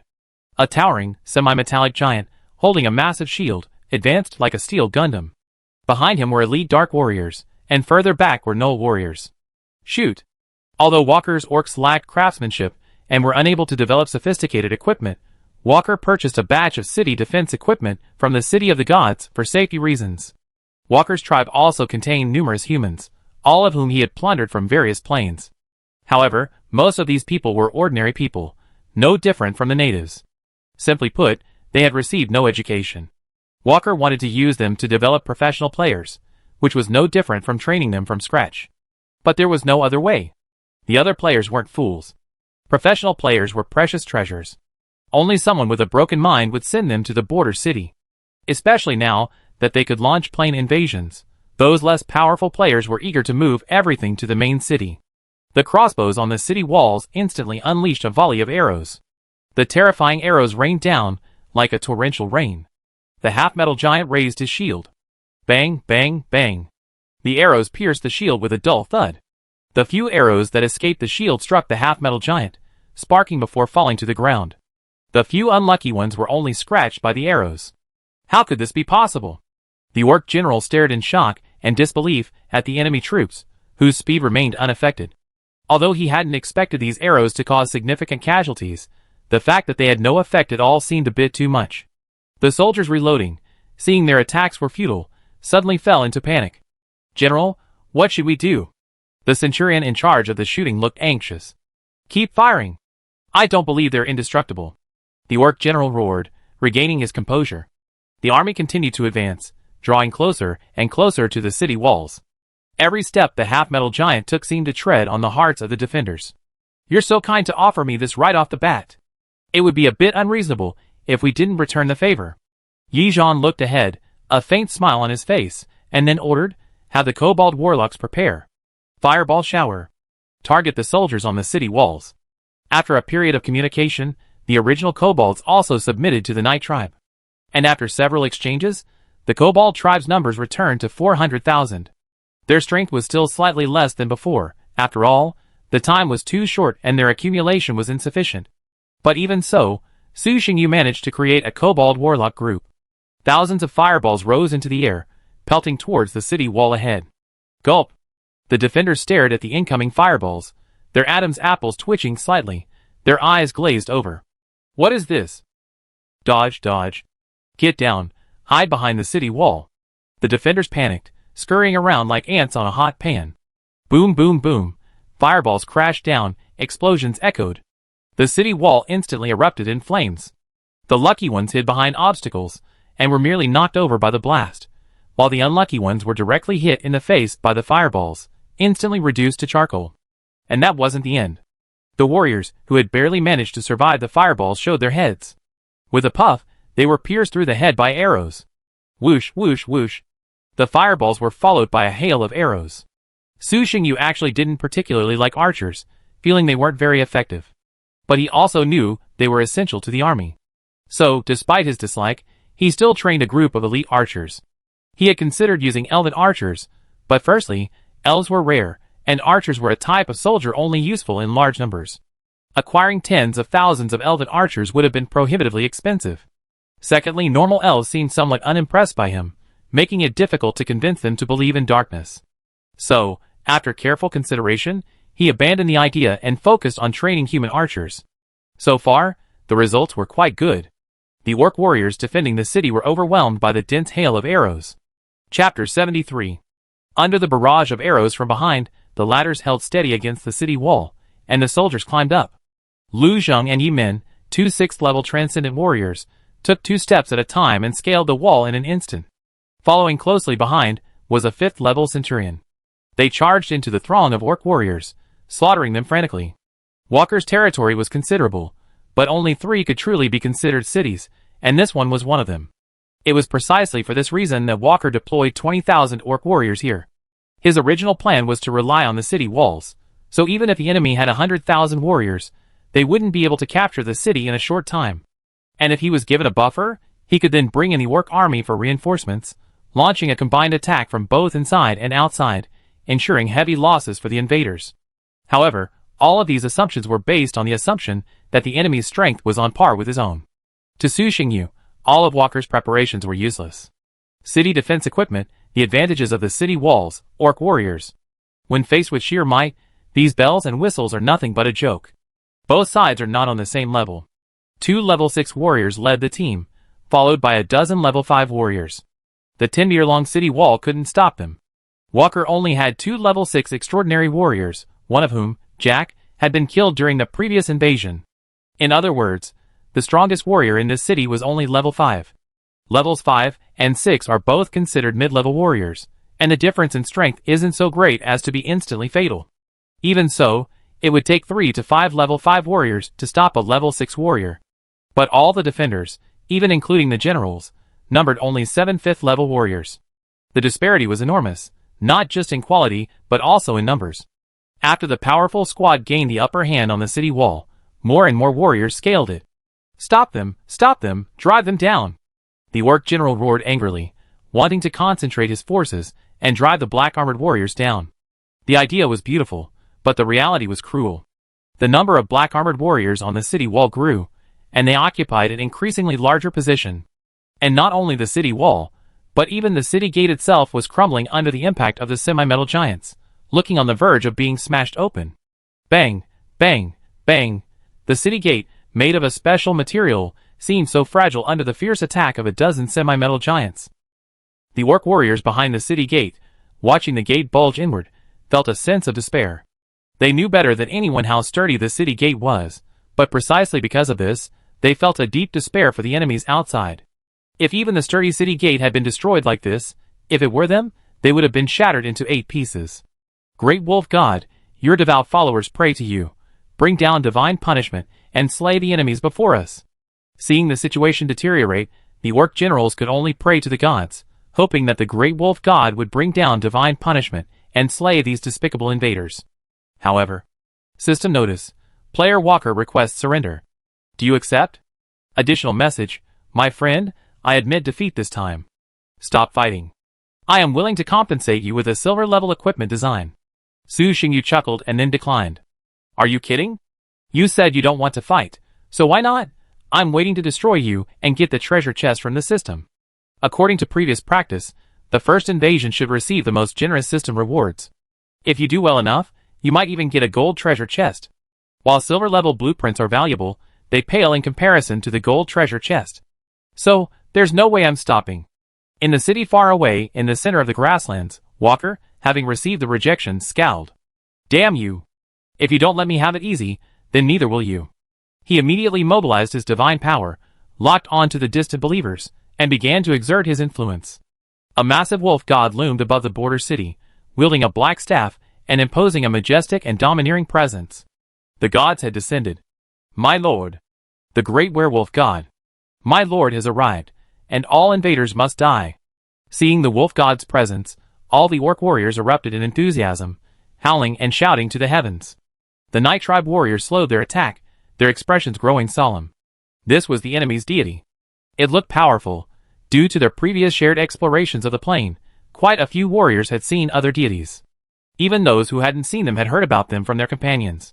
So, the presence of deities on this plane didn't surprise them, merely a slight concern. At the same time, the wolf god spoke, "Brave orc warriors, I grant you the strength and courage to slay the invaders before you." As he spoke, he swung his staff, and a waning moon rose. The crimson divine source transformed into moonlight, and all the orc warriors erupted in enthusiasm. Fight for our lord. Kill all invaders. Kill, for the glory of the wolf god. Under our lord's gaze, all enemies will meet their doom. The orc warriors' morale revved, and they launched a counterattack. They charged fearlessly at the Night Tribe warriors, fighting life for life, and for a moment, they managed to stabilize the battle line. Realizing that the situation between the two sides could not be resolved, Walker no longer held back and directly used his artifact, granting blessings to his followers without regard for the cost. Even if he couldn't hold this city, he would still take a piece of it. Yes, he couldn't hold it. When the enemy army appeared, Walker knew the city was undefendable. No one knew the strength of these black-armored warriors better than he did. Even with the entire city's might and his blessings, they couldn't hold the city. Interesting. That calm voice echoed across the battlefield, and the Night Tribe warriors instantly went wild. He whispered softly, "Kill them." Instantly, all the Night Tribe warriors went wild, howling and charging forward. "Kill! Kill! Kill! All of you die! Dedicate your lives to our Lord!" As the Night Tribe grew stronger, and its members grew, the connection between all believers and the King of Eternal Night grew closer, but their opportunities to hear the voice of the Spirit grew fewer and fewer. When the Night Tribe was first established, the tribesmen could hear the call of the Spirit every now and then. In the past 2 years, they have only heard the voice of the Spirit twice. So when the voice of the Dark Spirit rang out, the warriors, receiving its call, suddenly unleashed a terrifying burst of fighting power. Without any blessing, everyone seemed to have grown stronger. Chapter 74. Fight for the Wolf God. Fighting frenzied enemies, they fought back with even greater frenzy. Encouraged by the Wolf God's blessing, the orc warriors were fervent. Previously, under his leadership, they had never lost. This time, they believed the same. Even if the enemy was powerful, so powerful that they struggled to even defend themselves, under the Wolf God's leadership, they would, as before. Perhaps the journey would be difficult, but victory would be theirs. With this conviction, the orc warriors charged fearlessly at the enemy. Then, they were slain by a single blow. "In the name of my lord, I grant you death." The black-armored soldier's eyes were icy, and with an unmatched aura, he slew the charging foes. Not strong in strength, but commendable in courage. This was the assessment of the black-armored warriors. To be able to face death with such openness, these orc warriors were truly exceptional. The city gates had been breached, the walls completely occupied, and the fall of the city was inevitable. To dare charge at me in such a situation meant they were prepared for death. But that was all. As if they were afraid of death, under the king's gaze, death wasn't to be feared. What was to be feared was failing to fulfill my lord's command. One orc warrior after another fell, their bodies covering the ground. Their blood dyed it completely red, even feeling wet as you walked on it. The orc warriors were courageous, but courage didn't significantly enhance their combat effectiveness. The tide still tilted in favor of the Night Tribe. The black-armored warriors advanced slowly but steadily, offering death to these brave warriors as the greatest respect for their enemies. When no more orc warriors remained standing on the city walls, the siege was declared a victory. Praise the Lord! Praise the Lord! Praise the Lord! The blood-soaked black-armored warriors raised their heads and shouted. The Night Tribe's army marched into the city in an orderly fashion. The cavalry led the way, the infantry followed, flanked by kobolds and gnolls, and behind them, half-metal giants. The orcs within the city retreated into their homes, shutting their doors and windows tightly, fearing they would be hunted down and executed by the invaders. Yizhan rode at the forefront, shouting, "Those who kneel outside will not be killed. Those who kneel outside will not be killed." The soldiers behind him joined in the shouting, their voices echoing throughout the city. Faced with the threat of long knives at their necks, the orcs hiding inside hesitated for a moment before obediently exiting their rooms. Gathering the city's residents, Yizhan calmly addressed the fearful orcs, saying, "You have lost this battle, but do not worry. My lord is merciful, and will not kill you. I hope you will be tactful, and not cause trouble, or you will be killed without mercy." The residents breathed a sigh of relief upon hearing this. Yi Zhan then issued a series of orders, including, but not limited to, a city blockade and prohibiting unauthorized exits. At the end of his speech, he raised his hands aloft, his voice filled with fervor. "You humble people are honored to be bathed in the divine light of my lord. You should be grateful. Praise my lord, for this is your honor." Night was about to fall. The warriors of the Night tribe led the charge, shouting, "Praise the eternal and supreme king of night. Praise the mighty and holy lord of darkness." The city's residents hesitated, seemingly contemplating something, before they caught the cold gazes of the surrounding black-armored soldiers. "So, praise the eternal and supreme king of eternal night. Praise the mighty and holy lord of darkness." The truly staunch and devout believers had already perished in the recent defense of the city. The remaining orcs were merely ordinary believers. This was the border, so succumbing to force was understandable. Still, watching the shouting crowd, Su Xingyu couldn't help but hold his head in his hands. Fortunately, he was wearing a mask, so no one could see his expression. I remember Yi Zhan used to be quite nerdy. Who taught him these lines? They're truly amazing. Looking at Yi Zhan, who acted like a missionary, Su Xingyu couldn't help but wonder what had caused Yi Zhan to change so drastically. Yi San, who was working overtime, suddenly shuddered, sensing something bad was about to happen to him. The main city of the werewolf tribe. Inside the city lord's mansion, Walker was furious at the thought of the invaders' strength. Damn it!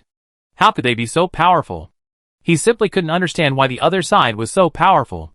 For just one invasion, they had deployed over 100,000 transcendent warriors, a mixed group of humans, orcs, and even giants. Most importantly, these warriors were incredibly strong, at least at the second level. Even Walker's own werewolf corps had only 2/3 of its warriors at the second level. Most of Walker's resources were devoted to these warriors. Maintaining a second-level warrior corps was far more difficult than training one.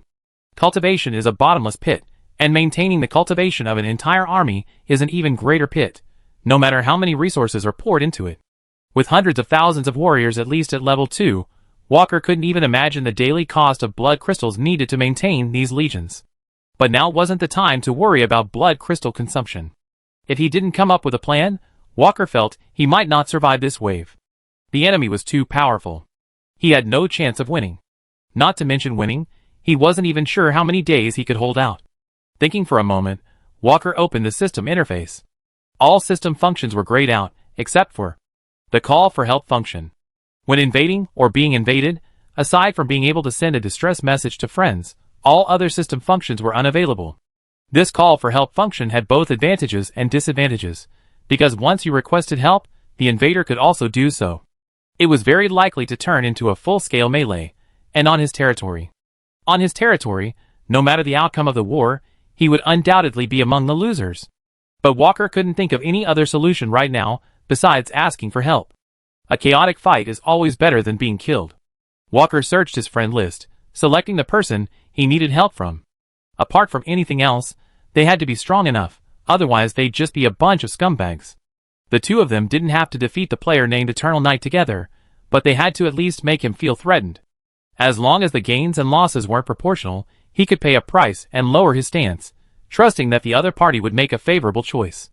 Walker was thankful he had added so many friends, otherwise, this would have been a nightmare. After searching for a while, he finally found a suitable target. After editing a message, slightly blurring the intruder's strength, and promising enough benefits, Walker nervously sent the request for help. Chapter 75. 2 days later. Yi Zhan led his army to the second city, and Walker had already deployed his forces before his arrival. He had mobilized almost the entire tribe's warriors into the city. Rather than being defeated piecemeal, it was better to fight to the death. Walker's idea was simple. Concentrate the forces and fight to the death here. If they held, they would survive. If they couldn't, they would find another way. Attack. The formation was the same as before. The tough, semi-metallic giants led the way, followed by the dark warriors, and finally the jackal warriors. Fireballs soared into the sky, pelting the city walls. A hail of arrows followed. Boom, boom, boom. Whoosh, whoosh. The overwhelming firepower suppressed the defenders on the city walls, making it impossible for them to launch an effective counterattack. Ladders were set up, and the warriors began to climb. The powerful 6th-level extraordinary warriors charged head-on. Overpowering others with force, that's what it was. Regardless of whether it was old-fashioned or not, it was a sure win against ordinary players. But Walker hadn't wasted the past 2 days.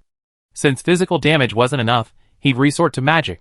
Barrels of tum oil were poured down, and flames soared into the air. Fuck.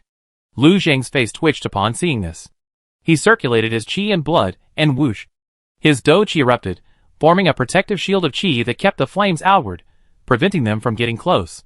However, Walker was clearly prepared. Atop the city wall, towering werewolves lifted rocks and hurled them downward. Bang, bang, bang. At the same time, a werewolf warrior, having reached the mid-level transcendent level, swung his long sword, sending a blood-red blade slashing downward. In a head-on battle, werewolf warriors were undoubtedly inferior to these human warriors of a higher transcendental rank. But to say they posed no threat would be a gross understatement. With the coordinated efforts of multiple werewolf warriors, even a powerful Night Tribe army was unable to scale the city walls for a while. Or rather, if they tried to force their way up, they could, but the losses would likely be severe. Get down. A tiger warrior with a tiger's head and a human's body, imposingly large, roared, slashing down with his great sword, knocking a human warrior about to scale the wall. Bang!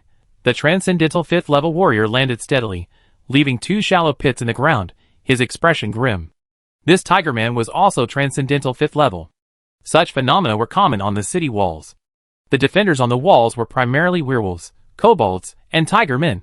The tiger men were the smallest in number, numbering only a few thousand, yet their strength was immense, at least at the 3rd level. It was precisely because of these tiger warriors that Walker was able to hold the city wall with relative ease. As for where these tiger warriors came from, having just lost a group of elite tier 3 soldiers, Walker's tribe now had very few warriors left who could be considered elite. Gathering a force of thousands of orc warriors was no easy task, and these were tigers, not werewolves or kobolds. So the answer was clear. These were his reinforcements. Interesting new players. Su Xingyu remained calm as he watched the battle progress without making any progress. He was naturally aware of the other players' involvement, and after all, he could now call for help. It was only the 2nd day, and he was already able to call for help, especially as the invading force. Clearly, the invaded party had used this function first. Another point was that the noise caused by being teleported in was enormous. He wasn't blind or deaf. He must have sensed it. Thus, he wasn't surprised by the sudden appearance of the tiger warriors. These tigers were quite powerful, though their numbers were smaller. Lord Divine Envoy, the enemy's strength is different. I request a temporary withdrawal to rest and regroup, while we discuss the siege strategy. Seeing the siege making no progress, Yizhan pleaded with the Divine Envoy beside him. As I said, everything on the battlefield is your decision. Do whatever you want, without asking me. The black-robed Divine Envoy shook his head and replied hoarsely. Thank you, Lord Divine Envoy. Yizhan then sounded the drums to call back his troops. The soldiers attacking the city ahead glanced at the walls and retreated in anger. Damn it! The few exceptional warriors who had scaled the city walls could only fight back with all their might, repelling the surrounding orc warriors before leaping down and retreating.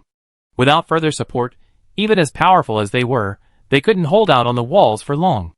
After the siege troops retreated, the defenders casually fired a few arrows to mark their presence, but they didn't dare venture out in pursuit. Is this what you told me? I'm much stronger than you, and together we can hold them off?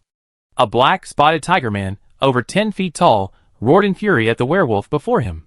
He was the player who had come in to support them, named Harry.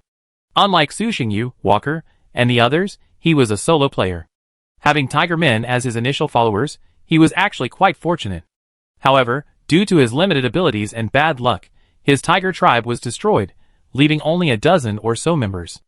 A dozen or so members were simply not enough to sustain his current state. Not wanting to fall into eternal slumber, Harry abandoned his divine realm and directly merged his godhood with his body, becoming a divine creature. The divine creature possessed exceptional talent and immense strength. After surviving for a while with a dozen or so members, Harry personally led an attack and successfully unified the surrounding tribes. With hundreds of thousands of members under his command, he managed to cultivate an incredibly powerful tiger army with the support of these hundreds of thousands. Due to his overall limited strength, Harry had limited access to resources. So when Walker sent a letter requesting assistance, offering his help in fending off the enemy's extraordinary masters and generous gifts, Harry readily agreed. With his elite troops, Harry charged forward. After the last battle to defend the city, 3 level 6 Transcendent Warriors, and over a dozen level 5 Transcendent Warriors appeared in the first wave of the siege force alone. Harry wanted to kill Walker. Knowing he was in the wrong, Walker didn't retort, but calmly analyzed, "With your Tiger Legion's help, as long as you help me hold off their elite vanguard, defending the city will be no problem. We don't need to defeat them, just make them realize that continuing the battle isn't worth it. Then what are you waiting for? Surrender now." Harry shouted angrily, his powerful aura making the air around them heavy. Walker shook his head and explained, "Not yet. The previous battle didn't cause them significant losses. Surrendering now will only make them think we're afraid of him. Wait a little longer. Wait until we get through the next round, then I'll surrender. I'm sure he'll make the wise choice." "You better hope he agrees," Harry said with a cold gaze. Chapter 76. Yi Zhan slightly adjusted his strategy, replacing the Dark Warriors with the Jackal Warriors as the primary attacker. Over the next 3 days, he launched another fierce assault on the city. Even the Night Tribe's lower-tier Jackal Warriors were significantly stronger than Walker's Werewolf Warriors. Furthermore, while slightly weaker than the Dark Warriors, the Jackal Warriors were far more ferocious, equally willing to sacrifice everything for the King of Eternal Night, even their own lives. After 3 rounds of siege, many warriors fell on both sides. But something happened to Walker's despair. His surrender was once again rejected. A plan that he believed perfectly served the interests of both sides was rejected. Even if he was willing to make humiliating compensation, it was still rejected. Walker truly couldn't understand why this player named Eternal Night would reject his plan. After all, in that invasion, not only did he gain no advantage, but he also lost all of his expeditionary forces, a massive loss. If it was revenge, then they should have accepted his plan by now. In the end, Walker could only come up with one reason. The player named Eternal Night felt his invasion had offended him, and was willing to sacrifice a few warriors to teach him a lesson. It was an outrageous reason, but for these gods, who had suddenly gained immense power, it wasn't impossible. This immediately broke Walker's defenses, and he felt the other party was a psychopath. But now Walker would rather they were more reasonable. After all, that way they could still negotiate, instead of being so blindly determined to attack him, completely disregarding their own interests. It's fair to say that both sides viewed things from different perspectives. Walker's assumption was completely wrong. Su Xingyu hadn't taken his invasion seriously at all, finding it at most a bit strange. As for why he fought so fiercely, this was Su Xingyu's first invasion of a plane. No matter who his opponent was, he would strive to achieve the greatest possible victory, and thus earn the system's reward. He had been debating who to attack first, but then Walker came charging head-on. Just bad luck. In the ensuing attacks, the city became shaky. The already limited tung oil supply gradually depleted. Harry's Tiger Warriors became the focus of the Night Tribe's attention, having lost nearly 1,000 in just a few rounds of attacks. This made Harry start to lose his temper. If Su Xingyu hadn't refused to accept his surrender, he would have likely attacked Walker from both inside and outside. Even so, he began to instruct his men to slow down, at least to not charge so far forward. Knowing he would die waiting any longer, Walker decided to give it a try. He offered Harry an item he couldn't refuse, urging him to join him. "Knight, let me make it clear, if we can't defeat you this time, I won't follow you into death. Why did you have to provoke this monster when you couldn't do anything else?" Harry, a peak level 6th rank cultivator with a powerful bloodline, was not in good condition. He had several knife wounds, and the dark energy attached to them was constantly corroding his flesh, causing him extreme discomfort. "I was just invading someone, but I never knew I'd run into him." Walker was furious. After this battle, it seemed like all his years of development had been for nothing. "When will I give it to you?" The item was still in Walker's hands, and this time Harry didn't argue. After this battle, Walker replied grimly, "No, what if you change your mind and ask me to continue following you to my death?" Harry shook his head repeatedly. Even with the favorable environment and the surprise attack, he didn't think his chances of winning were great. To prevent Walker from changing his mind after the battle, he had to ensure that, win or lose, he would get the item. "So what do you want?" "I can't give it to you before the war is over." Walker had the same concerns, worried that Harry would run away with the item. Harry thought for a moment and said, "Sign a contract. You'll deposit the item with the system and give it to me after the battle." "Okay." After a moment's thought, Walker agreed. However, he added a stipulation to the contract. Harry must not slack off during the battle, otherwise he would not receive the item. Harry hesitated for a moment before agreeing. This item would be of great help to him. Even if his entire army was wiped out, it would still be worth it. After the two sides reached an agreement, without further hesitation, the attack was launched. At this point, Walker no longer cared about the subsequent ranked battles. He simply wanted to survive this crisis. So he mobilized all the warriors in the main city, along with those in this city, to launch a night attack, using Harry's Tiger warriors as the vanguard, to see if he could inflict a decisive defeat on both sides. This plan was the only solution Walker had devised after being rejected again. In the chaos of a night raid, the Orc warriors' poor organization wouldn't be far outmatched. Furthermore, the Orc warriors possessed night vision, and tonight's moon was just the right size. This was his last stand. After calculating the time, the soldiers in the city took the lead, and the mighty Orc warriors charged towards the Night Tribe's camp. Harry's pack of demonic tigers charged in first. Before the 10-foot-tall dark demon tiger king, the camp's fences crumbled like paper. Roar! The roar of hundreds of dark demon tigers echoed in all directions, the terrifying sound waves ringing in one's ears. Ah! Before the dark demon tigers could burst into the tents and slaughter them, the howls of wolves rang out. Hundreds of giant wolves rushed towards the dark demon tigers from deep within the camp, and soon the two sides were entangled. Walker's wolf cavalry also met their match at this moment, a group of heavily armored black cavalry blocking their way. Harry's Tiger Legion also failed to perform to its full potential. An immensely burly man, shield in his left hand and sword in his right, led a legion of heavily armored black infantrymen, standing before him like a mountain. What a monster! Harry couldn't help but curse, sensing the strength of the opposing legion. The two sides clashed, and despite the Tiger Legion's apparent advantage in physical strength, the Tiger Legion failed to gain the upper hand. The Tiger Legion's frail bodies, considered relatively weak by the Tigers, now displayed strength no less than their own. The Tiger Legion's superior fighting skills posed a real headache for the Tiger Warriors. They felt as if the Tiger Warrior could predict their attacks, always placing their shields before their swords, blocking them with minimal effort. The Tiger Warriors' attacks were incredibly precise, each time unleashing their full strength. Although Walker knew he couldn't outwit his opponent, he still felt a chill in his heart when the camp was well prepared. However, at this point, he had no escape route. For the glory of the Wolf God, Walker, expending immense resources to condense his divine avatar, shouted, "Brave Orc warriors, it is time for you to serve our Lord. Use all your might to slay the enemies before you." He swung his waning moon staff, and endless divine energy merged into his divine avatar. The gods within the divine realm also fully cooperated. Scarlet Moon! Boom! With a resounding explosion in the sky, a second moon emerged. Chapter 77. By the crimson moonlight, the Orc warriors, bathed in the divine light, began to swell and grow stronger, their aura rising steadily. For the glory of our Lord. Kill! Kill! Kill! All the Orc warriors, guided by the divine spirit, charged at the enemy before them, using every possible means to fight for their lives. If they couldn't defeat them, they would use their lives to hold their opponents back, allowing their comrades to deliver the fatal blow. A werewolf warrior swung his sword, and as his blade broke, he leaned forward to embrace the jackal warrior before him. Puff! The armor on his chest was slashed open, the sharp blade piercing his flesh. However, he ignored the wound and refused to let go, no matter how hard the jackal warrior attacked. Another werewolf warrior stepped forward and swept his sword across.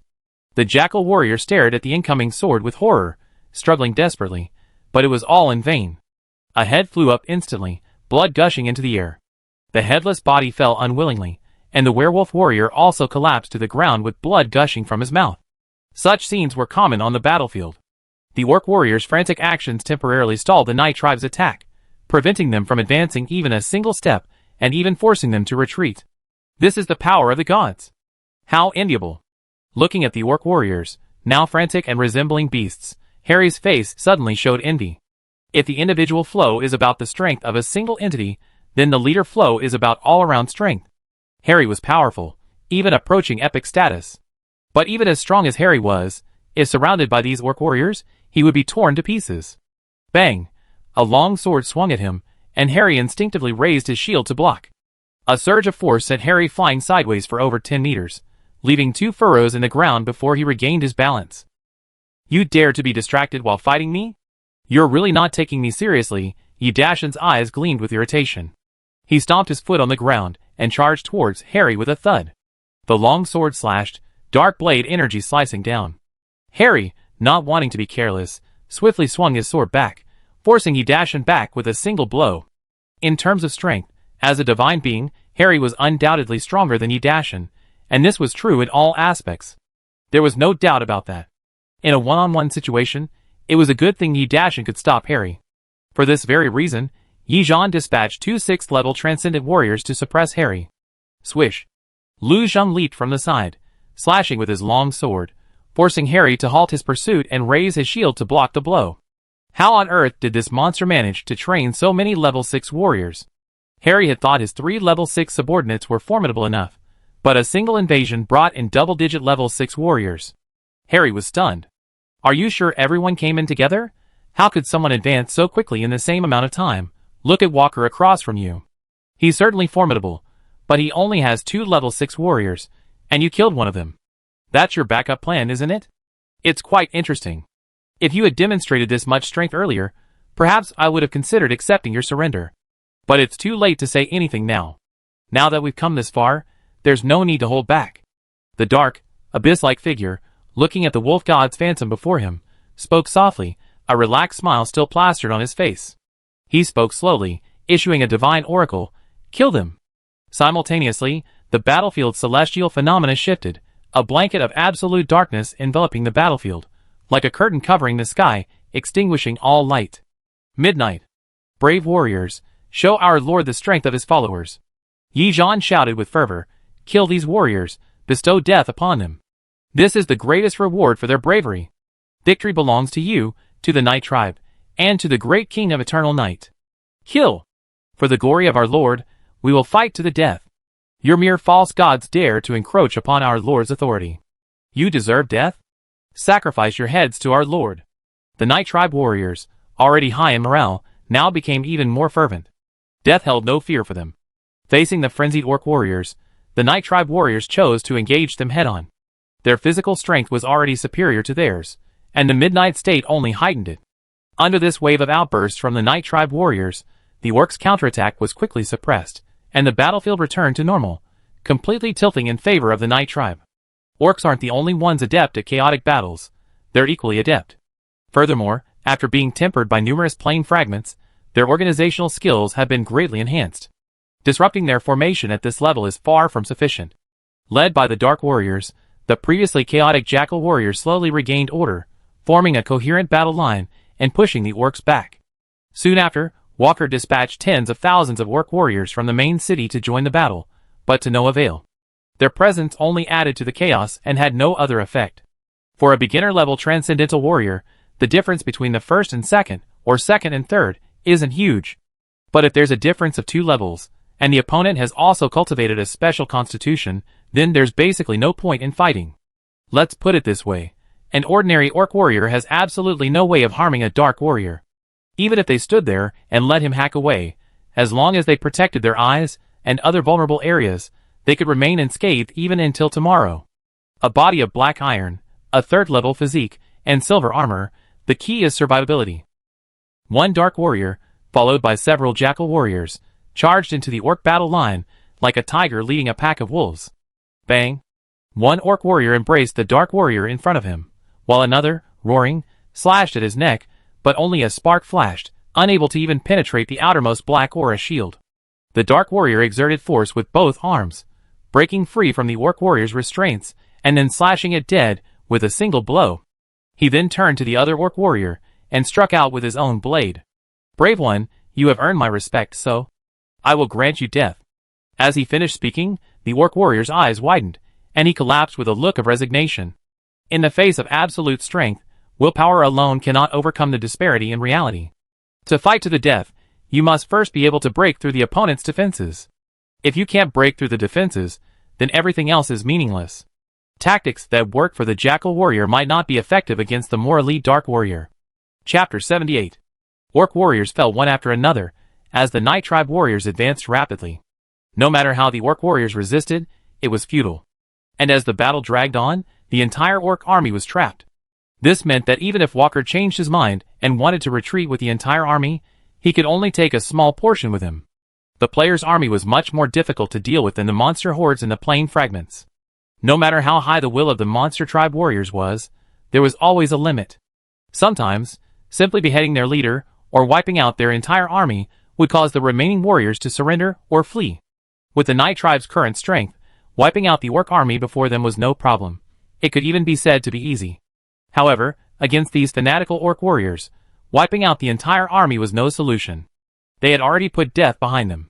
In their hearts, the will to kill the enemy was stronger than their own lives, at least for a short time. In other words, even if they were scattered, they would still spontaneously organize and continue to attack the enemy. So the Night Tribe's choice was to charge forward in rows, eliminating every enemy they could see until there were no more standing before them. Of course, they also had another option, to slay the false gods in the sky. Then, the Orc warriors, having lost their faith, would naturally collapse without a fight. But so far, no player had actually killed another player. The worst-case scenario was simply being forced into an eternal sleep. This refers specifically to players with divine domains, not individual players who had merged with godhood. After becoming divine beings, individual players' strength did indeed increase, but many also died. In comparison, divine players were far more difficult to deal with.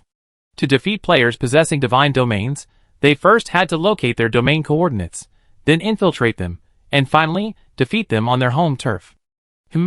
This was even more difficult than killing all of his followers. How about giving me a chance to live?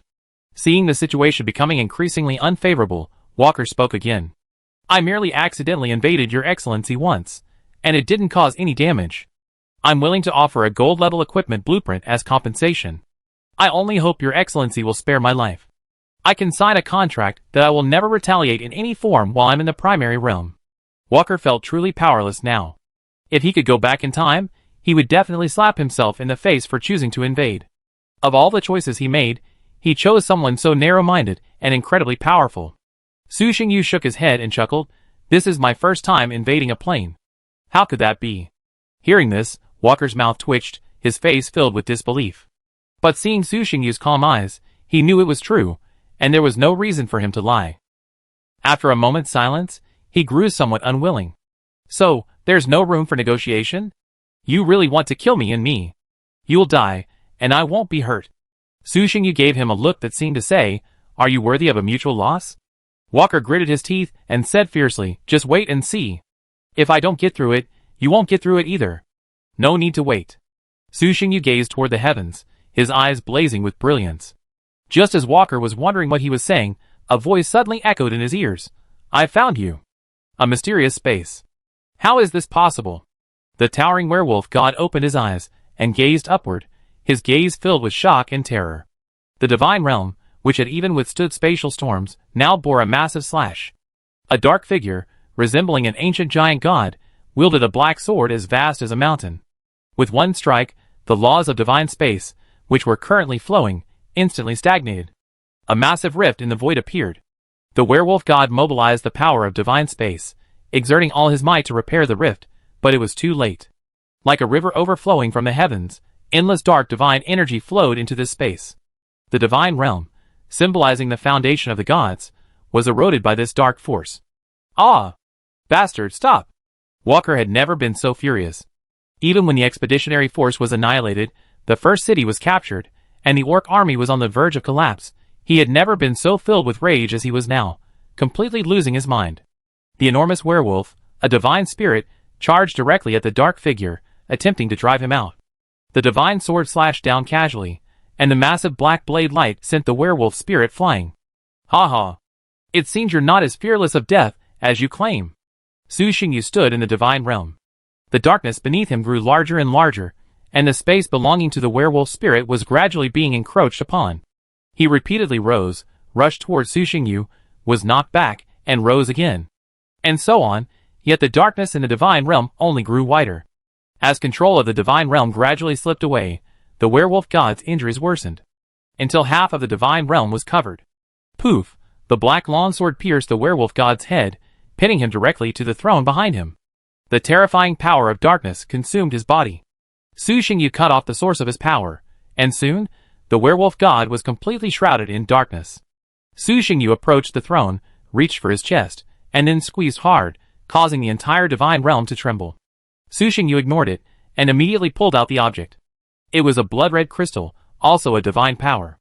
As the divine power was extracted, the werewolf god's body instantly lost its vitality, and the divine realm began to tremble violently. Let's go! Picking up the fallen staff, Su Xingyu didn't linger any longer, flying out through the void crack. After a short while, the divine realm began to collapse, creating a terrifying spatial turbulence. Su Xingyu, standing in the distance, watched this scene silently before turning and leaving. On the battlefield, as the Night Tribe warriors advanced, the Orc warriors retreated step by step, their situation becoming increasingly difficult. The false god is dead, why don't you surrender? A flat voice echoed, and a sudden image appeared in the sky, the werewolf god crucified upon his throne. What? Impossible. How could the great wolf god die? Impossible. Impossible. This must be fake. Unable to believe what they were seeing, some believers frantically rushed towards the black-armored warriors, only to be beheaded with a single blow. Our Lord. A believer, tears streaming down his face, knelt and prayed. No! Great wolf god, your devout followers beg for your response. It's over. How could this happen? The second moon, deprived of its support, began to dissipate. The wolf god did not respond. The messenger, representing the divine spirit's attitude, fell once again. No matter how much they disbelieved it, most of the followers knew. The divine spirit that led them from weakness to strength, the wolf god, had fallen. Chapter 79. Faith collapsed in a flash. There were only two possible consequences: a collapse of faith and a loss of fighting spirit, or a collapse of faith, dragging the enemy down with them. Most of the believers fell into the former category, with a smaller number falling into the latter, all of whom were werewolf warriors. The Night Tribe warriors also accorded these werewolf believers due respect, escorting them to meet their gods. Not bad for their strength, but such a pity. Looking at the fallen 6th level werewolf warrior, Yizhan's face was solemn. He slowly sheathed his blade and began to gather the orcs, who had lost their will to fight. With the fall of the wolf god, and the deaths of the devout believers, this task proceeded smoothly. Even then, Harry, the player who had arrived to provide support, had long since realized he was outmatched and had intentionally led his Tiger Legion to the periphery, rather than continuing to advance towards the center of the formation. Therefore, upon discovering Walker's death, he immediately opted to break out. As to whether this would result in the system deeming him slacking off and denying him a reward, Harry felt he had to survive first before considering the reward. Unlike those divine players, who could create avatars of divine power to fight in their stead, this was his true form. Death would spell the end, and even the best rewards would be for naught. At such moments, Harry felt a surge of regret. If he had been more cautious, perhaps he wouldn't have to endure such a difficult life. Having to do everything himself was truly miserable. Yi Dashan and Lu Zheng tried their best to intercept the tiger men before them. Unfortunately, Harry, who had chosen to break free, offered no cover. Unleashing his bloodline's power, he momentarily suppressed two 6th level transcendent warriors. Even with the assistance of two other 6th level transcendents, even with the arrival of more 6th level transcendents, they were unable to completely stop this elite tiger army. No need to chase. Seeing Harry flee with the remaining 2,000 tiger warriors, and Yizhan and the others still planning to pursue, Su Xingyu intervened. Take care of these prisoners, then go gather the orcs from the other cities, and take them away together. Yizhan and the others, somewhat unwilling to give up, cast an angry glance at the fleeing tiger army and replied in a deep voice, "Yes, Lord Divine Envoy." System notice: Player Walker has fallen, remaining time 120:00:00, extendable by spending Divine Source. Looking at the system message, Su Xingyu nodded slightly. Go ahead. 5 days should be enough to wipe out Walker's tribe. Time passed in the blink of an eye. 5 days later, a large number of orcs were relocated to the second city, and various resources were transported in by truckloads. When the system time reset. System notice: Congratulations to the player for winning the planar invasion. Rewards: 1 dark gold treasure chest, 30,000 world origin. System prompt: Player Walker has been determined to be deceased. For medium-sized mineral veins exist within their sphere of influence. Do you wish to spend 8,000 divine source to convert these mineral veins into mineral core fragments? Yes. System prompt: Obtain 3 medium-sized blood crystal or core fragments, 1 medium-sized dark crystal or core fragment. System prompt: First time killing a spirit. Rewards: Instrument of Rules Trading Libra. The system settlement interface displayed a series of messages, a delightful sight. With the Night Tribe's army and the spoils of this invasion, Su Xingyu immediately chose to return. The piercing pillar of light reappeared, and they instantly vanished. At the same time, Harry, who had been hiding in the forest with his remaining troops for 5 days, breathed a sigh of relief. Harry glanced at the other group behind him, a force of nearly 10,000 elite werewolf warriors. This was Walker's final trump card. Even before the decisive battle, Walker had prepared for defeat. If defeated, he would disband all members of his tribe and retreat to the forest with his army. Once the invaders were gone, he would use it to mount a resurgence. A fight to the death was out of the question. The worst that could happen was a bit of a cowardice in the future. A good death would be worse than a miserable existence. 5 years, not exactly less than 5 years. With a better start, 2.5 years at most would allow him to return to his peak. Walker hadn't anticipated that Su Xingyu would actually lock onto his divine domain, invade it, and even destroy his true form, thus shattered all his plans. In the end, this army became Harry's prey. Looking at these elite warriors, Harry advised, "Werewolf warriors, your gods have fallen. Why don't you return with me? We are all orcs, and Walker is my friend. For his sake, I promise to treat you well." The distraught werewolf warrior thought for a moment before agreeing to Harry's proposal and kneeling on one knee. "Greetings, my king." Okay. From now on, whenever I, Harry, have a bite to eat, you brothers will be indispensable." Harry was delighted. This aid had cost him dearly, and with this group of elite werewolves joining him, the days ahead should be much easier. He then returned to his own plane, carrying the supplies looted from Walker's main city, and the greatest reward of this trip, a blueprint for the man-made wonder, the Bloodline Totem. Eternal Night City. The army returned to their plane with their spoils, and received a warm welcome from the tribesmen. The warriors could all rest, but Su Xingyu still had to work overtime.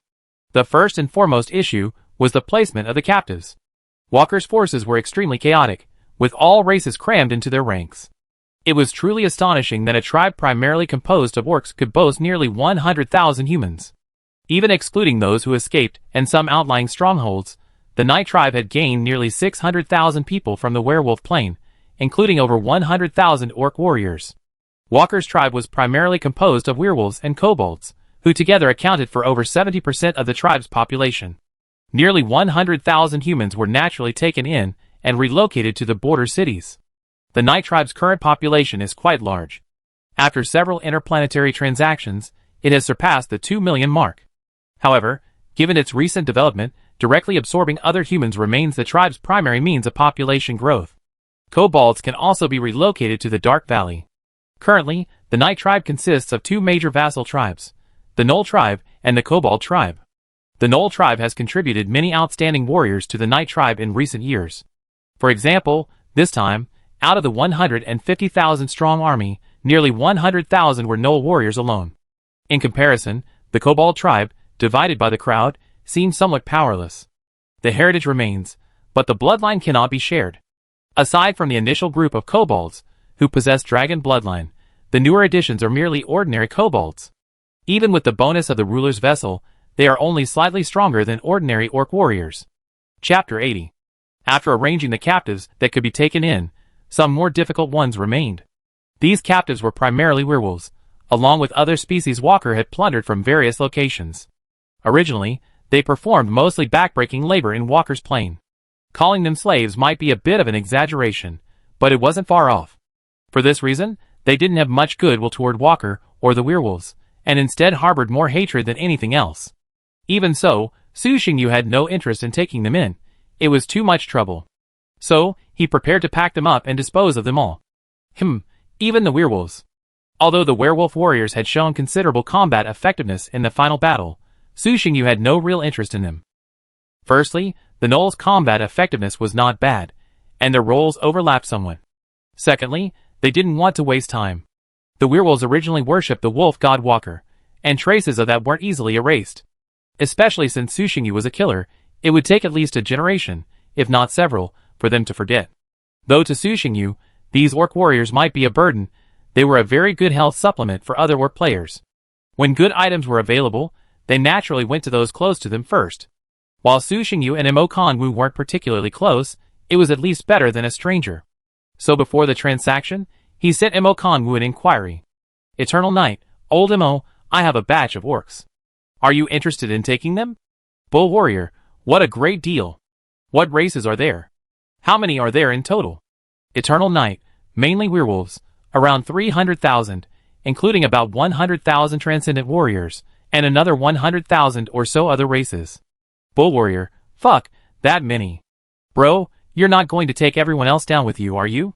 Eternal Knight, stop the crap. Just tell me if you want them or not. If not, I'll leave it to Black Star to handle. Bull Warrior, yes, I'm short on manpower. Why not? Make an offer. Eternal Knight, same as before. Trade with humans, gnolls, and kobolds. If not, we can fill it up with materials. Bull Warrior, I happened to rob a group of them during our previous raid. About 100,000 of them. I was planning to use them to build up the tribe. I'll use metal ore to fill the rest. What do you say? Eternal Knight, sure. The deal was negotiated, but it would take some time to actually complete it. After ordering his men to take good care of the captives, Su Xingyu put the matter aside and turned his gaze elsewhere. He took out his other spoils from this trip: a dark golden treasure chest, a metal scale, a tarnished staff, a divine power, and 4 ore fragments. Trading scale category, rule instrument. Description: place an item on it and trade it for an item of similar value. Note 1. There is a cooldown period for trades. The more valuable the item, the longer the cooldown period. Note 2. There is a possibility of trade failure. Note 3.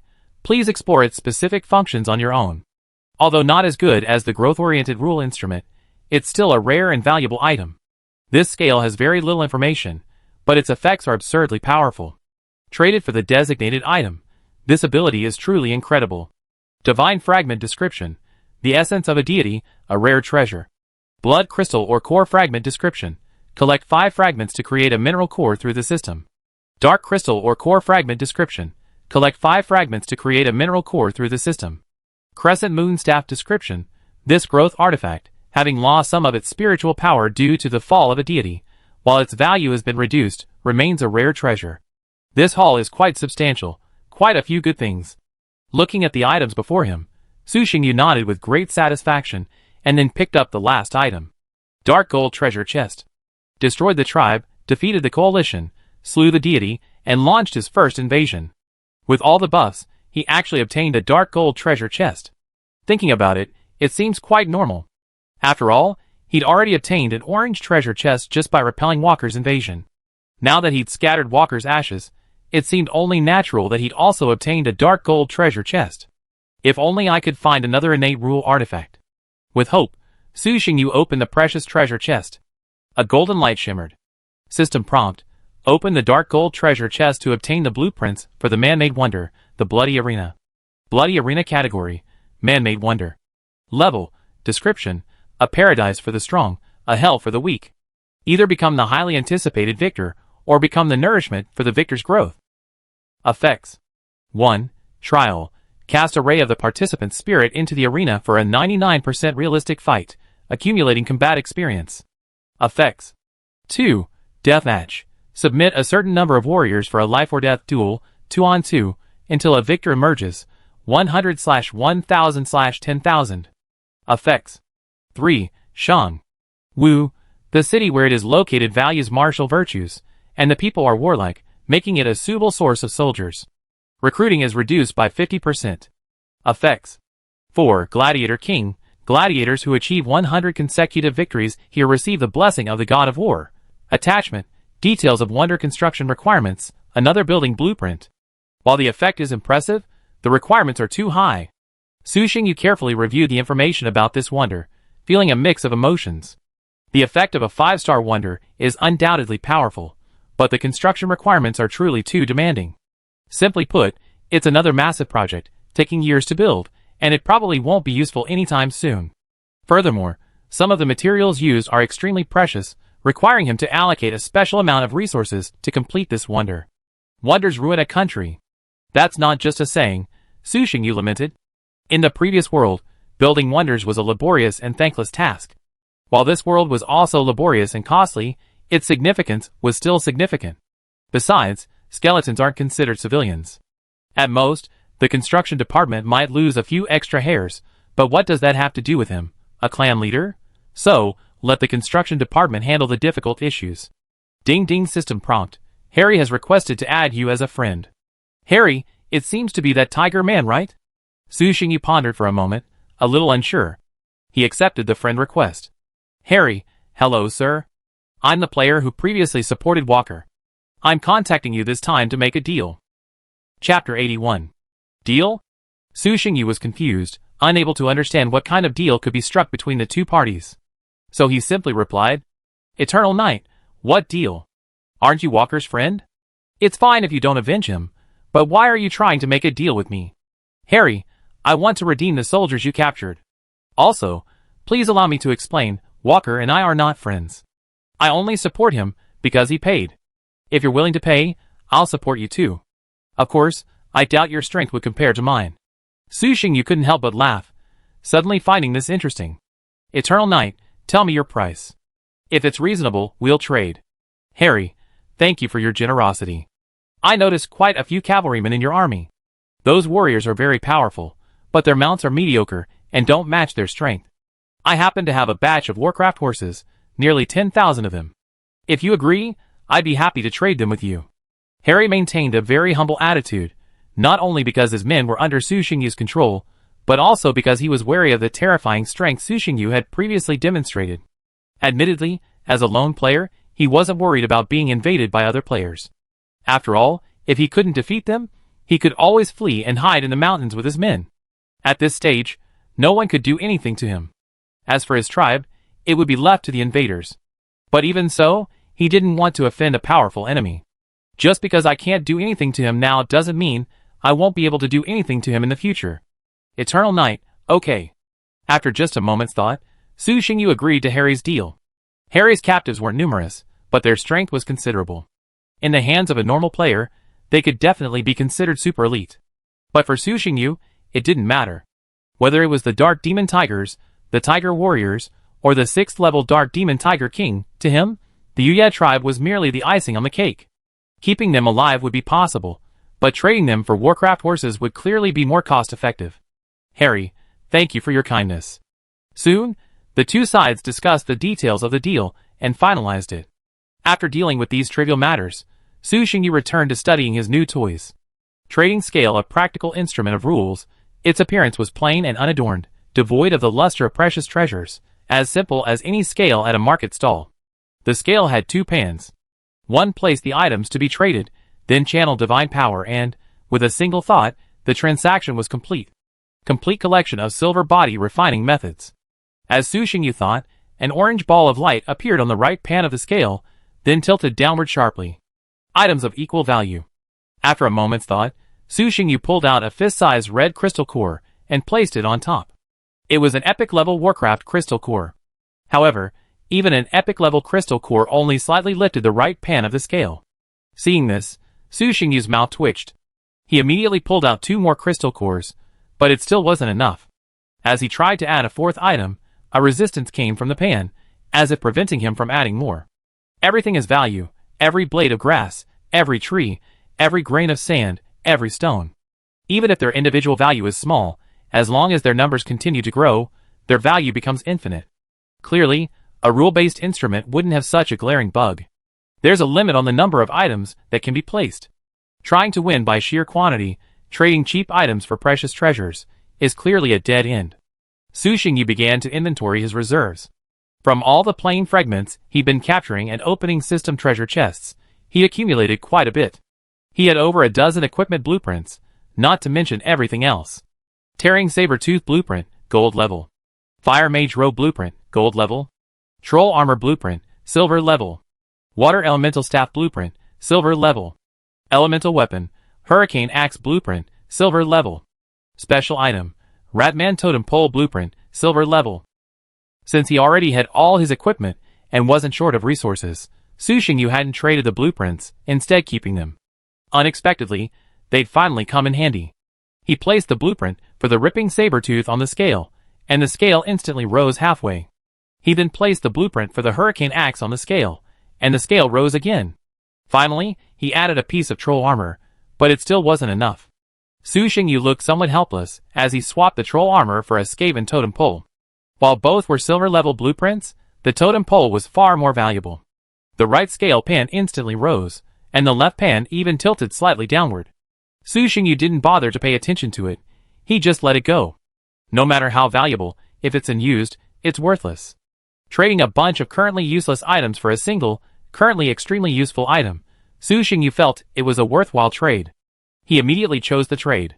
The item on the left scale transformed into a ball of light and vanished, while the light on the right gradually dissipated and transformed into a solid object. Cooling time: 1440:00:00. Exactly 60 days of cooling time wasn't too long for him now, perhaps even a bit short. He picked up the two items and looked down. Silver body refining method, silver potion refining method. As he'd expected, the complete set of silver body items included both the body refining method and the potion refining method, saving him the trouble of acquiring them in two separate attempts. After carefully reviewing the information on the two items, Su Xingyu frowned slightly, feeling somewhat daunted. The effect is unassuming. It's simply an advanced version of the black iron body, though the requirements are slightly higher. Not only does one need to condense the black iron body first, but their constitution stats must also reach 4 stars. Of course, these aren't exactly difficult problems. The Night Tribe has a large enough population, so there are many members with 4-star constitutions. Although Su Xingyu couldn't examine every individual stats and determine their constitution, the cultivation process is essentially a form of screening. Those with strong constitutions tend to have stronger qi and blood, making it easier to condense gongqi. Finding the right personnel isn't a problem. The real challenge lies in gathering the materials. The spiritual plants and herbs required for the silver potion are far more valuable than those for the black iron potion. Even if fewer people are needed to condense the silver body, the expense is still exorbitant. If it were expensive, that wouldn't be a problem. Su Xingyu has plenty of money. The problem is that some of the ingredients are hard to find. Chapter 82. A few days later. With the arrival of the final batch of supplies, the transaction was finally concluded. Both parties were extremely satisfied with the deal. Chief, are these Warcraft horses for us? Yejan's eyes sparkled as he gazed at the towering herd of Warcraft horses before him. The combat effectiveness of cavalry is largely determined by the warrior's strength, their weapons and equipment, and the horses they ride.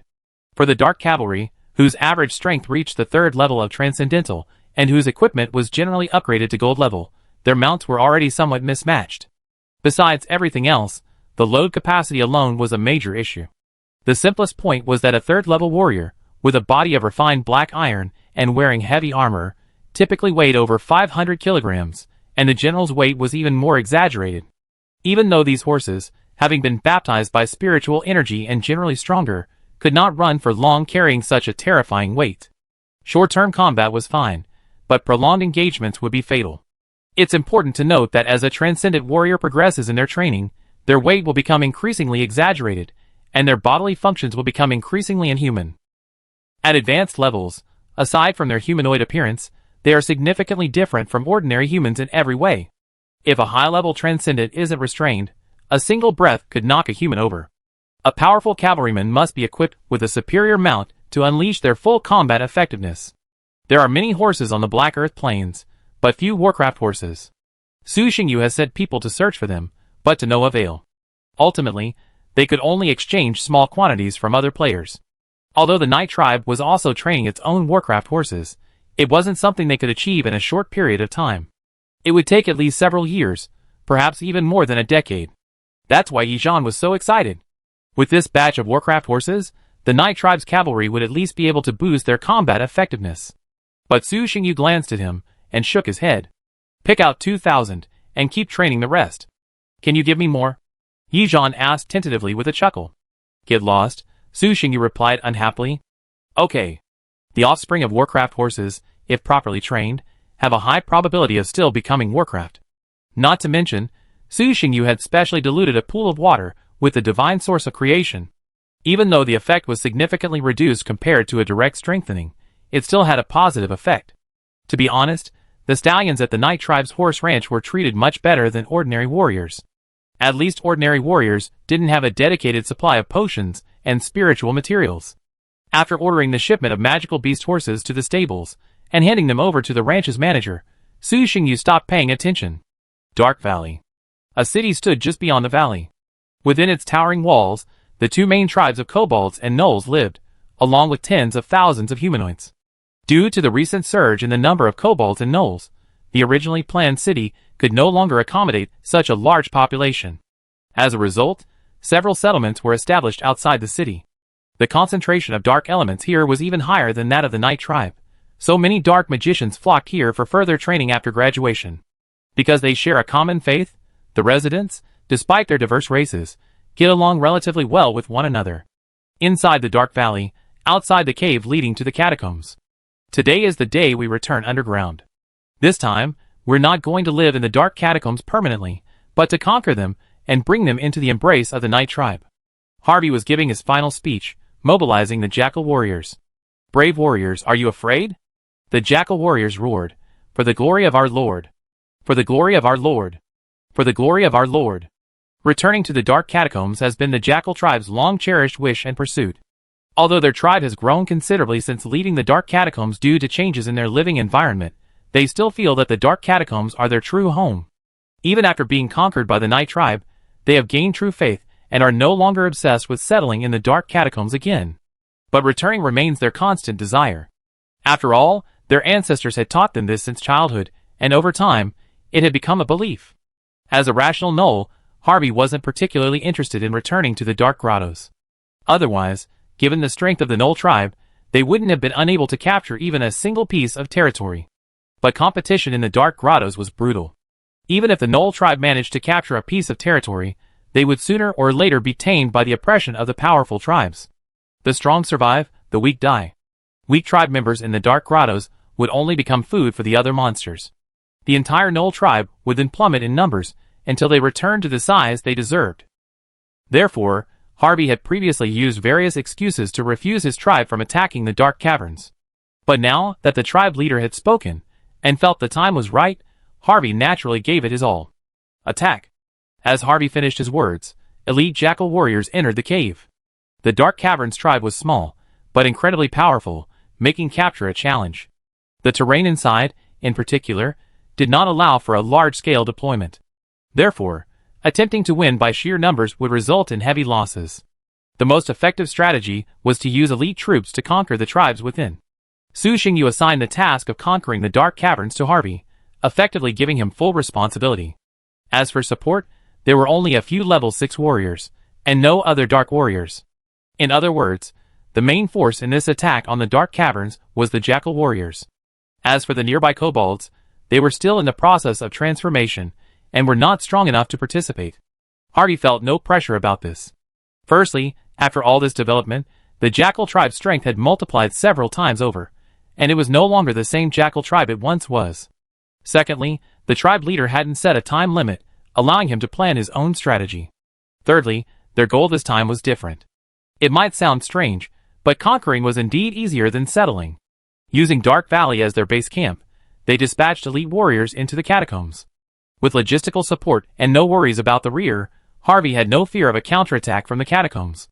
With the support of multiple level 6 warriors, they could defeat the tribes one by one, slowly grinding them down. Chapter 83. Time ticked by, and with the army resting, Su Xingyu chose to invade another plane. This time, he invaded a human player's plane, directly following the plane's coordinates. As for how he obtained these coordinates, simple, they bought them. Recently, as more and more players' novice protection period expires, the probability of being invaded has gradually increased. Players who dare to invade others are often quite powerful. Because of this, most invaded players choose to endure this situation. After all, if you counter-invade, you'll break the system's shield that hides the coordinates, revealing yourself to other players again and potentially trapping the invading force as well, creating a lose-lose situation. Being invaded loses once, counter-invading loses again. If the enemy invades again, they might lose again. What a loss.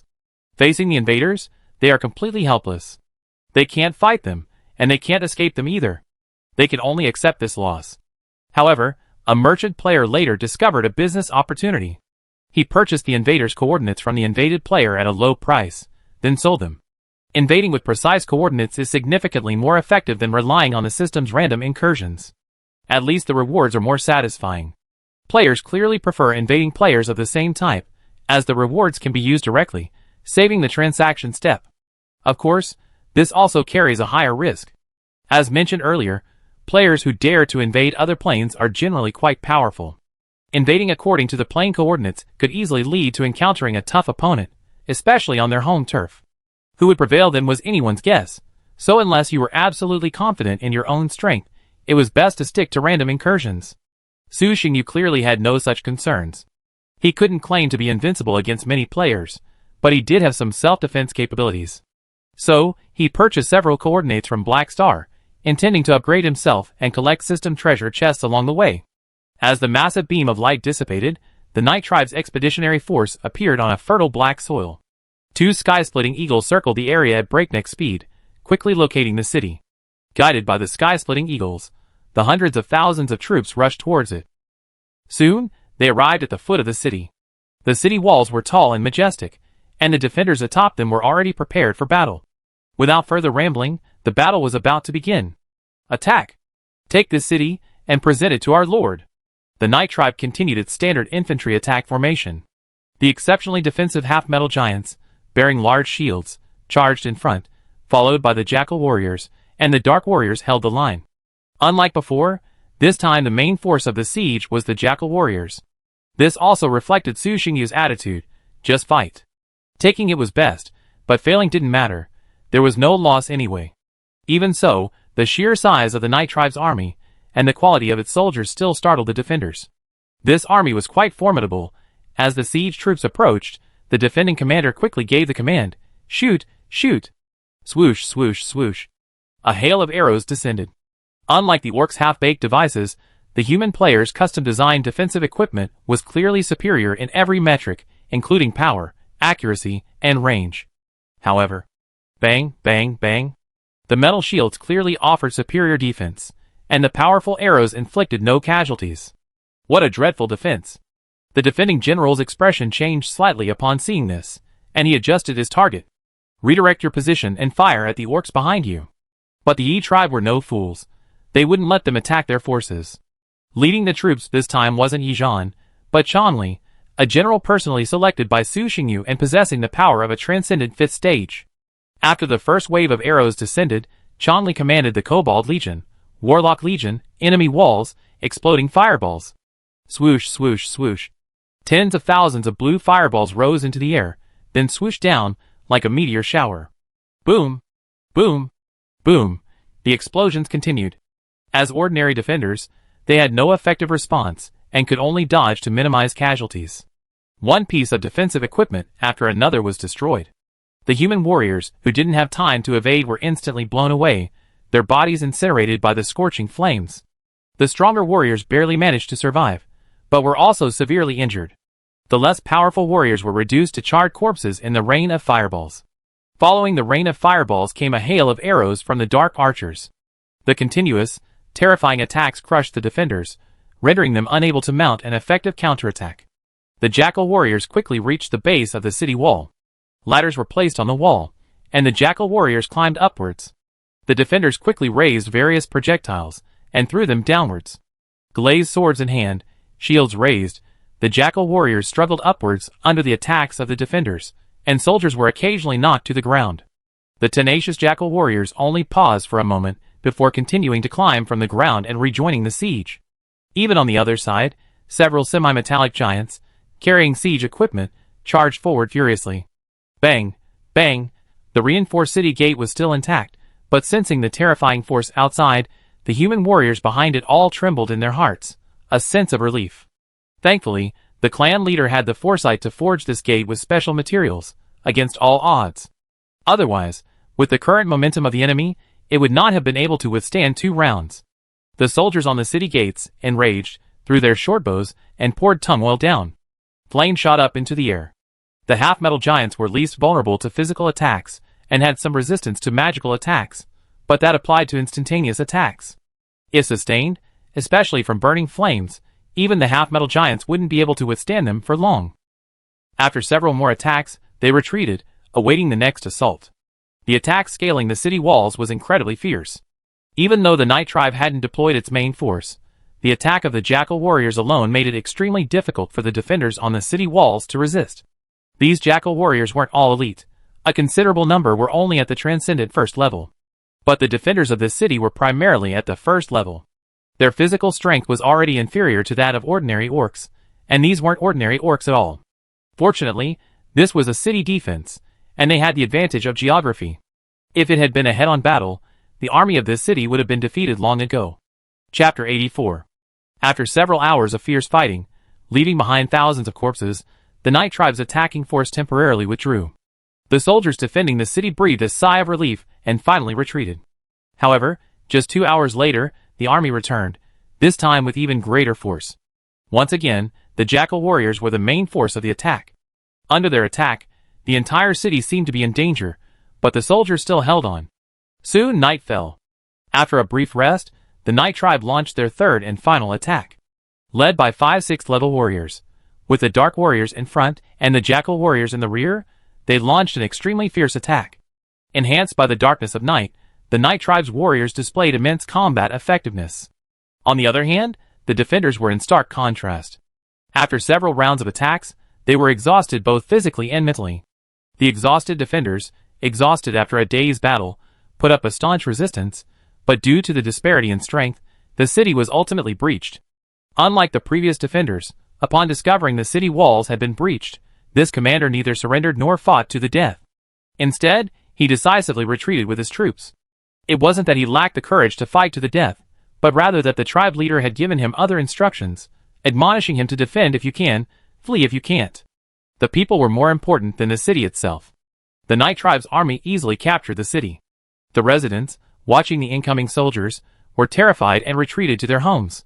However, Su Xingyu maintained strict management of his troops, and these residents might even become members of the Night Tribe. So no foul play occurred. The city was simply sealed off, preventing residents from leaving freely. On the other side, the invaded player also saw the current situation clearly. Using the city's believers, he cast his gaze upon a seemingly ordinary Terran player. "Brother, I don't think I've ever offended you, have I? Why send so many soldiers to attack me?" With an army of over 100,000, including tens of thousands of elite soldiers, the Terran player knew his city was undefendable. But he hadn't expected to not hold out for even a day. "This city is mine." Su Xingyu smiled, but didn't answer his question. The Terran player wasn't angry, but simply frowned. "Name your price. We have no grudges, so there's no need to waste time like this." This city had fewer than 100,000 people. If it was gone, it was gone. He was willing to pay any price to get rid of this evil star before him. "Great. Compile, and send me a copy of the training experience of your tribe's mages from level 1 to 6. I'll withdraw once the supplies arrive. As for the captured warriors, I'll return them if you can afford the price." The intelligence purchased from Black Star revealed that the player in front of him possessed a level 6 mage. While it was fire attributed, which didn't quite match his own attributes, it could still be used as a reference. Compared to plundering people and resources, the training experience compiled by powerful individuals was equally valuable. The Night Tribe currently had no level 6 mages. Their strongest dark mage was only level 5. "How did you?" The opposing player was puzzled, wondering how Su Xingyu knew he had a level 6 mage, but on second thought, they understood.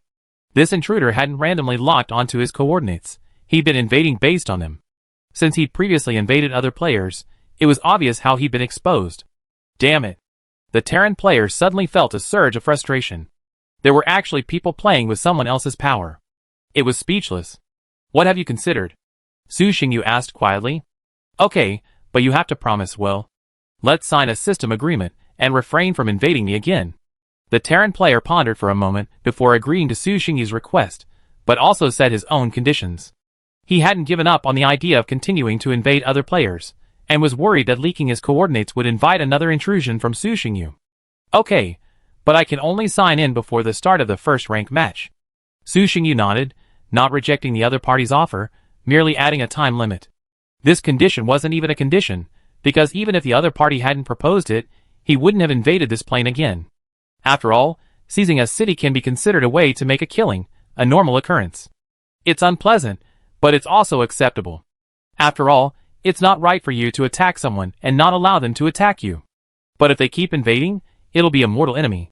Su Xingyu isn't afraid of making enemies. He has the ability to deal with his enemies.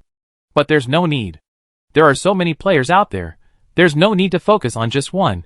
When you're out, even if you can't make friends, don't make yourself surrounded by enemies.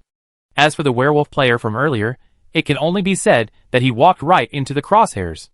The human player on the other side agreed without giving it much thought. He then had the supplies delivered and paid a considerable amount of resources. Su Xingyu, undeterred, returned the tens of thousands of captured soldiers to him. Although the defending commander had fled with some of his soldiers, the majority of the defenders remained. After all, they only had 2 legs, and how could they outrun the 4-legged cavalry? Su Xingyu wasn't particularly interested in these soldiers. Just like the warriors of the Night Tribe, these warriors were deeply loyal to their tribe and their gods. Converting them to their followers was possible, but unnecessary. The Night Tribe didn't lack these warriors, so why not take advantage of the situation, trade them, and return them to the other side? If the human player on the other side knew what he was thinking, they would curse him. They invaded my plane, captured my city, and now they're trading my soldiers. Under the system's witness, the 2 sides readily completed the transaction. Afterward, the player surrendered, and Su Xingyu packed up his people and resources and left this plane. System prompt: the enemy player has surrendered. You have won the invasion and received 1 purple treasure chest. As the beam of light dissipated, the Night Tribe's army vanished. What bad luck! How could I have encountered a monster? Looking at the empty city, the Terran player sighed softly, feeling somewhat unlucky. He quickly cheered up and opened another small channel. Invasion Exchange and Mutual Aid Group, and began carefully selecting his next invasion target, preparing to recover today's losses from other players. Chapter 85. For the human player, this was a significant loss, but for Su Xingyu, it was merely a small experiment. The force deployed this time, though seemingly large, was actually far smaller than the previous attack on the werewolf plane. The majority of the human elite troops remained within the tribe. Even the jackal warriors were now focusing their main attack on the dark caverns.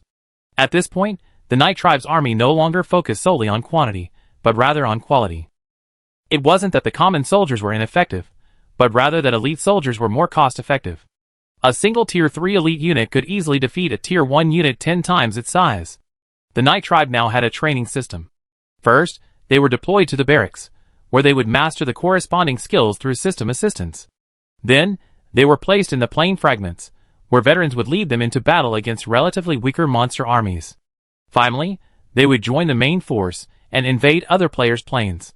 After this series of operations, anyone who survived could be considered an elite unit. That's right, not veterans, but elite troops. As long as the elite troops at the top of the Night Tribe remain healthy, this training program can continue. Thanks to Su Xingyu's relentless supply, more and more elite troops emerged, becoming the backbone of the Night Tribe. After returning to rest for a while, Su Xingyu dispatched another army to invade another player's plane. Invasion, plunder. War has become the dominant theme within the realm. The entire primary realm is in chaos, with more and more players caught up in invasions and counter-invasion. If you hit me, I'll hit you back. You recruit, I recruit.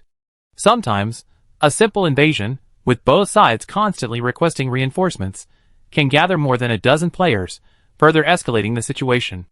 Interests, grudges, various factors intertwined, making the situation in the elementary realm even more complicated. Every player was drawn into the chaos, and no one could stay out of it. After all, any normal person has connections with others. Even a loner like Su Xingyu has his own small groups.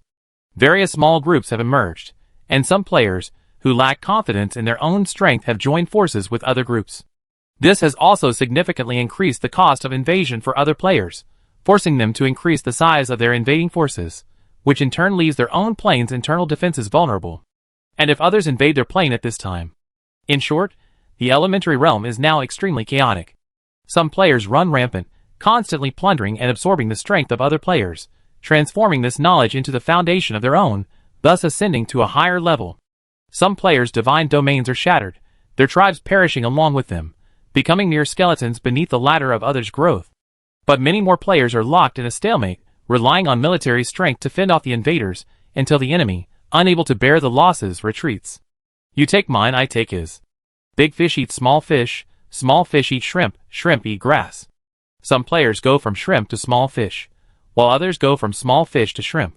Sometimes, after fighting several invasions, they calculate their gains and conclude that this period would have been better spent on peaceful development. After all, big fish are few and far between, not to mention the sharks. And Su Xingyu is one of them. Even if he didn't go all out, there were very few players who could withstand his three-pronged attack. But even as powerful as he was, he couldn't guarantee victory in every invasion. For example, this time, after invading the coordinates of several acquired Terran players, Su Xingyu began random invasions. And then, after a few attempts, He ran into trouble. How do we fight this? Looking at the swamp before them, they'd sink up to their thighs if they stepped in. All the warriors and generals fell silent. This was a frogman player's plane, and its attributes favored water. For safety, this player used divine magic to flood the surrounding area. After all, his clan preferred wetlands, so he didn't care about building cities. Let them all live in wooden and stone houses. Development? Civilization? Forget it. Win by quantity. If my followers can't match yours, then I'll crush them with sheer numbers. With this frenzied attitude, this player's followers skyrocketed, and not just to the frogmen, but also to the murlocs, snake men, and others. As for how to solve the food problem, this world has an abundance of edible vegetation. Su Xingyu used the sky-splitting eagle to locate the enemy tribe's gathering place, but looking at the nearly rotten wooden fence, he felt no desire to attack.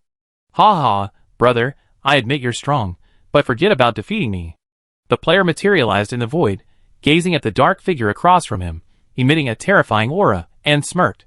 You win. Su Xingyu didn't deny it, readily acknowledging the opponent's strength.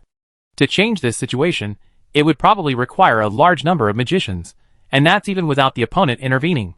Since they were able to flood the area, they must have a significant number of water magicians at their disposal. Su Xingyu had no other options, so he simply conceded defeat. Forcing his way in, even if he could kill a few of their followers, would accomplish nothing except creating an enemy. The opponent's followers were probably no more numerous than his own. Tens of thousands of followers would be nothing to him. Haha, not enough offense, but enough defense. The player smiled, then rejected Su Xingyu's request to surrender. Su Xingyu looked at him in confusion, frowning slightly. Don't get me wrong, I just want to make a deal. A deal? Su Xingyu looked at him in confusion. The blue figure quickly explained.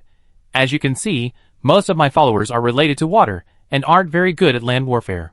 However, I want to expand westward. There's a barbarian tribe there that's very difficult to deal with, so I'd like you to help me eliminate them.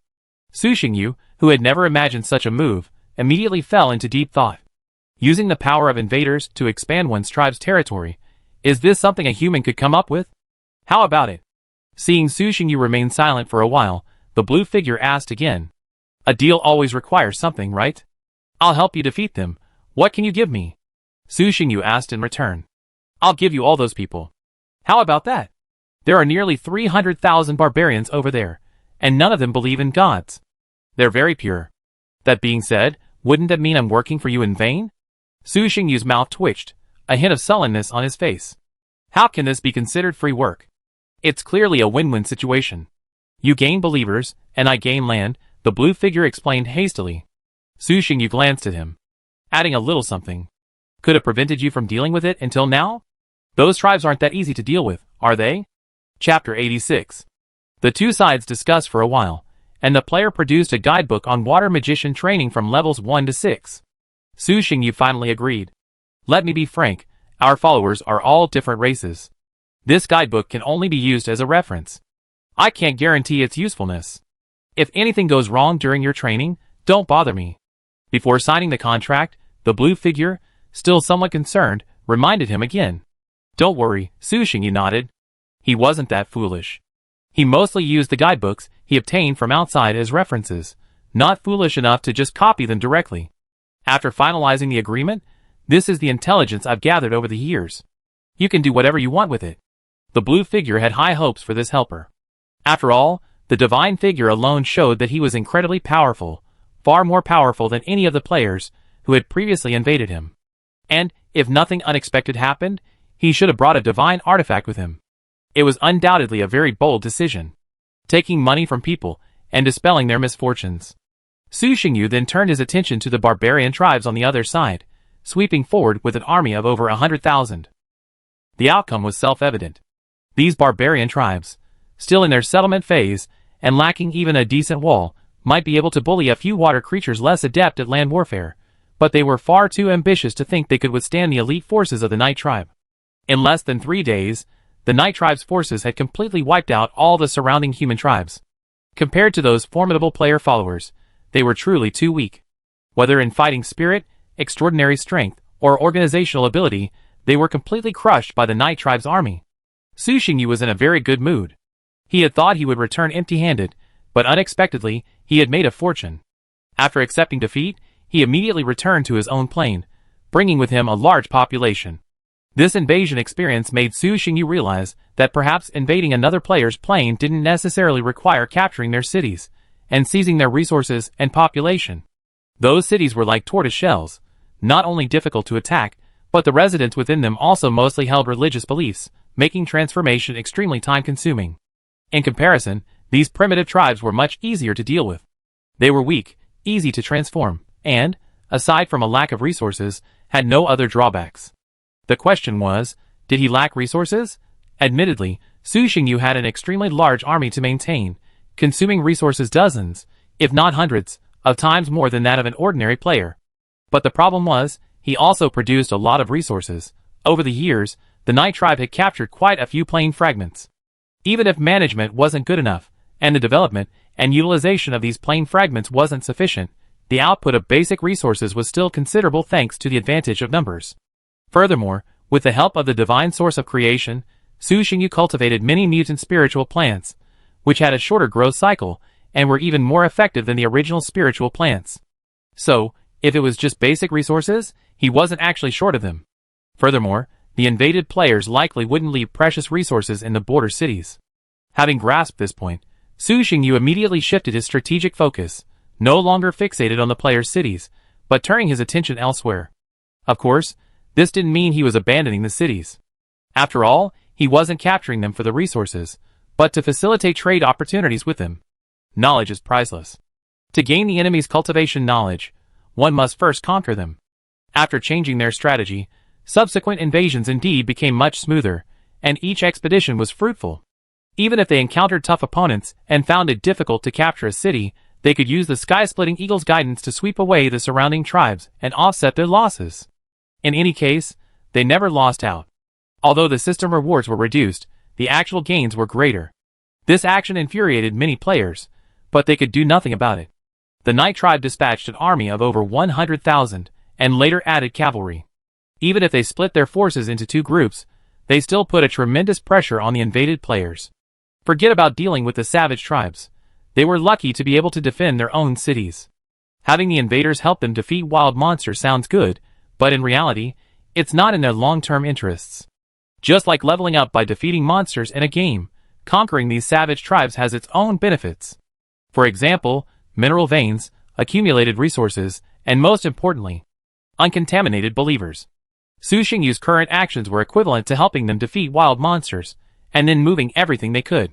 Apart from the mineral veins and land, all other resources had been absorbed. The problem was, with the wild monsters being eaten, how could they level up quickly? In the early stages of development, population was far more important than land and resources. With population, resources, and land could be increased through other means. A bad atmosphere instantly swept across the entire primary realm. If I can't defeat you, can I still defeat those primitive tribes? Players shifted their focus, reaching out to those tribes around the invaders that hadn't yet been incorporated. If a player's city was a hard bone that needed to be broken before a proper bite could be had, then these primitive tribes were like a huge piece of fat meat, a mouthful of fat and exhilarating. This was particularly unkind to weaker players who preferred farming. After years of toiling away on the land, they planned to gain experience and level up by killing monsters once they had grown up. But who knew, by the time they had grown up and purchased their equipment, the monsters had already been killed. For stronger players, this didn't affect them much. For example, the Night Tribe had already extended its reach beyond the Black Soil Plains, its influence extending far and wide. Any tribes they could subjugate had already been broken up and incorporated. For a force that could still survive, there were only two scenarios, unprofitable or difficult to defeat. In either case, it demonstrated one thing: this force was very formidable. After all, even the Night Tribe found it difficult to defeat, so one can only imagine how formidable they were. Regardless of whether the invaders could defeat them, even if they did, Su Xingyu wouldn't mind, and would even applaud. The strong always remain strong, and the weak always remain weak. This principle is not without reason. The sooner they unite the surrounding players, the greater their advantage will be at this moment. They have formed a positive cycle. Their rear has been built into an ironclad barrier, and their army is their outstretched hand, free to assault others with impunity. Amidst the invasions, time flew by. One day, a sudden message shattered the peace of the Night Tribe. Lava, brother, you, help me. Chapter 87. After reading the distress message, Su Xingyu was somewhat speechless, but he also began to think about countermeasures. Even now, the relationship between the few of them was still good. After all, they had fought together and later explored several plane fragments together. Although the situation had changed and each of them had moved on, their relationship had not become distant. The small group they had originally established was still there, and they would occasionally exchange resources. Furthermore, they all had a stake in the trading market, and with the distribution of resources within the plane fragments, they were in frequent contact. The other party's Xingqian senses were also quite good, so Su Xingyu was willing to help if he could. The story was simple. Both sides continued to add players, and then a full-scale battle ensued. The cause was that Zhang Kursen, Forest, was invaded by another elf-type player. That player was quite powerful, and Zhang Kursen was also not weak, and had the advantage of defending the city. Therefore, the enemy made no effective progress in the siege. After realizing they couldn't capture the city, the individuals shifted their focus and began a sweeping plundering method, harvesting the resources and population of Zhang Kursen's plain. The elves were even rarer than the humans, and the enemy's actions forced Zhang Kursen to leave the city to meet the enemy, and the two sides engaged in a fight. Since their strength was comparable, Zhang Kursen, with the advantage of her home base, even had the upper hand on the battlefield. In this situation, the invaders would have simply withdrawn after seeing no gains. The infuriating result was that after 7 days, the player still refused to leave, and even requested assistance, bringing his companions with him. In desperation, Zhang Kursen could only seek help and bring in someone, and that person was Fang Xingqian. After all, they had a very close relationship. Fang Xingqian's strength was undoubtedly reliable, but the problem was that after Fang Xingqian arrived, the enemy again called for help. Of course, even in a 2-on-3 situation, relying on her home turf advantage, Zhang Kursen was still confident of defeating her opponents. But this would take a long time, and the losses incurred in this process would set her tribe back to where it was a year ago.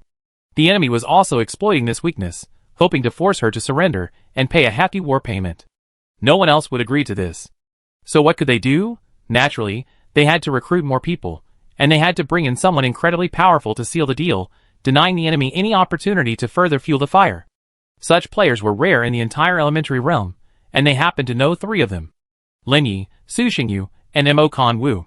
All 3 possessed the power to make the final decision. Then, something unsettling Fang Xingqian occurred. Lin Yi and Mo Kan Wu were both at war, while Su Xingyu's status remained.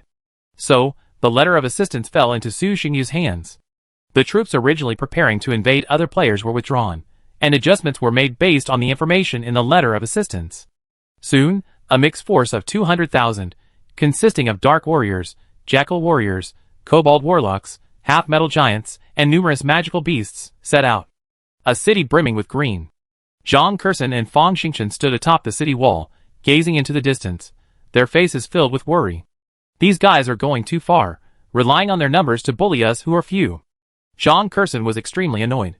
If she was robbed once, she would have accepted it. After all, at this stage, who hasn't been robbed? She herself had robbed other players' resources and population, but the other party refused to leave and kept calling people in. This was a bit bullying. On her own territory, the longer she dragged on, the greater her losses. Alas, they outnumber us, Fang Xingqian sighed. This kind of targeting of one person is truly disgusting, and it puts the invaded party in a very passive position. A ruthless look crossed Zhang Kursen's beautiful face, and she gritted her teeth. If I had known this would happen, I should have crippled him, regardless of the cost. Because her opponent had initially displayed considerable strength, she hadn't shown such ruthlessness. This led them to believe she was weak and vulnerable, and their increasingly aggressive behavior escalated, leading to the current situation. You, after all this time, still haven't adjusted to the rules here.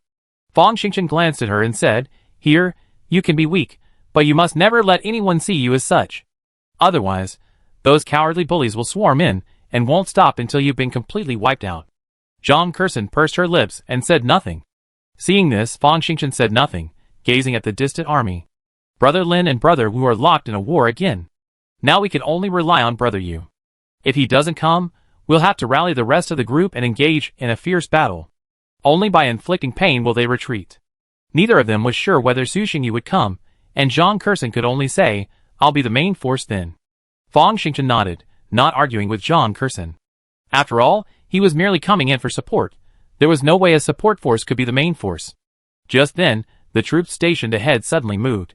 The total number of the three invaders' armies had reached a massive 300,000. Aside from the first invader, the other two didn't send too many troops. After all, they were just following along, and they had to consider the benefits and costs. The three players' armies launched attacks from three different directions on the city. Before the attacking forces even approached, the elven archers stationed on the city walls drew their bows and unleashed arrows. Swish, swish, swish. Turquoise-green arrows soared into the sky, gathering the surrounding elemental power and transforming into arm-thick green beams. The arrows pierced the attacking army. Bang, boom, boom. With a series of loud explosions, a violent gust of air instantly overturned the advancing soldiers, disrupting their neat formation. Then, a terrifying rain of arrows descended, sending the disrupted warriors falling in droves. Rivers of blood flowed. The bodies of the old hadn't been removed yet, and new bodies were added. I want to see how many magic arrows you still have. The elven player, the first of the three invaders, saw this, his face darkening, and he immediately ordered his men to organize a counterattack. The elves of the magician corps raised their staffs, and a turbulent green wind rose, wrapped in a hail of arrows, and flew back. Humph! After so long of fighting, they had already fully grasped the tactics of both sides. The defending elven commander on the city wall snorted coldly. The elven magicians, already prepared, also raised their staffs, and the wind element gathered into a wave, rushing forward. In an instant, the gust of wind was dispersed. However, the attacking force had already reached the city gate, siege equipment deployed, and soldiers climbed up one by one. The defenders launched a counterattack, and soldiers on both sides continued to fall. Chapter 88. The three invading factions were the elves, the humans, and the orcs. The elves and humans attacked the two gates guarded by Zhang Kursen, while the orcs attacked the gate guarded by Fang Xingchen. The orc army, primarily composed of pigmen warriors, was powerful and resilient. Each one carried a large shield and charged forward, intercepting the incoming arrows. However, archers were never the primary force in Fang Xingchen's lizardmen. Each fire lizard priest raised a staff imbued with a fire-attributed magic core, sending terrifying flames soaring into the air. Fang Xingchen's divine incarnation also swung his staff, drawing a vast amount of fire elements from the surrounding area, condensing into enormous fireballs. Instantly, dozens of small blue suns appeared in the sky. The fireballs expanded and contracted, looking frightening. Die! Fang Xingchen's divine avatar instantly grew taller, launching dozens of massive fireballs towards the orc army below. Boom, boom, boom! Amidst the panic, the orcs within the fireball's range were instantly reduced to ash. Even an orc warrior with mid-level transcendental strength was reduced to a charred corpse by this blow. Giant craters appeared on the ground. The orc army, charging forward, faltered. Fang Xingchen's attack resulted in over 3,000 casualties, and the number of injured orc warriors was staggering. The orc player's divine avatar's expression was grim. Although the enemy had used fireballs in previous attacks, they had never been as devastatingly lethal as this one. However, now that things had come to this point, he had no choice but to lead the charge himself. Follow me. Of all the divine avatars, those with vastly destructive abilities are the most annoying. Relying on their true deities, and the support of their followers, they can often display terrifying enemy-clearing prowess. In contrast, the divine avatars of divine players, who wield powers like strength, defense, and hunting often perform somewhat less well. The divine avatars are merely at the peak of their respective ranks, effectively adding an extra superpower. On a battlefield teeming with tens of thousands of warriors, the performance of individuals who haven't transcended the limitations of the battlefield is truly lackluster. So, without hesitation, the orc player charged forward with his 6th-level orc warriors, ready to engage in close combat, using their strengths to exploit their weaknesses, and fully utilizing the strengths of their superpowered individuals. With the advantage of the city walls, Fang Xingchen wasn't afraid of close combat with the orc players. Furthermore, having frequently dug-ins with the bosses, he had some experience dealing with superpowered individuals. Moreover, the opposing divine avatar wasn't a particularly powerful individual. The Lizardman commander skillfully maneuvered several 6th-level warriors into the presence of the enemy's high-level fighters, then dispatched an elite Lizardman squad specifically designed to hunt down exceptionally powerful individuals. Led by the Pigman Divine Avatar, 3 6th-level Orc warriors and dozens of mid-level Transcendent warriors scaled the city wall in a flash, engaging the Lizardmen from above in a chaotic battle. Die! The Pigman Divine Avatar, clad in yellow armor and standing over 10 feet tall, looked incredibly imposing. Swinging his sledgehammer, he smashed down the Lizardmen before him, stirring up a gust of wind and displaying an overwhelmingly imposing presence. Bang! Facing the incoming hammer, the towering 4th-level lizard warrior raised his shield to block, but the two collided, shattering the shield instantly. The hammer struck his body with a resounding thud, and the lizard warrior spat out blood, doubled over, and flew backward like a kite with a broken string. Bang, bang, bang.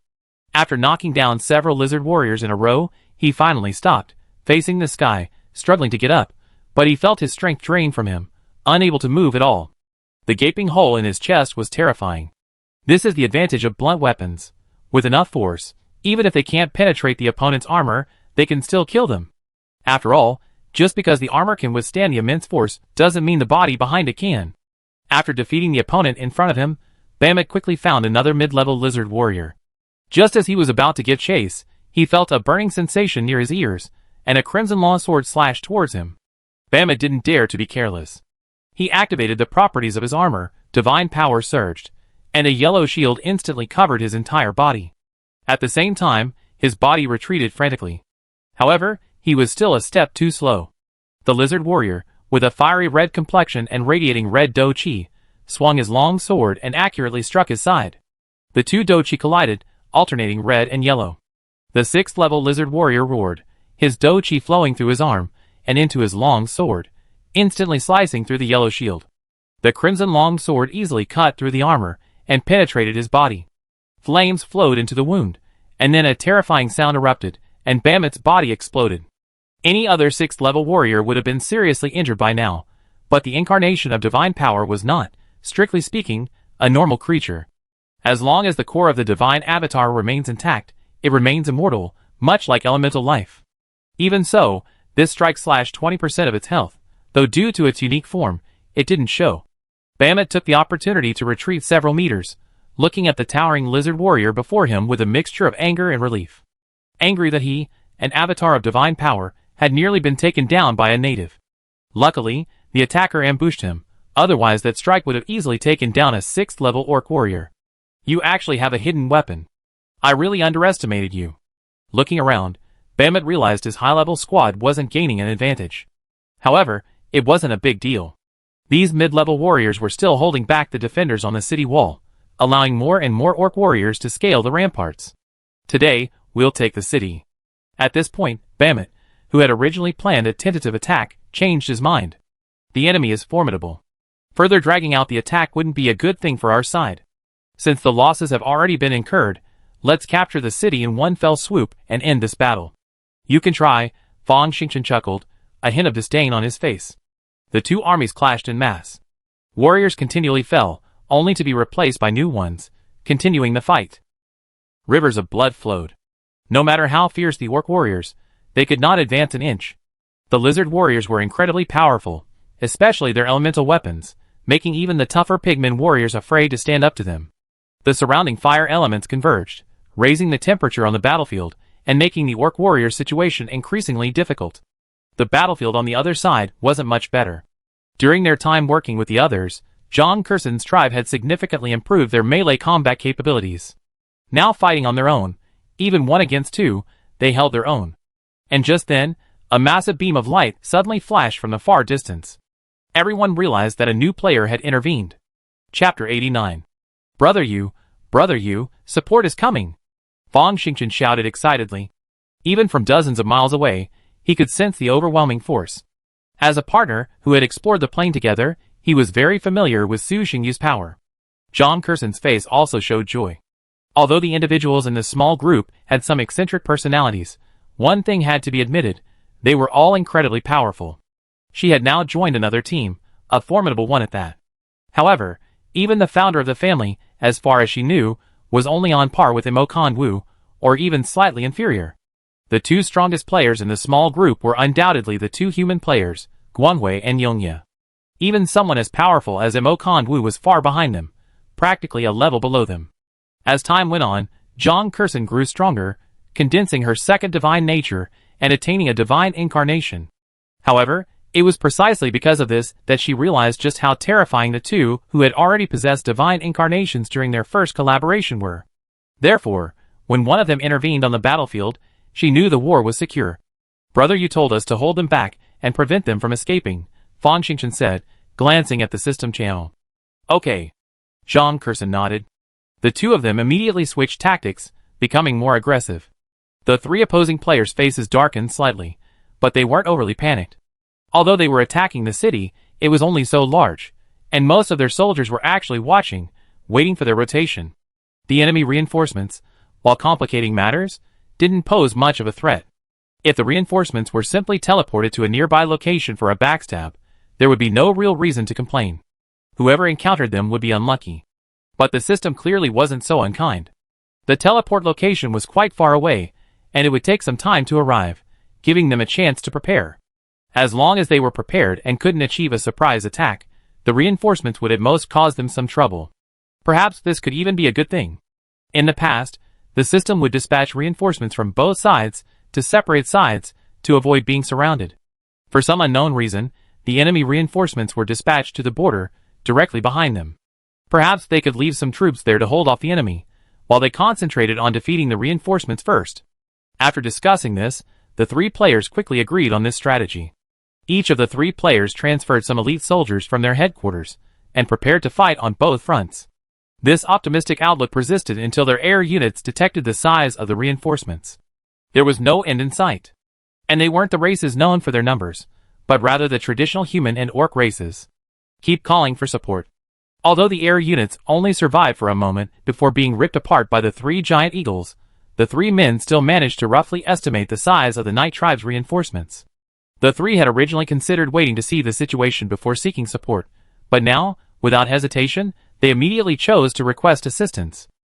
The original plan to encircle and suppress the reinforcements had also undergone a slight shift, becoming a plan to resist the enemy's support while awaiting their own reinforcements. The three of them worked in perfect harmony, unfazed by the sheer size of the incoming reinforcements. They systematically deployed their forces and actively prepared for battle. They were all veterans, fully aware of the potential vulnerability of retreating at this point. After all, these weren't just a few thousand troops, but hundreds of thousands. They couldn't just come and go as they pleased. Even with hundreds of thousands of troops on the move, the enemy would still be attacking from both inside and outside. A single mistake could lead to their entire army being completely routed. The tough and sturdy pigmen were deployed to the rear, while the elven archers and elven priests stood in formation. The human cavalry advanced to scout, awaiting the arrival of the enemy forces. Not long after, bang, bang, bang, the earth trembled. On the distant horizon, a black tide surged forward, a massive force of black armored cavalry. Elf player Moss looked stunned, bewildered. Is he crazy? Tens of thousands of cavalrymen, and they dare to charge? It's undeniable that cavalrymen have a significant advantage on the plains, but this is a world of extraordinary power. Tens of thousands of cavalrymen dare to charge an army of hundreds of thousands. If their momentum is halted, they'll be slaughtered like pigs. Do they think they're just some ragtag army of monsters from a plain fragment? Everyone was a little annoyed, feeling underestimated. Since you're so arrogant, then swallow this cavalry. Or player Bamet sneered, commanding the elite pigmen warriors in the front row to prepare to withstand the attack. However, it wasn't them who engaged first, but the human cavalry blocking the way. Fight! 20,000 human cavalrymen roared, charging towards the opposing black-armored cavalry. They had no choice. Once the enemy appeared in their sight, their only option was to fight. Choosing to flee would only lead to a more devastating defeat. In the name of our Lord, crush them! Yi Zhan shouted, charging forward with 3,000 super elite soldiers. The soldiers behind him shouted with fervent enthusiasm. Bang, bang, bang, the two cavalry units collided, and countless warriors fell from their horses, crushed by the horses' hooves. In such conditions, even a transcendent warrior would be reduced to a pulp if they fell from their mounts, crushed by the thousands of horses' hooves. However, a closer look would reveal that the number of Yi tribe cavalrymen who fell was extremely low, especially among the super elite soldiers at the front, who suffered only a dozen or so casualties. These were the Yi tribe's super elite cavalry. Heavily armored cavalry. Combined into a legion, each of them possessed the strength of a 4th level transcendental. And they had another unique characteristic. Characteristic 1. Heavy armor defense. While wearing heavy armor, overall defense is boosted by up to 70%, even though their current mastery is limited, with the bonus only reaching approximately 30%, as the Night Tribe's most elite warriors, each of them possesses a silver body. Clad in heavy armor and possessing a silver body, While their mounts are even at the second level, this characteristics bonus is incredibly enhanced. Su Xingyu had people experiment with it, and a single strike from an ordinary 4th level warrior wielding a gold-grade long sword could easily pierce a layer of armor. Simply put, the opposing human cavalry, comprised of 3rd level elite, 2nd level mainstay, and 1st level warriors, was helpless against this heavily armored cavalry. The Night Tribe's cavalry charged forward, posing no resistance and being directly routed. After defeating the human cavalry, they faced the pigmen horde. Eternal Night. Chapter 90. A curtain of darkness instantly enveloped the entire battlefield. Absolute darkness descended. Even the orc warriors, possessing night vision, were slightly affected, and could only discern their surroundings. The heavily armored cavalry, having pierced the enemy cavalry, moved forward with barely a slack, like a black tide, as if they were rolling over a field of grass. The elves, their vision impaired, instinctively launched long-range strikes forward.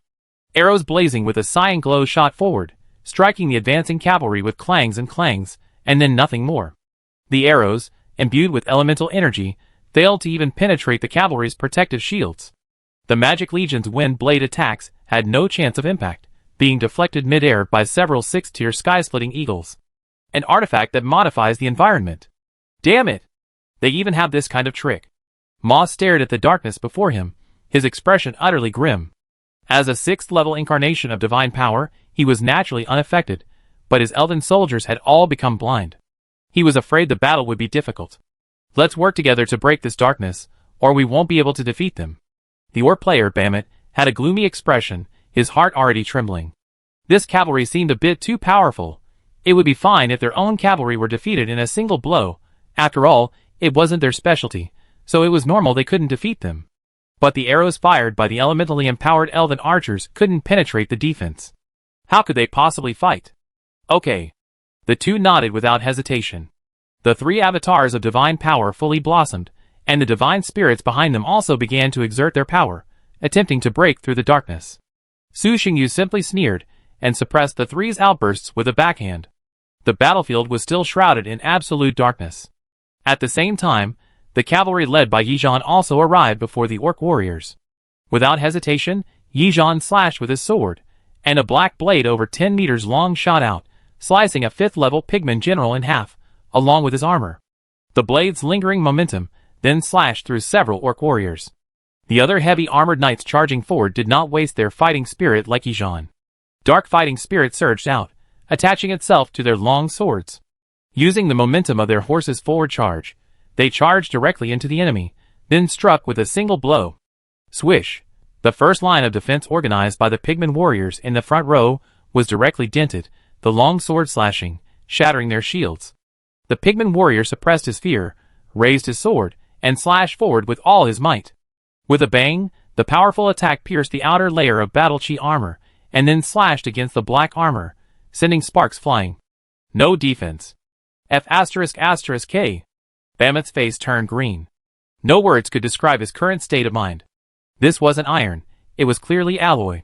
The heavy cavalry advanced only a short distance before slowing down. If it were any normal cavalry, they would have been searching for a breakthrough and escaping the enemy formation. But this Night Tribe cavalry was clearly no ordinary cavalry.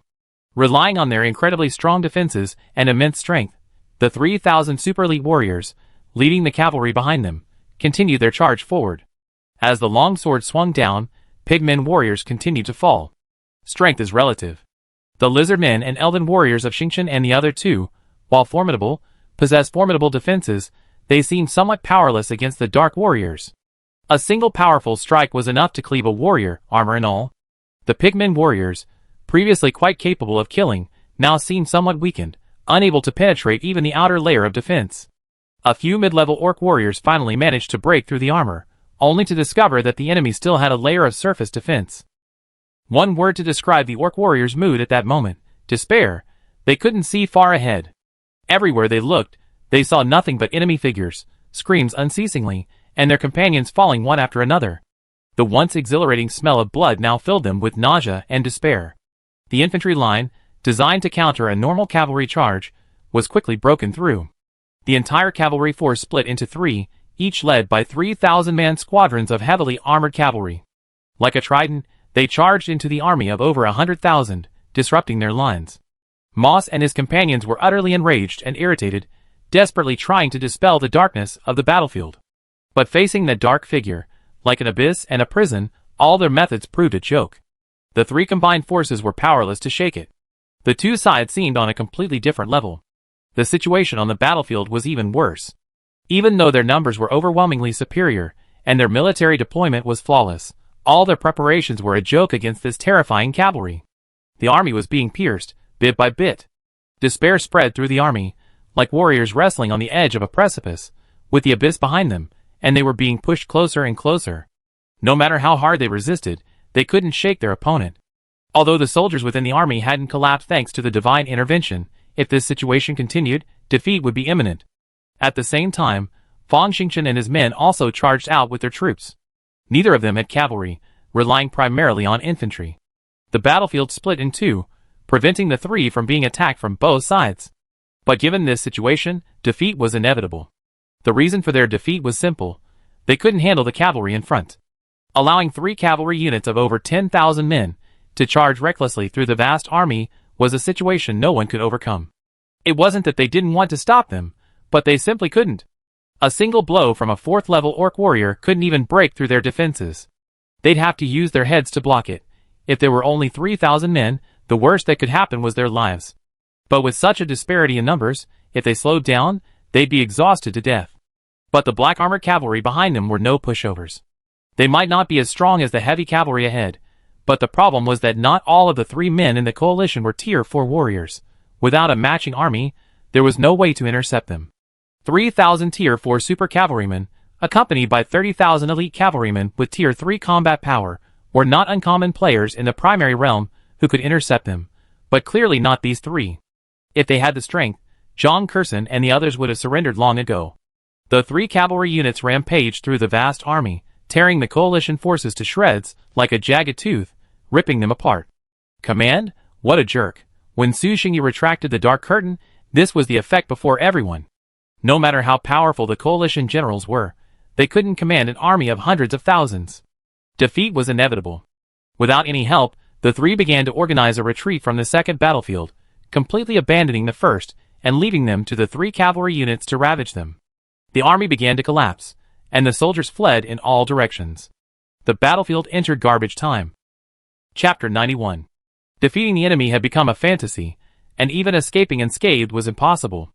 If they didn't retreat, their 3-man army would be doomed. Moss and his 3 men were decisive men. Even with blood in their hearts, they didn't hesitate and abandoned the remaining troops. There was no other way. Even if this would result in the loss of more than half their troops, it was still better than complete annihilation. Fang Xingchen and his 2 men desperately pressed their opponents, preventing them from retreating. However, the 3 men, determined to sever their responsibilities, retreated with remarkable speed, each leading a separate unit away. The 2 men, without cavalry, were unable to pursue, while the Yi tribe's cavalry were still charging into the main force. Gather the scattered troops. With the divine incarnations retreating, the remaining coalition forces naturally collapsed. Yi Zhan led his cavalry out of the main force, but instead of pursuing the deserters, he began gathering the scattered soldiers. Su Xingyu also notified Fang Xingchen and his 2 men to come and help gather the scattered troops. Before Moss and his 2 companions retreated, their order was to flee, as many as possible. If the rout of hundreds of thousands of soldiers had occurred during a large-scale engagement, it would have been possible to force them to surrender. But with only 30,000 cavalry, even if they could outnumber 5, they were still too few. These coalition warriors weren't small fry. They weren't like the indigenous tribes, who could simply use force to intimidate and subjugate them once victory was achieved. Gathering these routs was a complex undertaking. Even with the help of 2 men, it took several hours. At that moment, the Night Tribe's main force arrived from afar. Brother Yu. Brother Xingyu. Fang Xingchen and the others walked over and greeted them warmly. Su Xingyu nodded in response. It's only been a while, and Brother Yu, you've gotten a lot stronger. I feel like the gap between us is widening. Fang Xingchen couldn't help but sigh as he looked at the mighty legionnaires before him, especially the black armored cavalry that was crushing an army of over 100,000. When they first started working together, Fang Xingchen was impressed by Su Xingyu's strength and thought that, after a period of development, he would be able to close the gap. Unexpectedly, as time went on, the gap not only didn't narrow, but actually widened. Logically, shouldn't the progress get harder the further you go? Why is it that brother you seems to be progressing faster the further he goes? The strong always get stronger. Su Xingyu's words were a bit hurtful, but they were true. I've been developing almost steadily lately. Unlike you, who have to fight battles from time to time, it's normal that I've made more progress than you. During this period, the Night Tribe has not stopped its conquests, but despite so many battles, the internal peace of the Night Tribe remains. Development continues as planned. As usual, the Night Tribe is large enough. For other players, it's a full-scale war, but for Su Xingyu, it's just a localized conflict. It won't affect the tribe's development at all, and sometimes it might even promote it. Although Su Xingyu didn't say it explicitly, Fang Xingchen knew without thinking that the man before him was definitely not the type to stay home and farm. As for why they were able to develop peacefully despite fighting? Of course, it's because they were incredibly powerful. The big boss attacked you, only taking one city. If they didn't beat you to death, would you fight back and die? The truth is cruel, but also very realistic. Many players, faced with a big boss invasion, simply resort to spending money to avoid disaster. Forget about revenge. That's not revenge, that's repaying kindness with kindness, like offering food to someone. The other side has surrendered, John Curson suddenly said. They've also said they're willing to compensate for the losses. I hope Brother Xingyu can spare their lives. The three players who fled clearly realized that facing an unstoppable force of heavily armored cavalry, even if they continued to send in more men, they would still be offering food to someone. Delaying any further would serve no purpose except for incurring casualties. As for retreat, the giant eagle chasing them from the sky made it clear that the other side had no intention of letting them escape the war. So, rather than wasting time and increasing losses, it was better to simply surrender. Zhang Curson had the final say on the invader's surrender, but she didn't make the decision on her own. Instead, she looked at Su Xingyu and said, Brother Xingyu, you decide? Su Xingyu glanced at the army below. Bringing so many people here, if they just left after a single encounter, wouldn't all their preparations be wasted? So, no rush. I've already sent the sky-splitting eagles with them, and I'll send out the cavalry later. They won't be able to escape the state of war for a while. Su Xingyu's lips curled slightly. Since we've already started fighting, let's end it all at once. Even if we can't completely annihilate them, we'll at least get more benefits back. Sending 200,000 people wasn't just to deal with this group. His original intention was to also eliminate any players who might come to support him later. Zhang Curson and the other two nodded, agreeing. Fang Xingchen continued, they previously looted a group of natives nearby, nearly 200,000 of them. They should all be settled in the camp over there. Yes. Su Xingyu nodded slightly. From now on, you guys defend this city, and I'll handle the attack. As for the captives, the two had already discussed the harvest when they requested assistance, so now he said simply, those captives are your spoils of war, Brother Xingyu. Su Xingyu glanced at them and chuckled, do you think I'm that stingy? No. How could that be? The two shook their heads, fearing Su Xingyu might have misunderstood. Okay, let's get this one thing straight. You've already paid for the support, so don't count any other gains. Su Xingyu smiled and said, besides, I have no use for those elves. The people they plundered will be given to Xian. As for the other captives, I'll take 70%, and you two will take 30%. You can discuss the exact division. An army of several 100,000, without a city to protect them, was a piece of juicy meat for Su Xingyu. Such juicy meat wouldn't be easy to come by normally. For that reason, he had to be grateful to the two of them. So, after receiving the support payment, Su Xingyu didn't mind giving the two of them a share. This is so embarrassing. Fang Xingchen rubbed the back of his head. This isn't nice. Zhang Xian really wanted the elves. They would significantly expand her tribe, but accepting them felt a bit awkward. No problem. It's settled. Su Xingyu quickly finalized the distribution. Chapter 92. The enemy won't accept my surrender. What should I do? The elf player, Moss, looked extremely grim after receiving the news of Zhang Curson's rejection. What can I do? The human player looked depressed. He had come out to make a killing, only to run into a giant shark. He was afraid he would lose everything this time. There's no way to fight. The guy coming in to support is too strong. My pigman warrior attacked with an axe, but it didn't even break his defense. Can you believe this? The orc player, Bamit, looked horrified, almost unable to believe what he had just seen. A 4th level transcendent orc warrior, with a full strength attack, couldn't even break his defense. What the hell is going on? That guy even rides a 2nd level transcendent warcraft horse. And his defense is clearly abnormal. It's outrageous. Moss's face darkened even more, as he spoke of this. The elven archer's attack failed to penetrate the defense. This was an elven archer with elemental powers, capable of piercing through a target with a single arrow, and now, it couldn't even penetrate the defense. What a freak. We sent out the call for help, but I feel like even if the boss came in, we probably wouldn't be able to defeat the guy. We can't handle that cavalry, so no matter how many we have, it's useless. Besides, they have over 100,000 other troops. Even if their infantry isn't as strong as their cavalry, they're definitely not weaker, the human player muttered, already prepared for total annihilation.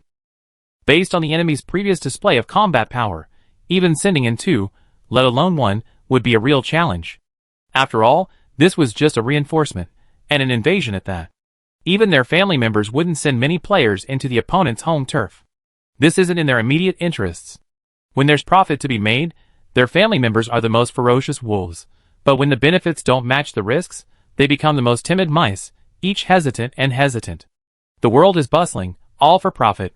The world is bustling, all for profit. This is normal, nothing surprising.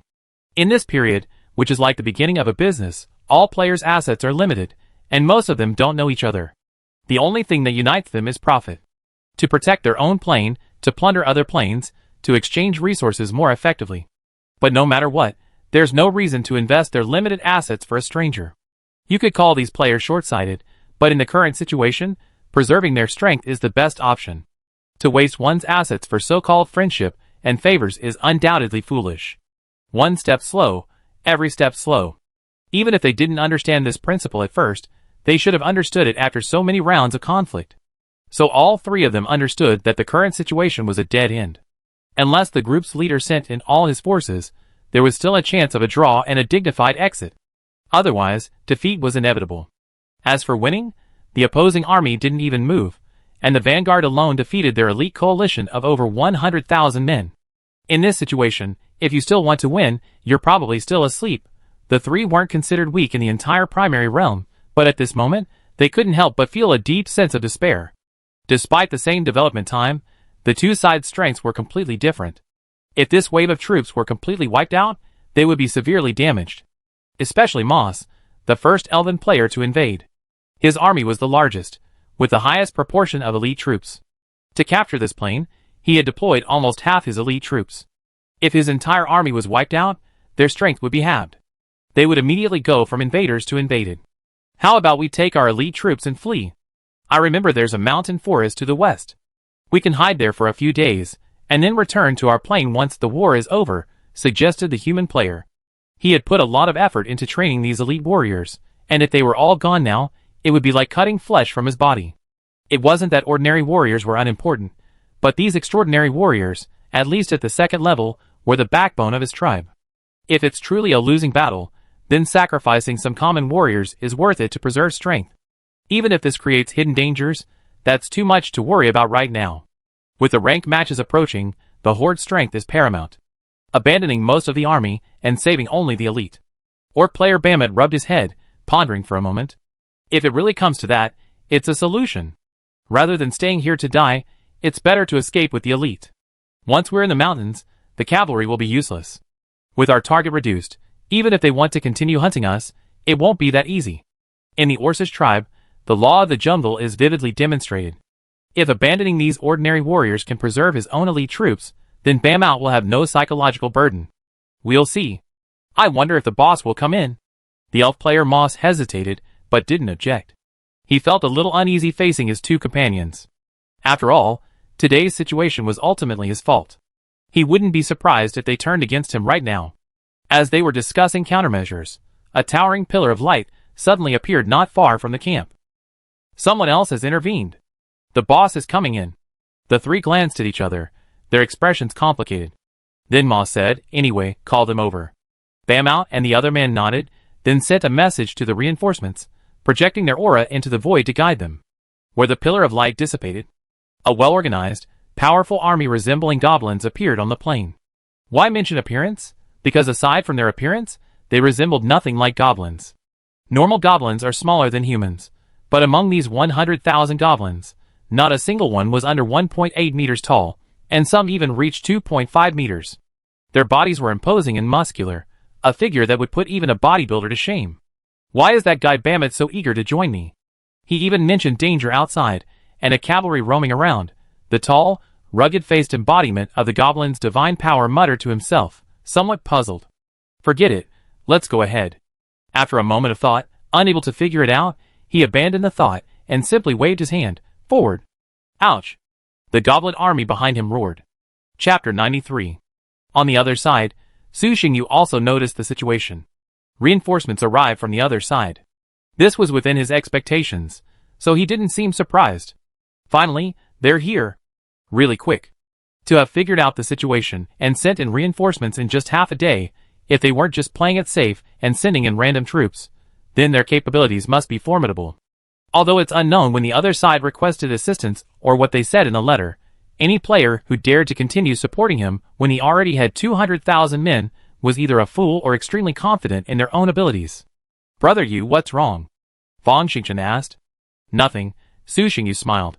Through the sky-splitting eagle, he also saw the goblin army marching below, and felt a hint of amusement. Just as I said before, you two guard the base, and I'll go and destroy them. Okay. The two nodded and responded. Leaving the captives behind, under Su Xingyu's direction, Yizhan led the Yi tribe's army toward the temporary camp built by the three men. With the sky-splitting eagle guiding them, they had no fear of the enemy escaping. Since the strength of the incoming enemy reinforcements was still unknown, Su Xingyu did not send the cavalry ahead this time. Su Xingyu's actions sometimes seemed risky, but in reality, he had a clear understanding. As the saying goes, know yourself and your enemy, and you will never be defeated in 100 battles. The reason he had previously dared to let Yizhan lead the cavalry to charge the enemy was mainly because Fang Xingchen and the others had fought the enemy many times, and had a clear understanding of their strength.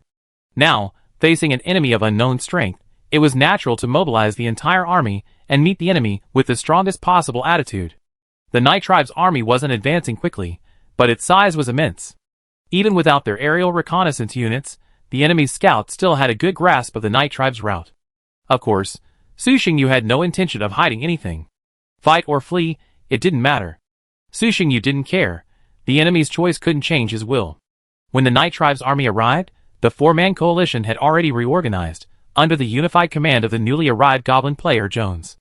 Even after the capture of many soldiers in the previous battle, after gathering the fleeing troops, and adding the newly arrived goblin army, the coalition's strength still reached 250,000. And unlike previous coordinated efforts, Jones, as the head of the clan, directly reorganized the army after gaining a rough understanding of the enemy's strength. Under unified command, the army, comprised of various military units, truly demonstrated its full combat effectiveness. It's clearly a mixed army, yet they've managed to cultivate such strict military discipline. It's truly terrifying. And with this kind of strength, are you sure they're not kidding? This is simply too strong. No matter what the three men had said, Jones couldn't truly comprehend the strength of his opponent. Because he was a top-tier expert himself. While he took their words seriously, he had no real idea of their extreme strength.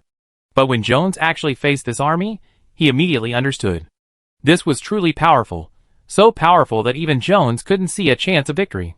Friend, how about a favor? We're willing to pay compensation, and we only hope you'll let us go. If you're worried, I can have them sign a system agreement, stipulating that they won't invade these two planes during the primary realm. Jones had forgotten how long it had been since he'd been so humble. It was as if he'd been a powerhouse ever since he became a god. Whether facing an army of monsters or another player's army, he always had the upper hand. No one could make him bow his head, and over time, he developed a proud character. However, facing this extremely powerful dark figure, Jones was willing to lower his proud head, even willing to surrender without a fight. Your clan is very interesting. Closer, Su Xingyu finally had the opportunity to carefully examine the goblin army below. These monsters were undoubtedly goblins in their original form, but unlike normal goblins, these goblins had undergone mutations. Just like the blood-red goblins he encountered when he first explored the plane fragments, they were all goblins, but the strength they displayed was completely different from that of two different species. These goblins before him could probably kill a normal goblin with a single punch. No match for your clan. Jones smiled sheepishly. Let's fight. If you demonstrate sufficient strength, I'll let you go. Su Xingyu withdrew his gaze from the goblins and spoke slowly, his calm tone tinged with undeniable dominance. If you're not strong enough, then all of you will stay. This will be compensation for your invasion. You, the orc player, Bahamut, was naturally hot-tempered, and being looked down upon by Su Xingyu was naturally a bit irritated. However, just as he was about to say something, Jones silenced him with a look. Su Xingyu didn't care for Bamouth's look. Of the people present, only Jones could be taken seriously. The others were nothing more than ants. What do you think? Su Xingyu asked again. Okay. Jones's face showed no sign of anger. He slowly nodded and chuckled. Please show some mercy, sir, or we won't be able to stop this force. The negotiations concluded. The ensuing battle was imminent. The heavy infantry advanced, while the black-armored cavalry waited on either side. Fireballs rose from the sky, and a hail of arrows descended. The opposing coalition forces showed no sign of weakness. Magicians joined forces, waving their staffs and harnessing the surrounding elemental forces to repel the incoming shower of fireballs. The fireballs were intercepted before they could reach the main army, exploding in midair. Swish, swish, swish. The elven archer, with his sharp eyes, confidently drew his bow and unleashed his powerful arrow, laced with azure light. Like a wall of cyan, it dispersed a significant portion of the incoming arrows. The remaining cyan arrows continued their trajectory, piercing the Night Tribe's center, where the archers were stationed. Compared to these natural archers, the Night Tribe's trained archers were still far inferior. Not much progress. Before Moss could even show any joy, Su Xingyu shook his head. His divine power manifested as a dark giant over 10 meters tall. He raised his staff, and a massive black hole appeared in the sky, its powerful suction engulfing the incoming rain of arrows. Moss, you elemental gods, could you please stop being such scoundrels? If your subordinates can't defeat you, you're going to fight them yourself, right? After a round of firing, the infantry of both sides engaged. Chapter 94. Fight! Roaring, the black heavily armored infantry charged forward, engaging the front row of goblins. These distinctive goblins roared to the heavens, and fought the human warriors without a shred of weakness. Both sides were of similar build, with the elite goblins even slightly taller. A long sword swung forward, and the elite goblin expertly raised his shield to block the long sword. Then, seizing the momentum, he counterattacked with a slash at the enemy. The opposing human warrior raised his shield slightly, blocking the blow. Sparks flew as the two sides clashed. Unlike the normal monster races that favored blunt weapons, these races, transformed from goblins, possess far greater military discipline than even the orc warriors. On the battlefield, the most suitable weapon for a warrior was the long sword. This was because, against an opponent with exceptional physical fitness, blunt weapons could easily strike without penetrating their defense. To put it bluntly, the force was too dispersed. Normally, if your sword strikes an opponent of the same rank, you'll definitely injure them. Using a blunt weapon isn't always the same. But relatively speaking, the skill requirements for using a long sword are higher than for ordinary blunt weapons. As the fight dragged on, the black-armored warriors of the Night Tribe began to feel familiar. These green-skinned monsters weren't weak, but they weren't powerful either. They were just decent. But they had no unique characteristics. Every strike, every block, seemed practiced thousands of times. Their physical abilities were well-rounded, with few weaknesses. Then the Night Tribe warriors pondered, realizing that this was just like their past selves. Comprehensively powerful, with no weaknesses or unique characteristics.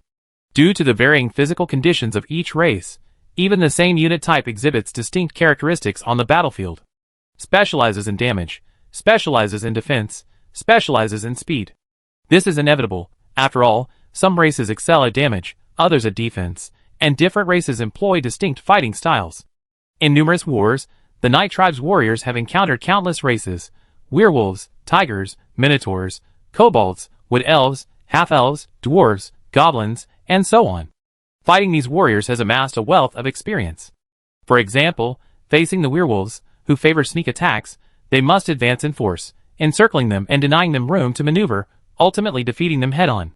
Conversely, when encountering minotaurs, the opposite strategy is to create as much fighting space as possible to avoid being knocked back. The typical goblin response is to engage in intense counterattacks, exposing their weaknesses, and then rely on their superior defense to slay them. However, this tried-and-true tactic was ineffective at this moment. The opposing team, like them, were hexagonal warriors. In both physical fitness and combat skills, they were no less capable than their own. Although he had blocked the black-armored warrior's attack, Jones's expression was grim. For no other reason than that he had lost. Due to his combat habits, Jones preferred to place his more elite warriors in the front rank to intercept the enemy's elite attacks. He would then spread out his battle line, relying on his soldiers' superior average combat power and their overwhelming numbers to encircle and defeat the enemy. In other words, the number of elite goblins capable of fighting the black armored soldiers was actually quite small. Out of a 100,000 goblin army, there were only a little over 10,000. And Jones estimated that the number of black armored warriors on the opposing side was at least 40,000. How did these goblins become like this? Su Xingyu wondered, watching the elite goblins locked in a fierce battle with the Night Tribe warriors below. Even though he was a seasoned warrior, this was his first encounter with such powerful goblins. He was absolutely certain that these monsters were definitely goblins in their original form. What could have caused such a drastic change in a species at the bottom of the food chain? Forget it. After a while, Su Xingyu, puzzled, gave up his thoughts. He pulled out the curtain and looked at the four men opposite him with a faint smile. Honestly, it's been a while since I've used my full strength. Let's give it a try. Jones, who had learned about this technique from the three of them, had a change of expression. Eternal night. The next moment, utter darkness enveloped the battlefield. The Night Tribe's warriors, bathed in divine light, their faces radiant with fervor. O Lord's glory! Embrace death. In the name of eternal night, I grant you death. As the contact between the two warriors widened, the Night Tribe launched an all-out offensive. The Dark families, in their eternal night state, saw their momentum soar, not only in strength but also in their fighting spirit. Already significantly stronger than the Allied forces, they now unleashed an even more terrifying fighting force. The four-man coalition's front line, under their fierce assault, instantly became shaky. Even the most elite goblin warriors were now at a disadvantage. As I've said before, omnipotence can, in a sense, also be considered utterly incompetent. With their formidable physique, superb combat skills, and unwavering will, these elite goblins are undoubtedly formidable. Unfortunately, if all this were translated into statistics, the opposing Dark Warriors surpassed them in every metric.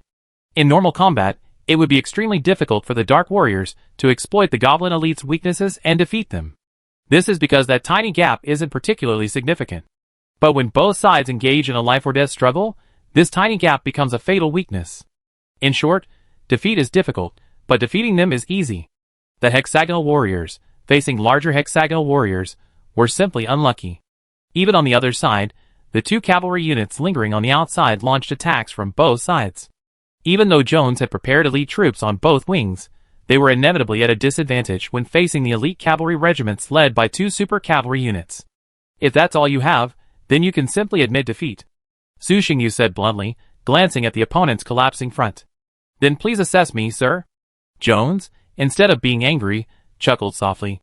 With the aid of the infinite divine source, for incarnations of divine power erupted with terrifying force, impacting the darkness above the sky.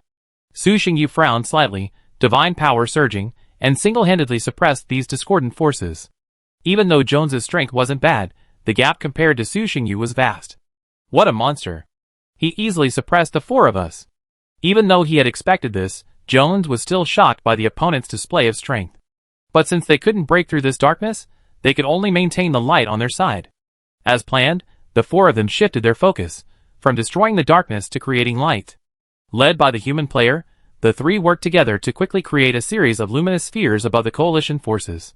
The faint light shone down, barely easing the coalition soldiers' visual difficulties. That's it? Su Xingyu frowned. At this level, let alone turning the tide, they couldn't even sustain the battle. Jones smiled faintly and waved his staff. Blood surge. On the battlefield, countless streams of blood rose from the ground, pouring into the goblin warriors' bodies like water. Chapter 95. A red glow emanated from the goblin warrior's body, and mysterious patterns emerged. His aura began to rise, his strength significantly increasing. Facing imminent defeat, he somehow managed to hold on. How's that? Jones asked proudly. Not bad. Is this your divine art? Su Xingyu nodded in confirmation, then asked curiously. Despite being enemies, Jones didn't hold back, answering generously pretty much. It was originally just an ordinary divine art, but through my refinements, and the unique characteristics of my clan, it's become what it is now. Su Xingyu hadn't expected his response, and was slightly surprised, but quickly recovered. It's very effective, but it seems quite restrictive. Otherwise, you should have used it from the beginning. And the requirements for your clan must be quite high, right? Good judgment, indeed. While the battle was going on below, the two men above conversed casually. The blood-burning technique, at its core, is the burning of one's own essence and blood, generating a short burst of power. Even with my modifications, allowing it to draw on the blood of others, it still has some flaws. It places extremely high demands on the user, and is a heavy burden. Prolonged use could even cause irreversible damage. Jones spoke so calmly, even pointing out the flaws of this divine art. The main reason was that even with the use of the blood-burning technique, the Allied soldiers were still at a disadvantage. So whether he spoke of it or not made no difference. It wouldn't change the outcome of the battle anyway. You're quite frank. Su Xingyu smiled. You're quite strong, and you have many tricks up your sleeve. In Su Xingyu's opinion, Jones and Mo Kanwu were probably at the same level, with similar strengths. Jones couldn't help but feel a bit proud at Su Xingyu's affirmation, and the three men behind him were even more delighted, believing they could finally make it through. Unexpectedly, Su Xingyu added, but since I've already taken action, I need to show some results, otherwise it's a bit embarrassing. With that, Su Xingyu gave the 2 cavalry units a direct oracle. Punch them through. The 2 cavalry units charged in from the flanks, charging forward with unstoppable force. Even the elite warriors of Big Brother Blin, in their frenzy, were unable to stop them. Those who rushed to intercept them without considering their own abilities would be cut in half by a single blow. The black blade blazed like the Grim Reaper scythe, its every strike bringing down enemies. The 2 elite cavalry units, led by the heavily armored knights, were unrivaled in strength on the battlefield. When they truly set their minds to something, no one could stop them. The terrifying cavalry cut through the 4-man coalition. The 3 men's faces grimly shifted, and they subconsciously wiped the sweat from their foreheads. Jones also lapsed into silence. At this point, if Su Xingyu wanted to destroy this coalition, it would be easy. It would simply take a little longer. However, he didn't go any further. After encircling the separated armies, he stopped. As for why he didn't destroy these enemies, because there was no need. Destroying this coalition would only create enmity with the 4. This was not in the best interests of anyone present. Su Xingyu wasn't afraid of retaliation, but Fang Xingchen and the other 2 didn't have the strength to do so. Given the strength Jones had displayed, if he truly wanted to retaliate, it would be a disaster for them. Su Xingyu wasn't their babysitter. He couldn't constantly watch them and be ready to back them up. So, he had to demonstrate his strength, telling them he could annihilate this coalition at any moment, and then use it as a bargaining chip. This would maximize his advantage. That's all. Su Xingyu looked at the others and smiled. If you want these prisoners back, it depends on your sincerity. As you wish. Jones glanced at the 3 men, looking down on them, and replied politely. Soon, the celestial phenomena returned to normal, and the war was declared over. The battle was over. But another, bloodless battle had just begun. Although both were negotiations, negotiating directly and negotiating after the battle were 2 completely different things. At least the chips were different. Before the battle, their troops were the backing, and the previously captured soldiers were the chips. Now, they were all chips on the table. As a sign of respect, Su Xingyu asked Fang Xingchen and the others to come and participate in the negotiations. After all, Zhang Kersen was the cause of this incident, and this was her home plane, so it would be somewhat unreasonable not to show up. The negotiation went very smoothly. After all, this wasn't essentially a negotiation on equal terms. It wasn't so much a negotiation, as it was a matter of paying to avoid disaster. The 4 men paid to redeem their troops. This was undoubtedly a huge loss, but no one dared to object. The only thing to blame was bad luck. Even being able to withdraw the troops so peacefully made the 3 feel somewhat fortunate. There were a few key points in the negotiation. What the 3 had gained from this plane, namely the indigenous elves and various resources, was to be returned unconditionally. Then, there was the matter of prisoners. Moss and the other 2 had no problem taking the prisoners. If they wanted to take them away, they had to pay the market price, giving them the resources each soldier needed. As for Jones, since he was quite capable, Su Xingyu didn't bother him. He gave him a favorable price and handed him a blueprint for gold-level equipment. Besides the resources, they also had to sign a system agreement, prohibiting retaliation against each other. Su Xingyu ignored these agreements, as he hadn't signed any of them anyway. After half a day of negotiations, leaving behind a large amount of resources, the 4 of them fled this heartbreaking place with their respective armies in disgrace. System notice: enemy player Moss has surrendered. You have won the support battle and received 1 gold treasure chest. Su Xingyu was slightly surprised to see the system message. He hadn't expected to receive a gold treasure chest in this support battle. But then he thought it was probably because of the scale of the invasion and the fact that Jones, the last player to come into support, was indeed quite powerful. Damn, the system is so generous. It actually gave me an orange treasure chest. Fang Xingchen, standing next to him, exclaimed in surprise. I got an orange treasure chest too, probably thanks to Brother Xingyu. Zhang Kerson's face was also beaming with joy. She did a quick calculation and discovered that not only had they not lost money in this defensive battle, they'd actually made quite a bit of money. After counting the resources, Su Xingyu handed a stack of blueprints to the two of them. One each, take your pick. These were silver-level equipment blueprints, still valuable even now. Brother Yu, there's no need for that. You defeated them all. We didn't do anything. Before Fang Xingchen could finish his words, Su Xingyu glared back. Hurry up and choose. I'm in a hurry to get back. Chapter 96. Return to the plane.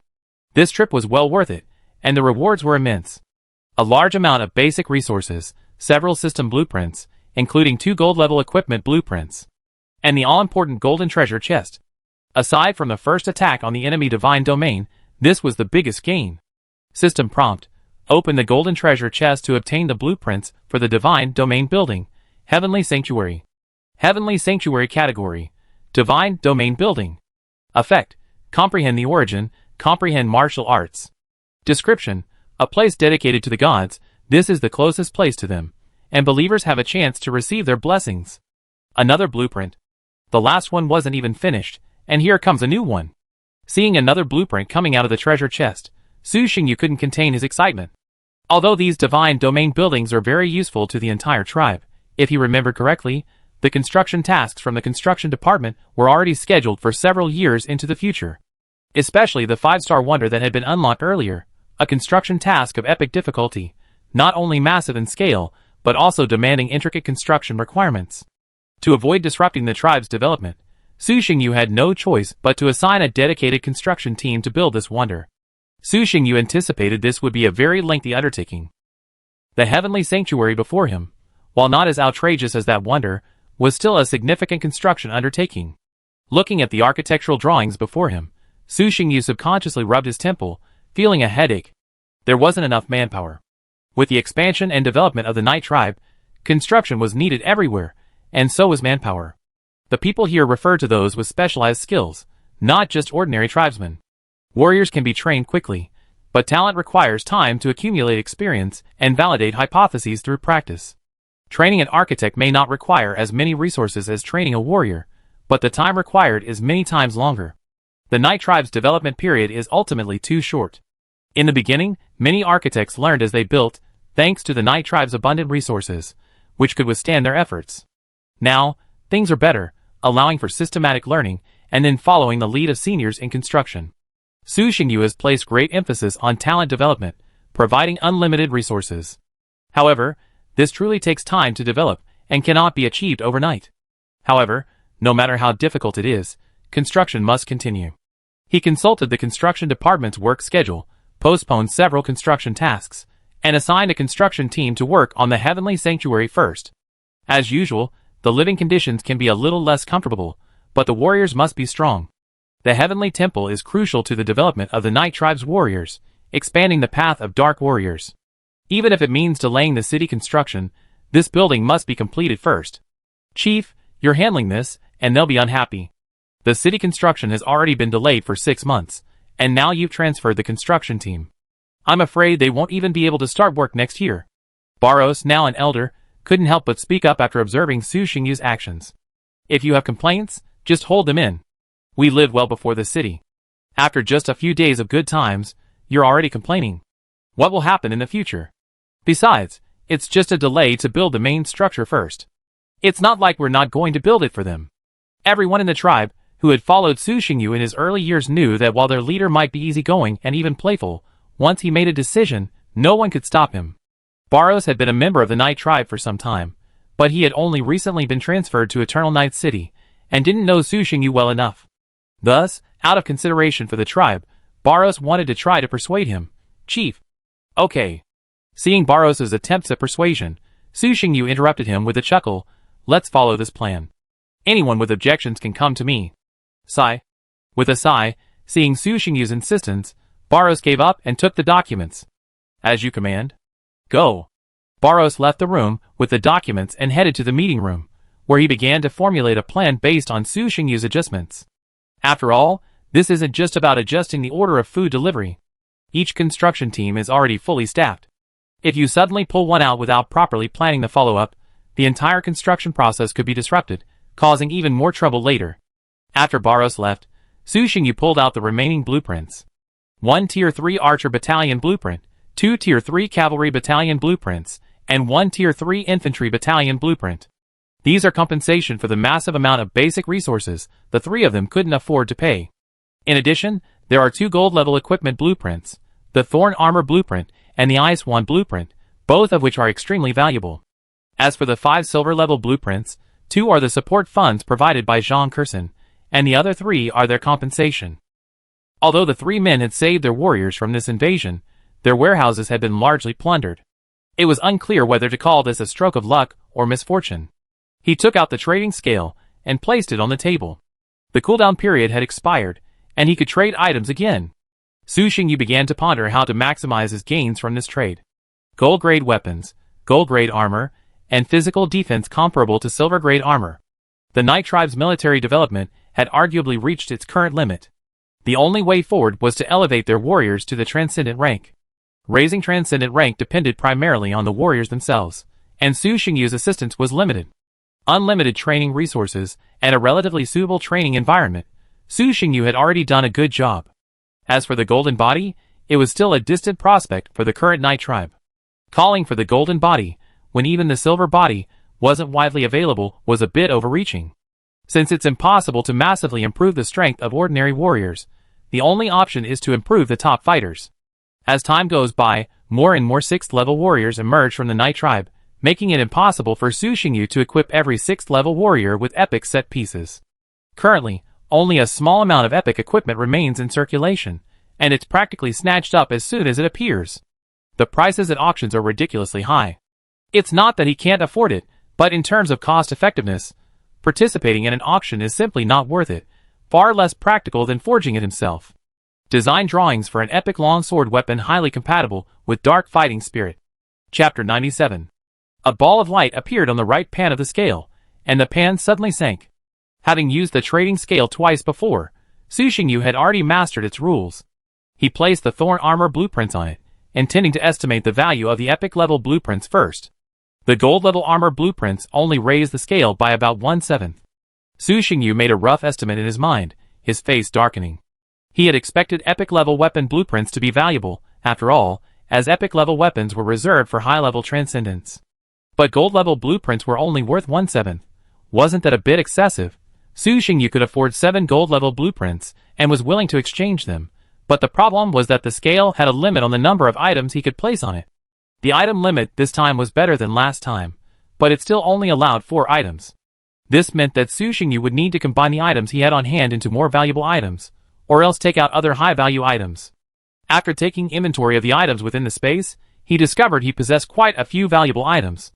Forget about anything else. The fragment of the divine power alone was worth as much as this epic blueprint. In fact, it was worth far more. But there was no way Su Xingyu would trade the fragment of the divine power. The difference in value was too great. Furthermore, this fragment of the divine power was too precious.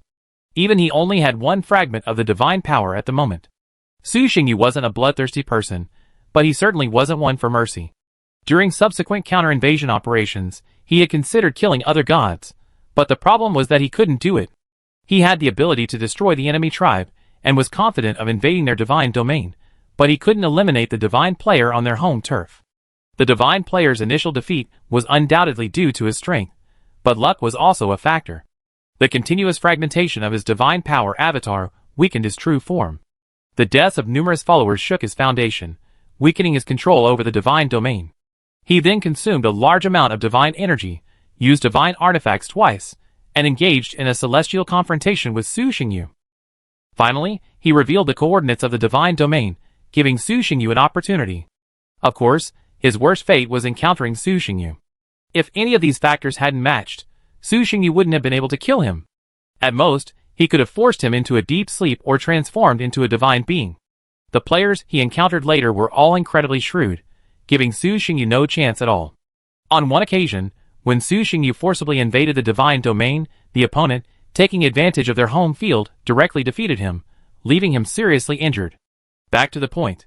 The fragments of the divine power couldn't be traded, and the broken artifact had been absorbed by Eternal Night.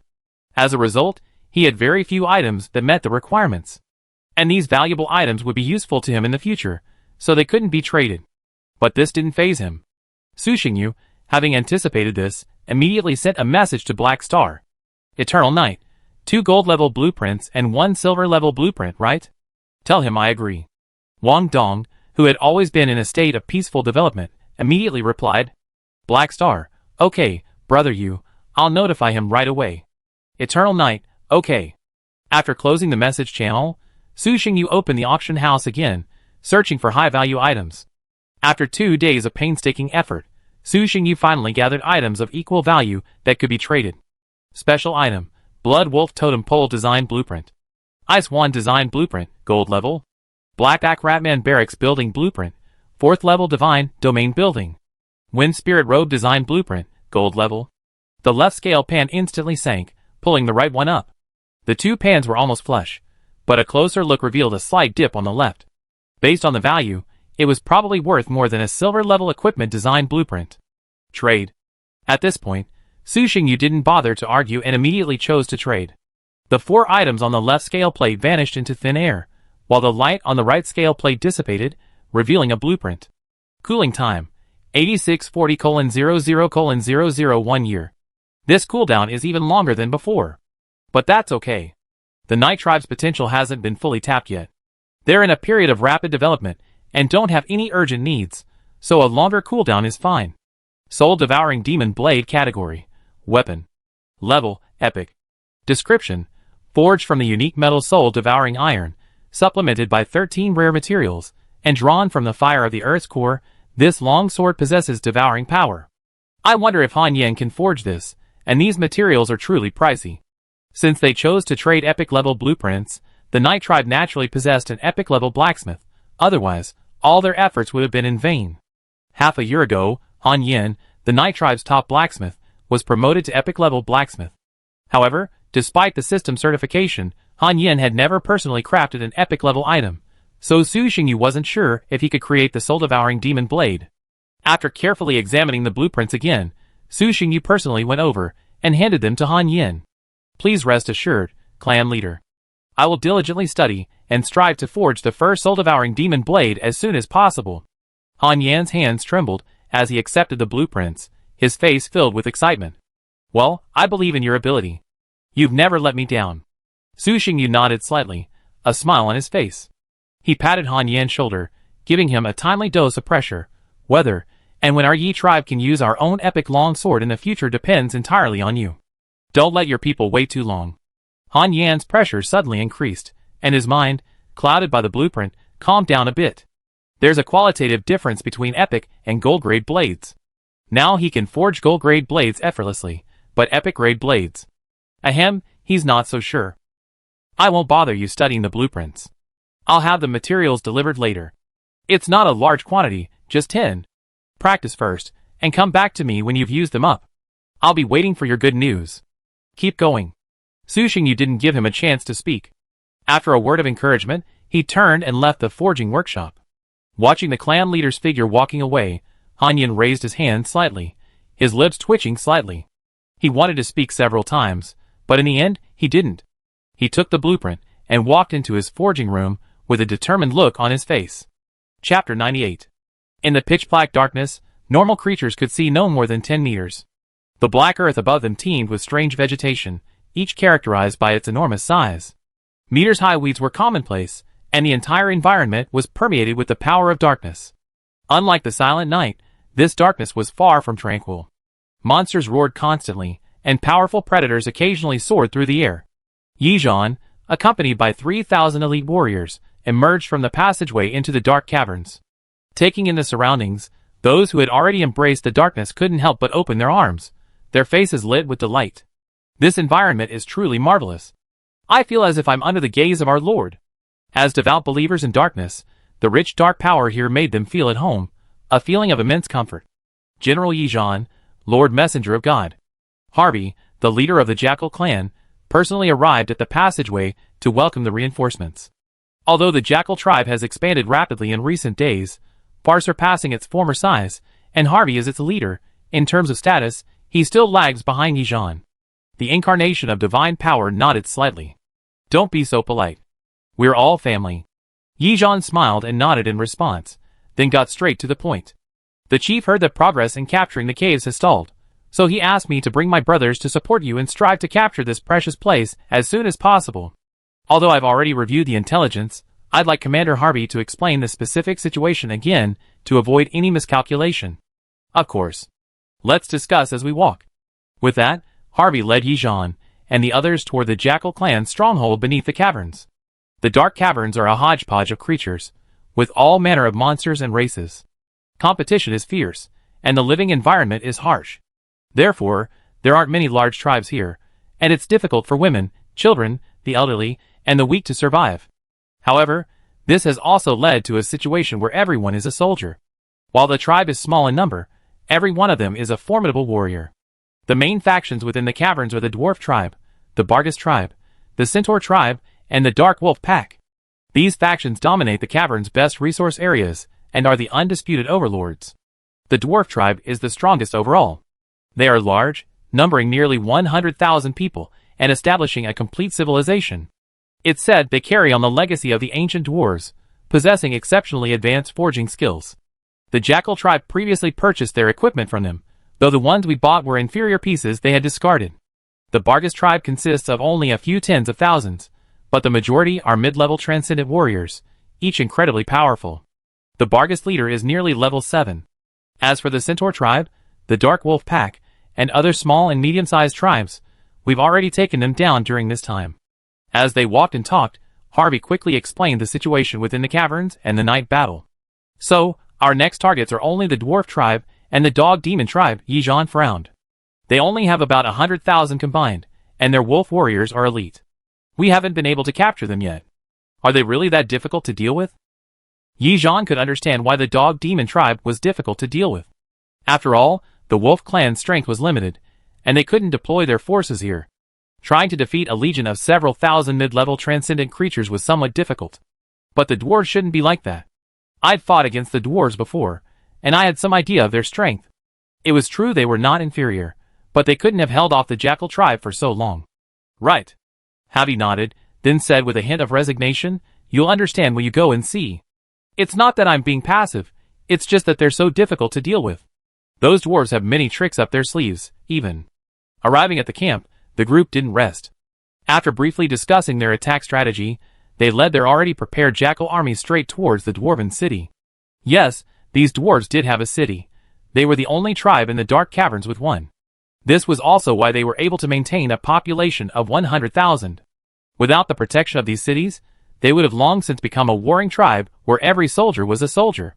3,000 elite dark warriors, accompanied by over 30,000 elite Jackal warriors, arrived at the foot of the Dwarven city. Yijan fell silent as he gazed upon the city before him, a structure even more magnificent than his own. How could such a magnificent city be built in such conditions? Yijan was puzzled. This is their royal city. The Dwarven tribe originally had 3 cities, and the dwarves lived scattered across them. Later, realizing they couldn't defeat us, they gathered their forces. With a casual explanation, Harvey ordered his warriors to attack again. Although Yijan held a high position, Harvey and the Jackal tribe were the main force in this assault on the dark caverns. As long as Su Xingyu held on to his command, even Yijan was bound to obey his orders. Counterattack, counterattack. Turn up the power to maximum and blast these little bastards to pieces. The dwarf commander on the city wall, upon seeing the Jackal troops attack again, his face grim, his fury barely concealed. 2-meter-long super cannons were rolled forward. A large number of high-quality magic crystals were placed inside, and the inscriptions on the cannons illuminated.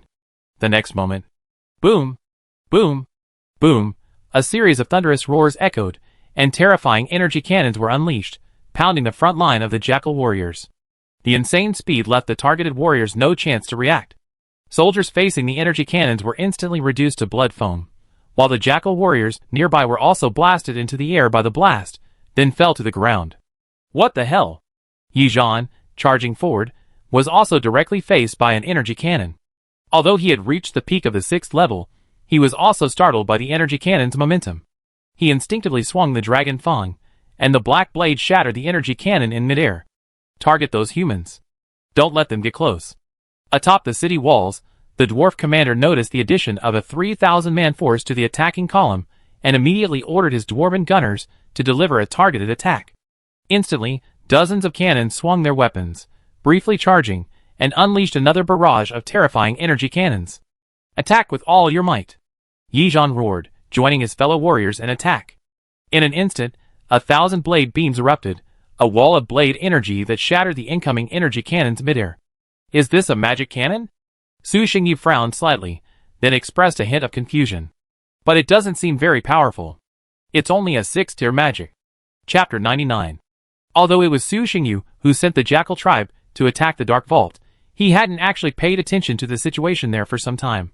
There was too much going on, and he couldn't possibly monitor everything. He knew the Jackal tribe hadn't suffered any significant losses. That was all he needed to know. Nothing else mattered. This meant his understanding of the Dark Vault wasn't much better than that of the night battle, so much so that he wasn't even aware of the dwarves' possession of cannons. He had encountered cannons when invading other players, but those were much weaker, their power equivalent to a full-strength attack from a 4th-tier magician. Until they were stacked in numbers, they were nothing more than a toy. The cannons possessed by the dwarves in the vault were significantly more powerful. At full power, they were equivalent to a full-strength attack from a 6th-tier magician. Even if the city's various cannons totaled less than 100, firing them all simultaneously would still be a formidable firepower. However, the drawbacks of these cannons were also quite obvious. Their energy consumption was ridiculously high, and each shot consumed a significant amount of magic crystals. If it were any other weapon, Su Xingyu wouldn't have been interested, but by chance, he also happened to have a cannon blueprint, and it was quite high-level, epic. Su Xingyu had obtained this blueprint a long time ago, thinking he'd be able to use it in a few years. Unexpectedly, it's still sitting there, gathering dust. The magic cannon is a special item, impossible to create by a blacksmith alone. It requires the cooperation of many parties. To put it simply, the magic cannon is more of a product of magical technology. To create it, all the necessary specifications must be met. Only the blacksmiths in the Night Tribe meet this requirement, so it's currently unavailable. With such advanced forging skills, once we capture it, you won't have to venture out. Just use this place as my weapons factory. Su Xingyu gazed toward the distant city wall, his gaze far-reaching, already determining the fate of these dwarves. Up ahead, the battle raged on. Intensive energy cannon fire pelted the attacking army, inflicting heavy casualties, but the Dark Warriors, led by Yi Zhan, continued their steady advance. As they rushed, nearly reaching the city wall, Yi Zhan's body faltered, a message surfacing in his mind. Yi Zhan, what's wrong with you? The 6th-rank warrior beside him noticed his anomaly and asked. Haha, nothing, just the king giving the instructions. Coming to his senses, Yi Zhan laughed triumphantly. What? Everyone was surprised, their gazes toward Yi Zhan suddenly filled with envy and jealousy. Why is it that everyone else listens to the king's oracle together, while you can receive orders alone? Is it because you're stronger? Perhaps it's because I'm stronger. Yi Zhan smiled faintly, then said sternly, Now, listen to my orders. I'll show you a big show. The thought of what he was about to do filled Yi Zhan with excitement. Soon, they were within 100 meters of the city. Now Yi Zhan shouted. The time has come to sacrifice our lord. Don't hold back. Attack the city gate in front of you with all your might. At that, glancing at the mountain-like gate before them, the soldiers' expressions changed, but they gritted their teeth and obeyed. Fight for our lord. Fight for my lord. Fight for my lord.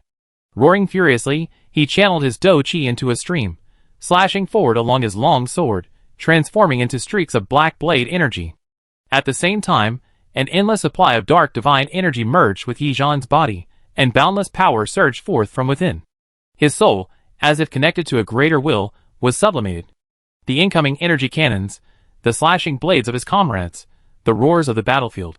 In Yi Zhan's perception, everything around him seemed to slow down. With every movement of his hands and feet, he discovered he could mobilize even more power. This was a power beyond the 6th level. Ah!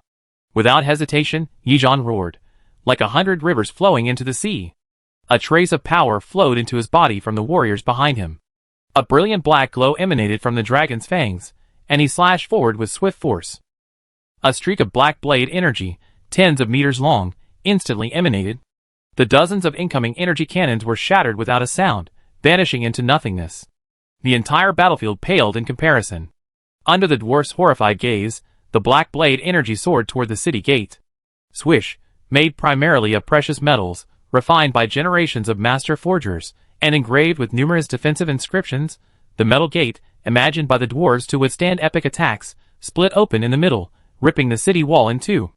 The black blade energy's momentum faded slightly as it advanced several hundred meters, leaving a massive crack several meters deep in the ground behind the city gate. Gurgle. The battlefield froze, everyone horrified by the blow before them. What is this? How could such a horrific attack have been launched? Even the main gate of the city known as the Wall of Sighs was breached. By the dwarven god, this cannot be true. The morale of all the dwarven warriors atop the city walls plummeted. Facing this godlike foe, they could not muster any will to resist. They were too powerful. There was no way they could defeat such an opponent. In contrast, the morale of the attacking warriors soared after witnessing Yijan's performance, and they became even more valiant. As for Yijan, who had launched the attack, he felt as if his body had been hollowed out, and a soul-shattering pain ripped through his mind. He remained standing, only able to do so through sheer willpower. General. You did this? The adjutant beside him trembled as he gazed at the victory before him. Humph. Yijan snorted softly, a hint of pride on his face, and he forced a smile. Brave warriors, capture the city and claim our victory. At this point, there were no more obstacles to the capture of the dwarven city.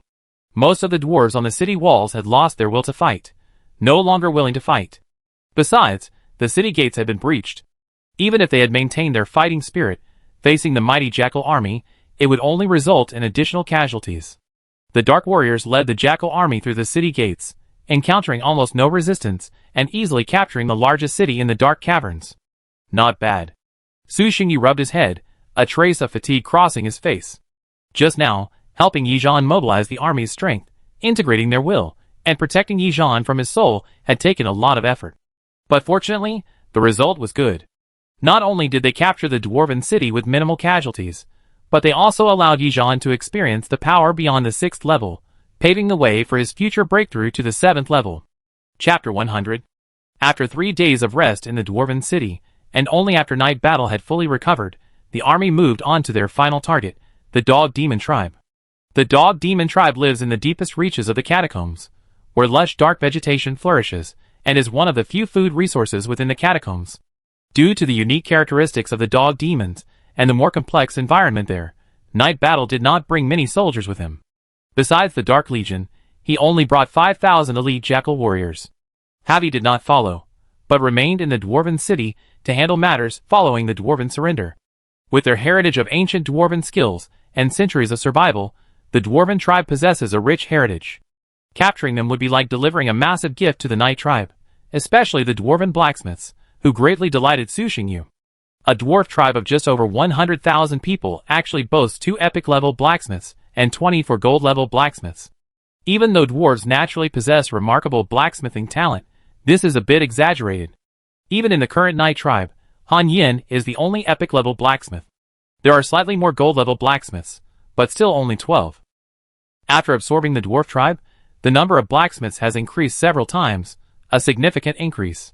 Furthermore, these dwarves, carrying on their ancient heritage, have mastered unique skills, allowing them to forge special items, such as the magic cannon. Among the dwarves, there are not only blacksmiths, but also practitioners of other professions. Some powerful blacksmiths even possess abilities across multiple professions. The techniques passed down from their ancestors forced the dwarves to develop multiple professions. Otherwise, they wouldn't have been able to forge those specialized tools. Had Su Xingyu known about this dwarven tribe's heritage earlier, he would never have attacked them until now. Harvey didn't realize the importance of these professionals. Although he was smarter than his companions, his racial characteristics limited him. Thus, Su Xingyu didn't blame him. He transferred a new group of people from other cities to replace the dwarven tribe's management and maintain his rule. As for the professionals, Su Xingyu thought for a moment and decided to transfer them to Evernight City in batches, rotating them out at regular intervals. The Dark Cavern's food yield was low, but they were rich in various mineral veins. There were several crystal veins alone, including a large dark crystal vein, and countless other metal veins.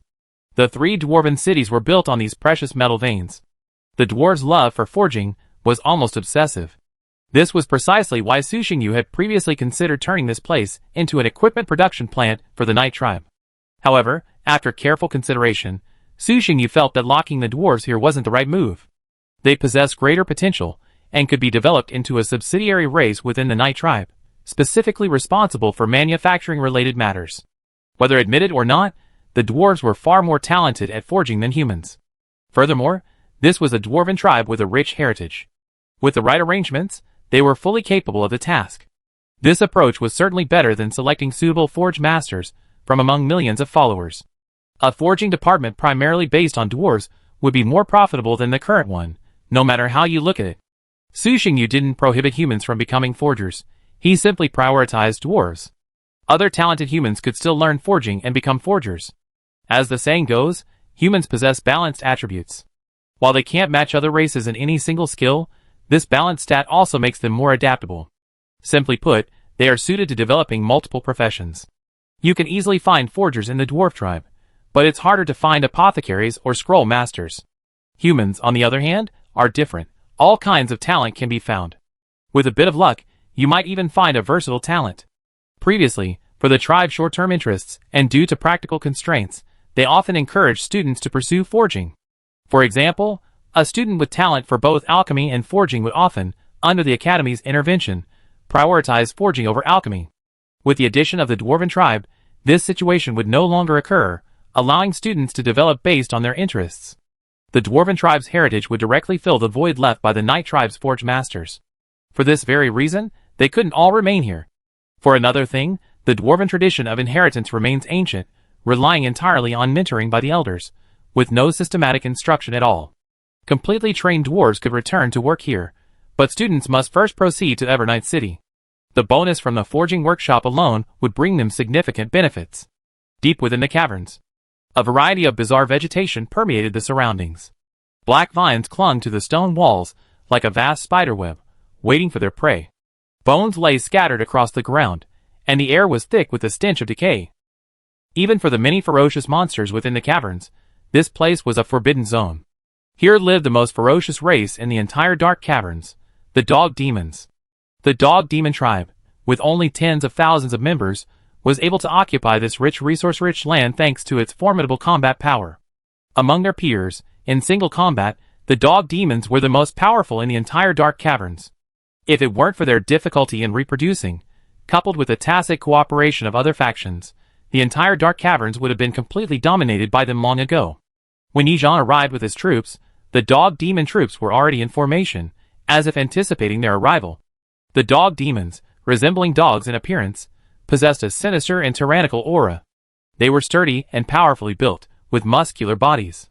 Standing tall, they typically stood over 10 feet tall, their limbs thick and long, covered with claws.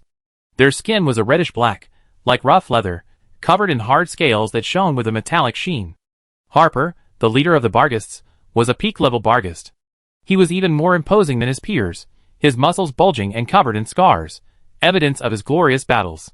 Standing nearly 2 feet tall, Harper was an outlier even among his peers. It was no exaggeration to call him a monster among monsters. Harper slowly stepped forward, his massive mouth filled with razor-sharp fangs opening. His voice was powerful, only strength can conquer a Barghist. Interesting, a one-on-one duel. Yejon stepped out of the group. How do you want to play? Defeat me, and the Barghist tribe submits to you. Defeat me, and this place will remain the Barghist tribe's home, Harper grinned. Yejon frowned. He had no say in the matter. Just then, Su Xingyu's voice reached his ears, promise it. Okay. Yejon nodded and chuckled.